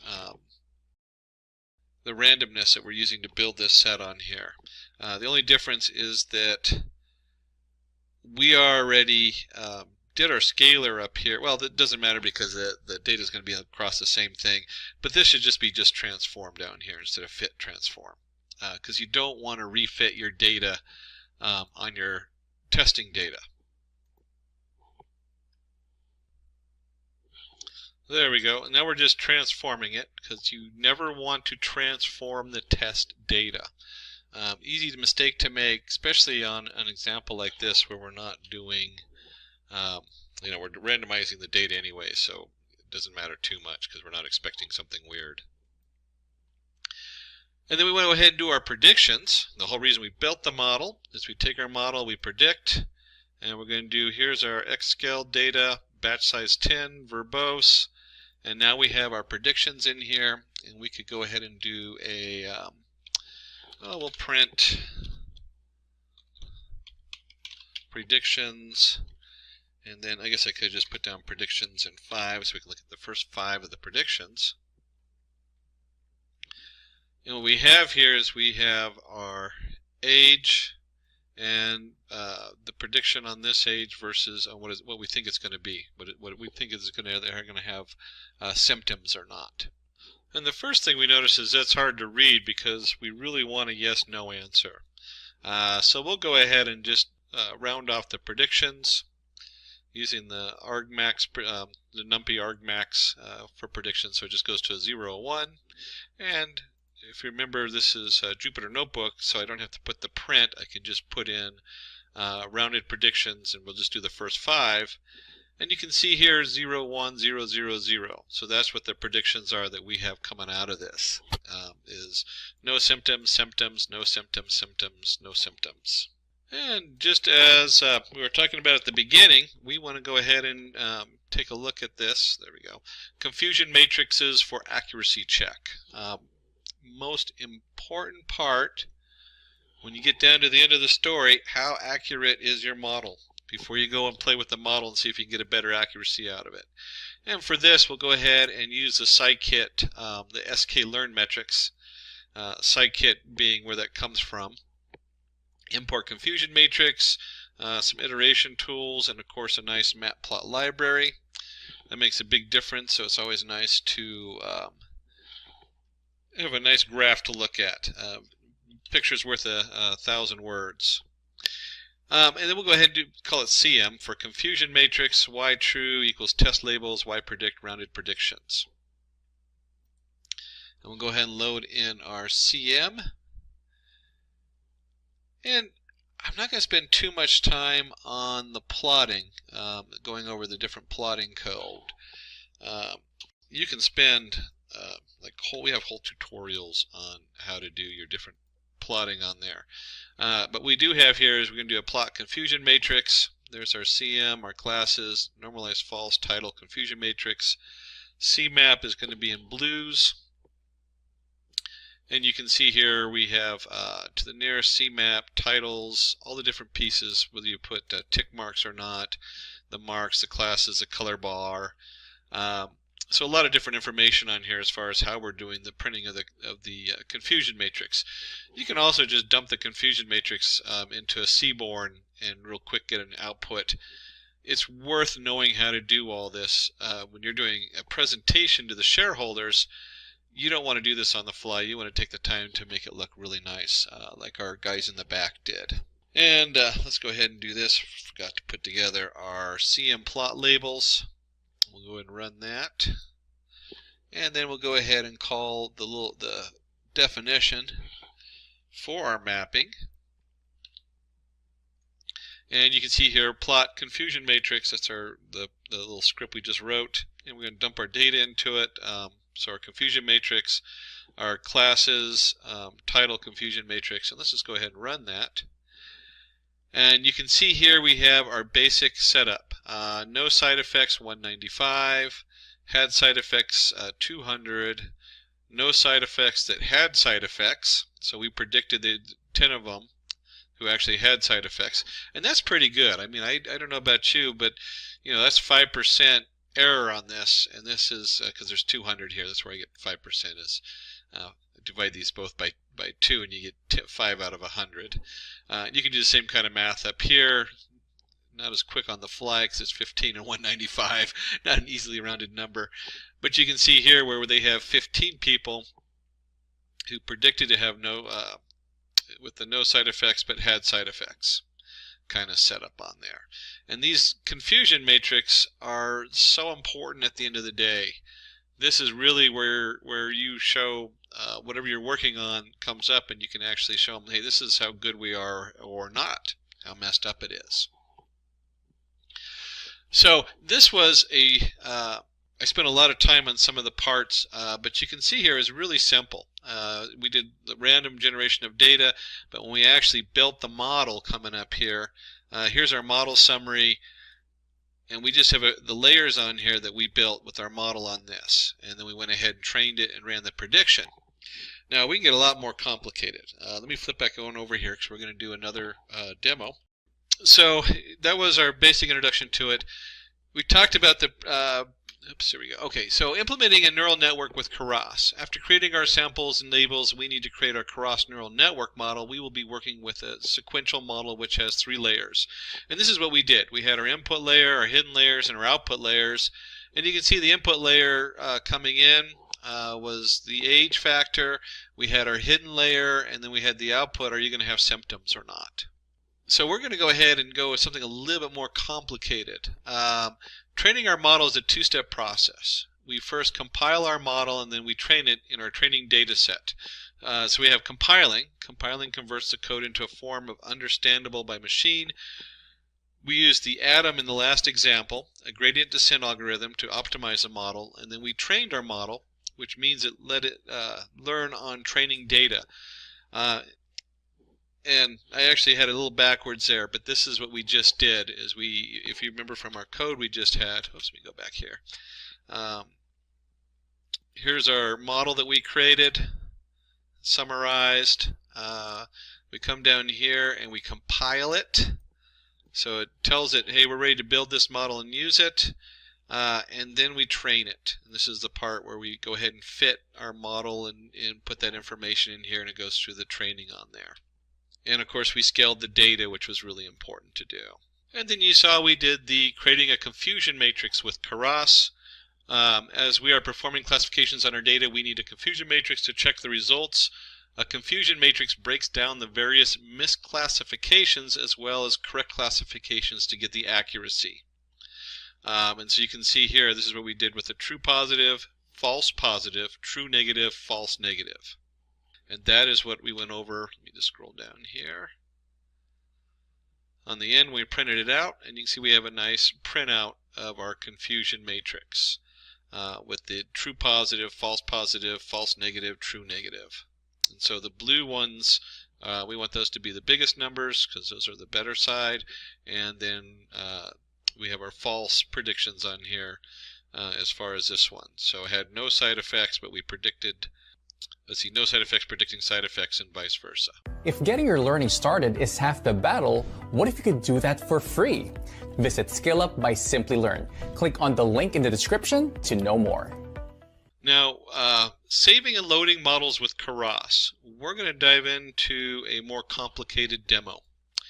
And you're going to say, oh, well, that was a lot of complication before. Well, if you broke it down, we randomized some data, we created the Keras setup, we compiled it, we trained it, we predicted, and we ran our matrix. So we're going to dive into something a little bit more fun. Is we're going to do a face mask detection with Keras. So we're going to build a Keras model to check if a person is wearing a mask or not in real time. And this might be important if you're at the front of a store. This is something today which is might be very useful as far as some of our, making sure people are safe. And so we're going to look at mask and no mask. And let's start with a little bit on the data. And so in my data I have with a mask, and you can see they just have a number of images showing the people in masks. And again, if you want some of this information, contact Simplilearn, and they can send you some of the information as far as people with and without masks, so you can try it on your own. And this is just such a wonderful example of this setup on here.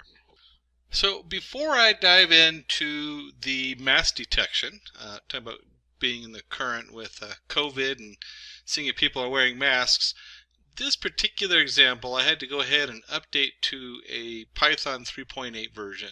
It might run in a 3.7, I'm not sure. I kind of skipped 3.7 and installed 3.8. So I'll be running in a Python 3.8, and then you also want to make sure your TensorFlow is up to date, because they call functional layers, that's where they split, if you remember correctly from back. Let's take a look at this.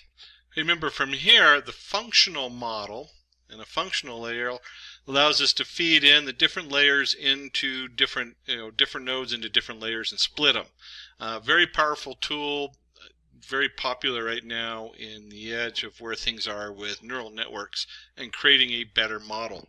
So I've upgraded to Python 3.8, and let's go ahead and open that up and go through our next example, which includes multiple layers, programming it to recognize whether someone wears a mask or not, and then saving that model so we can use it in real time. So we're actually almost a full end-to-end development of a product here. Of course, this is a very simplified version, and there'd be a lot more to it. You'd also have to do recognizing whether it's someone's face or not. All kinds of other things go into this. So let's go ahead and jump into that code, and we'll open up a new Python 3. Oops, Python 3. It's working on it. There we go. And then we want to go ahead and train our mask. We'll just call this train mask. And we want to go ahead and train mask and save it. So it's save mask, train mask detection, not to be confused with masking data. A little bit different. We're actually talking about a physical mask on your face. And then from the Keras standpoint, we got a lot of imports to do here.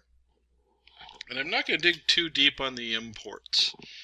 We're just going to go ahead and notice a few of them. So we have in here, oops, let me go Alt-D, there we go. Have something to draw with a little bit here. We have our image processing, and the image processing right here, let me underline that, deals with how do we bring images in, because most images are like a square grid, and then each value in there has 3 values for the 3 different colors. Keras and TensorFlow do a really good job of working with that, so you don't have to do all the heavy listening and figuring out what's going to go on. We have the mobile net average pooling 2D. This again is how do we deal with the images and pulling them. Dropout's a cool thing worth looking up. If you haven't, as you get more and more into Keras and TensorFlow, it'll auto drop out certain nodes. That way you'll get a better, the nodes just kind of die. They find that they actually create more of a bias than a help, and they also add processing time, so they remove them. And then we have our flatten. That's where you take that huge array with the 3 different colors, and you find a way to flatten it so it's just a one-dimensional array instead of a 2 by 2 by 3. Dense input, we did that in the other one, so that should look a little familiar. Oops, there we go. Our input, our model, again, these are things we had on the last one. Here's our optimizer with our atom. We have some pre-processing on the input that goes along with bringing in the data in. More pre-processing with image to array, loading the image. This stuff is so nice. It looks like a lot of work, so you have to import all these different modules in here. But the truth is it does everything for you. You're not doing a lot of pre-processing. You're letting the software do the pre-processing. And we're going to be working with setting something to categorical. Again, that's just a conversion from a number to a category. 0, 1 doesn't really mean anything. It's like true, false. Label binarizer, the same thing. We're changing our labels around. And then there's our train, test, split, classification report. Our IM utilities, let me just go ahead and scroll down here a notch for these. This is something a little different going on down here. This is not part of the TensorFlow or the sklearn. This is the scikit setup and TensorFlow above. The paths, this is part of OpenCV, and we'll actually have another tutorial going out with the OpenCV. So if you want to know more about OpenCV, you'll get a glance on it in this software, especially the second piece when we reload up the data and hook it up to a video camera. We're going to do that on this round. But this is part of the OpenCV thing, and you'll see CV2 is usually how that's referenced. But the IM utilities has to do with how do you rotate pictures around and stuff like that, and resize them. And then the matplot library for plotting, because it's nice to have a graph, tells us how good we're doing, and then of course our numpy numbers array and just a straight OS access. Wow, so that was a lot of imports. Like I said, I'm not going to I spent a little time going through them, but we didn't want to go too much into them. And then I'm going to create some variables that we need to go ahead and initialize. We have the learning rate, number of epochs to train for, and the batch size. And if you remember correctly, we talked about the learning rate to the negative 4.00001. A lot of times it's 0.001 or 0.001. Usually it's in that variation depending on what you're doing and how many epochs, and they kind of play with the epochs. The epochs is how many times we're going to go through all the data. And now I have it as 2. The actual setup is for 20, and 20 works great. The reason I have it for 2 is it takes a long time to process. One of the downsides of Jupyter is that Jupyter isolates it to a single kernel. So even though I'm on an 8-core processor with 16 dedicated threads, only one thread is running on this, no matter what. So it doesn't matter. So it takes a lot longer to run, even though TensorFlow really scales up nicely. And the batch size is how many pictures do we load at once and process. Again, those are numbers you have to learn to play with depending on your data and what's coming in. And the last thing we want to go ahead and do is there's a directory with a data set we're going to run. And this just has images of masks and not masks. And if we go in here, you'll see data set, and then you have pictures with masks. They're just images of people with masks on their face. And then we have the opposite. Let me go back up here. Without masks. So it's pretty straightforward. They look kind of askew because they tried to format them into very similar setup on there. So they're mostly squares. You'll see some that are slightly different on here. And that's kind of an important thing to do on a lot of these data sets. Get them as close as you can to each other. And we actually will run in this processing of images up here, and the cross layers and importing and dealing with images. It does such a wonderful job of converting these that a lot of it we don't have to do a whole lot with. So you have a couple things going on there. And so we're now going to be, this is now loading the images, and let me see. And we'll go ahead and create data and labels. Here's our here's the features going in, which is going to be our pictures, and our labels going out. And then for categories in our list directory, and if you remember, I just flashed that at you. It had face mask or no face mask. Those are the two options. And we're just going to load into that. We're going to append the image itself and the labels. So we're just going to create a huge array. And you can see right now this could be an issue if you had more data. At some point, thankfully I have a 32 gig hard drive or RAM. Even that, you could do with a lot less of that. Probably under 16 or even 8 gigs would easily load all this stuff. And there's a conversion going on in here. I told you about how we are going to convert the size of the image so it resizes all the images. And that way our data is all identical the way it comes in. And you can see here with our labels, we have without mask, without mask, without mask. The other one would be with mask. Those are the two that we have going in there. And then we need to change it to the one-hot encoding. And this is going to take our, up here we had, what was it, labels and data. We want the labels to be categorical. So we're going to take labels and change it to categorical. And our labels then equal a categorical list.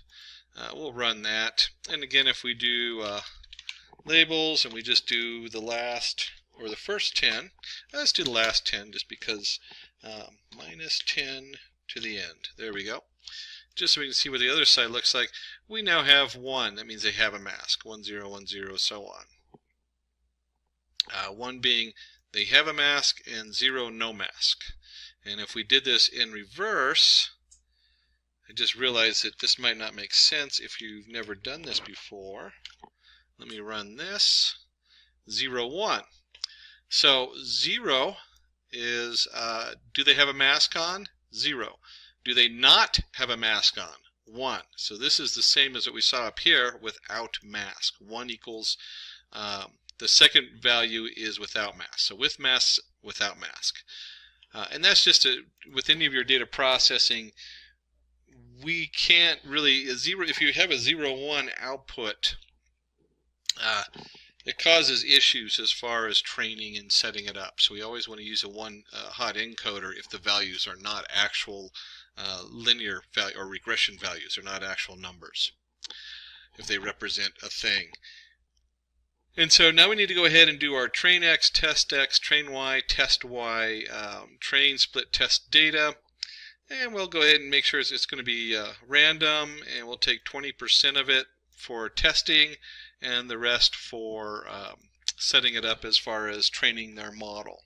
This is something that's become so cool. When they're training these sets, they realize we can augment the data. What does augment mean? Well, if I rotate the data around and I zoom in, I zoom out, I rotate it, shear it a little bit, flip it horizontally, fill mode, as I do all these different things to the data, it is able to, it's kind of like increasing the number of samples I have. So if I have all these perfect samples, what happens when we only have part of the face, or the face is tilted sideways, or all those little shifts cause a problem if you're doing just a standard set of data. So we're going to create an augment in our image data generator, which is going to rotate, zoom, and do all kinds of cool things. And this is worth looking up, this image data generator and all the different features it has. A lot of times, the first time through my models, I'll leave that out because I want to make sure there's a thing what we call build to fail, which is just cool to know. You build the whole process, and then you start adding these different things in so that you can better train your model.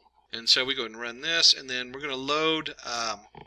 And then we need to go ahead, and you probably would have gotten an error if you hadn't put this piece in right here. I haven't run it myself because the guys in the back did this. But we take our base model, and one of the things we want to do is we want to do a MobileNet v2. And this is a big thing right here. Include the top equals false. A lot of data comes in with a label on the top row. So we want to make sure that that is not the case. And then the construction of the head of the model that will be placed on the top of the base model. We want to go ahead and set that up. And you'll see a warning here. I'm kind of ignoring the warning because it has to do with the size of the pictures and the weights for input shape. So it'll switch things to defaults, just saying, hey, we're going to auto shape some of this stuff for you. You should be aware that with this kind of imagery, we're already augmenting it by moving it around and flipping it and doing all kinds of things to it. So that's not a bad thing in this, but in other data it might be if you're working in a different domain. And so we're going to go back here, and we have our base model. We're going to do our head model equals our base model output. And what we got here is we have an average pooling 2D, pool size 7.7 head model. Head model flatten, so we're flattening the data. So this is all processing and flattening the images. And the pooling has to do with some of the ways it can process some of the data. We'll look at that a little bit when we get down to the lower level and just processing it. And then we have our dense. We've already talked a little bit about a dense, just what you think about. And then the head model has a dropout of 0.5. What we can do with a dropout, the dropout says that we're going to drop out a certain amount of nodes while training. So when you actually use the model, it will use all the nodes, but this drops certain ones out, and it helps stop biases from forming. So it's really a cool feature in here. They discovered this a while back. We have another dense mode, and this time we're using softmax activation. Lots of different activation options here. Softmax is a real popular one for a lot of things, and so is the ReLU. And we could do a whole talk on activation formulas. And what their different uses are and how they work. When you first start out, you'll use mostly the ReLU and the softmax for a lot of them, just because they're some of the basic setups. It's a good place to start. And then we have our model equals model, inputs equals base model dot input, outputs equals head model. So again, we're still building our model here. We'll go ahead and run that. And then we're going to loop over all the layers in the base model and freeze them so they will not be updated during the first training process. So for layer and base model layers, layers.trainable equals false. A lot of times when you go through your data, you want to kind of jump in partway through. I'm not sure why in the back they did this for this particular example, but I do this a lot when I'm working with series and specifically in stock data. I want it to iterate through the first set of 30 data before it does anything. I would have to look deeper to see why they froze it on this particular one. And then we're going to compile our model.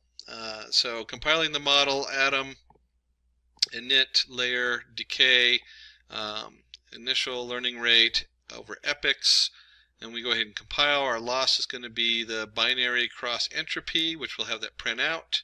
Optimizer for opt, metrics is accuracy.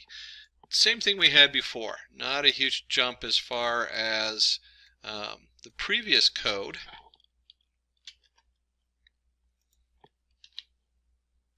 And then we go ahead and we've gone through all this, and now we need to go ahead and fit our model. So train the head of the network, print info training head, run. Now I skipped a little time because you'll see the runtime here is at 80 seconds per epoch. It takes a couple minutes for it to get through on a single kernel. One of the things I want you to notice on here while it's finishing the processing is that we have up here our augment going on. So anytime the train X and train Y go in, there's some randomness going on there, and is jiggling it around what's going into our setup. Of course, we're batch sizing it, so it's going through whatever we set for the batch values, how many we process at a time.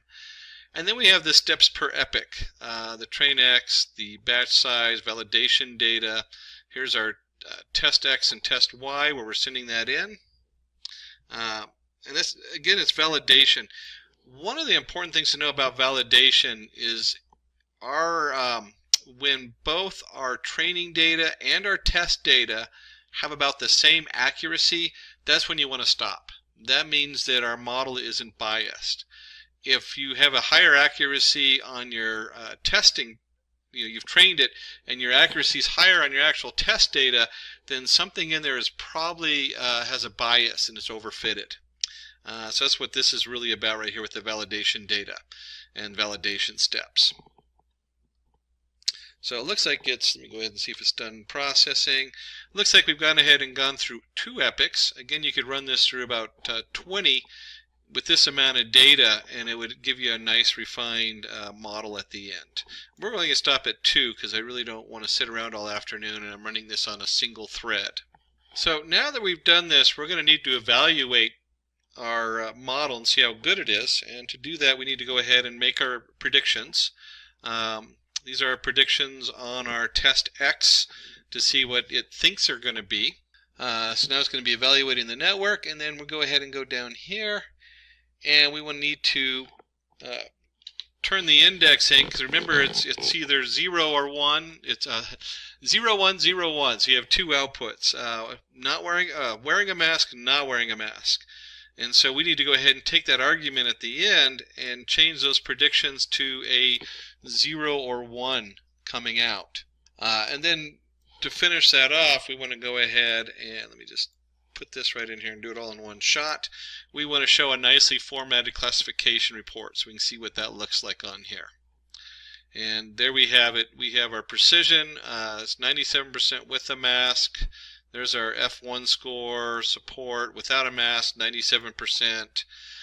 So that's pretty high setup on there. You know, 3 people are going to sneak into this store who are without a mask and thinks they have a mask, and there's going to be 3 people with a mask that's going to flag the person at the front to go, oh, hey, look at this person, he might not have a mask. That's I guess if it's a setup in front of a store. So there you have it. And of course, one of the other cool things about this is if someone's walking into the store and you take multiple pictures of them, you know, this is just it would be a way of flagging, and then you can take that average of those pictures and make sure they match or don't match if you're on the back end. And this is an important step because this is just cool. I love doing this stuff. So we're going to go ahead and take our model and we're going to save it. So model save maskdetector.model. We're going to give it a name. We're going to save the format. In this case, we're going to use the H5 format. And so this model we just programmed has just been saved. So now I can load it up in the model. Now they can use it for whatever. And then if I get more information and we start working with that, at some point I might want to update this model. Make a better model. And this is true of so many things, where I take this model and maybe I'm running a prediction on making money for a company, and as my model gets better, I want to keep updating it, and then it's real easy just to push that out to the actual end user. And here we have a nice graph. You can see the training loss and accuracy as we go through the epochs. We only did the, only shows just the one epoch coming in here, but you can see right here as the value loss, train accuracy, and value accuracy start switching and they start converging. And you'll hear converging. This is the convergence they're talking about when they say I know when I work in the scikit with sklearn neural networks, this is what they're talking about, a convergence, is our loss and our accuracy come together, and also up here, and this is why I'd run it more than just 2 epochs. As you can see, they still haven't converged all the way. So that would be a cue for me to keep going. But what we want to do is we want to go ahead and create a new Python 3 program. And we just did our train mask. So now we're going to go ahead and import that and use it and show you in a live action. Get a view of both myself in the afternoon along with my background of an office, which is in the middle still of reconstruction for another month. And we'll call this mask detector. And then we're going to grab a bunch of a few items coming in. We have our MobileNet v2 import preprocessing input, so we're still going to need that. We still have our TensorFlow image to array. We have our load model. That's where most of the stuff's going on. This is our CV2 or OpenCV. Again, I'm not going to dig too deep into that. We're going to flash a little OpenCV code at you, and we actually have a tutorial on that coming out. Our NumPy array, our IM utilities, which is part of the OpenCV or CV2 setup. And then we have, of course, time and just our operating system. So those are the things we're going to go ahead and set up on here. And then we're going to create This takes just a moment.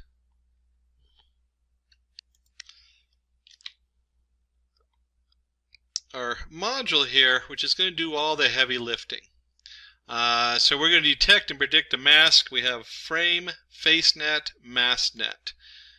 These are going to be generated by our OpenCV. We have our frame coming in, and then we want to go ahead and create a mask around the face. It's going to try to detect the face and then set that up so we know what we're going to be processing through our model. And then there's a frame shape here. This is just our height versus width. That's all HW stands for. They've called it blob, which is a CV2 DNN blob form image frame.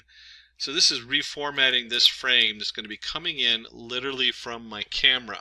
And we'll show you that in a minute, that little piece of code that shoots that in here. And we're going to pass the blob through the network and obtain the face detections. So FaceNet.setImport blob, detections FaceNet forward, print detections shape. So this is what's going on here. This is that model we just created. We're going to send that in there, and I'll show you in a second where that is, but it's going to be under FaceNet. And then we go ahead and initialize our list of faces, their corresponding locations, and the list of predictions from our face mask network. We're going to loop over the detections, and this is a little bit more work than you think as far as looking for different faces. What happens if you have a crowd of faces? So we're looping through the detections and the shapes going through here. And probability associated with the detection. Here's our confidence of detections. We're going to filter out weak detection by ensuring the confidence is greater than the minimum confidence. So we've set it, remember, 0 to 1. So 0.5 would be our minimal confidence, probably is pretty good. And then we're going to put in compute bounding boxes for the object. If I'm zipping through this, it's because we're going to do an OpenCV, and I really want to stick to just the Keras part. And so I'm just kind of jumping through all this code. You can get a copy of this code from Simplilearn and take it apart, or look for the OpenCV coming out. And we'll create a box. The box sets it around the image. Ensure the bounding boxes fall within the dimensions of the frame. So we create a box around what we hope is going to be the face. Extract the face, ROI, convert it from BGR to RGB channel.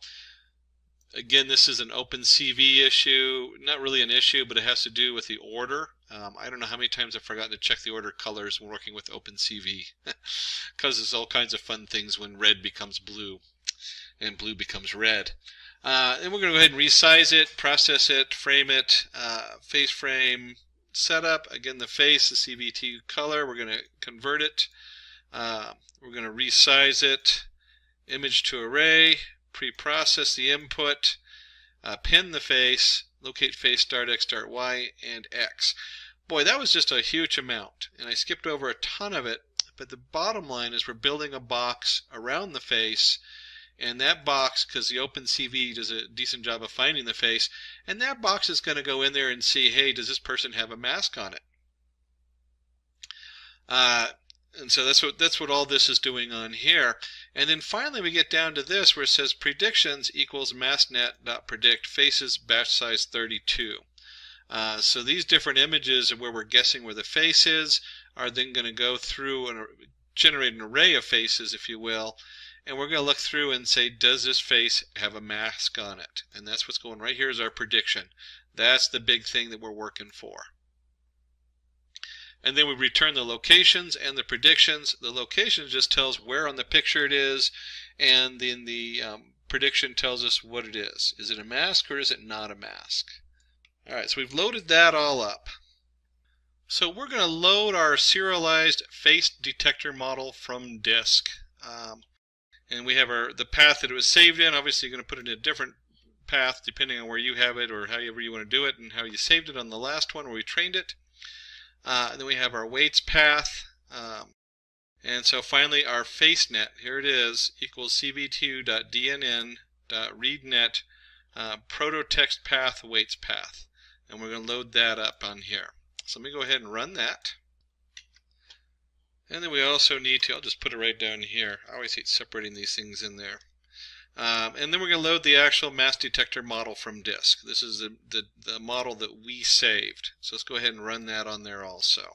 So this is pulling on all the different pieces we need for our model.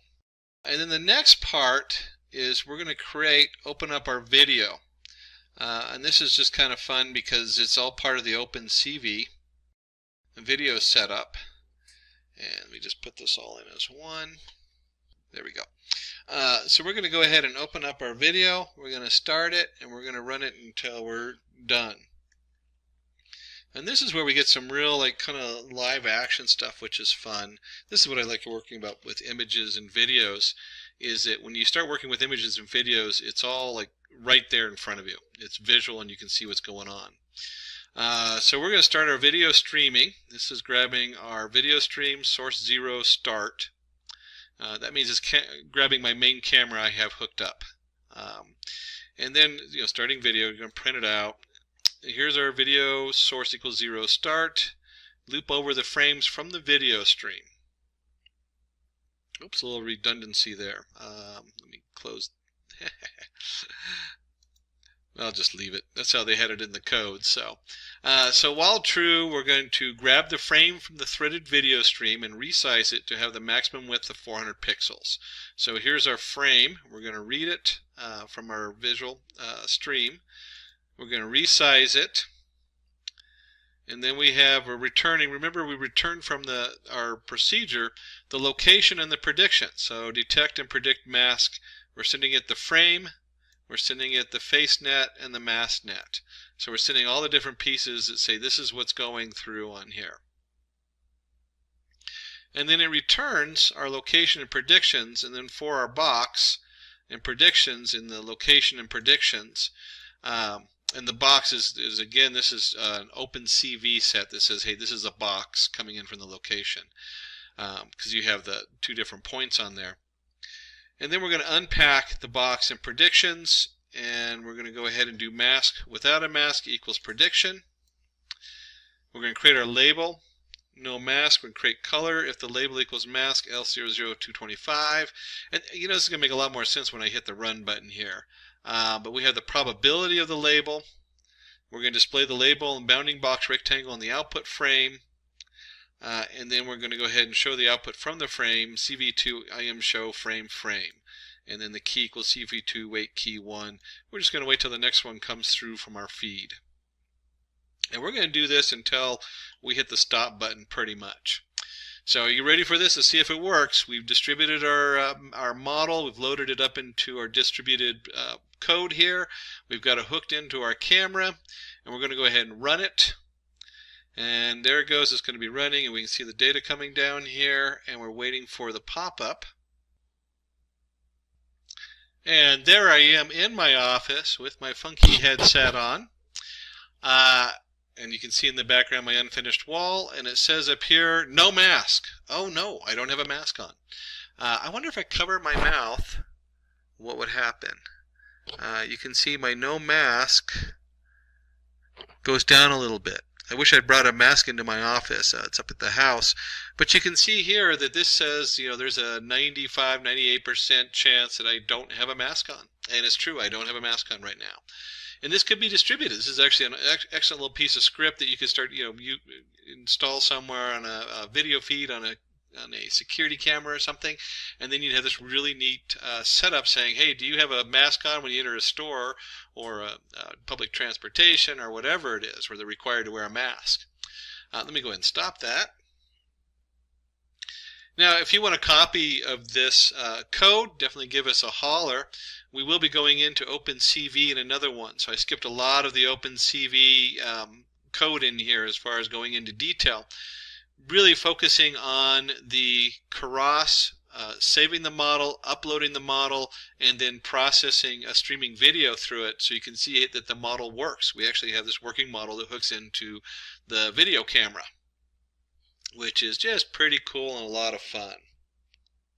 So I told you we're going to dive in and really roll up our sleeve and do a lot of coding today.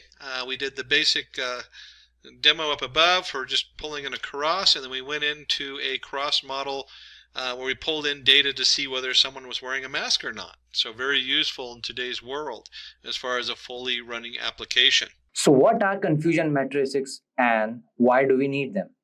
So in machine learning, classification is used to divide data into different categories. But after we have cleaned, prepared the data and trained our model, how we can tell if the model is performing well?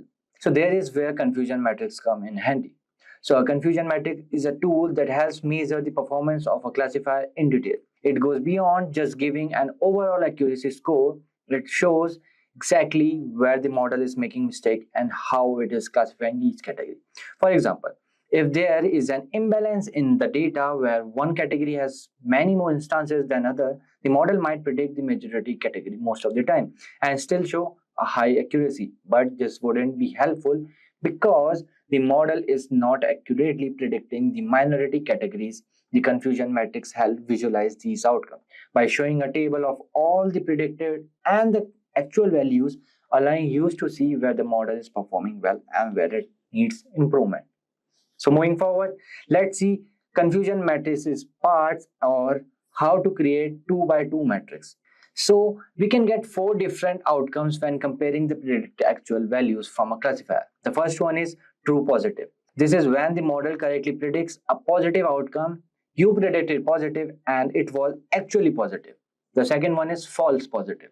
This happens when the model incorrectly predicts a positive outcome for something that is actually negative, or a predictive positive but it was actually negative.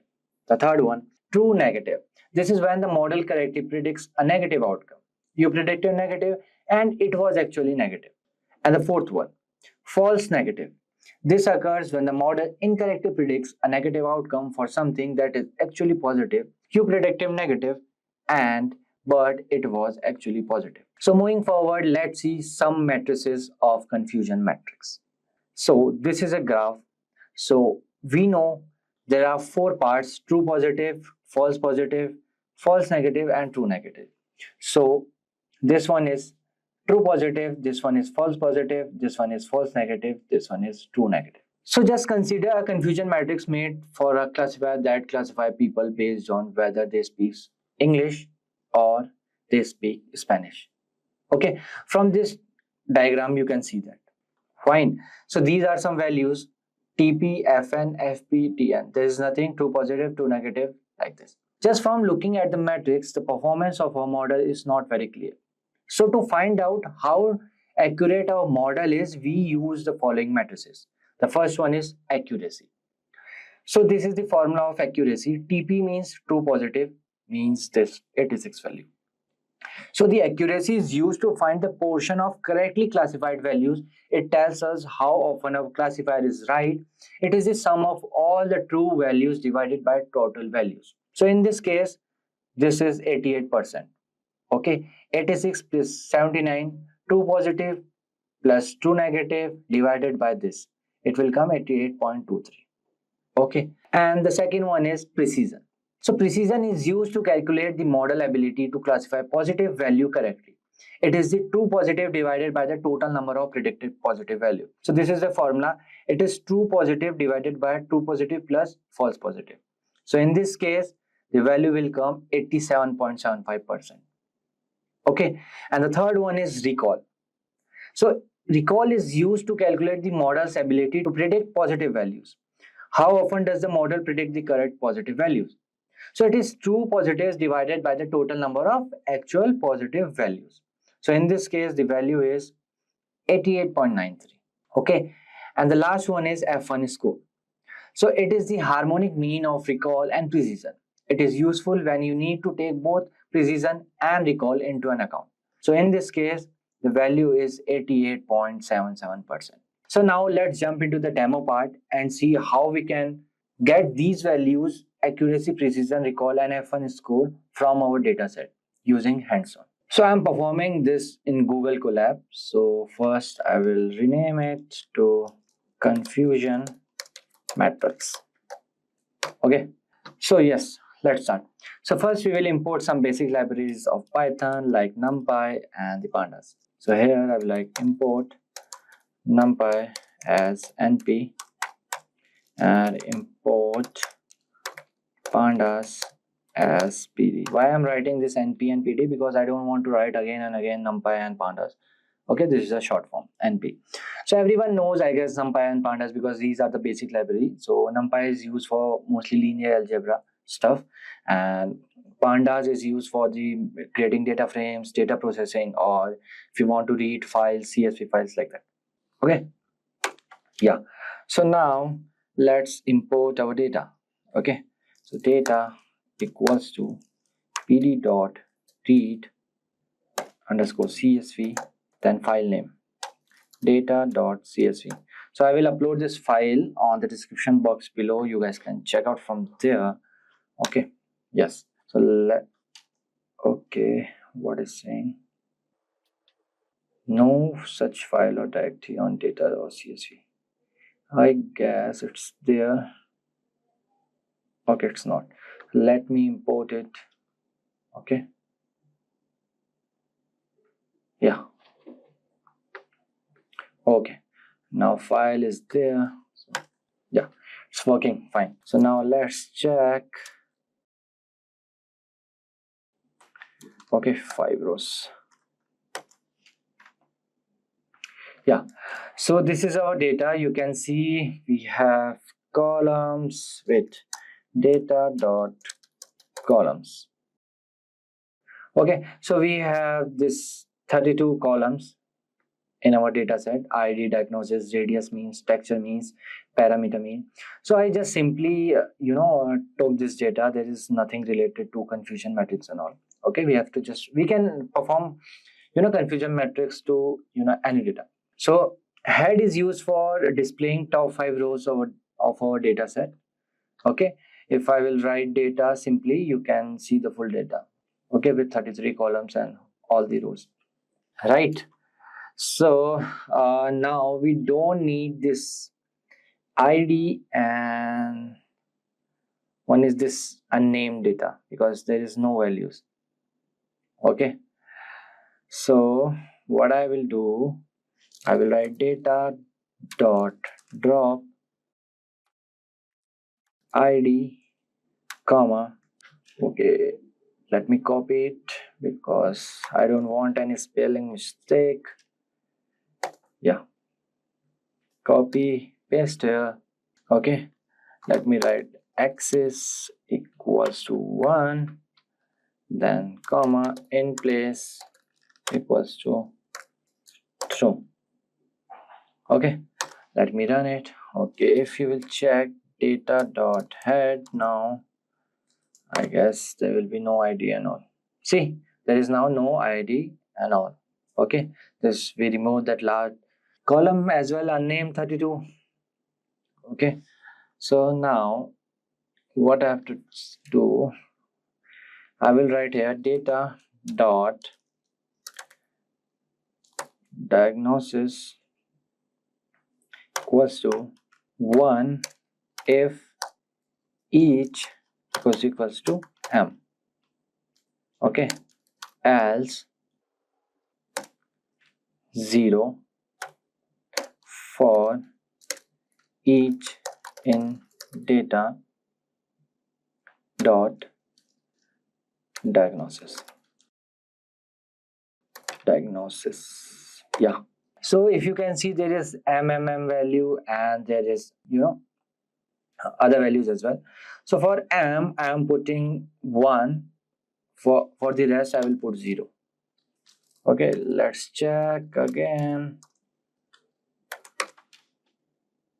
Yeah, okay, you can see it's done. Replacement is done basically. Okay, so let's check the info of the data. So these are some basic functions of Python. So these are the column, these are the non-null values, these are the data type values. Okay, float we have or int we have. Okay, so we have only two type of data sets. So now what we will do normalization. Okay, y equals to data dot diagnosis dot values. Okay, so here I will write x underscore data equals to data dot drop diagnosis comma axis equals to 1. Okay, here I will write x equals to x underscore data minus np dot minimum value and the x underscore data and divided by, so I am using that formula if you guys know. Okay, divided by np. So what I'm finding is accuracy. Okay, I'm using that formula, np dot max of x underscore data, then minus np dot min value, then x underscore data. Okay, okay, axis value is wrong, sorry, spelling is wrong.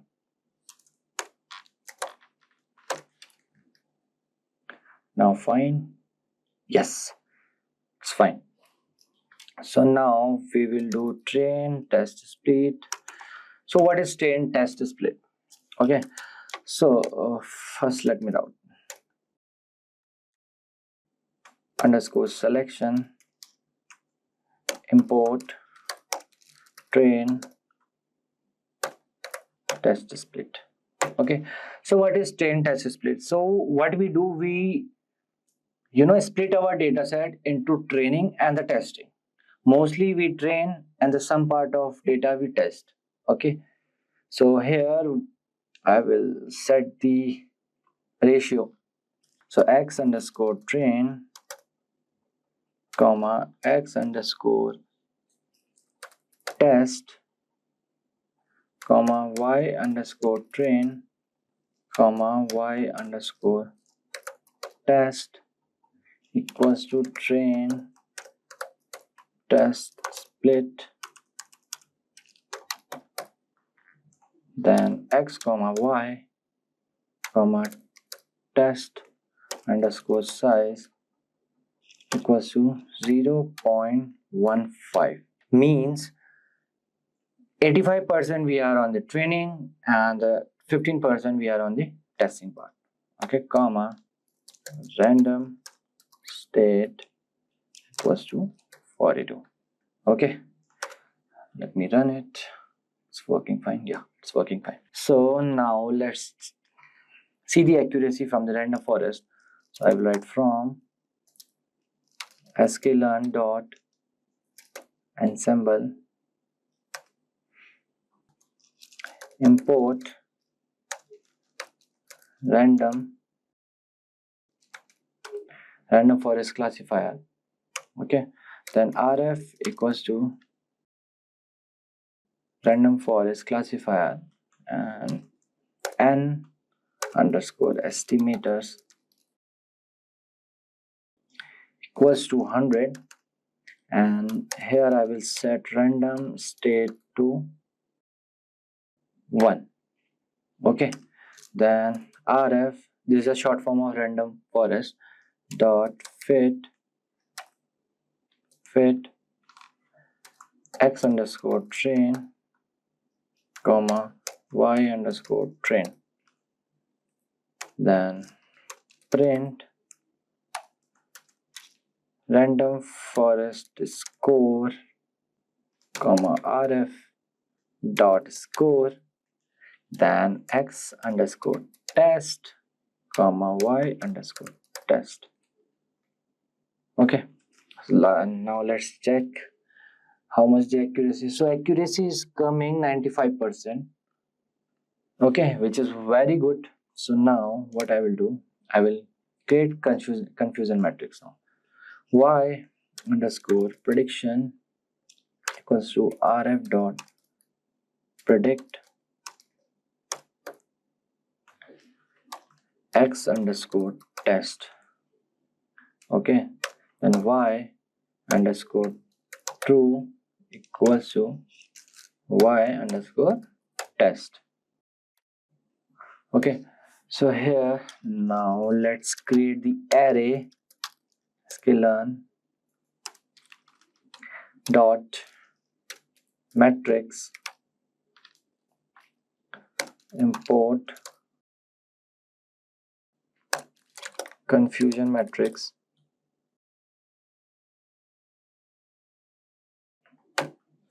Okay, then I will write CM, short form of confusion matrix.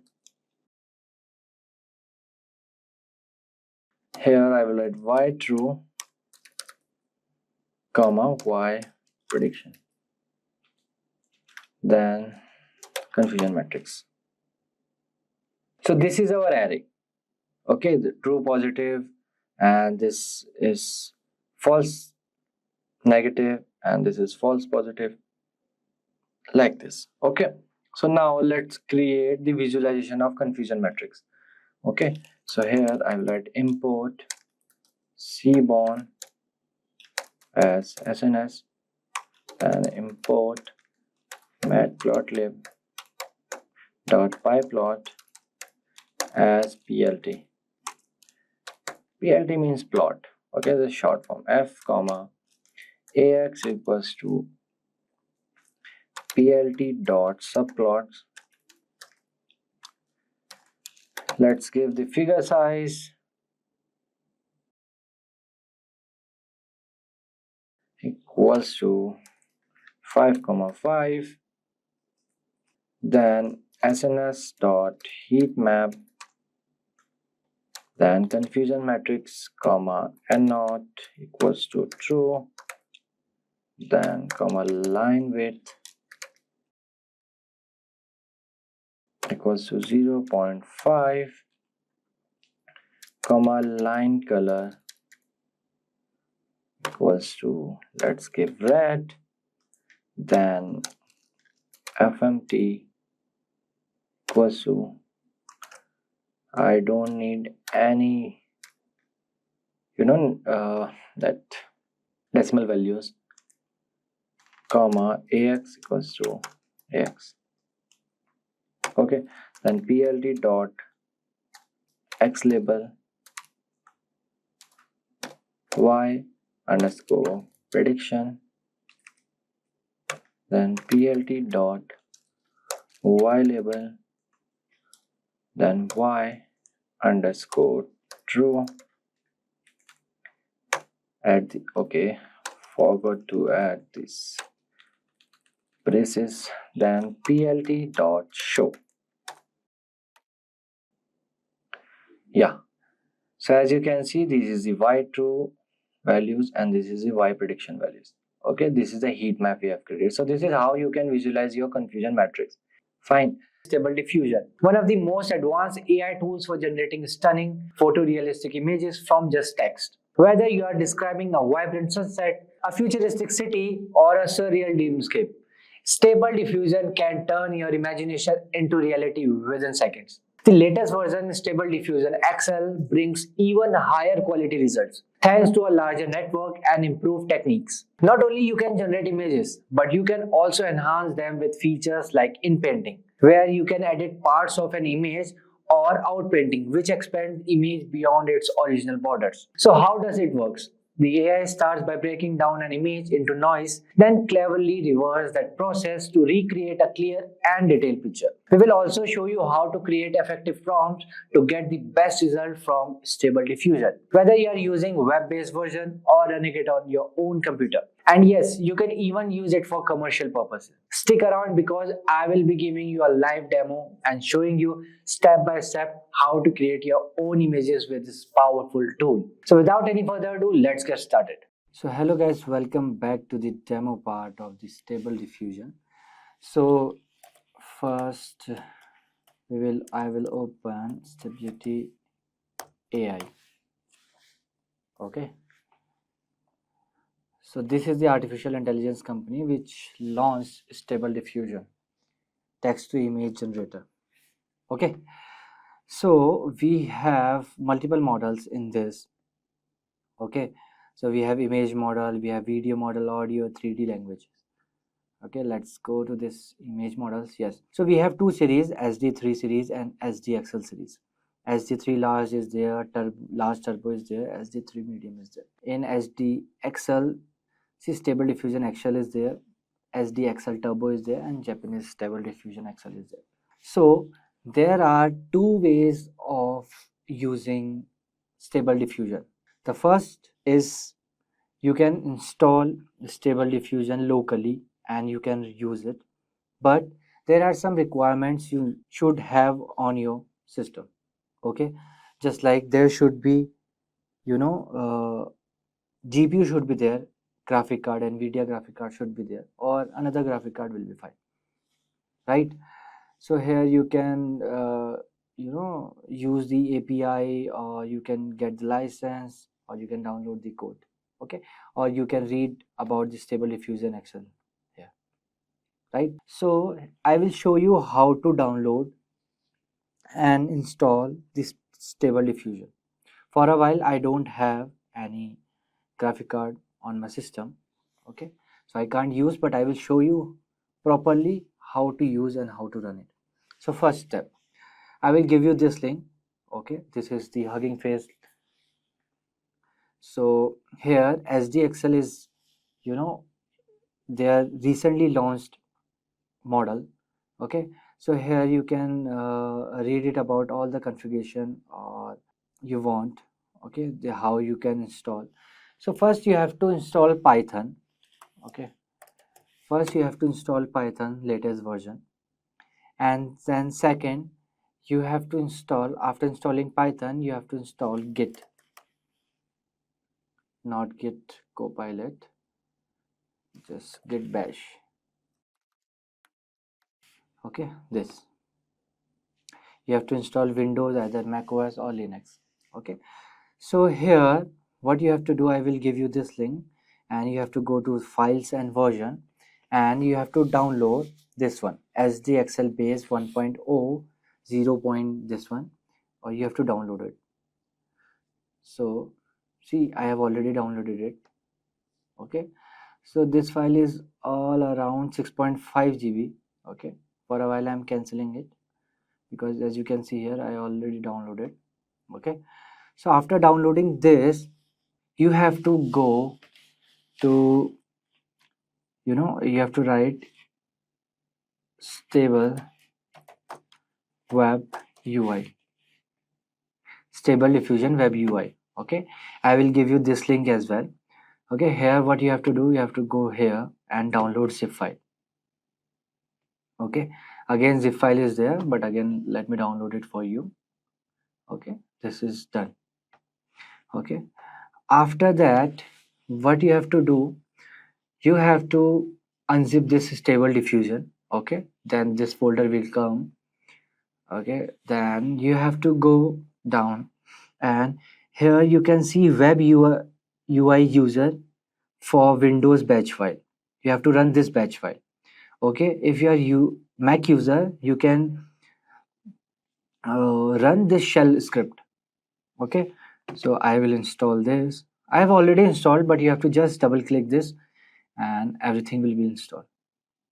Okay, so it will launch one page. After installing this, it will take like half an hour because it will download multiple files of 4455 GB.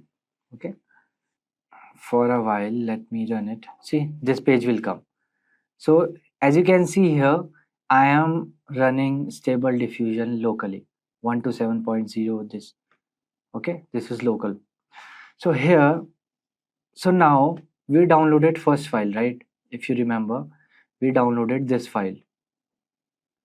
So what you have to do, you have to go to downloads, then you have to copy this file, downloaded file, then you have to go here.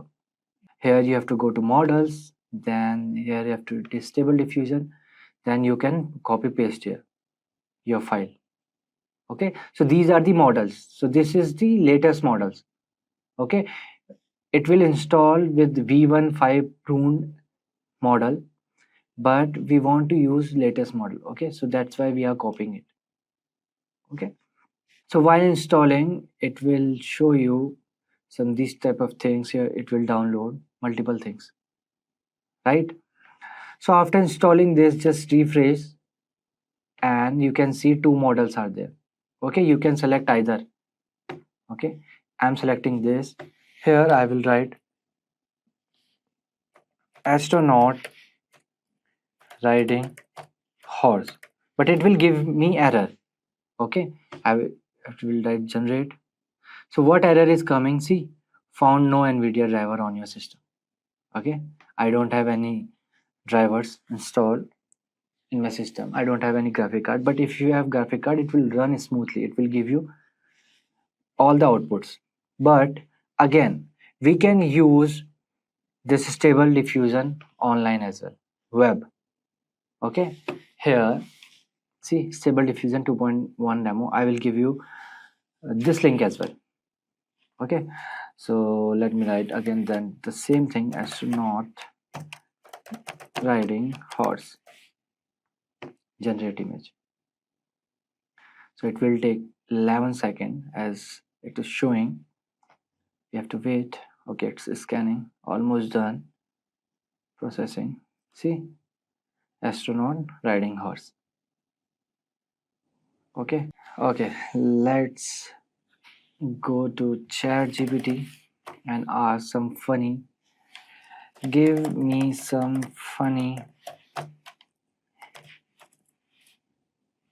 text to image generators prompts. Okay, so let's get, okay, a cat wearing chef hat attempting. Oh, this one is cool. Okay, let's copy this and paste it here. Okay, let's read. A penguin dressed as a pirate searching for treasure on a ice floe with a parrot that only squawks. Okay, see, pirate hat. See, pirate hat. Okay, let's try something else. A robot trying to blend at a grumpy bear sitting in a therapist office. Okay, this one is cool, I guess. Okay, let me run it. Again, it will take some 11 seconds. But this, if you run locally, this will work definitely. I'm sure.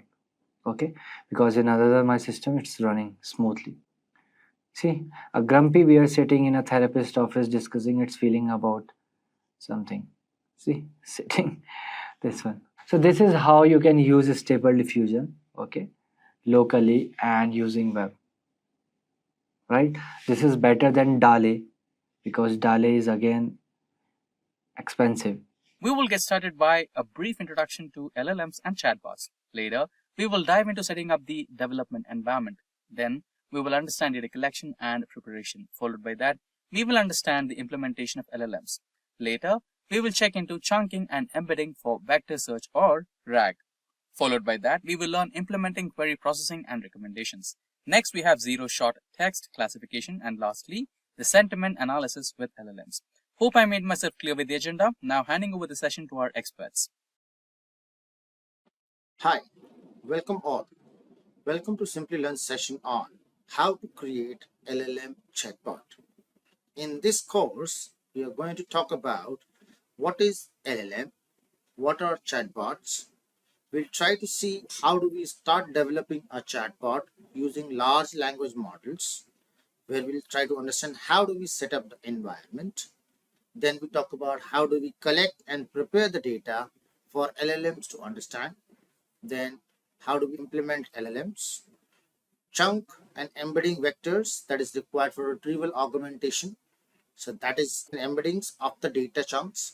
I will talk about those things. We'll further talk about how do we implement query processing and recommendation systems. We'll give an understanding on prompt engineering of zero-shot text classification, which is the type of prompt engineering. And we talk about finally with the sentiment analysis with LLMs. So we can create multiple types of LLMs and we can create sentiment analysis LLM. At the end of the session, we'll try to develop or go through with a piece of code using Langchain to create a chat model using OpenAI APIs, and we will work on that and try to put that into production environment using Streamlit. That would be the agenda for the day. So, how do we create LLM chatbots? And we'll start with what is an LLM. LLMs are nothing but large language models which are trained on very huge amount of text, and they have the capability of generating human-like text. So they are slightly enhanced version of the natural language processing tools that we have seen before in the deep neural network architectures, wherein those architectures using LSTM models or GRU models or similar models with respect to, or the RNN models, these models were able to understand the text and give an understanding of those texts, that what exactly is the inherent meaning about those text messages. However, the large language models are a step ahead of the previous versions, and they are able to generate, not only understand the text, but they are able to generate the text based upon the information given to them. So that is what we call as a large language models. These are primarily trained on a very huge amount of data. They do not have any kind of predefined resources. They are trained on a very humongous amount of data. Now, how it work? If I talk about how LLM works, LLM typically takes up the huge amount of text and breaks it down into the pieces. We call them as the tokens. Now, what is the tokens? As a very small level, a very basic level, I can say that tokens are nothing but the words. At a very broader perspective, you can understand tokens as words. So words in any context, in any paragraph, let's say you have 10 words or 20 words or 1000, each word can be considered as one token. At times, we can also consider an entire sentence as a word, as a token. So that is dependent upon which kind of modeling technique being used. We are using sentence tokens or we are using word tokens. But yes, at a very basic level, at a very grassroots level, you can think of tokens as simple words which are lemmatized or stemmed. So stemmed or words. Stemming and lemmatization are the basic concepts which are coming from the natural language processing part, where we try to cut down the words to a basic root level, grassroots level words. So that is the idea behind stemming, so that we get similar words for every problem. So just for an example, you can think of a simple example. If I write down few words for you, I can write down a word break. So we were talking about how LLM works. So in general terms, if we talk about how LLM works, LLM will be trying to process my entire text data and create tokens out of it. So out of those tokens, the tokens can be considered as single words or sentences at times, depending upon the mechanism that is being used. But you can, at a very broader level, we can consider tokens as the piece of words which are at a root level words. For example, breaking will become break, or into will remain into, or breaks will also become break. So depending which are the root words which generates other words, we'll try to contextualize all words into a single entity which are of similar nature. The word transformer might become a transform, architectures might become just an architect. So depending upon different kind of words, we might have some basic root words that will come to the picture. That is what we call as a tokenization, stemming, and natural language processing. So that's what we try to do. After tokenization, we get smaller words, as I've mentioned you, words or subwords, and we try to convert them into a vector representation, and we call them as numerical representation of those words. Let's say every single word in my entire word dictionary, I will give them a particular number. Let's say A is at number 1, B is at 2, lamb is at 3, so on and so forth. So each particular word out of my entire contextual words will have a number associated with them. I'm giving a random example. And with that, we can assume that those numbers I can represent in different form, maybe in hex code form or in a binary coded form or some other form I can represent them. And we can use that numerical representation of each word in order to understand those words in numerical form, because it would be the numerical representation of the data that will help in making things clearer and understandable, right? After this, LLMs, once we got the relevant tokens, then it uses the attention mechanism. Now, what is an attention mechanism? There's a famous research paper on this, which is Attention is All You Need, published in 2017 from Google Brain team. Uh, that paper talks about a self-attention mechanism, which is the primary source of all transformer models. LLMs also use transformer modeling approach. So that is where it contains of a self-attention layer and masked multi-attention layers. So that's the basic underlying principle behind all the LLMs. So we have an encoder block and we have a decoder block, and we work on those two blocks together in order to understand what is the input being given and what could be the potential text that could be generated for the given input. That is what attention mechanism allows us to do. We can discuss the self-attention mechanism in detail in another separate video. That's what transformer talks about. So these are very different deep learning architectures, which actually does not use a neuron kind of thing. If you have studied about deep learning architectures, you would have seen that every deep learning architecture at the hidden level has certain neurons at the center, which takes the input and processes it and gives the output. In LLMs, we use a self-attention mechanism module where we replace those neurons by self-attention blocks. The self-attention blocks has two important portions. One is an encoder, other one is a decoder. And again, certain LLMs may be just coder module, certain LLMs might be just a decoder module, certain would be a combination of both. All the generative ones are the models that are combination of both encoding and decoding part.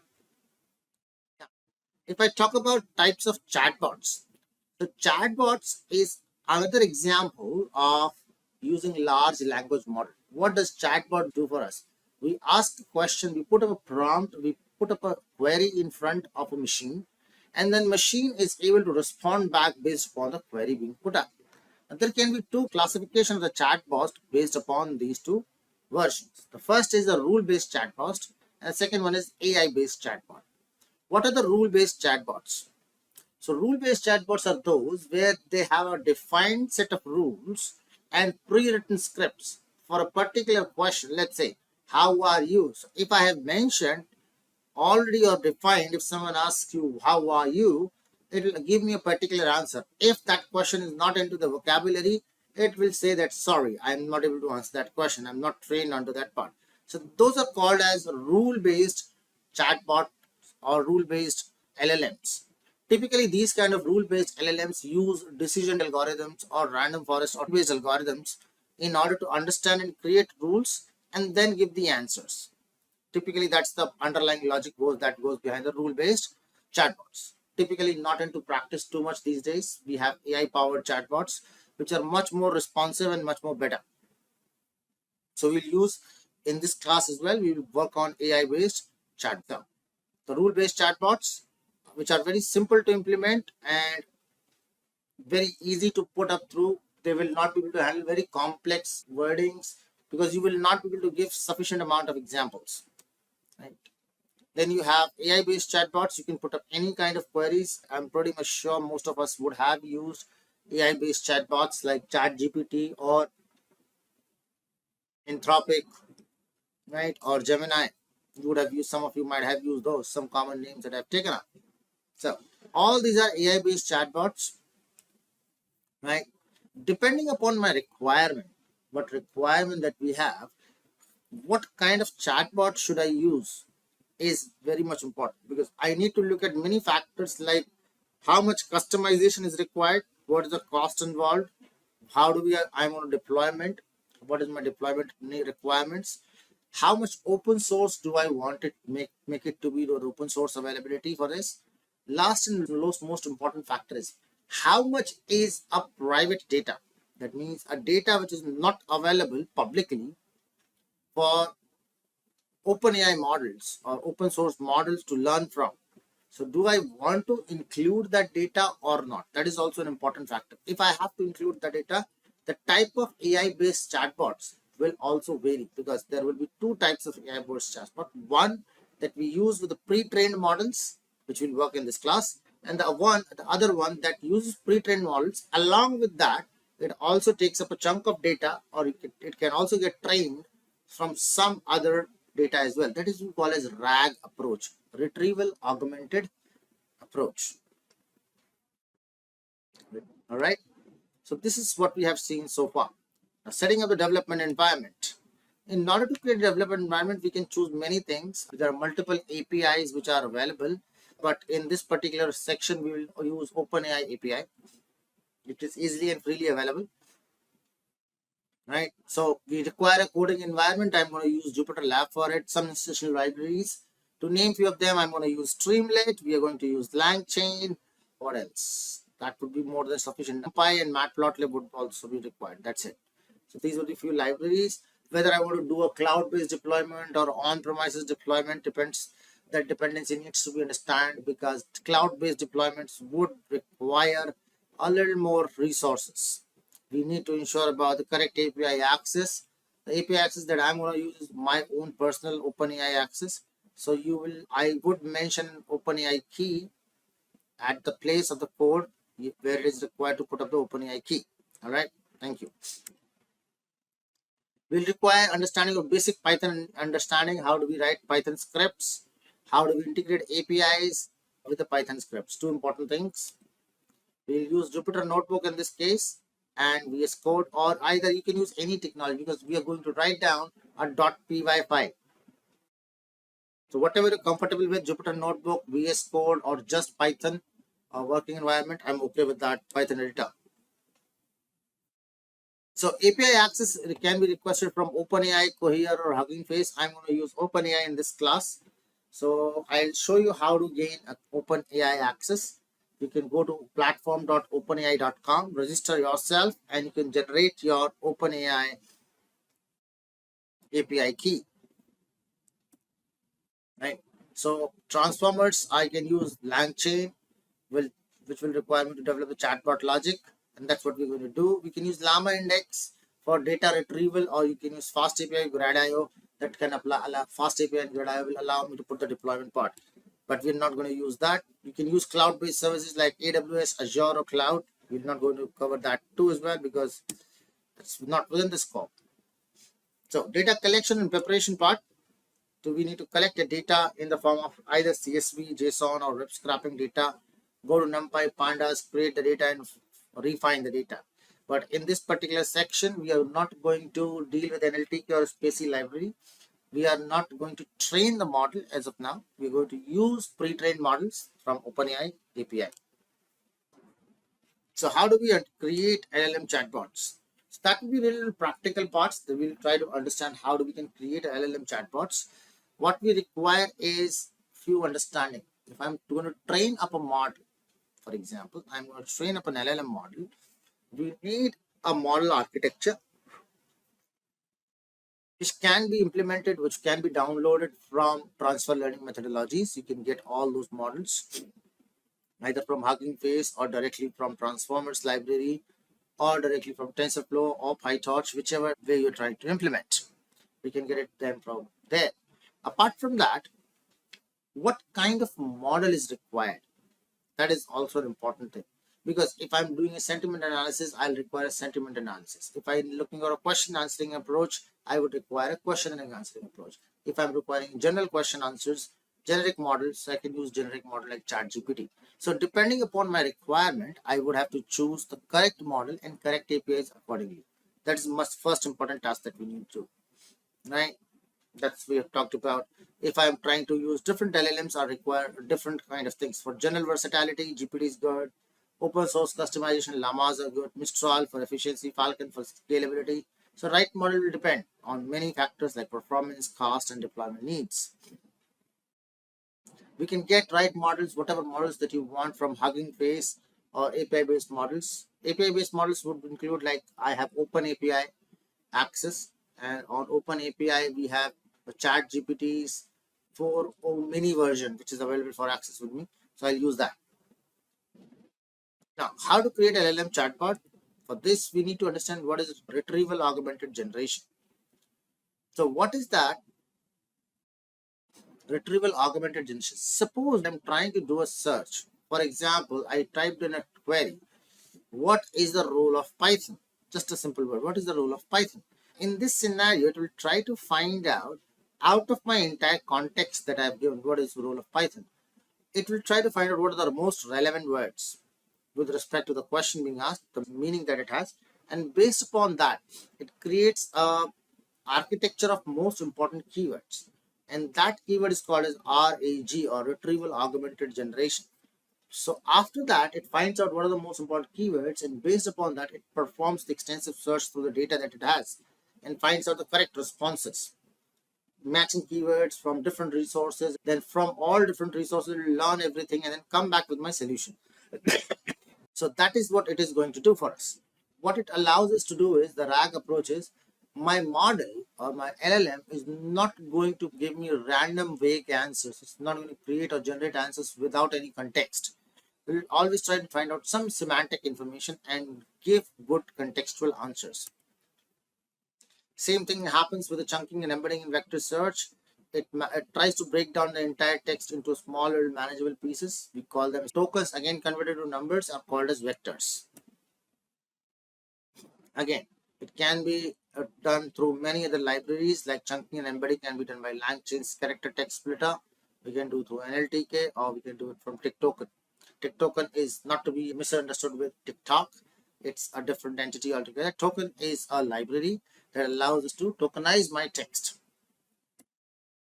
Then we have transformers, like sentence transformers available, which allows me to create the vectors. Vectors means, again, numerical representation of my text. Then we store that in the database. Any simple database can work for us. Then we look for the similarity scores, like cosine similarity, Euclidean similarity scores, or product similarity scores, to find out what kind of matching architectures. As I've told you, RAG uses this approach, finds out similar context words. So from there, it will try to get me those similarity words and find out similar contextual information.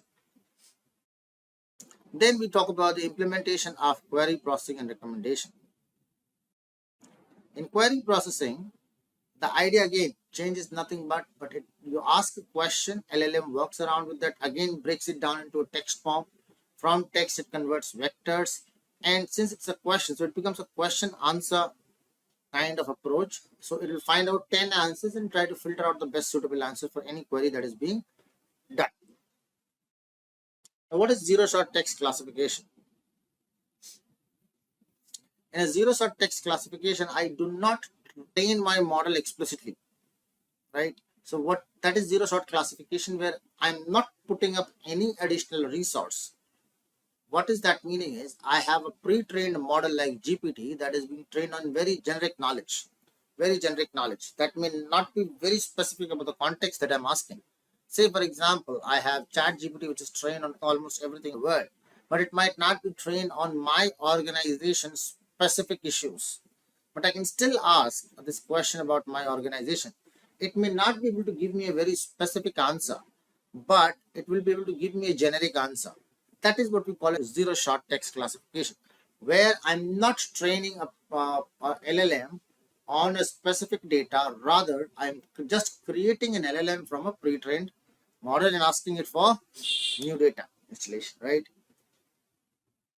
How can you find out some classification models? There are lots and lots of available. I can just show you very quickly. Pre-trained classification model, you can go on to huggingface.co. That would be a place you can find a lot of pre-trained classification models available. You can find out models based upon your requirement. You can go to the models and you can click for the task, whatever task that you're looking. Let's say I'm trying to do some text natural language processing. That's a zero-shot classification. I have many models here. For zero-shot classification, these are the models available.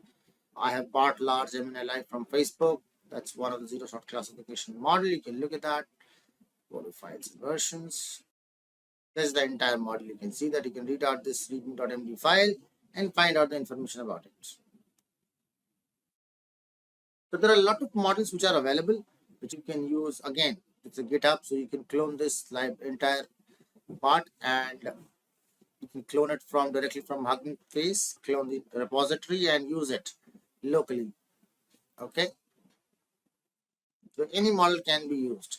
So BART, large, medium, MNLI, that's one classification model that can be used out.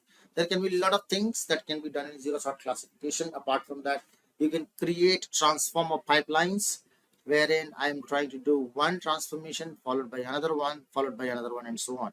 So that can be created up. We can use a scikit-learn matrix like precision, recall, or F1 scores to find out we have correct classification. We can implement those two. Finally, we'll talk about the sentiment analysis with LLMs. LLMs can also be very much useful in doing the sentiment analysis part. So in sentiment analysis, we try to look at how we can determine the emotional tone of any text, allowing or enabling chatbots to understand the user sentiment. So we try to train the chatbots on emotional on data which contains emotional aspects. We can define it whether it's a positive or emotion, or a negative emotion, or sad emotion, or a happy emotion. We can train the LLMs on that, and based upon that training, my LLMs would be able to tell me whether any particular emotions being reflected is what kind of emotion it is. It may not be able to mimic that emotion, but it will be able to tell me what emotion has been reflected in the context. It can be with the audio, it can be with the video, or it can be text as well. That is the sentiment analysis. Again, Distilbert is one of the very good classification model for sentiment analysis. That is what we can use. Sentiment analyzer is available with many other. Sentiment analyzer is available with Distilbert, Robert, Lama. Everywhere we have a sentiment analyzer available. It's one of the class in a pre-trained model which is available to analyze the sentiments. So this is what we will talk about through the entire understanding of your LLMs theoretically. Let's try to practically look at how do we implement that. So I will open up. Let me open up my Anaconda Navigator. So I'm going to open up Anaconda Navigator here. I have a pre-written script. I'll walk you through that and I'll explain you each line what it is doing. Hopefully that helps. So here it is. I have just got my Anaconda Navigator opened up. I'm going to open up my Jupyter Lab environment from here. Wait for that to open up. Should be up and running in a moment from now. So once that opens up, we will be able to start doing the coding part of creating a chat GPT kind of approach, where that would be in the implementation of chat GPT through chat GPT open API that we can use at our own local servers or at our own particular end. Essentially, that is a replica of chat GPT that you can put up. Okay, I already have this piece of code written down for you. So what are we going to do here? So I'll put down certain piece of codes here. This file will be made available in the description too, or you can copy it from here. Okay. So what is each of these things that we're going to do? So I have named that as I have created a Python script here. For that, I've gone to File, New, and I've used a Python file. I went to that option and I create a Python file. First line I wrote down is import streamline LST. So this will allow, I'll put up certain libraries to be done. Libraries. Import. Prior to that, you might be wondering if I don't have those libraries. So you need to install these. I'm putting that as a comment, pip install. Or if you're using an environment, you need to put that into your environment. So I'll put up that pip install. You need to put up Langchain. I'm using Langchain here. Space. You would require Streamlit, OpenAI. That should be good. Just these two would be good enough. Okay, you need to install these two libraries, Langchain and Streamlit. What I'm using Streamlit for? So Langchain, I'm just putting this notes. Langchain supports, or Langchain for the purpose of building chatbot logic, okay, and Streamlit for designing UI. So I'm not going to give too much into designing part. I will take a simple UI as of now. Idea is not to do the designing part, designing the user interface. Okay, so the web-based user interface, I'll say that designing a web-based user interface. A separate session on Streamlit can be taken up to design all that part. So Streamlit is separate library altogether. So we will import Streamlit as ST. That allows me to import Streamlit from Langchain.chat models. Now this submodule allows me to open or connect or call up the keys or OpenAPI keys from the OpenAI servers. Okay. So that is a class that is available, Chat OpenAI, that will allow me to create or contain my OpenAI tools. Then another thing that I need to put up Langchain.chains now, conversation. Now what does that do? It allows me to create a chain of conversations. That means suppose if I ask one question, there's an answer given. Then I can ask up a probing question further. So that allows me to remember the previous past as well in context with the current conversation. It allows me to create a conversation chain rather than one question, one answer and stops. Instead of that, it allows me to repeat things on a simultaneous basis. Langchain.memory, that allows me to remember the buffer memory. It allows me to remember my previous conversation. Suppose I have started with one conversation and then I want to continue with another conversation. So my previous conversation can be saved and used. It can be reloaded. OS I'm using for very generic purpose to create environment variables. If you want to create environment variables, otherwise it's your choice. If you can avoid OS as well if you're not using environment variables. So first thing is to set up your OpenAPI API key securely. So for that, I'm creating a variable OpenAI API key and I'm putting that into my Streamlit secrets. Now, where are these Streamlit secrets? Right, so these are typically stored in a TOML file. I'll just show that. So that will be in your default folder where your Anaconda is installed. You will have a .streamlit folder. You need to go into that and install. Will be in default user account. Inside that, you will find under Streamlit folder. You can find there is a file by the name secrets.toml. If it is there, you can put it up. If it is not there, you need to create a new text document like this. Inside this, I've just opened it up. You need to write down anything. I have used the word OpenAI underscore API underscore key is equal to, and you need to mention within quotes your API key, whatever you are using. Put it up here and save this document. Save as. And you go to this place, select all files and save this document as secrets.toml. So that allows you to take your key into or transmit it into your network or transmit it to your model with encryption. So that can be saved up. So you can just need to save that file. I have already done that, secrets.toml. This file contains my API key, right? I already have that file here. So that allows me to tell it, Streamlit, go to the secrets and find OpenAPI key if it is available in Open Secrets. If it is available in there, else you can get it from the environment variable. Or else otherwise you can create up here os.environment. Those who do not want to use that, you can put up os.environ and create up the same variable by the name open. This is an optional thing. So open underscore API underscore key, and you can mention is equal to quotes your API key, whatever you want to use, your OpenAI API key. That should work. So I'll put a comment. This is an optional thing, right? We'll get this thing work. I have put this again in statement. This is for the purpose of else os.get environment OpenAPI key. So if we do not have a key available in secrets, it will try to fetch it from the environment. All right. Now we need to initialize our LLM model. How do we initialize my LLM model? My LLM is equal to chat OpenAI. That's the name of the function that will connect me to OpenAI servers.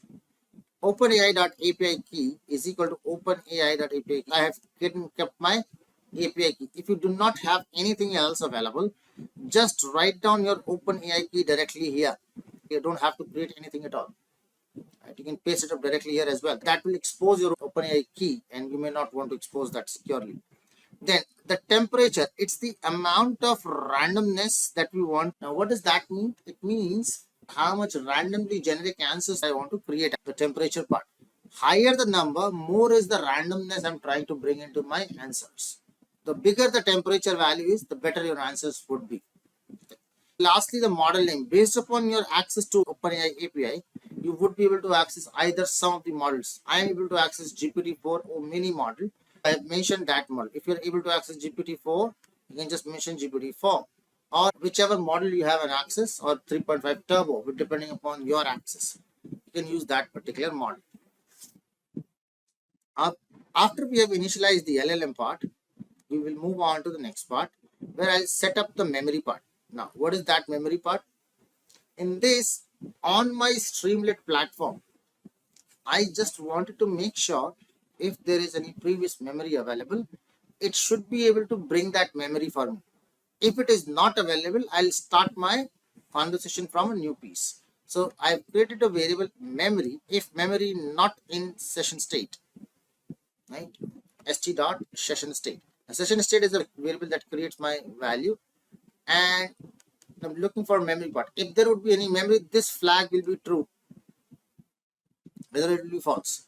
So if memory not in session state, if it is not present, I want to create a memory that I can assign a memory value to it using conversation buffer memory. So whatever memory that we have, I'll start with that memory. So that will be blank at the moment. Then I'll start my conversation. Now this function conversation chain, it actually allows me to create the chain of conversation. The model that I'm going to use is LLM model. The memory is the current memory state, that is blank, currently blank. So as soon as we keep on moving, the memory states gets on updated. Verbose will try to make sure that if there is any kind of warnings or something in between, these are not being displayed. So the verbose false, that ensures that part. So we do not see any warnings or anything. Apart from that, now we need to design the interface. That's the model LLM model part done. We will design our interface. st.setPageConfig. So whatever the web browser page that I'm going to design, I want to put the title as LLM chatbot. Page icon, if you want to put something, let's say put up anything. You can put up a GIF image or whatsoever you want. If I can have, okay, you can leave it. I'm writing down one Simplilearn. I do not have that small images right now. So you can put a page icon like this.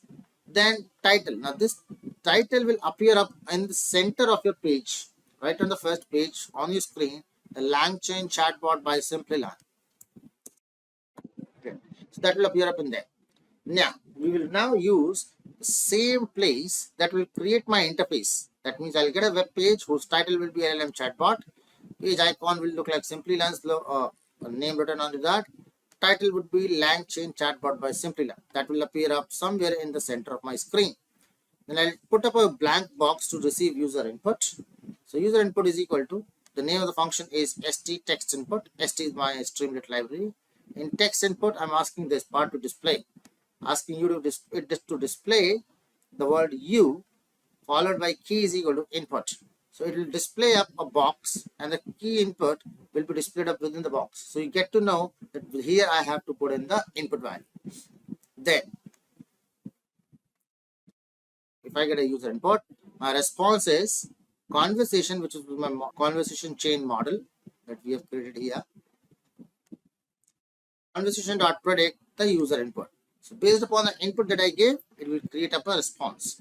Once it gets the response, I will add to the memory, to the chat memory. So session state memory dot chat memory dot add user message, predefined function. So I'll put up user input and add AI message as response. I have added two functions there, and then I'm writing up the response. So I'm putting up now on my screen, st.write is going to put my response. So I'm writing down a formatted string with a markdown language of bot that will appear in bold and the response. So what are the response from LLM model that has came up, that will be printed up here. At the last, I'm putting up, this is an optional thing, completely optional, wherein I'm trying to tell you, if you want to see the previous histories, you can put that up by doing this. How? So there is a checkbox I'm creating. If st.checkbox show chat history, that will be displayed in front of it. There will be checkbox. So if I select it, this becomes true. If I do not select it, that remains false. For message in st state memory, chat memory messages, I will try to see. See, I have added user messages and AI messages.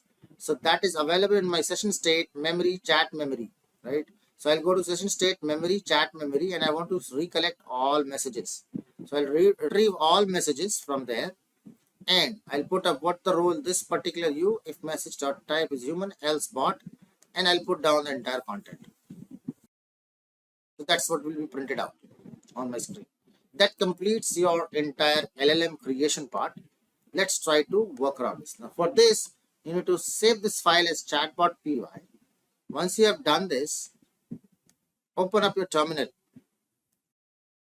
I'll open up a terminal that is nothing but my Windows terminal, PowerShell terminal, and I'll run this command by putting up streamlit space run space name of my Python script. So it's chatbot.py. That is my Python script. When I execute this, I press enter key on my keyboard and say that you can now see your Streamlit app. I'll just show you this. You can now view your Streamlit app. It's starting up the app on the back end, but I'll just show you here on your browser. So that has already opened up an app on my browser. I'll show you that. But it says that local URL HTTP localhost 8505 and my network URL is this. So it has got me an IP address URL as well. I can use either one of those. But if I go to my web browser and see, it says that my window title of, I'll show you. You see that LLM chatbot here. That's my title on the top. Put up. I had an emoji to come up, but that did not come up, alas. But you can see here, Langchain chatbot by Simplilearn. That's what I put up here. That's the name, and it has a context box of you, and I have a box to write down. I have a show chat history option. Let's try to search. What is, or let's say today's news, I'll win Champions League 2025. Now that's a very generic question. I'm pressing enter to apply. If everything is good, my API is running, I would get an answer. It says I cannot predict the future, so I don't know who will win the Champions League 2025. The tournament is filled with so many talented teams, and anything can happen in football. So you can ask me any question. You can put up any questions. If you don't like, you can put up a new question here. Tell me the names depending upon how much availability of all participating. So depending upon your prompt, you can create up. So it tells me does not know the top teams from various European leagues, including Premier League, La Liga, Serie A, Bundesliga, and League One, along with some lesser known leagues compete for a spot. So we can see some team names that can be there. Essentially, you can also see below the show chat history. If I put that on, you can look at all the things that has been done in this particular. You can see my chat history is available. So that can be viewed. I removed that show chat history. The chat history will be part now.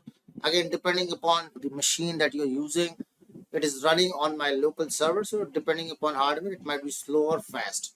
That is how you can do it. The next option that we can do is to deploy this. In order to deploy this, you need to go on to deploy option. You have multiple choices available.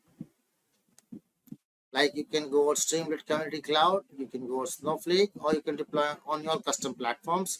If I want to go on Community Cloud, I can click on deploy now. I need to access to my GitHub account. I need to put this code onto GitHub and then I can deploy. that can be discussed in a separate session altogether.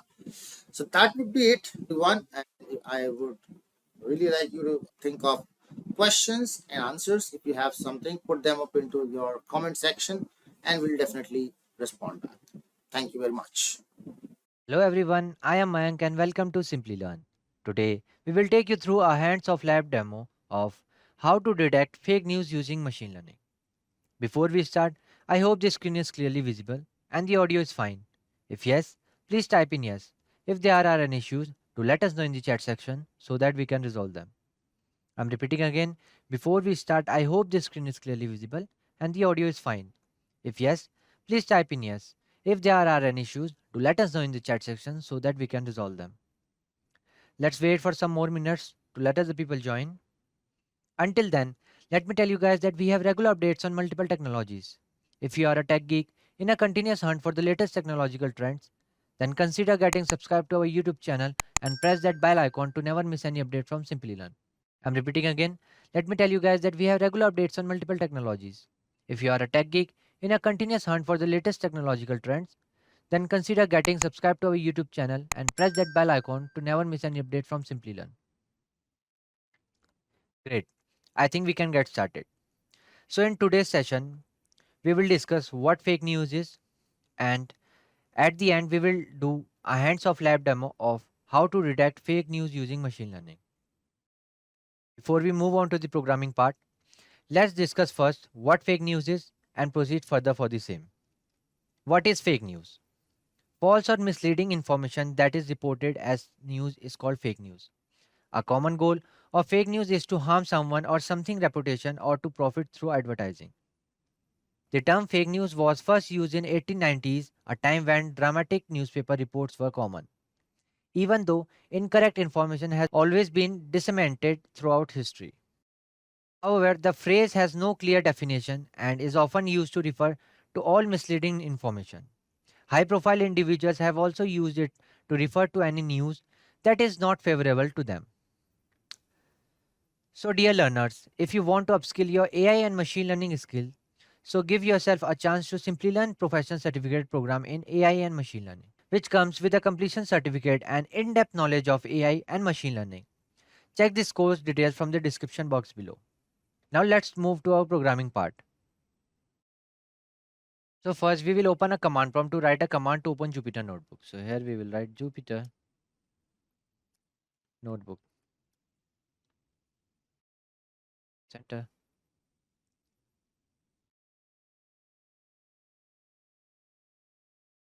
And here I have to select new Python kernel file.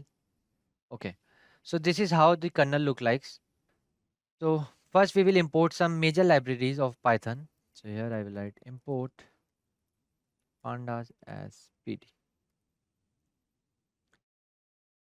and import numpy as np.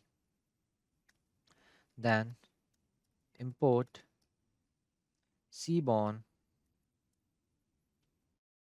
as sns. Okay. Then import sklearn dot model selection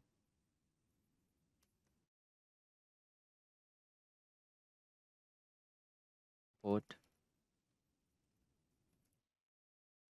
train underscore test underscore split. Before that, I will import matplotlib dot pyplot as plt. Okay, then I will write here from sklearn dot matrix import accuracy score. Then from sklearn dot matrix import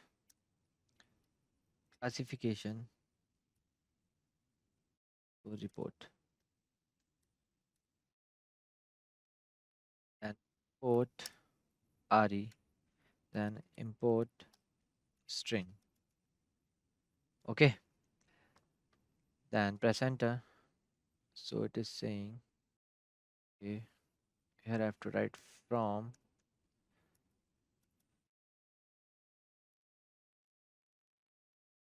Everything seems good. Loading. Let's see. Okay, till then, NumPy is a Python library used for working with arrays. It also has function for working with the domain of linear algebra and matrices. It is an open source project and you can use it freely. NumPy stands for numerical Python. Pandas. So Panda is a software library written for Python programming language for data manipulation and analysis. In particular, it offers data structure and operation for manipulating numerical tables and time series. Then, Seaborn. An open source Python library based on Matplotlib is called Seaborn. It is utilized for data exploration and data visualization. With data frames and the Pandas library, Seaborn functions with ease. Then Matplotlib. For Python and its numerical extension NumPy, Matplotlib is a cross-platform for the data visualization and graphical charting package. As a result, it presents a strong open source suitable for MATLAB. The APIs for Matplotlib allow programmers to incorporate graphs into GUI applications. Then this train test split. We may build our training data and the test data with the aid of sklearn train test split function. This is so because the original dataset often serves as both the training data and the test data. Starting with a single dataset, we divide it into two datasets to obtain the information needed to create a model, like Hone and test. Accuracy score. The accuracy score is used to gauge the model's effectiveness by calculating the ratio of total true positive to total true negative across all the model prediction. This RE, regular expression. The functions in the model allow you to determine whether a given text fits a given regular expression or not, which is known as RE. Okay, then string. A collection of letters, words, or other characters is called a string. It is one of the basic data structure that serves as the foundation of manipulating data. The str class is a built-in string class in Python. Because Python strings are immutable, they cannot be modified after they have been formed.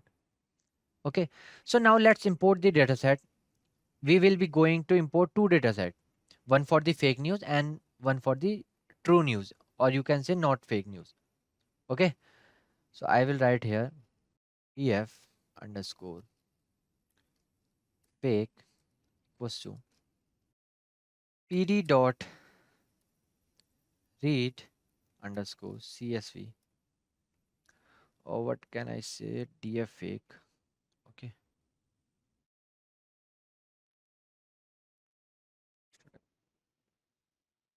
data underscore fake.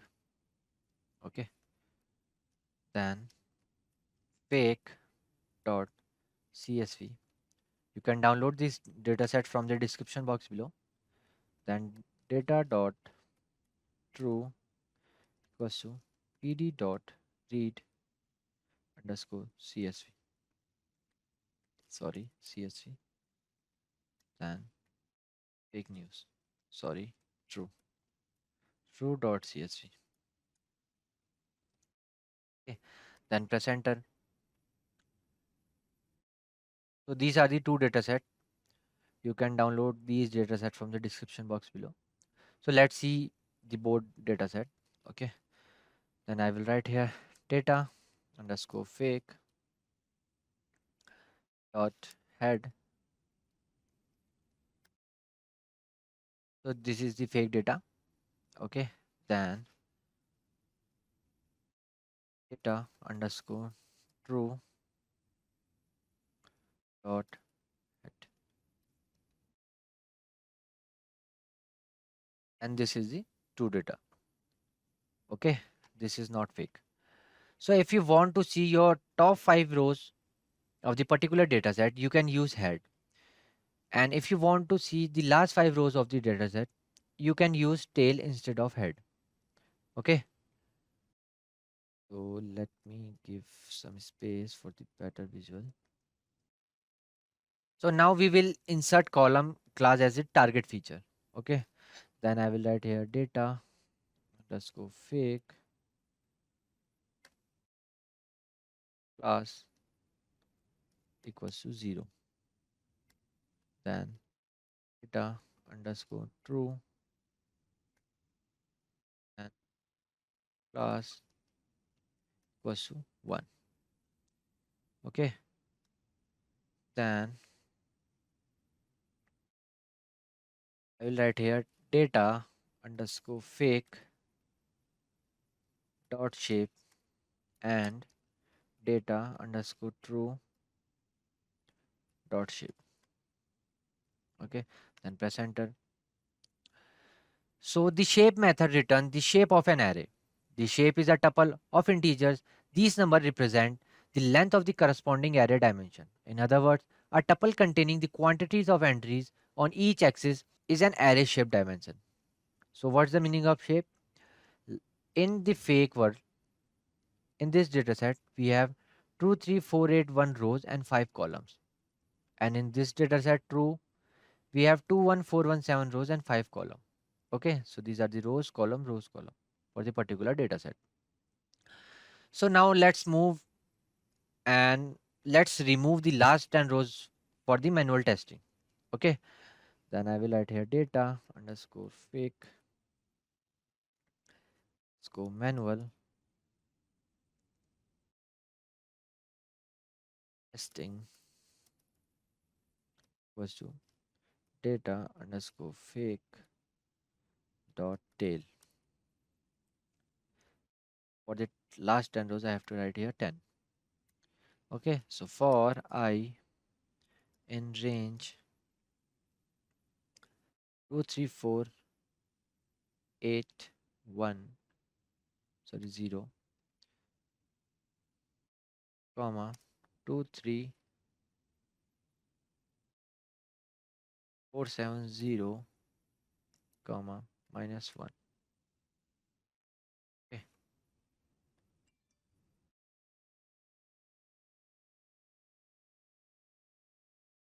then df underscore not df data underscore fake dot drop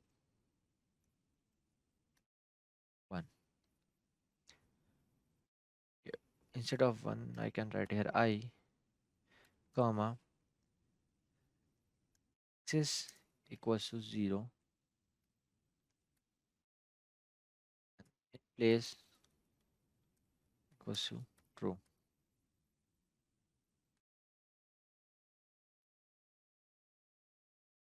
Then data not here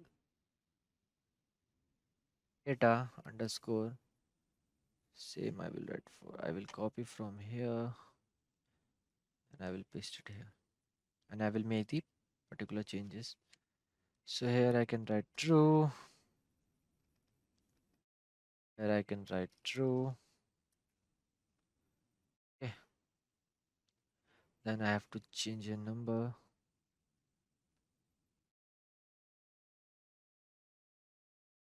21416.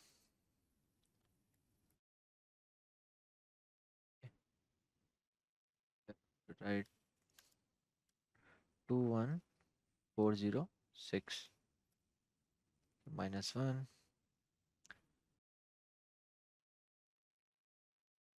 same. So press enter. X is equals to 0. Let syntax. Maybe you mean 00 or show of this. Okay, we will put here double equals.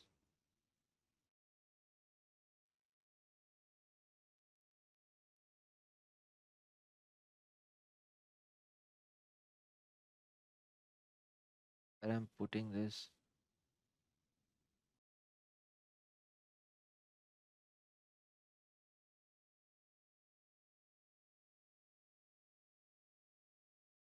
fake dot drop I x is 0 अच्छा in place. Okay, here also write equals to and equals to. Yeah, so okay, axis is not defined.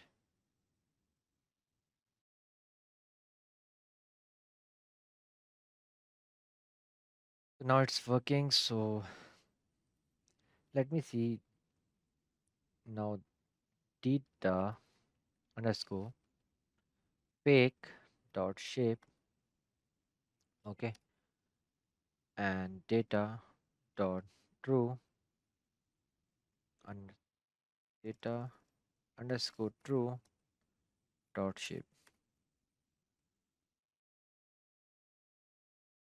As you can see, 10 rows are deleted from each dataset. Yeah. So I will write here data underscore fake underscore manual testing and class equals to 0 and data underscore true underscore manual underscore testing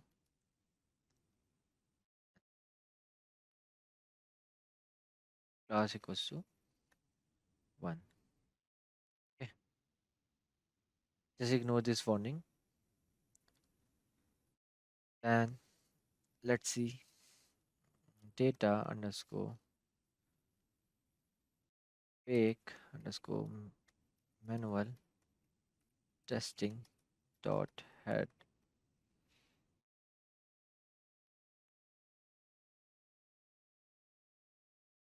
As you can see, we have this, and then data dot sorry underscore true underscore manual testing dot head 10. Okay.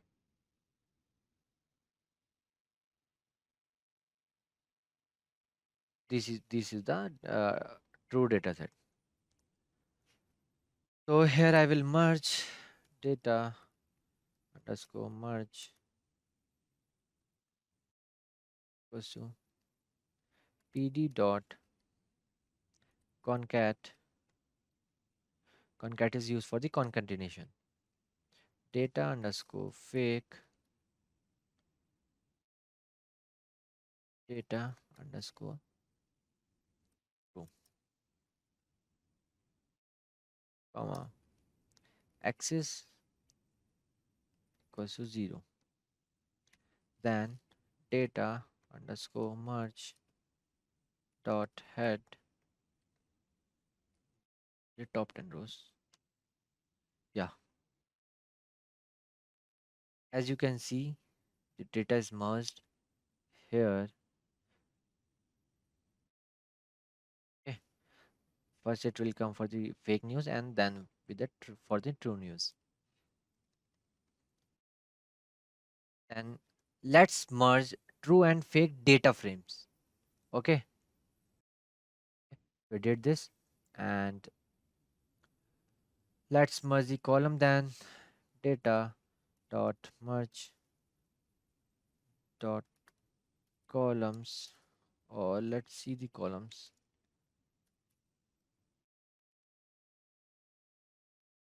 It is not defined, but I did data underscore merge. These are the columns name, title, text, subject, date, class. Okay, now let's remove those columns which are not required for the further process. So here I will write data underscore or equals to data underscore merge prop title we don't need, then subject we don't need, then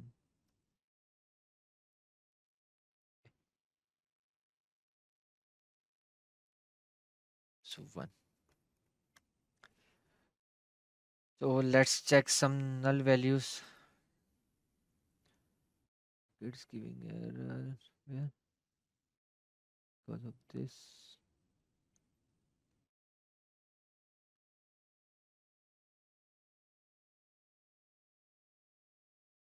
That's good. Then data dot is null dot sum center. So no null values. Okay. Then let's do the random shuffling of the data frames. Okay. For that, we have to write here data equals to data dot sample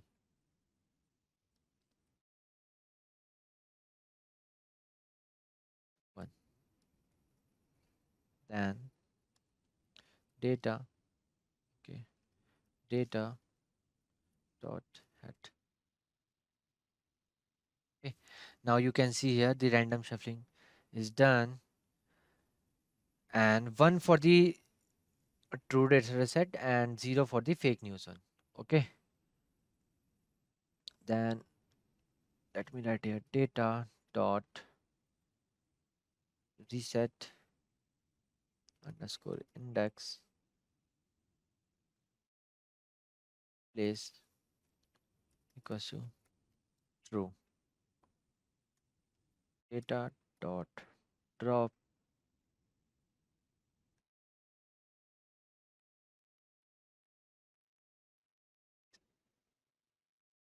comma axis equals to 1, then comma in place equals to true. Okay. Then let me see columns now. Data dot columns. So here we have two columns only, rest we have deleted. Okay. So let me see data dot add. Yeah, everything seems good. Let's proceed further and let's create a function to process the text. Okay. For that, I will write here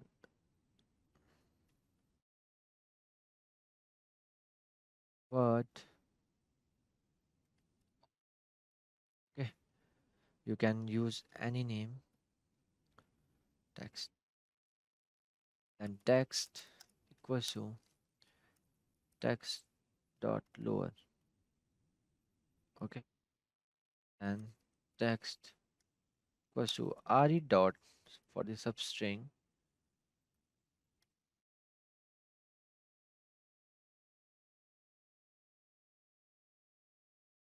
remove these things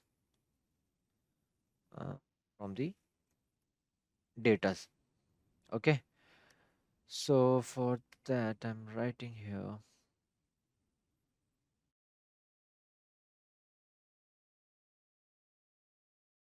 comma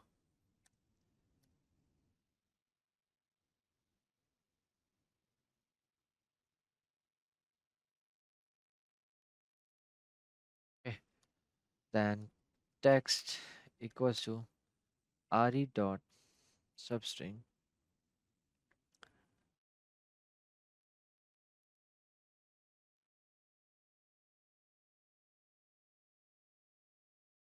comma comma text. Okay. Then I have to write text equals to re dot substring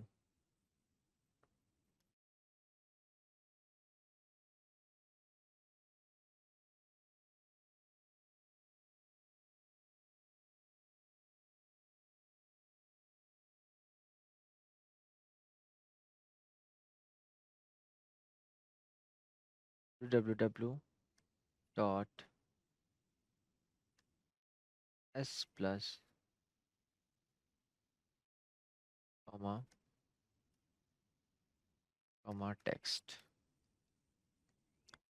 Okay, then text equals to re dot substring, then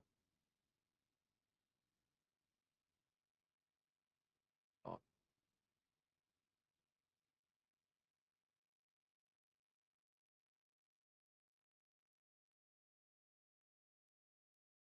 comma,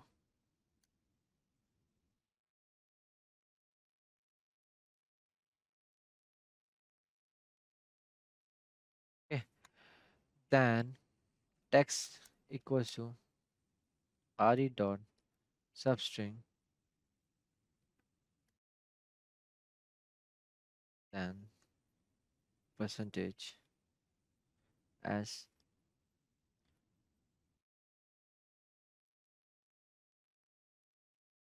again percentage for re dot escape function,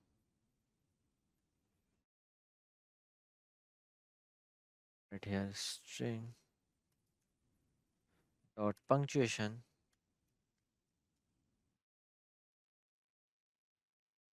okay, comma, then text, right? Then text equals to re dot substring and n comma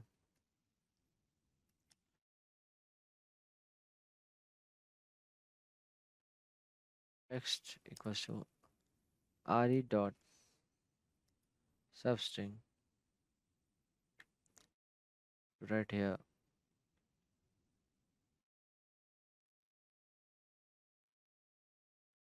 and again d, and again, okay, then comma, then again text here, okay, then at the end I have to write here return text.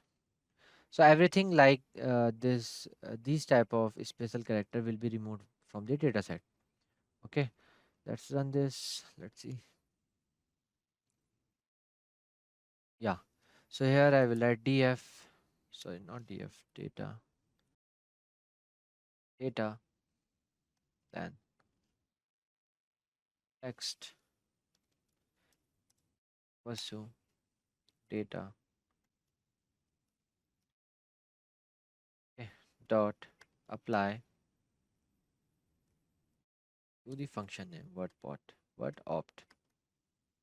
Okay, press enter. Yeah. So now let's define the dependent and independent variables.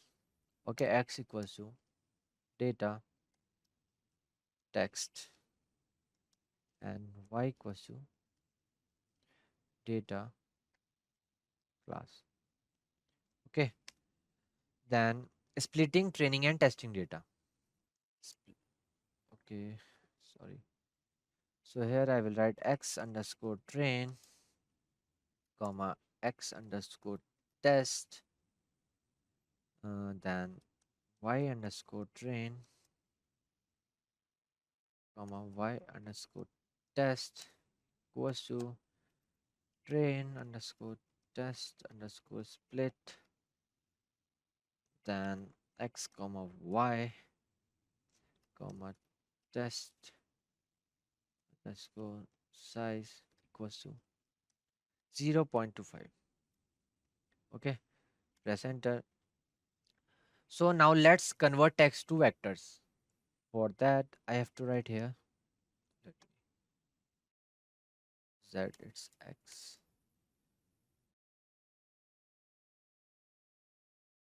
So here I will write from sklearn dot feature extraction dot text import t vectorizer. Okay, then vectorization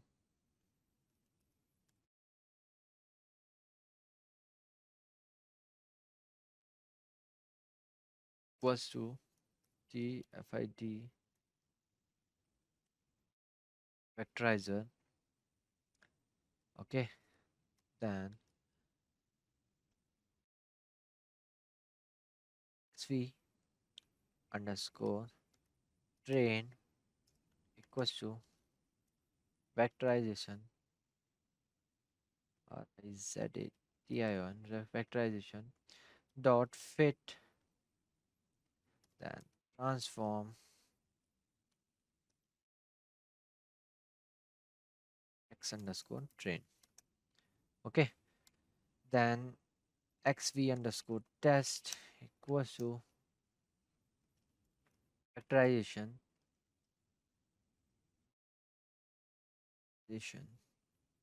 dot transform x underscore test. Okay, then press enter.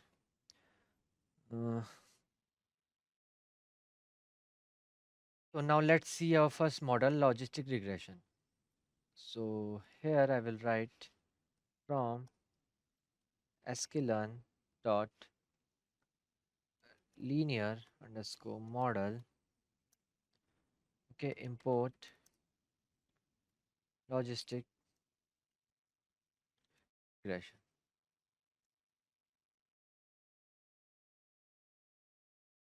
Okay. Then lr equals to logistic regression, and I have to write here lr dot fit, then xv dot not dot xv dot train comma xv underscore test. Okay, press enter. LLM dot xv dot train. Okay, here I have to write y train. Okay, then press enter. Will work. So here I will write prediction underscore linear regression equals to lr dot predict xv underscore test. Okay, let's see the accuracy score. For that I have to write lr dot score, then xv underscore test comma y underscore test. Okay, let's see the accuracy. So here as you can see accuracy is quite good, 98%. Okay, now let's print the classification code y underscore test comma prediction of linear regression. Okay, so this is, you can see precision score, then f1 score, then support value, accuracy. Okay, so now we will do this same for the decision tree, gradient boosting classifier, random forest classifier. Okay, then we will do model testing, then we will predict the score. Okay, so now for the decision tree classification. So for that I have to import from sklearn dot tree import decision tree classifier. Okay, then at the short form I will write here, I will copy it from here, then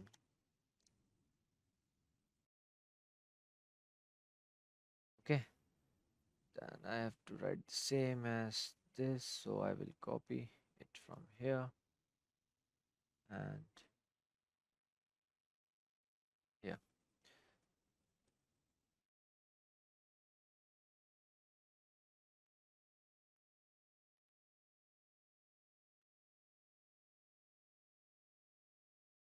Just change linear regression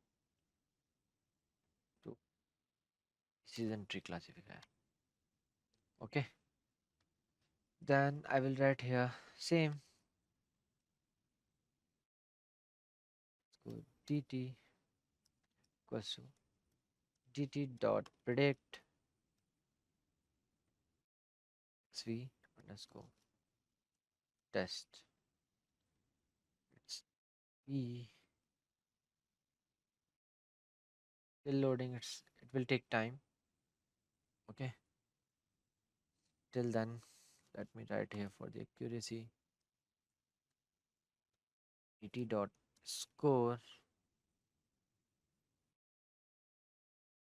v underscore test comma y. Okay. Let's wait. Okay, let's run the accuracy. So as you can see, accuracy is good than this linear regression. Okay, logistic regression. Yeah. So let me show you the. Let me predict print.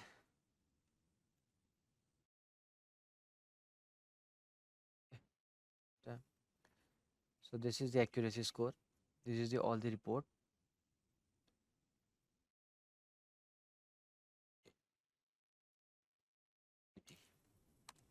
Yeah. So now let's move for the gradient boosting classifier.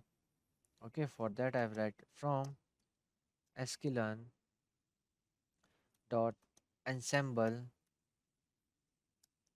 port gradient boosting classifier.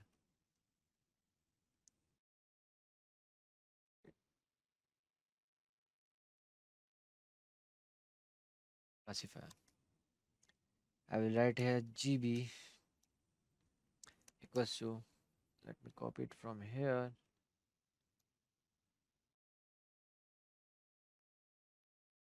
Okay. I will give here random underscore state equals to 0. Wait. So I will write here GB dot fit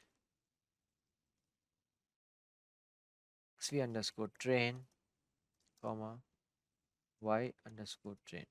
Okay, then press enter. Here I will write predict underscore GB equals to GB dot fit, sorry, predict xv dot test, not dot underscore test. Till then it's loading, so I will write here it's for the score. Then I will add GB dot score, then xv underscore test comma y underscore test. Okay, so let's wait. It is running this part. Till then, let me write for the printing this.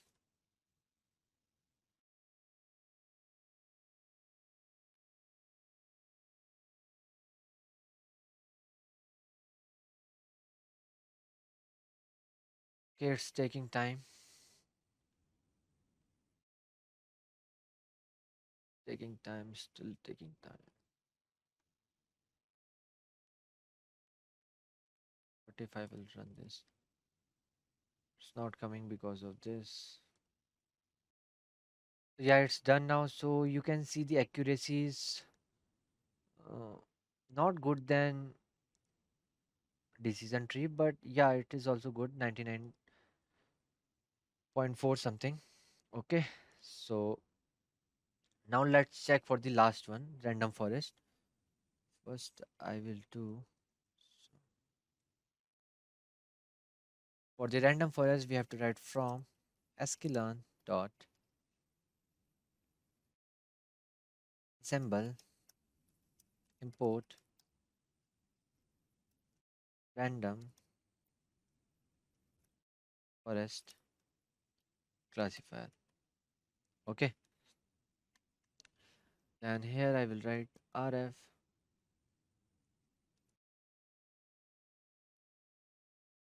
equals to, right, I will copy it from here.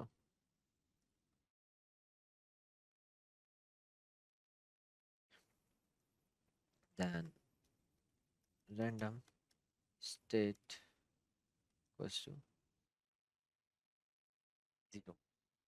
Then rf dot fit v underscore train comma y underscore train. Okay, then press enter and predict underscore rc or f equals to rf dot predict v underscore test. Okay, till then I will write here, it's still loading, it will take time.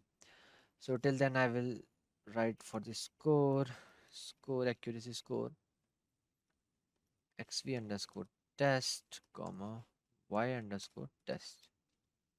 Okay, then I will write here till then print classification port and y underscore test comma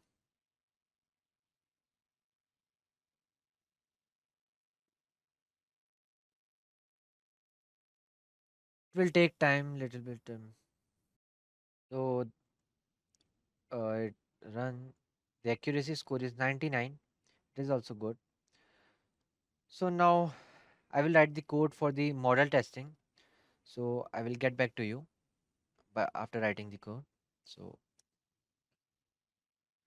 I have made two functions, one for the output label and one for the manual testing. Okay, so it will predict the all the from the all models from the repeat. So it will predict the news is fake or not from all the models. Okay, so for that let me write here news was to string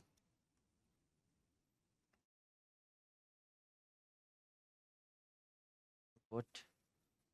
Okay, then I will write here manual underscore testing. Okay, so here I will, you can add any news from the, you can copy it from the internet or whatever from wherever you want. So I'm just copying from the internet. Okay, from the Google, the news which is not fake. Okay, I'm adding which is not fake because I already know, I searched on Google.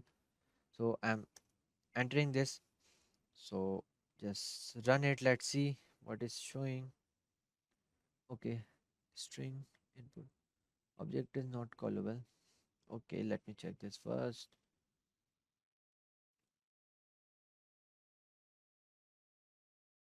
Okay, I have to give here str only. Yeah, let's check. Okay, I have to add here again the script. Yeah, manual testing is not defined. Let me see manual testing.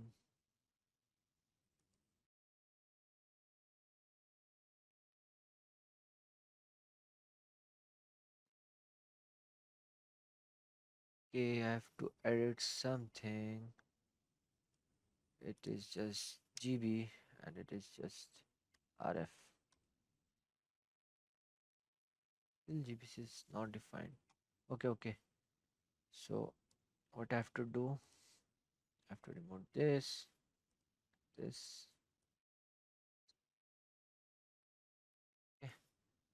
everything seems sorted now.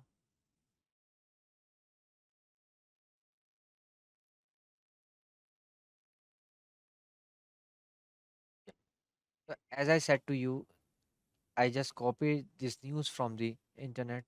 I already know the news is not fake. So it is showing not a fake news. Okay. So now what I will do, I will copy one fake news from the internet, and let's see it is detecting it or not. Okay, so let me run this, and let me add the news for this. So all the models are predicting right it is a fake news, or you can add your own script like this is the fake news. Okay, I hope you guys understand till here. So I hope you guys must have understand how to detect a fake news using machine learning. You can copy any news from the internet and you can check it is fake or not. Okay, or if your model is predicting right or not. So if you have any queries, you can ask in the comment section below. Our team will respond you as soon as possible. Okay, don't forget to check the course link from the description box below, and you can download this dataset from the description box below. And if you want this full code, full code, just comment for the same. Hello everyone, welcome to this session. I'm Mohan from Simplilearn, and today we'll talk about interview questions for machine learning. Now, this video will probably help you when you're attending interviews for machine learning positions, and the attempt here is to probably consolidate 30 most commonly asked questions and to help you in answering these questions. We tried our best to give you the best possible answers. But of course, what is more important here is rather than the theoretical knowledge, you need to kind of add to the answers or supplement your answers with your own experience. So the responses that we put here are a bit more generic in nature, so that if there are some concepts that you are not clear, this video will help you in kind of getting those concepts cleared up as well. But what is more important is that you need to supplement these responses with your own practical experience. Okay, so with that, let's get started. So one of the first questions that you may face is, what are the different types of machine learning? Now, what is the best way to respond to this? There are three types of machine learning. If you read any material, you will always be told there are three types of machine learning. But what is important is you would probably be better off emphasizing that there are actually two main types of machine learning, which is supervised and unsupervised. And then there is a third type, which is reinforcement learning. So supervised learning is where you have some historical data and then you feed that data to your model to learn. Now, you need to be aware of a keyword that they will be looking for, which is labeled data. Right? So if you just say past data or historical data, the impact may not be so much. You need to emphasize on labeled data.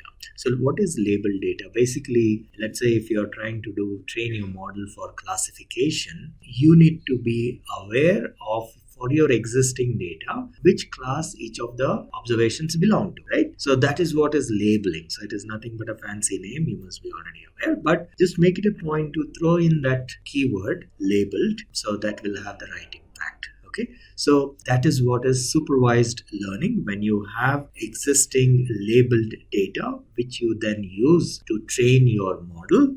That is known as supervised learning. And unsupervised learning is when you don't have this labeled data. So you have data, it is not labeled. So the system has to figure out a way to do some analysis on this. Okay, so that is unsupervised learning. And you can then add a few things like what are the ways of performing supervised learning and unsupervised learning, or what are some of the techniques. So supervised learning, we perform or we do regression and classification, and unsupervised learning we do clustering. Okay? And clustering can be of different types. Similarly, regression can be of different types, but you don't have to probably elaborate so much. If they are asking for just the different types, you can just mention these and just at a very high level you can. But if they want you to elaborate, give examples, then of course I think there is a different question for that. We will see that later. Then the third, so we have supervised, then we have unsupervised, and then reinforcement. You need to provide a little bit of information information around that as well, because it is sometimes a little difficult to come up with a good definition for reinforcement learning. So you may have to a little bit elaborate on how reinforcement learning works, right? So reinforcement learning works in such a way that it basically has two parts to it. One is the agent and the environment, and the agent basically is working inside of this environment, and it is given a target that it has to achieve, and every time it is moving in the direction of the target, so the agent basically has to take some action, and every time it takes an action which is moving the agent towards the target, right, towards a goal. A target is nothing but a goal, okay? Then it is rewarded, and every time it is going in a direction where it is away from the goal, then it is punished. So that is the way you can a little bit explain, and this is used primarily or very, very impactful for teaching the system to learn games and so on. Examples of this are basically used in AlphaGo. You can throw that as an example where AlphaGo used reinforcement learning to actually learn to play the game of Go, and finally it defeated the Go world champion. Right? This much of information that would be good enough. Okay. Then there could be a question on overfitting. So the question could be, what is overfitting and how can you avoid it? So what is overfitting? So let's first try to understand the concept, because sometimes overfitting may be a little difficult to understand. Overfitting is a situation where the model has kind of memorized the data. So this is an equivalent of memorizing the data. So we can draw an analogy so that it becomes easy to explain this. Now let's say you're teaching a child about recognizing some fruits or something like that. Okay? And you're teaching this child about recognizing, let's say, 3 fruits: apples, oranges, and pineapples. Okay, so this is a small child, and for the first time you're teaching the child to recognize fruits. Then, so what will happen? So this is very much like that is your training data set. So what you will do is you will take a basket of fruits which consists of apples, oranges, and pineapples. Okay, and you take this basket to this child, and there may be, let's say, hundreds of these fruits. So you take this basket to this child and keep showing each of this fruit, and then first time obviously the child will not know what it is. So you show an apple and you say, hey, this is apple. Then you show maybe an orange and say this is orange, and so on and so forth. And then again you keep repeating that, right? So till that basket is over. This is basically how training works. In machine learning also, that's how training works. So till the basket is completed, maybe 100 fruits, you keep showing this child. And then in the process, what has happened, the child has pretty much memorized these. So even before you finish that basket, right, by the time you are halfway through, the child has learnt about recognizing the apple, orange, and pineapple. Now what will happen after halfway through? Initially you remember it made mistakes in recognizing, but halfway through now it has learned. So every time you show a fruit, it will exactly 100% accurately it will identify. It will say, the child will say this is an apple, this is an orange, and if you show a pineapple, it will say this is a pineapple. Right? So that means it has kind of memorized this data. Now let's say you bring another basket of fruits, and it will have a mix of maybe apples, which were already there in the previous set, but it will also have, in addition to apple, it will probably have a banana or maybe another fruit like a jackfruit. Right? So this is an equivalent of your test data set, which the child has not seen before. Some parts of it probably has seen, like the apples it has seen, but this banana and jackfruit it has not seen. So then what will happen? In the first round, which is an equivalent of your training data set, towards the end it has 100% it was telling you what the fruits are. Right? Apple was accurately recognized, orange was accurately recognized, and pineapples were accurately recognized. Right? So that is like 100% accuracy. But now when you get a fresh set which were not a part of the original one, what will happen? All the apples maybe it will be able to recognize correctly, but all the others like the jackfruit or the banana will not be recognized by the child.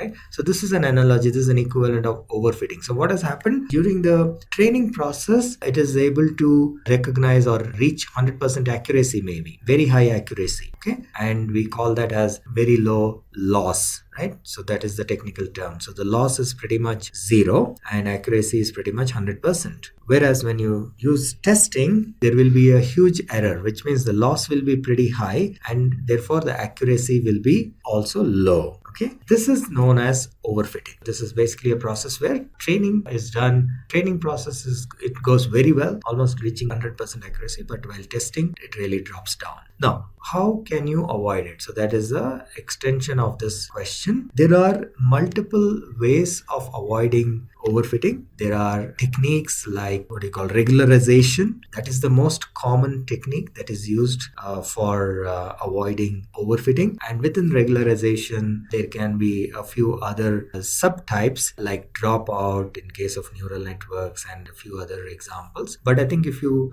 give example or if you give regularization as the technique, probably that should be sufficient. So there will be some questions where the interviewer will try to test your fundamentals and your knowledge and depth of knowledge and so on and so forth. And then there will be some questions which are more like trick questions that will be more to stump you. Okay, then the next question is around the methodology. So when we are performing machine learning training, we split the data into training and test, right? So this question is around that. So the question is, what is training set and test set in machine learning model, and how is the split done? So the question can be like that. So in machine learning, when we are trying to train the model, so we have a 3-step process. We train the model and then we test the model, and then once we are satisfied with the test, only then we deploy the model. So what happens in the train and test is that you remember the labeled data. So let's say you have 1,000 records with labeling information. Now, one way of doing it is you use all the 1,000 records for training, and then maybe, right, which means that you have exposed all these 1,000 records during the training process, and then you take a small set of the same data and then you say, okay, I will test it with this. Okay, and then you probably, what will happen, you may get some good results. Right? But there is a flaw there. What is the flaw? This is very similar to human beings. It is like you are showing this model the entire data as a part of training. Okay, so obviously it has become familiar with the entire data. So when you're taking a part of that again and you're saying that I want to test it, obviously you will get good results. So that is not a very accurate way of testing. So that is the reason what we do is we have the label data of this 1,000 records or whatever.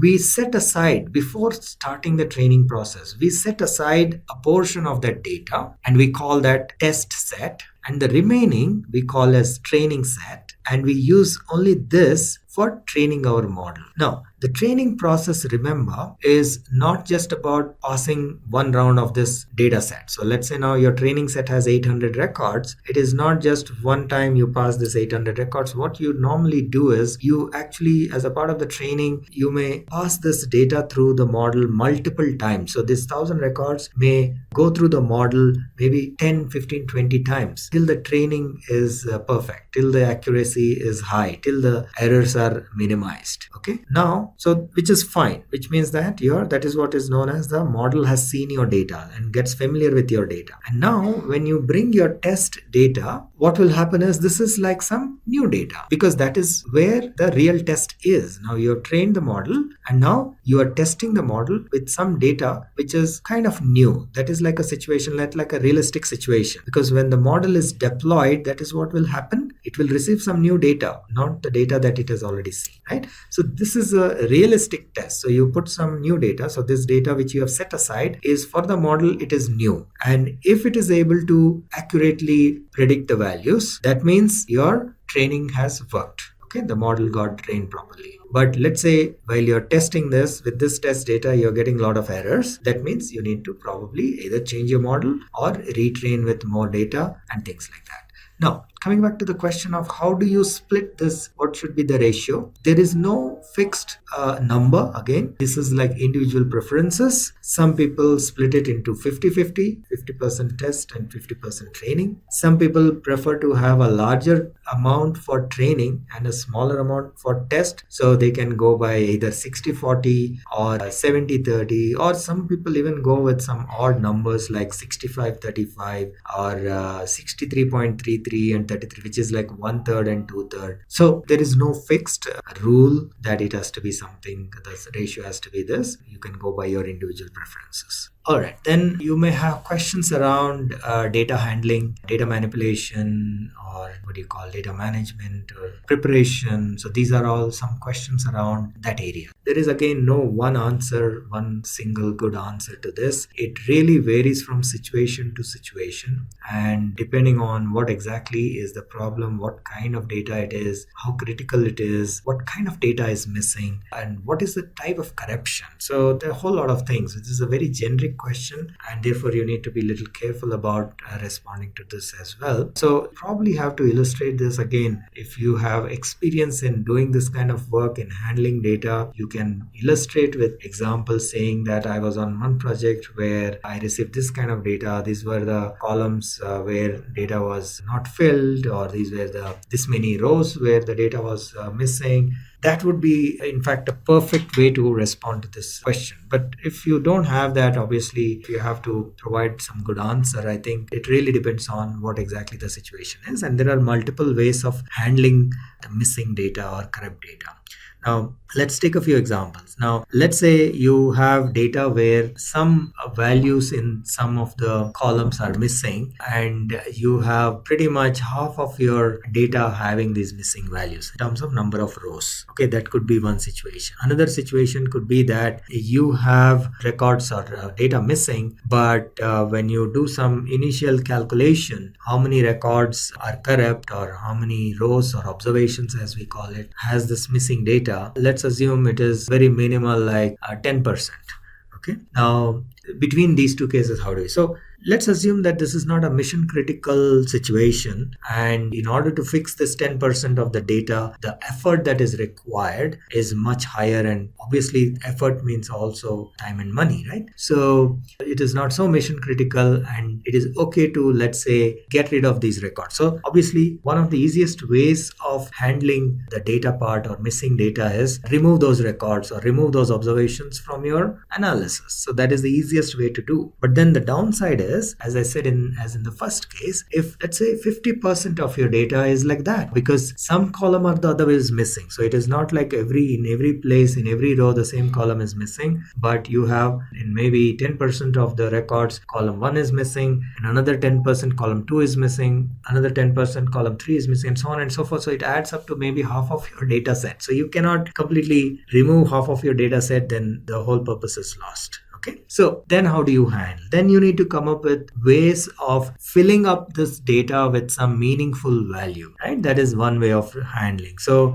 when we say meaningful value, what is that meaningful value? Let's say for a particular column, you might want to take a mean value for that column and fill wherever the data is missing, fill up with that mean value, so that when you're doing the calculations, your analysis is not completely way off. So you have values which are not missing, first of all, so your system will work. Number two, these values are not so completely out of whack that your whole analysis goes for a toss. Right? There may be situations where if the missing values, instead of putting mean, maybe a good idea to fill it up with the minimum value or with a 0. So, or with a maximum value. Again, as I said, there are so many possibilities. So there is no like one correct answer for this. You need to basically talk around this and illustrate with your experience. As I said, that would be the best. Otherwise, this is how you need to handle this question. Okay, so then the next question can be, how can you choose a classifier based on a training set data size?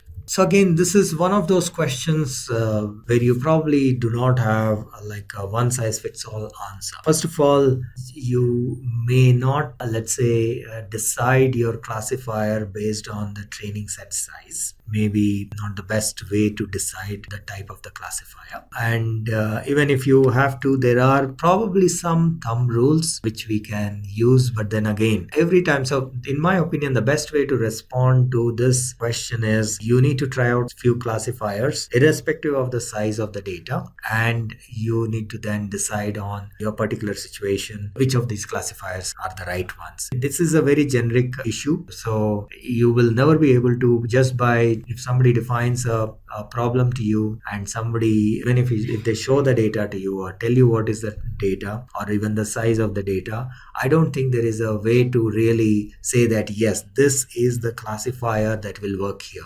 No, that's not the right way. So you need to still test it out, get the data, try out a couple of classifiers, and then only you will be in a position to decide which classifier to use. You try out multiple classifiers, see which one gives the best accuracy, and only then you can decide.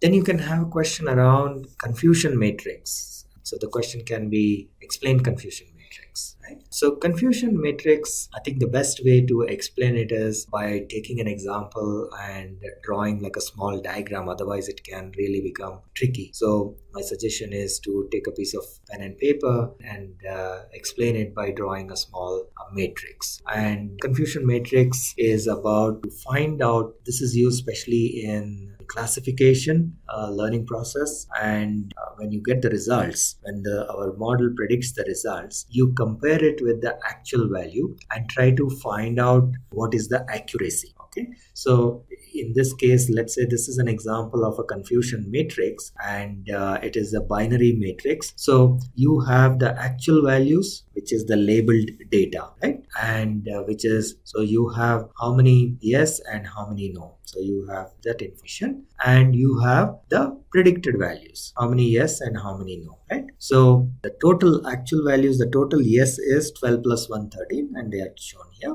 And the actual value no's are 9 plus 3, 12. Okay, so that is what this information here is. So this is about the actual and this is about the predicted. Similarly, the predicted values, there are yes are 12 plus 3, 15 yeses, and no are 1 plus 9, 10 no's. Okay, so this is the way to look at this confusion matrix. Okay, and out of this, what is the meaning conveyed here? So there are 2 or 3 things that needs to be explained outright. The first thing is, for a model to be accurate, the values across the diagonal should be high, like in this case, right? That is one. Number 2, the total sum of these values is equal to the total observations in the test data set. So in this case, for example, you have 12 plus 3, 15 plus 10, 25. So that means we have 25 observations in our test data set. Okay, so these are the 2 things you need to first explain, that the total sum in this matrix, the numbers, is equal to the size of the test data set, and the diagonal values indicate the accuracy. So by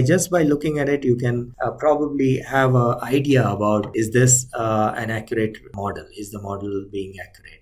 If they're all spread out equally in all these 4 boxes, that means probably the accuracy is not very good. Okay. Now, how do you calculate the accuracy itself, right? How do you calculate the accuracy itself? So it is a very simple mathematical calculation. You take sum of the diagonals, right? So in this case, it is 9 plus 12, 21, and divide it by the total. So in this case, what will it be? Let me take a pen. So your diagonal values is equal to, if I say D is equal to 12 plus 9, so that is 21, right? And the total data set is equal to, right, we just calculated, it is 25. So what is your accuracy? It is 21 by, so your accuracy is equal to 21 by 25, and this turns out to be about 85%. Right, so this is 85%. So that is our accuracy. Okay, so this is the way you need to explain, draw a diagram, give an example, and maybe it may be a good idea to be prepared with an example so that it becomes easy for you. You don't have to calculate those numbers on the fly, right? So a couple of hints are that you take some numbers which add up to 100. That is always a good idea, so you don't have to really do this complex calculations. So the total value will be 100, and then diagonal values you divide. Once you find the diagonal values, that is equal to your percentage. Okay. All right. So the next question can be a related question about false positive and false negative. So what is false positive and what is false negative? Now, once again, the best way to explain this is using a piece of paper and pen. Otherwise, it will be pretty difficult to explain this. So we use the same example of the confusion matrix, and we can explain that. So a confusion matrix looks somewhat like this, and when we just take it looks somewhat like this, and we continue with the previous example where this is the actual value, this is the predicted value, and in the actual value we have 12 plus 1 13 yeses and 3 plus 9 12 no's, and the predicted values, there are 12 plus 3 15 yeses and 1 plus 9 10 no's. Okay, now in this particular case, which is the false positive, what is a false positive? First of all, the second word, which is positive, okay, is referring to the predicted value. So that means the system has predicted it as a positive, but the real value, so this is what the false comes from, but the real value is not positive. Okay, that is the way you should understand this term, false positive or even false negative. So false positive, so positive is what your system has predicted. So where is that system predicted? This is the one. Positive is what? Yes. So you basically consider this row. Okay, now if you consider this row, so this is all positive values. This entire row is positive values. Okay, now the false positive is the one where the actual value is negative. Predicted value is positive, but the actual value is negative. So this is a false positive, right? And here is a true positive. So the predicted value is positive and the actual value is also positive. Okay, I hope this is making sense. Now let's take a look at what is false negative. False negative. So negative is the second term. That means that is the predicted value that we need to look for. So which are the predicted negative values? This row corresponds to predicted negative values. All right. So this row corresponds to predicted negative values. And what they are asking for? False. So this is the row for predicted negative values, and the actual value is this one, right? This is predicted negative and the actual value is also negative. Therefore, this is a true negative. So the false negative is this one. Predicted is negative, but actual is positive, right? So this is the false negative. So this is the way to explain, and this is the way to look at false positive and false negative. Same way, there can be true positive and true negative as well. So again, positive, the second term you will need to use to identify the predicted row, right? So if we say true positive, we need to take for the predicted part. So predicted positive is here. Okay, and then the first term is for the actual. So true positive. So true in case of actual is yes, right? So true positive is this one. Okay, and then in case of actual, the negative. Now we are talking about, let's say, true negative. True negative. Negative is this one, and the true comes from here. So this is true negative. Right? 9 is true negative. The actual value is also negative and the predicted value is also negative. Okay, so that is the way you need to explain this, the terms false positive, false negative, and true positive, true negative. Then you might have a question like, what are the steps involved in the machine learning process, or what are the 3 steps in the process of developing a machine learning model, right? So it is around the methodology that is applied. So basically, the way you can probably answer in your own words, but the way the model development of the machine learning model happens is like this. So first of all, you try to understand the problem and try to figure out whether it is a classification problem or a regression problem. Based on that, you select a few algorithms and then you start the process of training these models. Okay, so you can either do that, or you can, after due diligence, you can probably decide that there is one particular algorithm which is most suitable. Usually it happens through trial and error process, but at some point you will decide that, okay, this is the model we are going to use. Okay, so in that case, we have the model, algorithm, and the model decided, and then you need to do the process of training the model and testing the model. And this is where, if it is supervised learning, you split your data, the labeled data, into training data set and test data set. And you use the training data set to train your model. And then you use the test data set to check the accuracy, whether it is working fine or not. So you test the model before you actually put it into production, right? So once you test the model, you're satisfied, it's working fine, then you go to the next level, which is putting it for production. And then in production, obviously, new data will come and the inference happens. So the model is readily available, and only thing that happens is new data comes and the model predicts the values, whether it is regression or classification. Now, so this can be an iterative process. So it is not a straightforward process where you do the training, do the testing, and then you move it to production. No. So during the training and test process, there may be a situation where because of either overfitting or things like that, the test doesn't go through, which means that you need to put that back into the training process. So that can be an iterative process. Not only that, even if the training and test goes through properly and you deploy the model in production, there can be a situation that the data that actually comes, the real data that comes, with that, this model is failing. So in which case you may have to once again go back to the drawing board. Or initially it will be working fine, but over a period of time, maybe due to the change in the nature of the data, once again the accuracy will deteriorate. So that is again a recursive process. So once in a while, you need to keep checking whether the model is working fine or not. And if required, you need to tweak it and modify it and so on and so forth. So net, this is a continuous process of tweaking the model and testing it and making sure it is up to date. Then you might have question around deep learning. So because deep learning is now associated with AI, artificial intelligence, and so on. So it can be as simple as what is deep learning? So I think the best way to respond to this could be deep learning is a part of machine learning.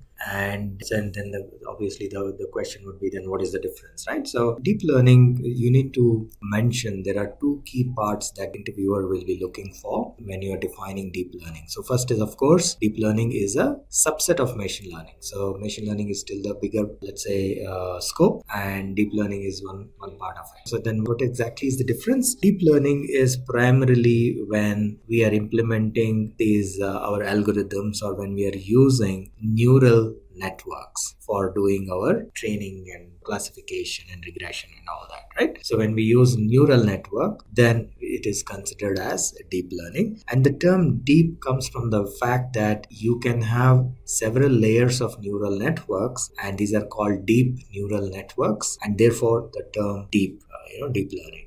The other difference between machine learning and deep learning, which the interviewer may be wanting to hear, is that in case of machine learning, the feature engineering is done manually. What do we mean by feature engineering? Basically, when we are trying to train our model, we have our training data, right? So we have our training labeled data, and this data has several, let's say if it is a regular table, it has several columns. Now each of these columns actually has information about a feature, right? So if we are trying to predict height, weight, and so on and so forth, so these are all features of human beings. Let's say we have census data and we have all this. So those are the features. Now there may be probably 50 or 100, in some cases there may be 100 such features. Now all of them do not contribute to our model, right? So we as a data scientist, we have to decide whether we should take all of them, all the features, or we should throw away some of them. Because again, if we take all of them, number one, of course, your accuracy will probably get affected, but also there is a computational part. So if you have so many features and then you have so much data, it becomes very tricky. So in case of machine learning, we manually take care of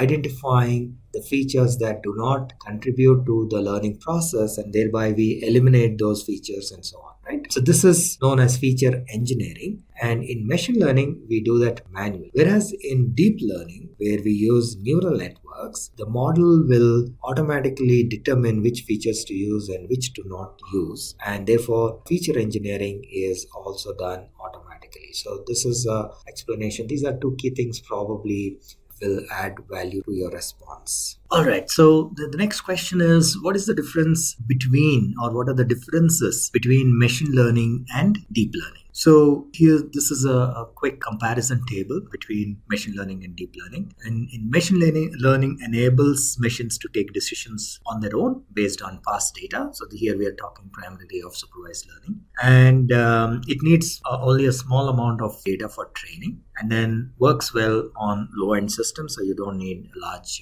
machines. And most features need to be identified in advance and manually coded. So basically the feature engineering part is done manually. and the problem is divided into parts and solved individually and then combined. So that is about the machine learning part. In deep learning basically enables machines to take decisions with the help of artificial neural networks. So here in deep learning we use neural nets. So that is the key differentiator between machine learning and deep learning. And usually deep learning involves a large amount of data, and therefore the training also requires, usually the training process requires high-end machines because it needs a lot of computing power. And the machine learning features or the feature engineering is done automatically. So the neural networks takes care of doing the feature engineering as well. And in case of deep learning, therefore, it is said that the problem is handled end to end. So this is a quick comparison between machine learning and deep learning in case you have that kind of a question. Then you might get a question around the uses of machine learning or some real life applications of machine learning in modern business. The question may be worded in different ways, but the meaning is how exactly is machine learning used, or actually supervised machine learning. It could be a very specific question around supervised machine learning. So this is like give examples of supervised machine learning, use of supervised machine learning in modern business. So that could be the next question. So there are quite a few examples or quite a few use cases, if you will, for supervised machine learning. The very common one is email spam detection. So you want to train your application or your system to detect between spam and non-spam. So this is a very common business application of supervised machine learning.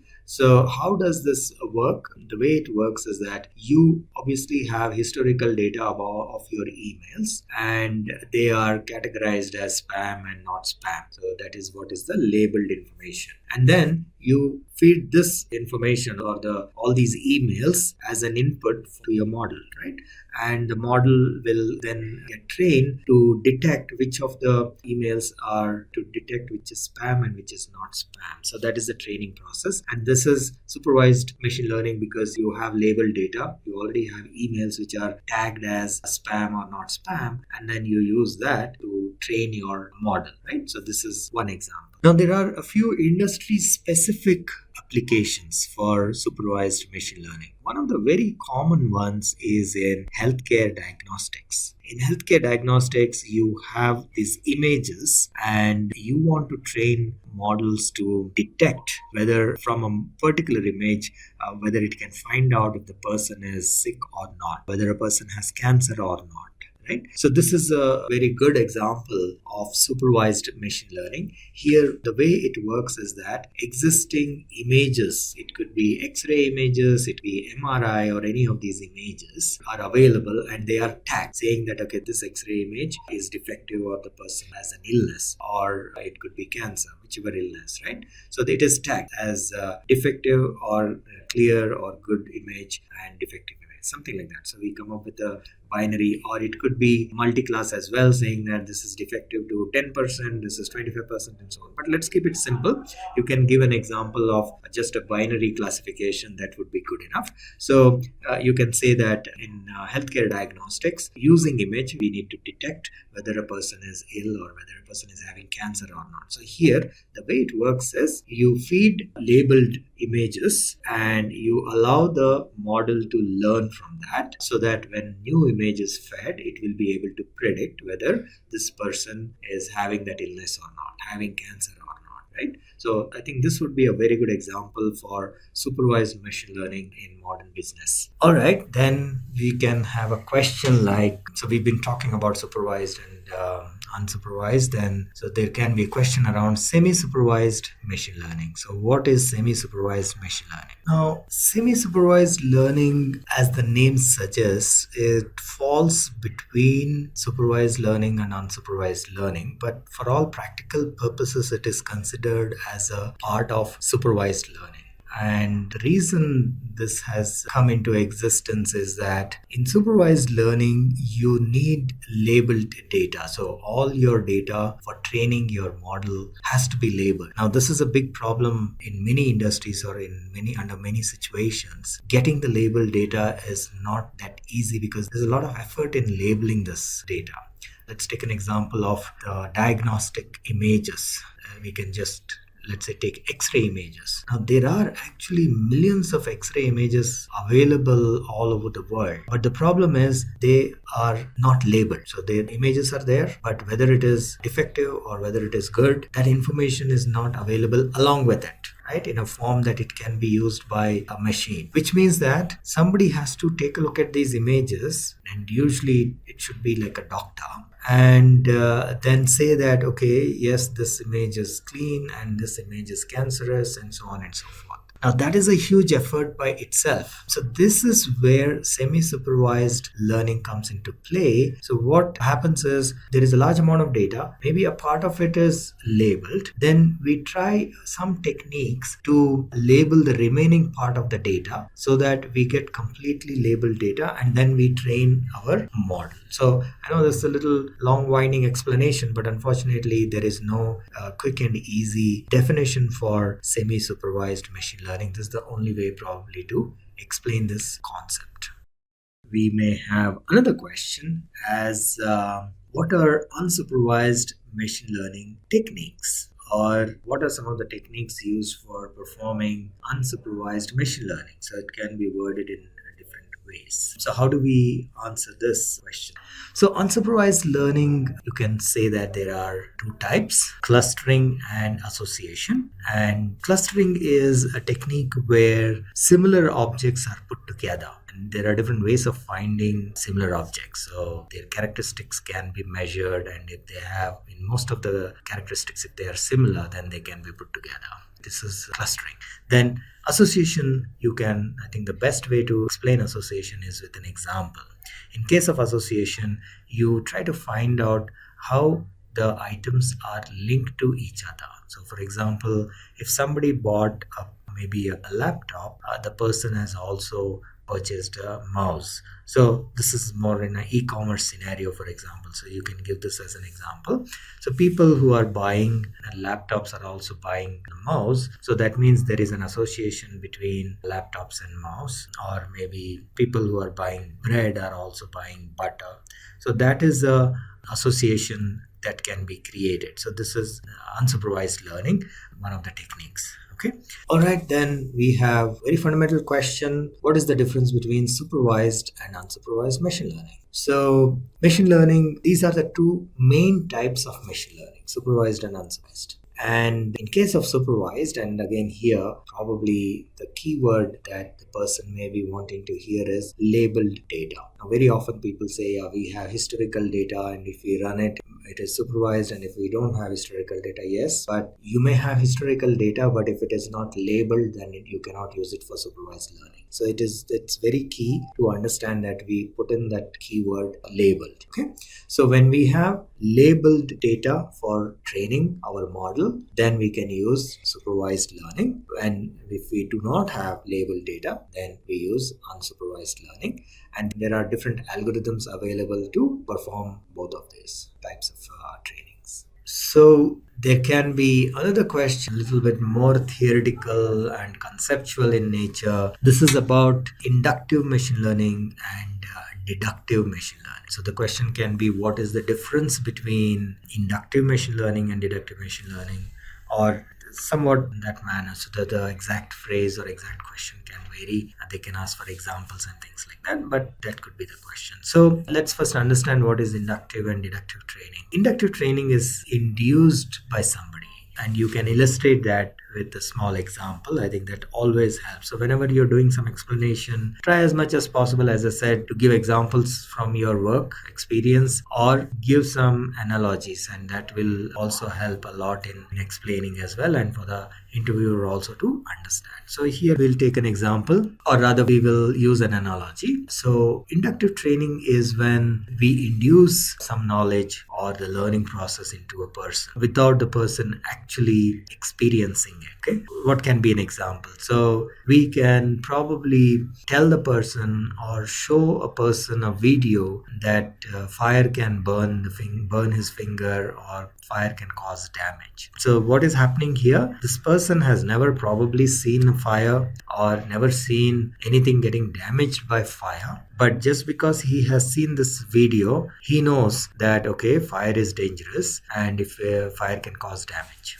Right? So This is inductive learning. Compared to that, what is deductive learning? So here you draw conclusion, or the person draws conclusion out of experience. So we will stick to the analogy. So compared to the showing a video, let's assume a person is allowed to play with fire. Right? And then he figures out that if he puts his finger, it's burning, or if he throws something into the fire, it burns. So he is learning through experience. So this is known as deductive learning. Okay, so you can have applications or models that can be trained using inductive learning or deductive learning.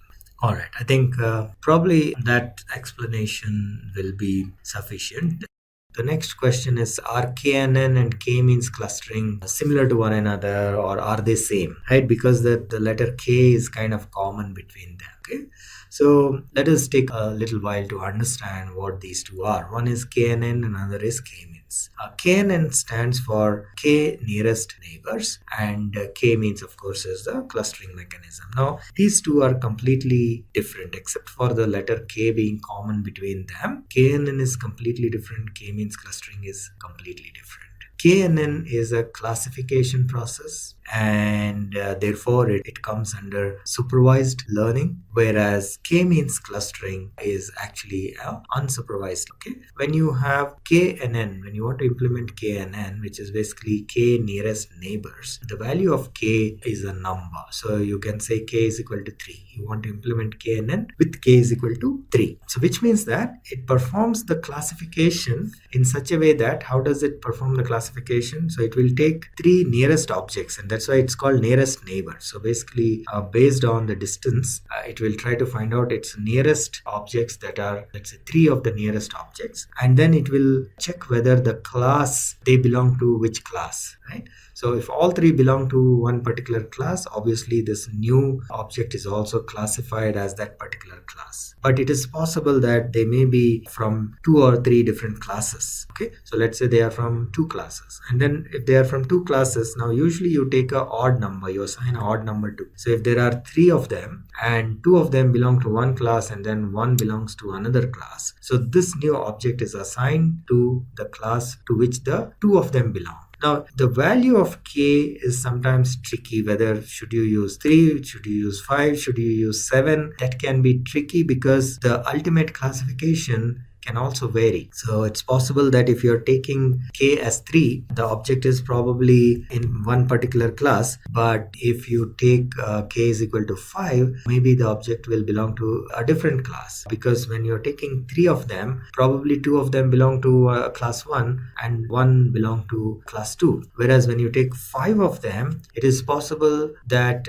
only 2 of them belong to class 1 and 3 of them belong to class 2. So which means that this object will belong to class 2, right? So you see that? So the class allocation can vary depending on the value of K. Now, K-means, on the other hand, is a clustering process, and it is unsupervised, where what it does is the system will basically identify how the objects are, how close the objects are with respect to some of their features. Okay, but the similarity, of course, is the letter K, and in case of K means also we specify its value, and it could be 3 or 5 or 7. There is no technical limit as such, but it can be any number of clusters that you can create. Okay, so based on the value that you provide, the system will create that many clusters of similar objects. So there is a similarity to that extent that K is a number in both the cases, but actually these two are completely different processes.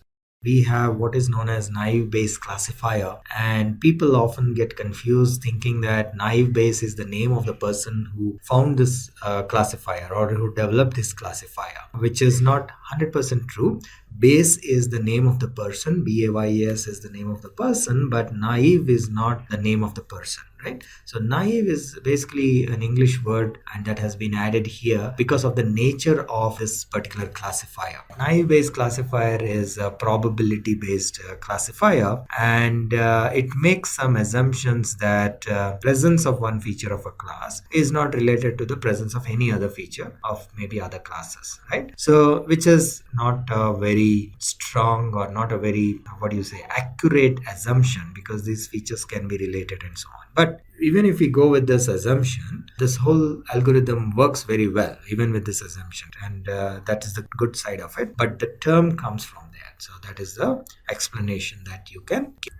Then there can be question around reinforcement learning. It can be paraphrased in multiple ways. One could be, can you explain how a system can play a game of chess using reinforcement learning? Or it can be any game. So the best way to explain this is again to talk a little bit about what reinforcement learning is about and then elaborate on that to explain the process. So first of all, reinforcement learning has an environment and an agent, and the agent is basically performing some actions in order to achieve a certain goal. And these goals can be anything, either if it is related to game, then the goal could be that you have to score very high, score a high value, high number. Or it could be that your number of lives should be as high as possible. Don't lose lives. So these could be some of them. More advanced examples could be for driving. In the automotive industry, self-driving cars, they actually also make use of reinforcement learning to teach the car how to navigate through the roads and so on and so forth. That is also another example. Now,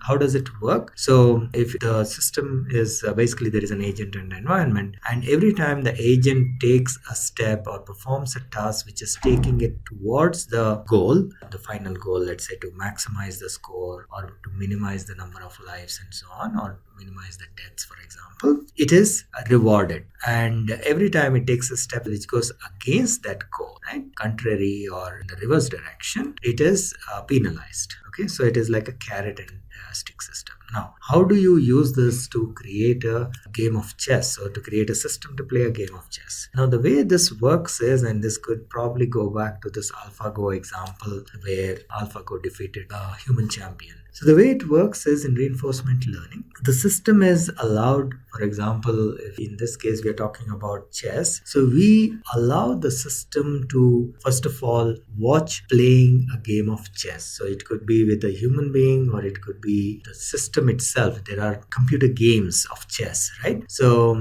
either this new learning system has to watch that game or watch a human being play the game, because this is reinforcement learning is pretty much all visual. So when you're teaching the system to play a game, the system will not actually go behind the scenes to understand the logic of your software, of this game or anything like that. It is just visually watching the screen and then it learns. Okay, so reinforcement learning to a large extent works on that. So you need to create a mechanism whereby your model will be able to watch somebody playing the game, and then you allow the system also to start playing the game. So it pretty much starts from scratch. Okay, and as it moves forward, it's right at the beginning, the system really knows nothing about the game of chess. Okay, so initially it is a clean slate. It just starts by observing how you're playing.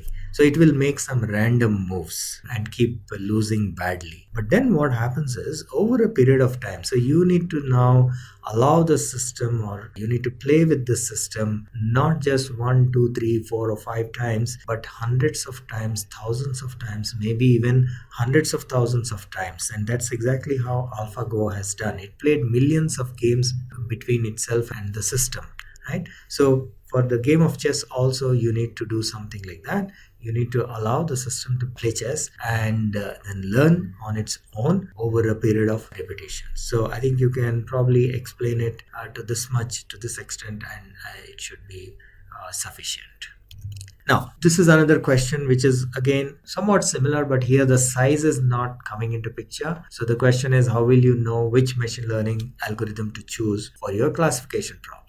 Now, this is not only classification problem, it could be a regression problem. I would like to generalize this question. So if somebody asks you, how will you choose? How will you know which algorithm to use? The simple answer is, there is no way you can decide exactly saying that this is the algorithm I'm going to use. In a variety of situations, there are some guidelines. Like for example, you will obviously, depending on the problem, you can say whether it is a classification problem or a regression problem. And then in that sense, you are kind of restricting yourself to, if it is a classification problem, there you can only apply a classification algorithm, right? To that extent, you can probably, let's say, limit the number of algorithms. But now within the classification algorithms, you have decision trees, you have SVM, you have logistic regression. Is it possible to outright say, yes, so for this particular problem, since you have explained this, now this is the exact algorithm that you can use? That is not possible. Okay, so we have to try out a bunch of algorithms, see which one gives us the best performance and best accuracy, and then decide to go with that particular algorithm. So in machine learning, a lot of it happens through trial and error. There is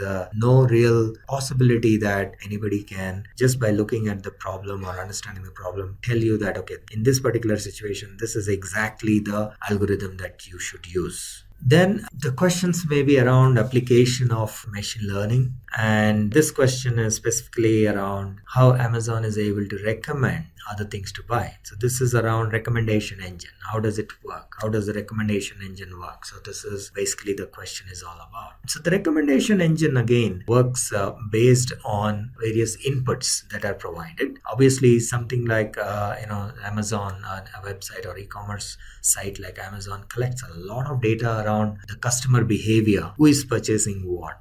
And if somebody is buying a particular thing, they're also buying something else. So this kind of association, right? So this is the unsupervised learning we talked about. They use this to associate and link or relate items. And that is one part of it. So they kind of build association between items, saying that somebody buying this is also buying this. That is one part of it. Then they also profile the users, right? Based on their age, their gender, their geographic location. They will do some profiling, and then when somebody is logging in and when somebody is shopping, kind of the mapping of these two things are done. They try to identify, obviously if you have logged in, then they know who you are and your information is available, like for example your age, maybe your gender, and where you're located, what you purchased earlier, right? So all this is taken, and the recommendation engine basically uses all this information and comes up with recommendations for a particular user. So that is how the recommendation engine works. All right, then the question can be something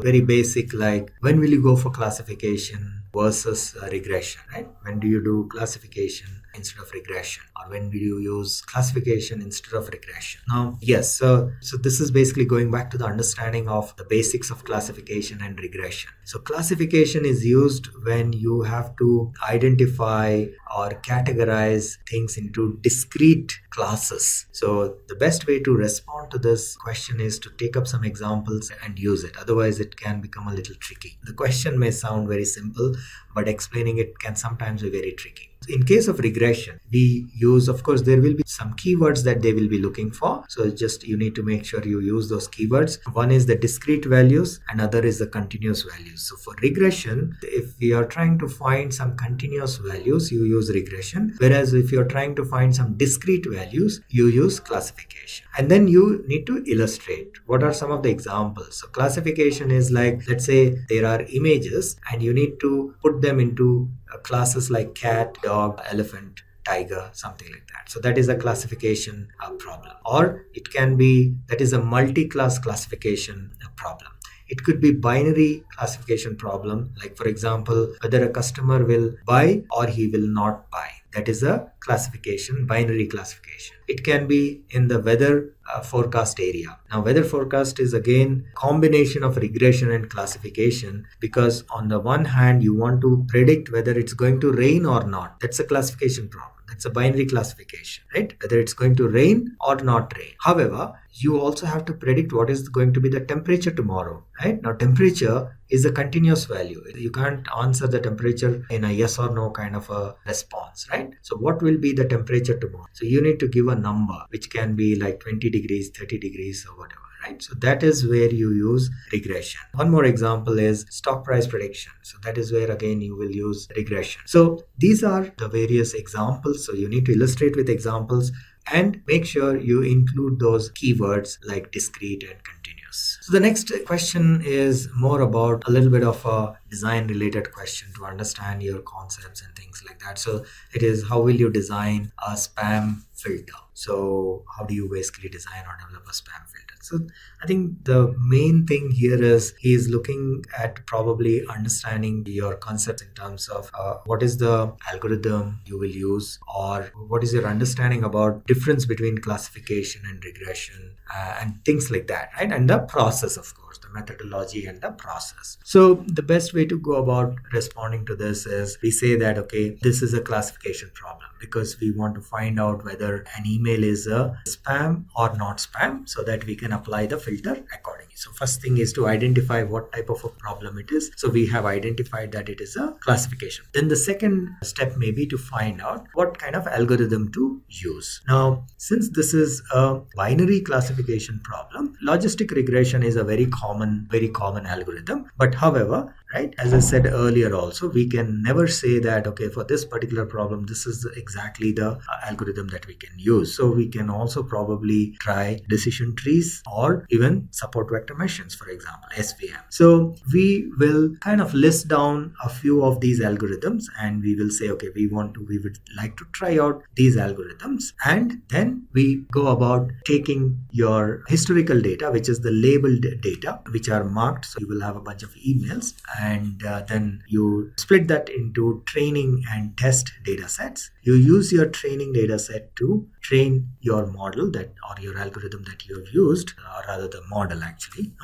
So, and you actually will have three models. Let's say you are trying to test out three algorithms, so you will obviously have three models. So you need to try all three models and test them out as well, see which one gives the best accuracy, and then you decide that you will go with that model. Okay, so training and test will be done, and then you zero in on one particular model, and then you say, okay, this is the model we will use, and then go ahead and implement that or put that in production. So that is the way you design a spam filter. The next question is about random forest. So what is random forest? So this is a very straightforward question. However, the response, you need to be again a little careful. While we all know what is random forest, explaining this can sometimes be tricky. So one thing is, random forest is kind of, in one way, it is an extension of decision trees, because it is basically nothing but you have multiple decision trees, and trees will basically, you will use for doing, if it is classification, mostly it is classification, you will use the trees for classification, and then you use voting for finding the final class. So that is the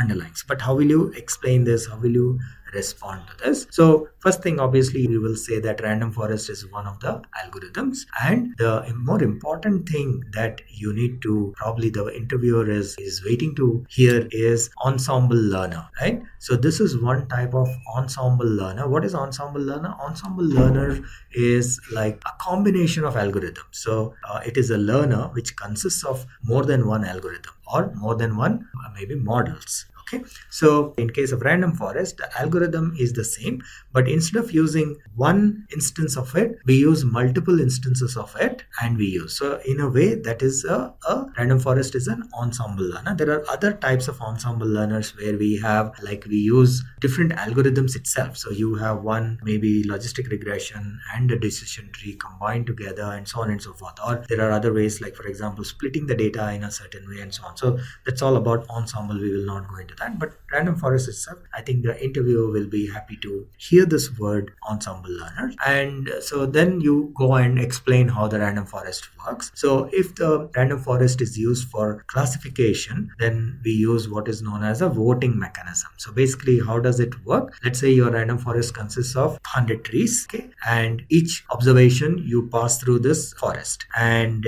each observation, let's say it is a classification problem, binary classification 0 or 1, and you have 100 trees. Now, if 90 trees say that it is a 0 and 10 of the trees say it is a 1, you take the majority. You may take a vote, and since 90 of them are saying 0, you classify this as 0. Then you take the next observation, and so on. So that is the way random forest works for classification. If it is a regression problem, it's somewhat similar, but only thing is, instead of vote, what we will do is, so in regression, remember what happens? You actually calculate a value, right? So for example, you're using regression to predict the temperature, and you have 100 trees, and each tree obviously will probably predict a different value of the temperature. They may be close to each other, but they may not be exactly the same value. So these 100 trees. So how do you now find the actual value, the output for the entire forest, right? So you have outputs of individual trees which are a part of this forest, but then you need to find the final output of the forest itself. So how do you do that? So in case of regression, you take like an average or the mean of all the 100 trees, right? So this is also a way of reducing the error. So maybe if you have only one tree, and if that one tree makes a error, it is basically 100% wrong or 100%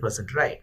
But if you have, on the other hand, if you have a bunch of trees, you are basically mitigating that error, reducing that error. Okay, so that is the way random forest works. So the next question is, considering the long list of machine learning algorithms, how will you decide on which one to use? So once again, here there is no way to outright say that this is the algorithm that we will use for a given data set. This is a very good question, but then the response has to be like, again, there will not be a one size fits all. So we need to, first of all, you can probably shorten the list in terms of by saying, okay, whether it is a classification problem or it is a regression problem. To that extent, you can probably shorten the list, because you don't have to use all of them. If it is a classification problem, you only can pick from the classification algorithms, right? So for example, if it is a classification, you cannot use linear regression algorithm there. Or if it is a regression problem, you cannot use SVM, or maybe, no, you can use SVM, but maybe a logistic regression, right? So to that extent, you can probably shorten the list, but still you will not be able to 100% decide on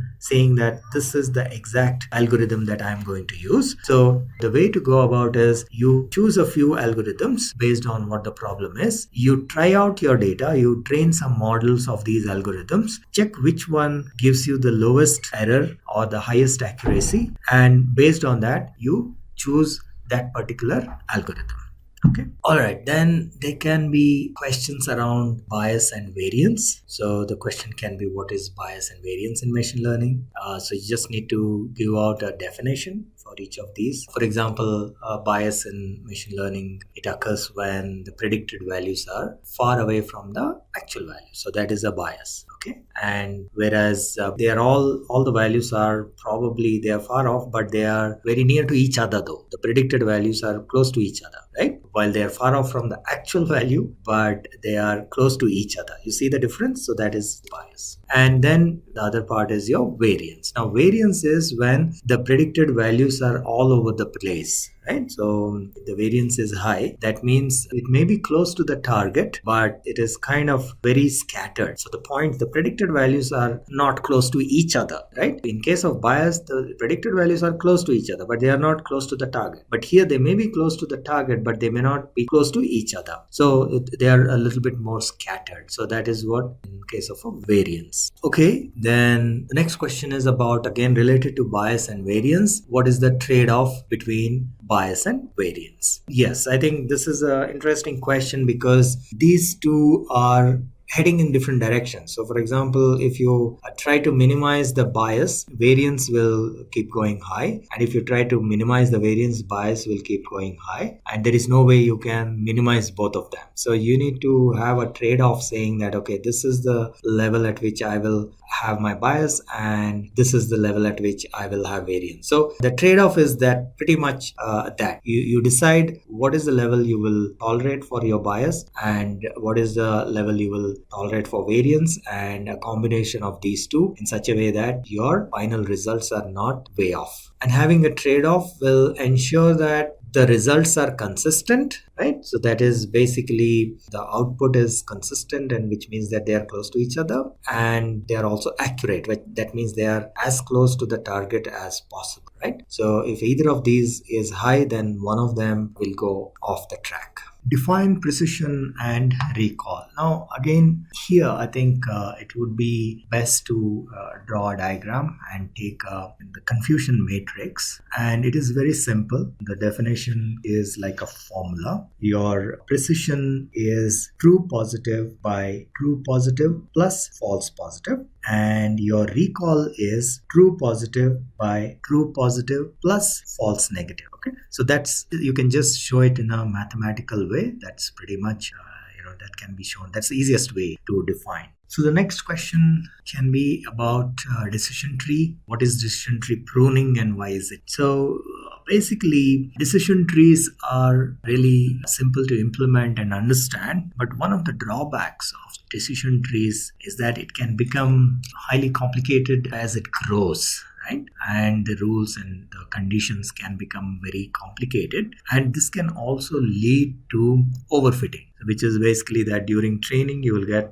100% accuracy, but when you're doing testing you will get a lot of errors. So that is the reason pruning needs to be done. So the purpose or the reason for doing decision tree pruning is to reduce overfitting or to cut down on overfitting. And what is decision tree pruning? It is basically that you reduce the number of branches, because as you may be aware, a tree consists of the root node, and then there are several internal nodes, and then you have the leaf nodes. Now if there are too many of these internal nodes, that is when you face the problem of overfitting, and pruning is the process of reducing those internal nodes. Alright, so the next question can be, what is logistic regression?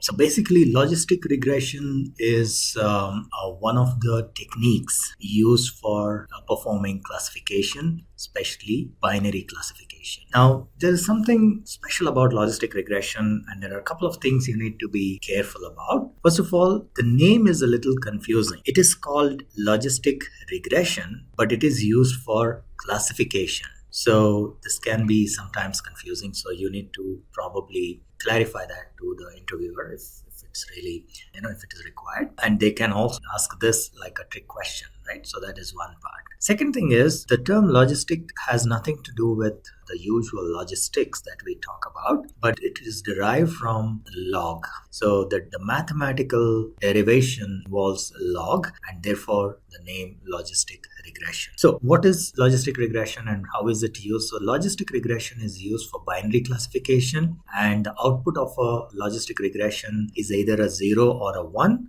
and it varies. So it's basically, it calculates a probability between 0 and 1, and we can set a threshold that can vary. Typically it is 0.5. So any value above 0.5 is considered as 1, and if the probability is below 0.5, it is considered as 0. So that is the way we calculate the probability, or the system calculates the probability, and based on the threshold it sets a value of 0 or 1, which is like a binary classification, 0 or 1.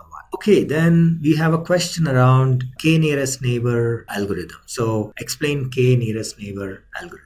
So first of all, what is a k nearest neighbor algorithm? This is a classification algorithm. So that is the first thing we need to mention. And we also need to mention that the k is a number. It is an integer. And this is variable, and we can define what the value of k should be. It can be 2, 3, 5, 7, and usually it is an odd number. So that is something we need to mention. Technically, it can be even number also, but then typically it would be odd number, and we will see why that is. Okay. So based on that, we need to classify objects. Okay, we need to classify objects. So again, it will be very helpful to draw a diagram. If you're explaining, I think that will be the best way. So draw some diagram like this, and let's say we have 3 clusters or 3 classes existing, and now you want to find for a new item that has come, you want to find out which class this belongs to, right? So you go about, as the name suggests, you go about finding the nearest neighbors, right? The points which are closest to this, and how many of them you will find, that is what is defined by k. Now let's say our initial value of k was 5. Okay? So you will find the 5 nearest data points. So in this case, as it is illustrated, these are the 5 nearest data points. But then all 5 do not belong to the same class or cluster. So there are one belonging to this cluster 1, the second one belonging to this cluster 2, 3 of them belonging to this third cluster. Okay. So how do you decide? That's exactly the reason we should, as much as possible, try to assign an odd number so that it becomes easier to assign assign this. So in this case, you see that the majority, actually, if there are multiple classes, then you go with the majority. So since 3 of these items belong to this class, we assign, which is basically the, in this case, the green or the tennis or the third cluster, as I was talking about.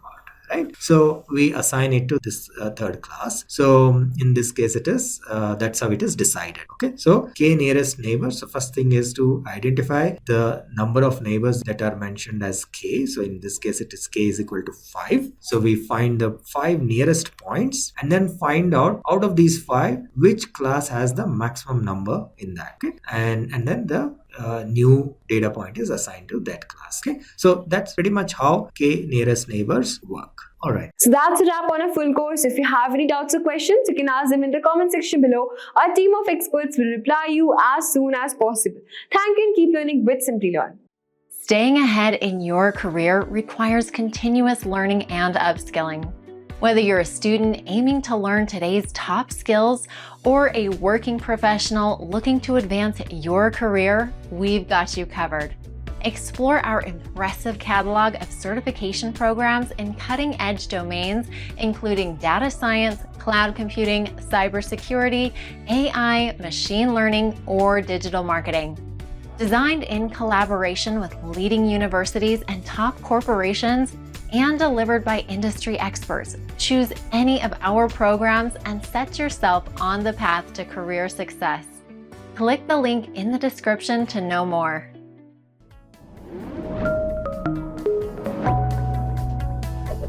Hi there, if you like this video, subscribe to the Simplilearn YouTube channel and click here to watch similar videos. To nerd up and get certified, click here.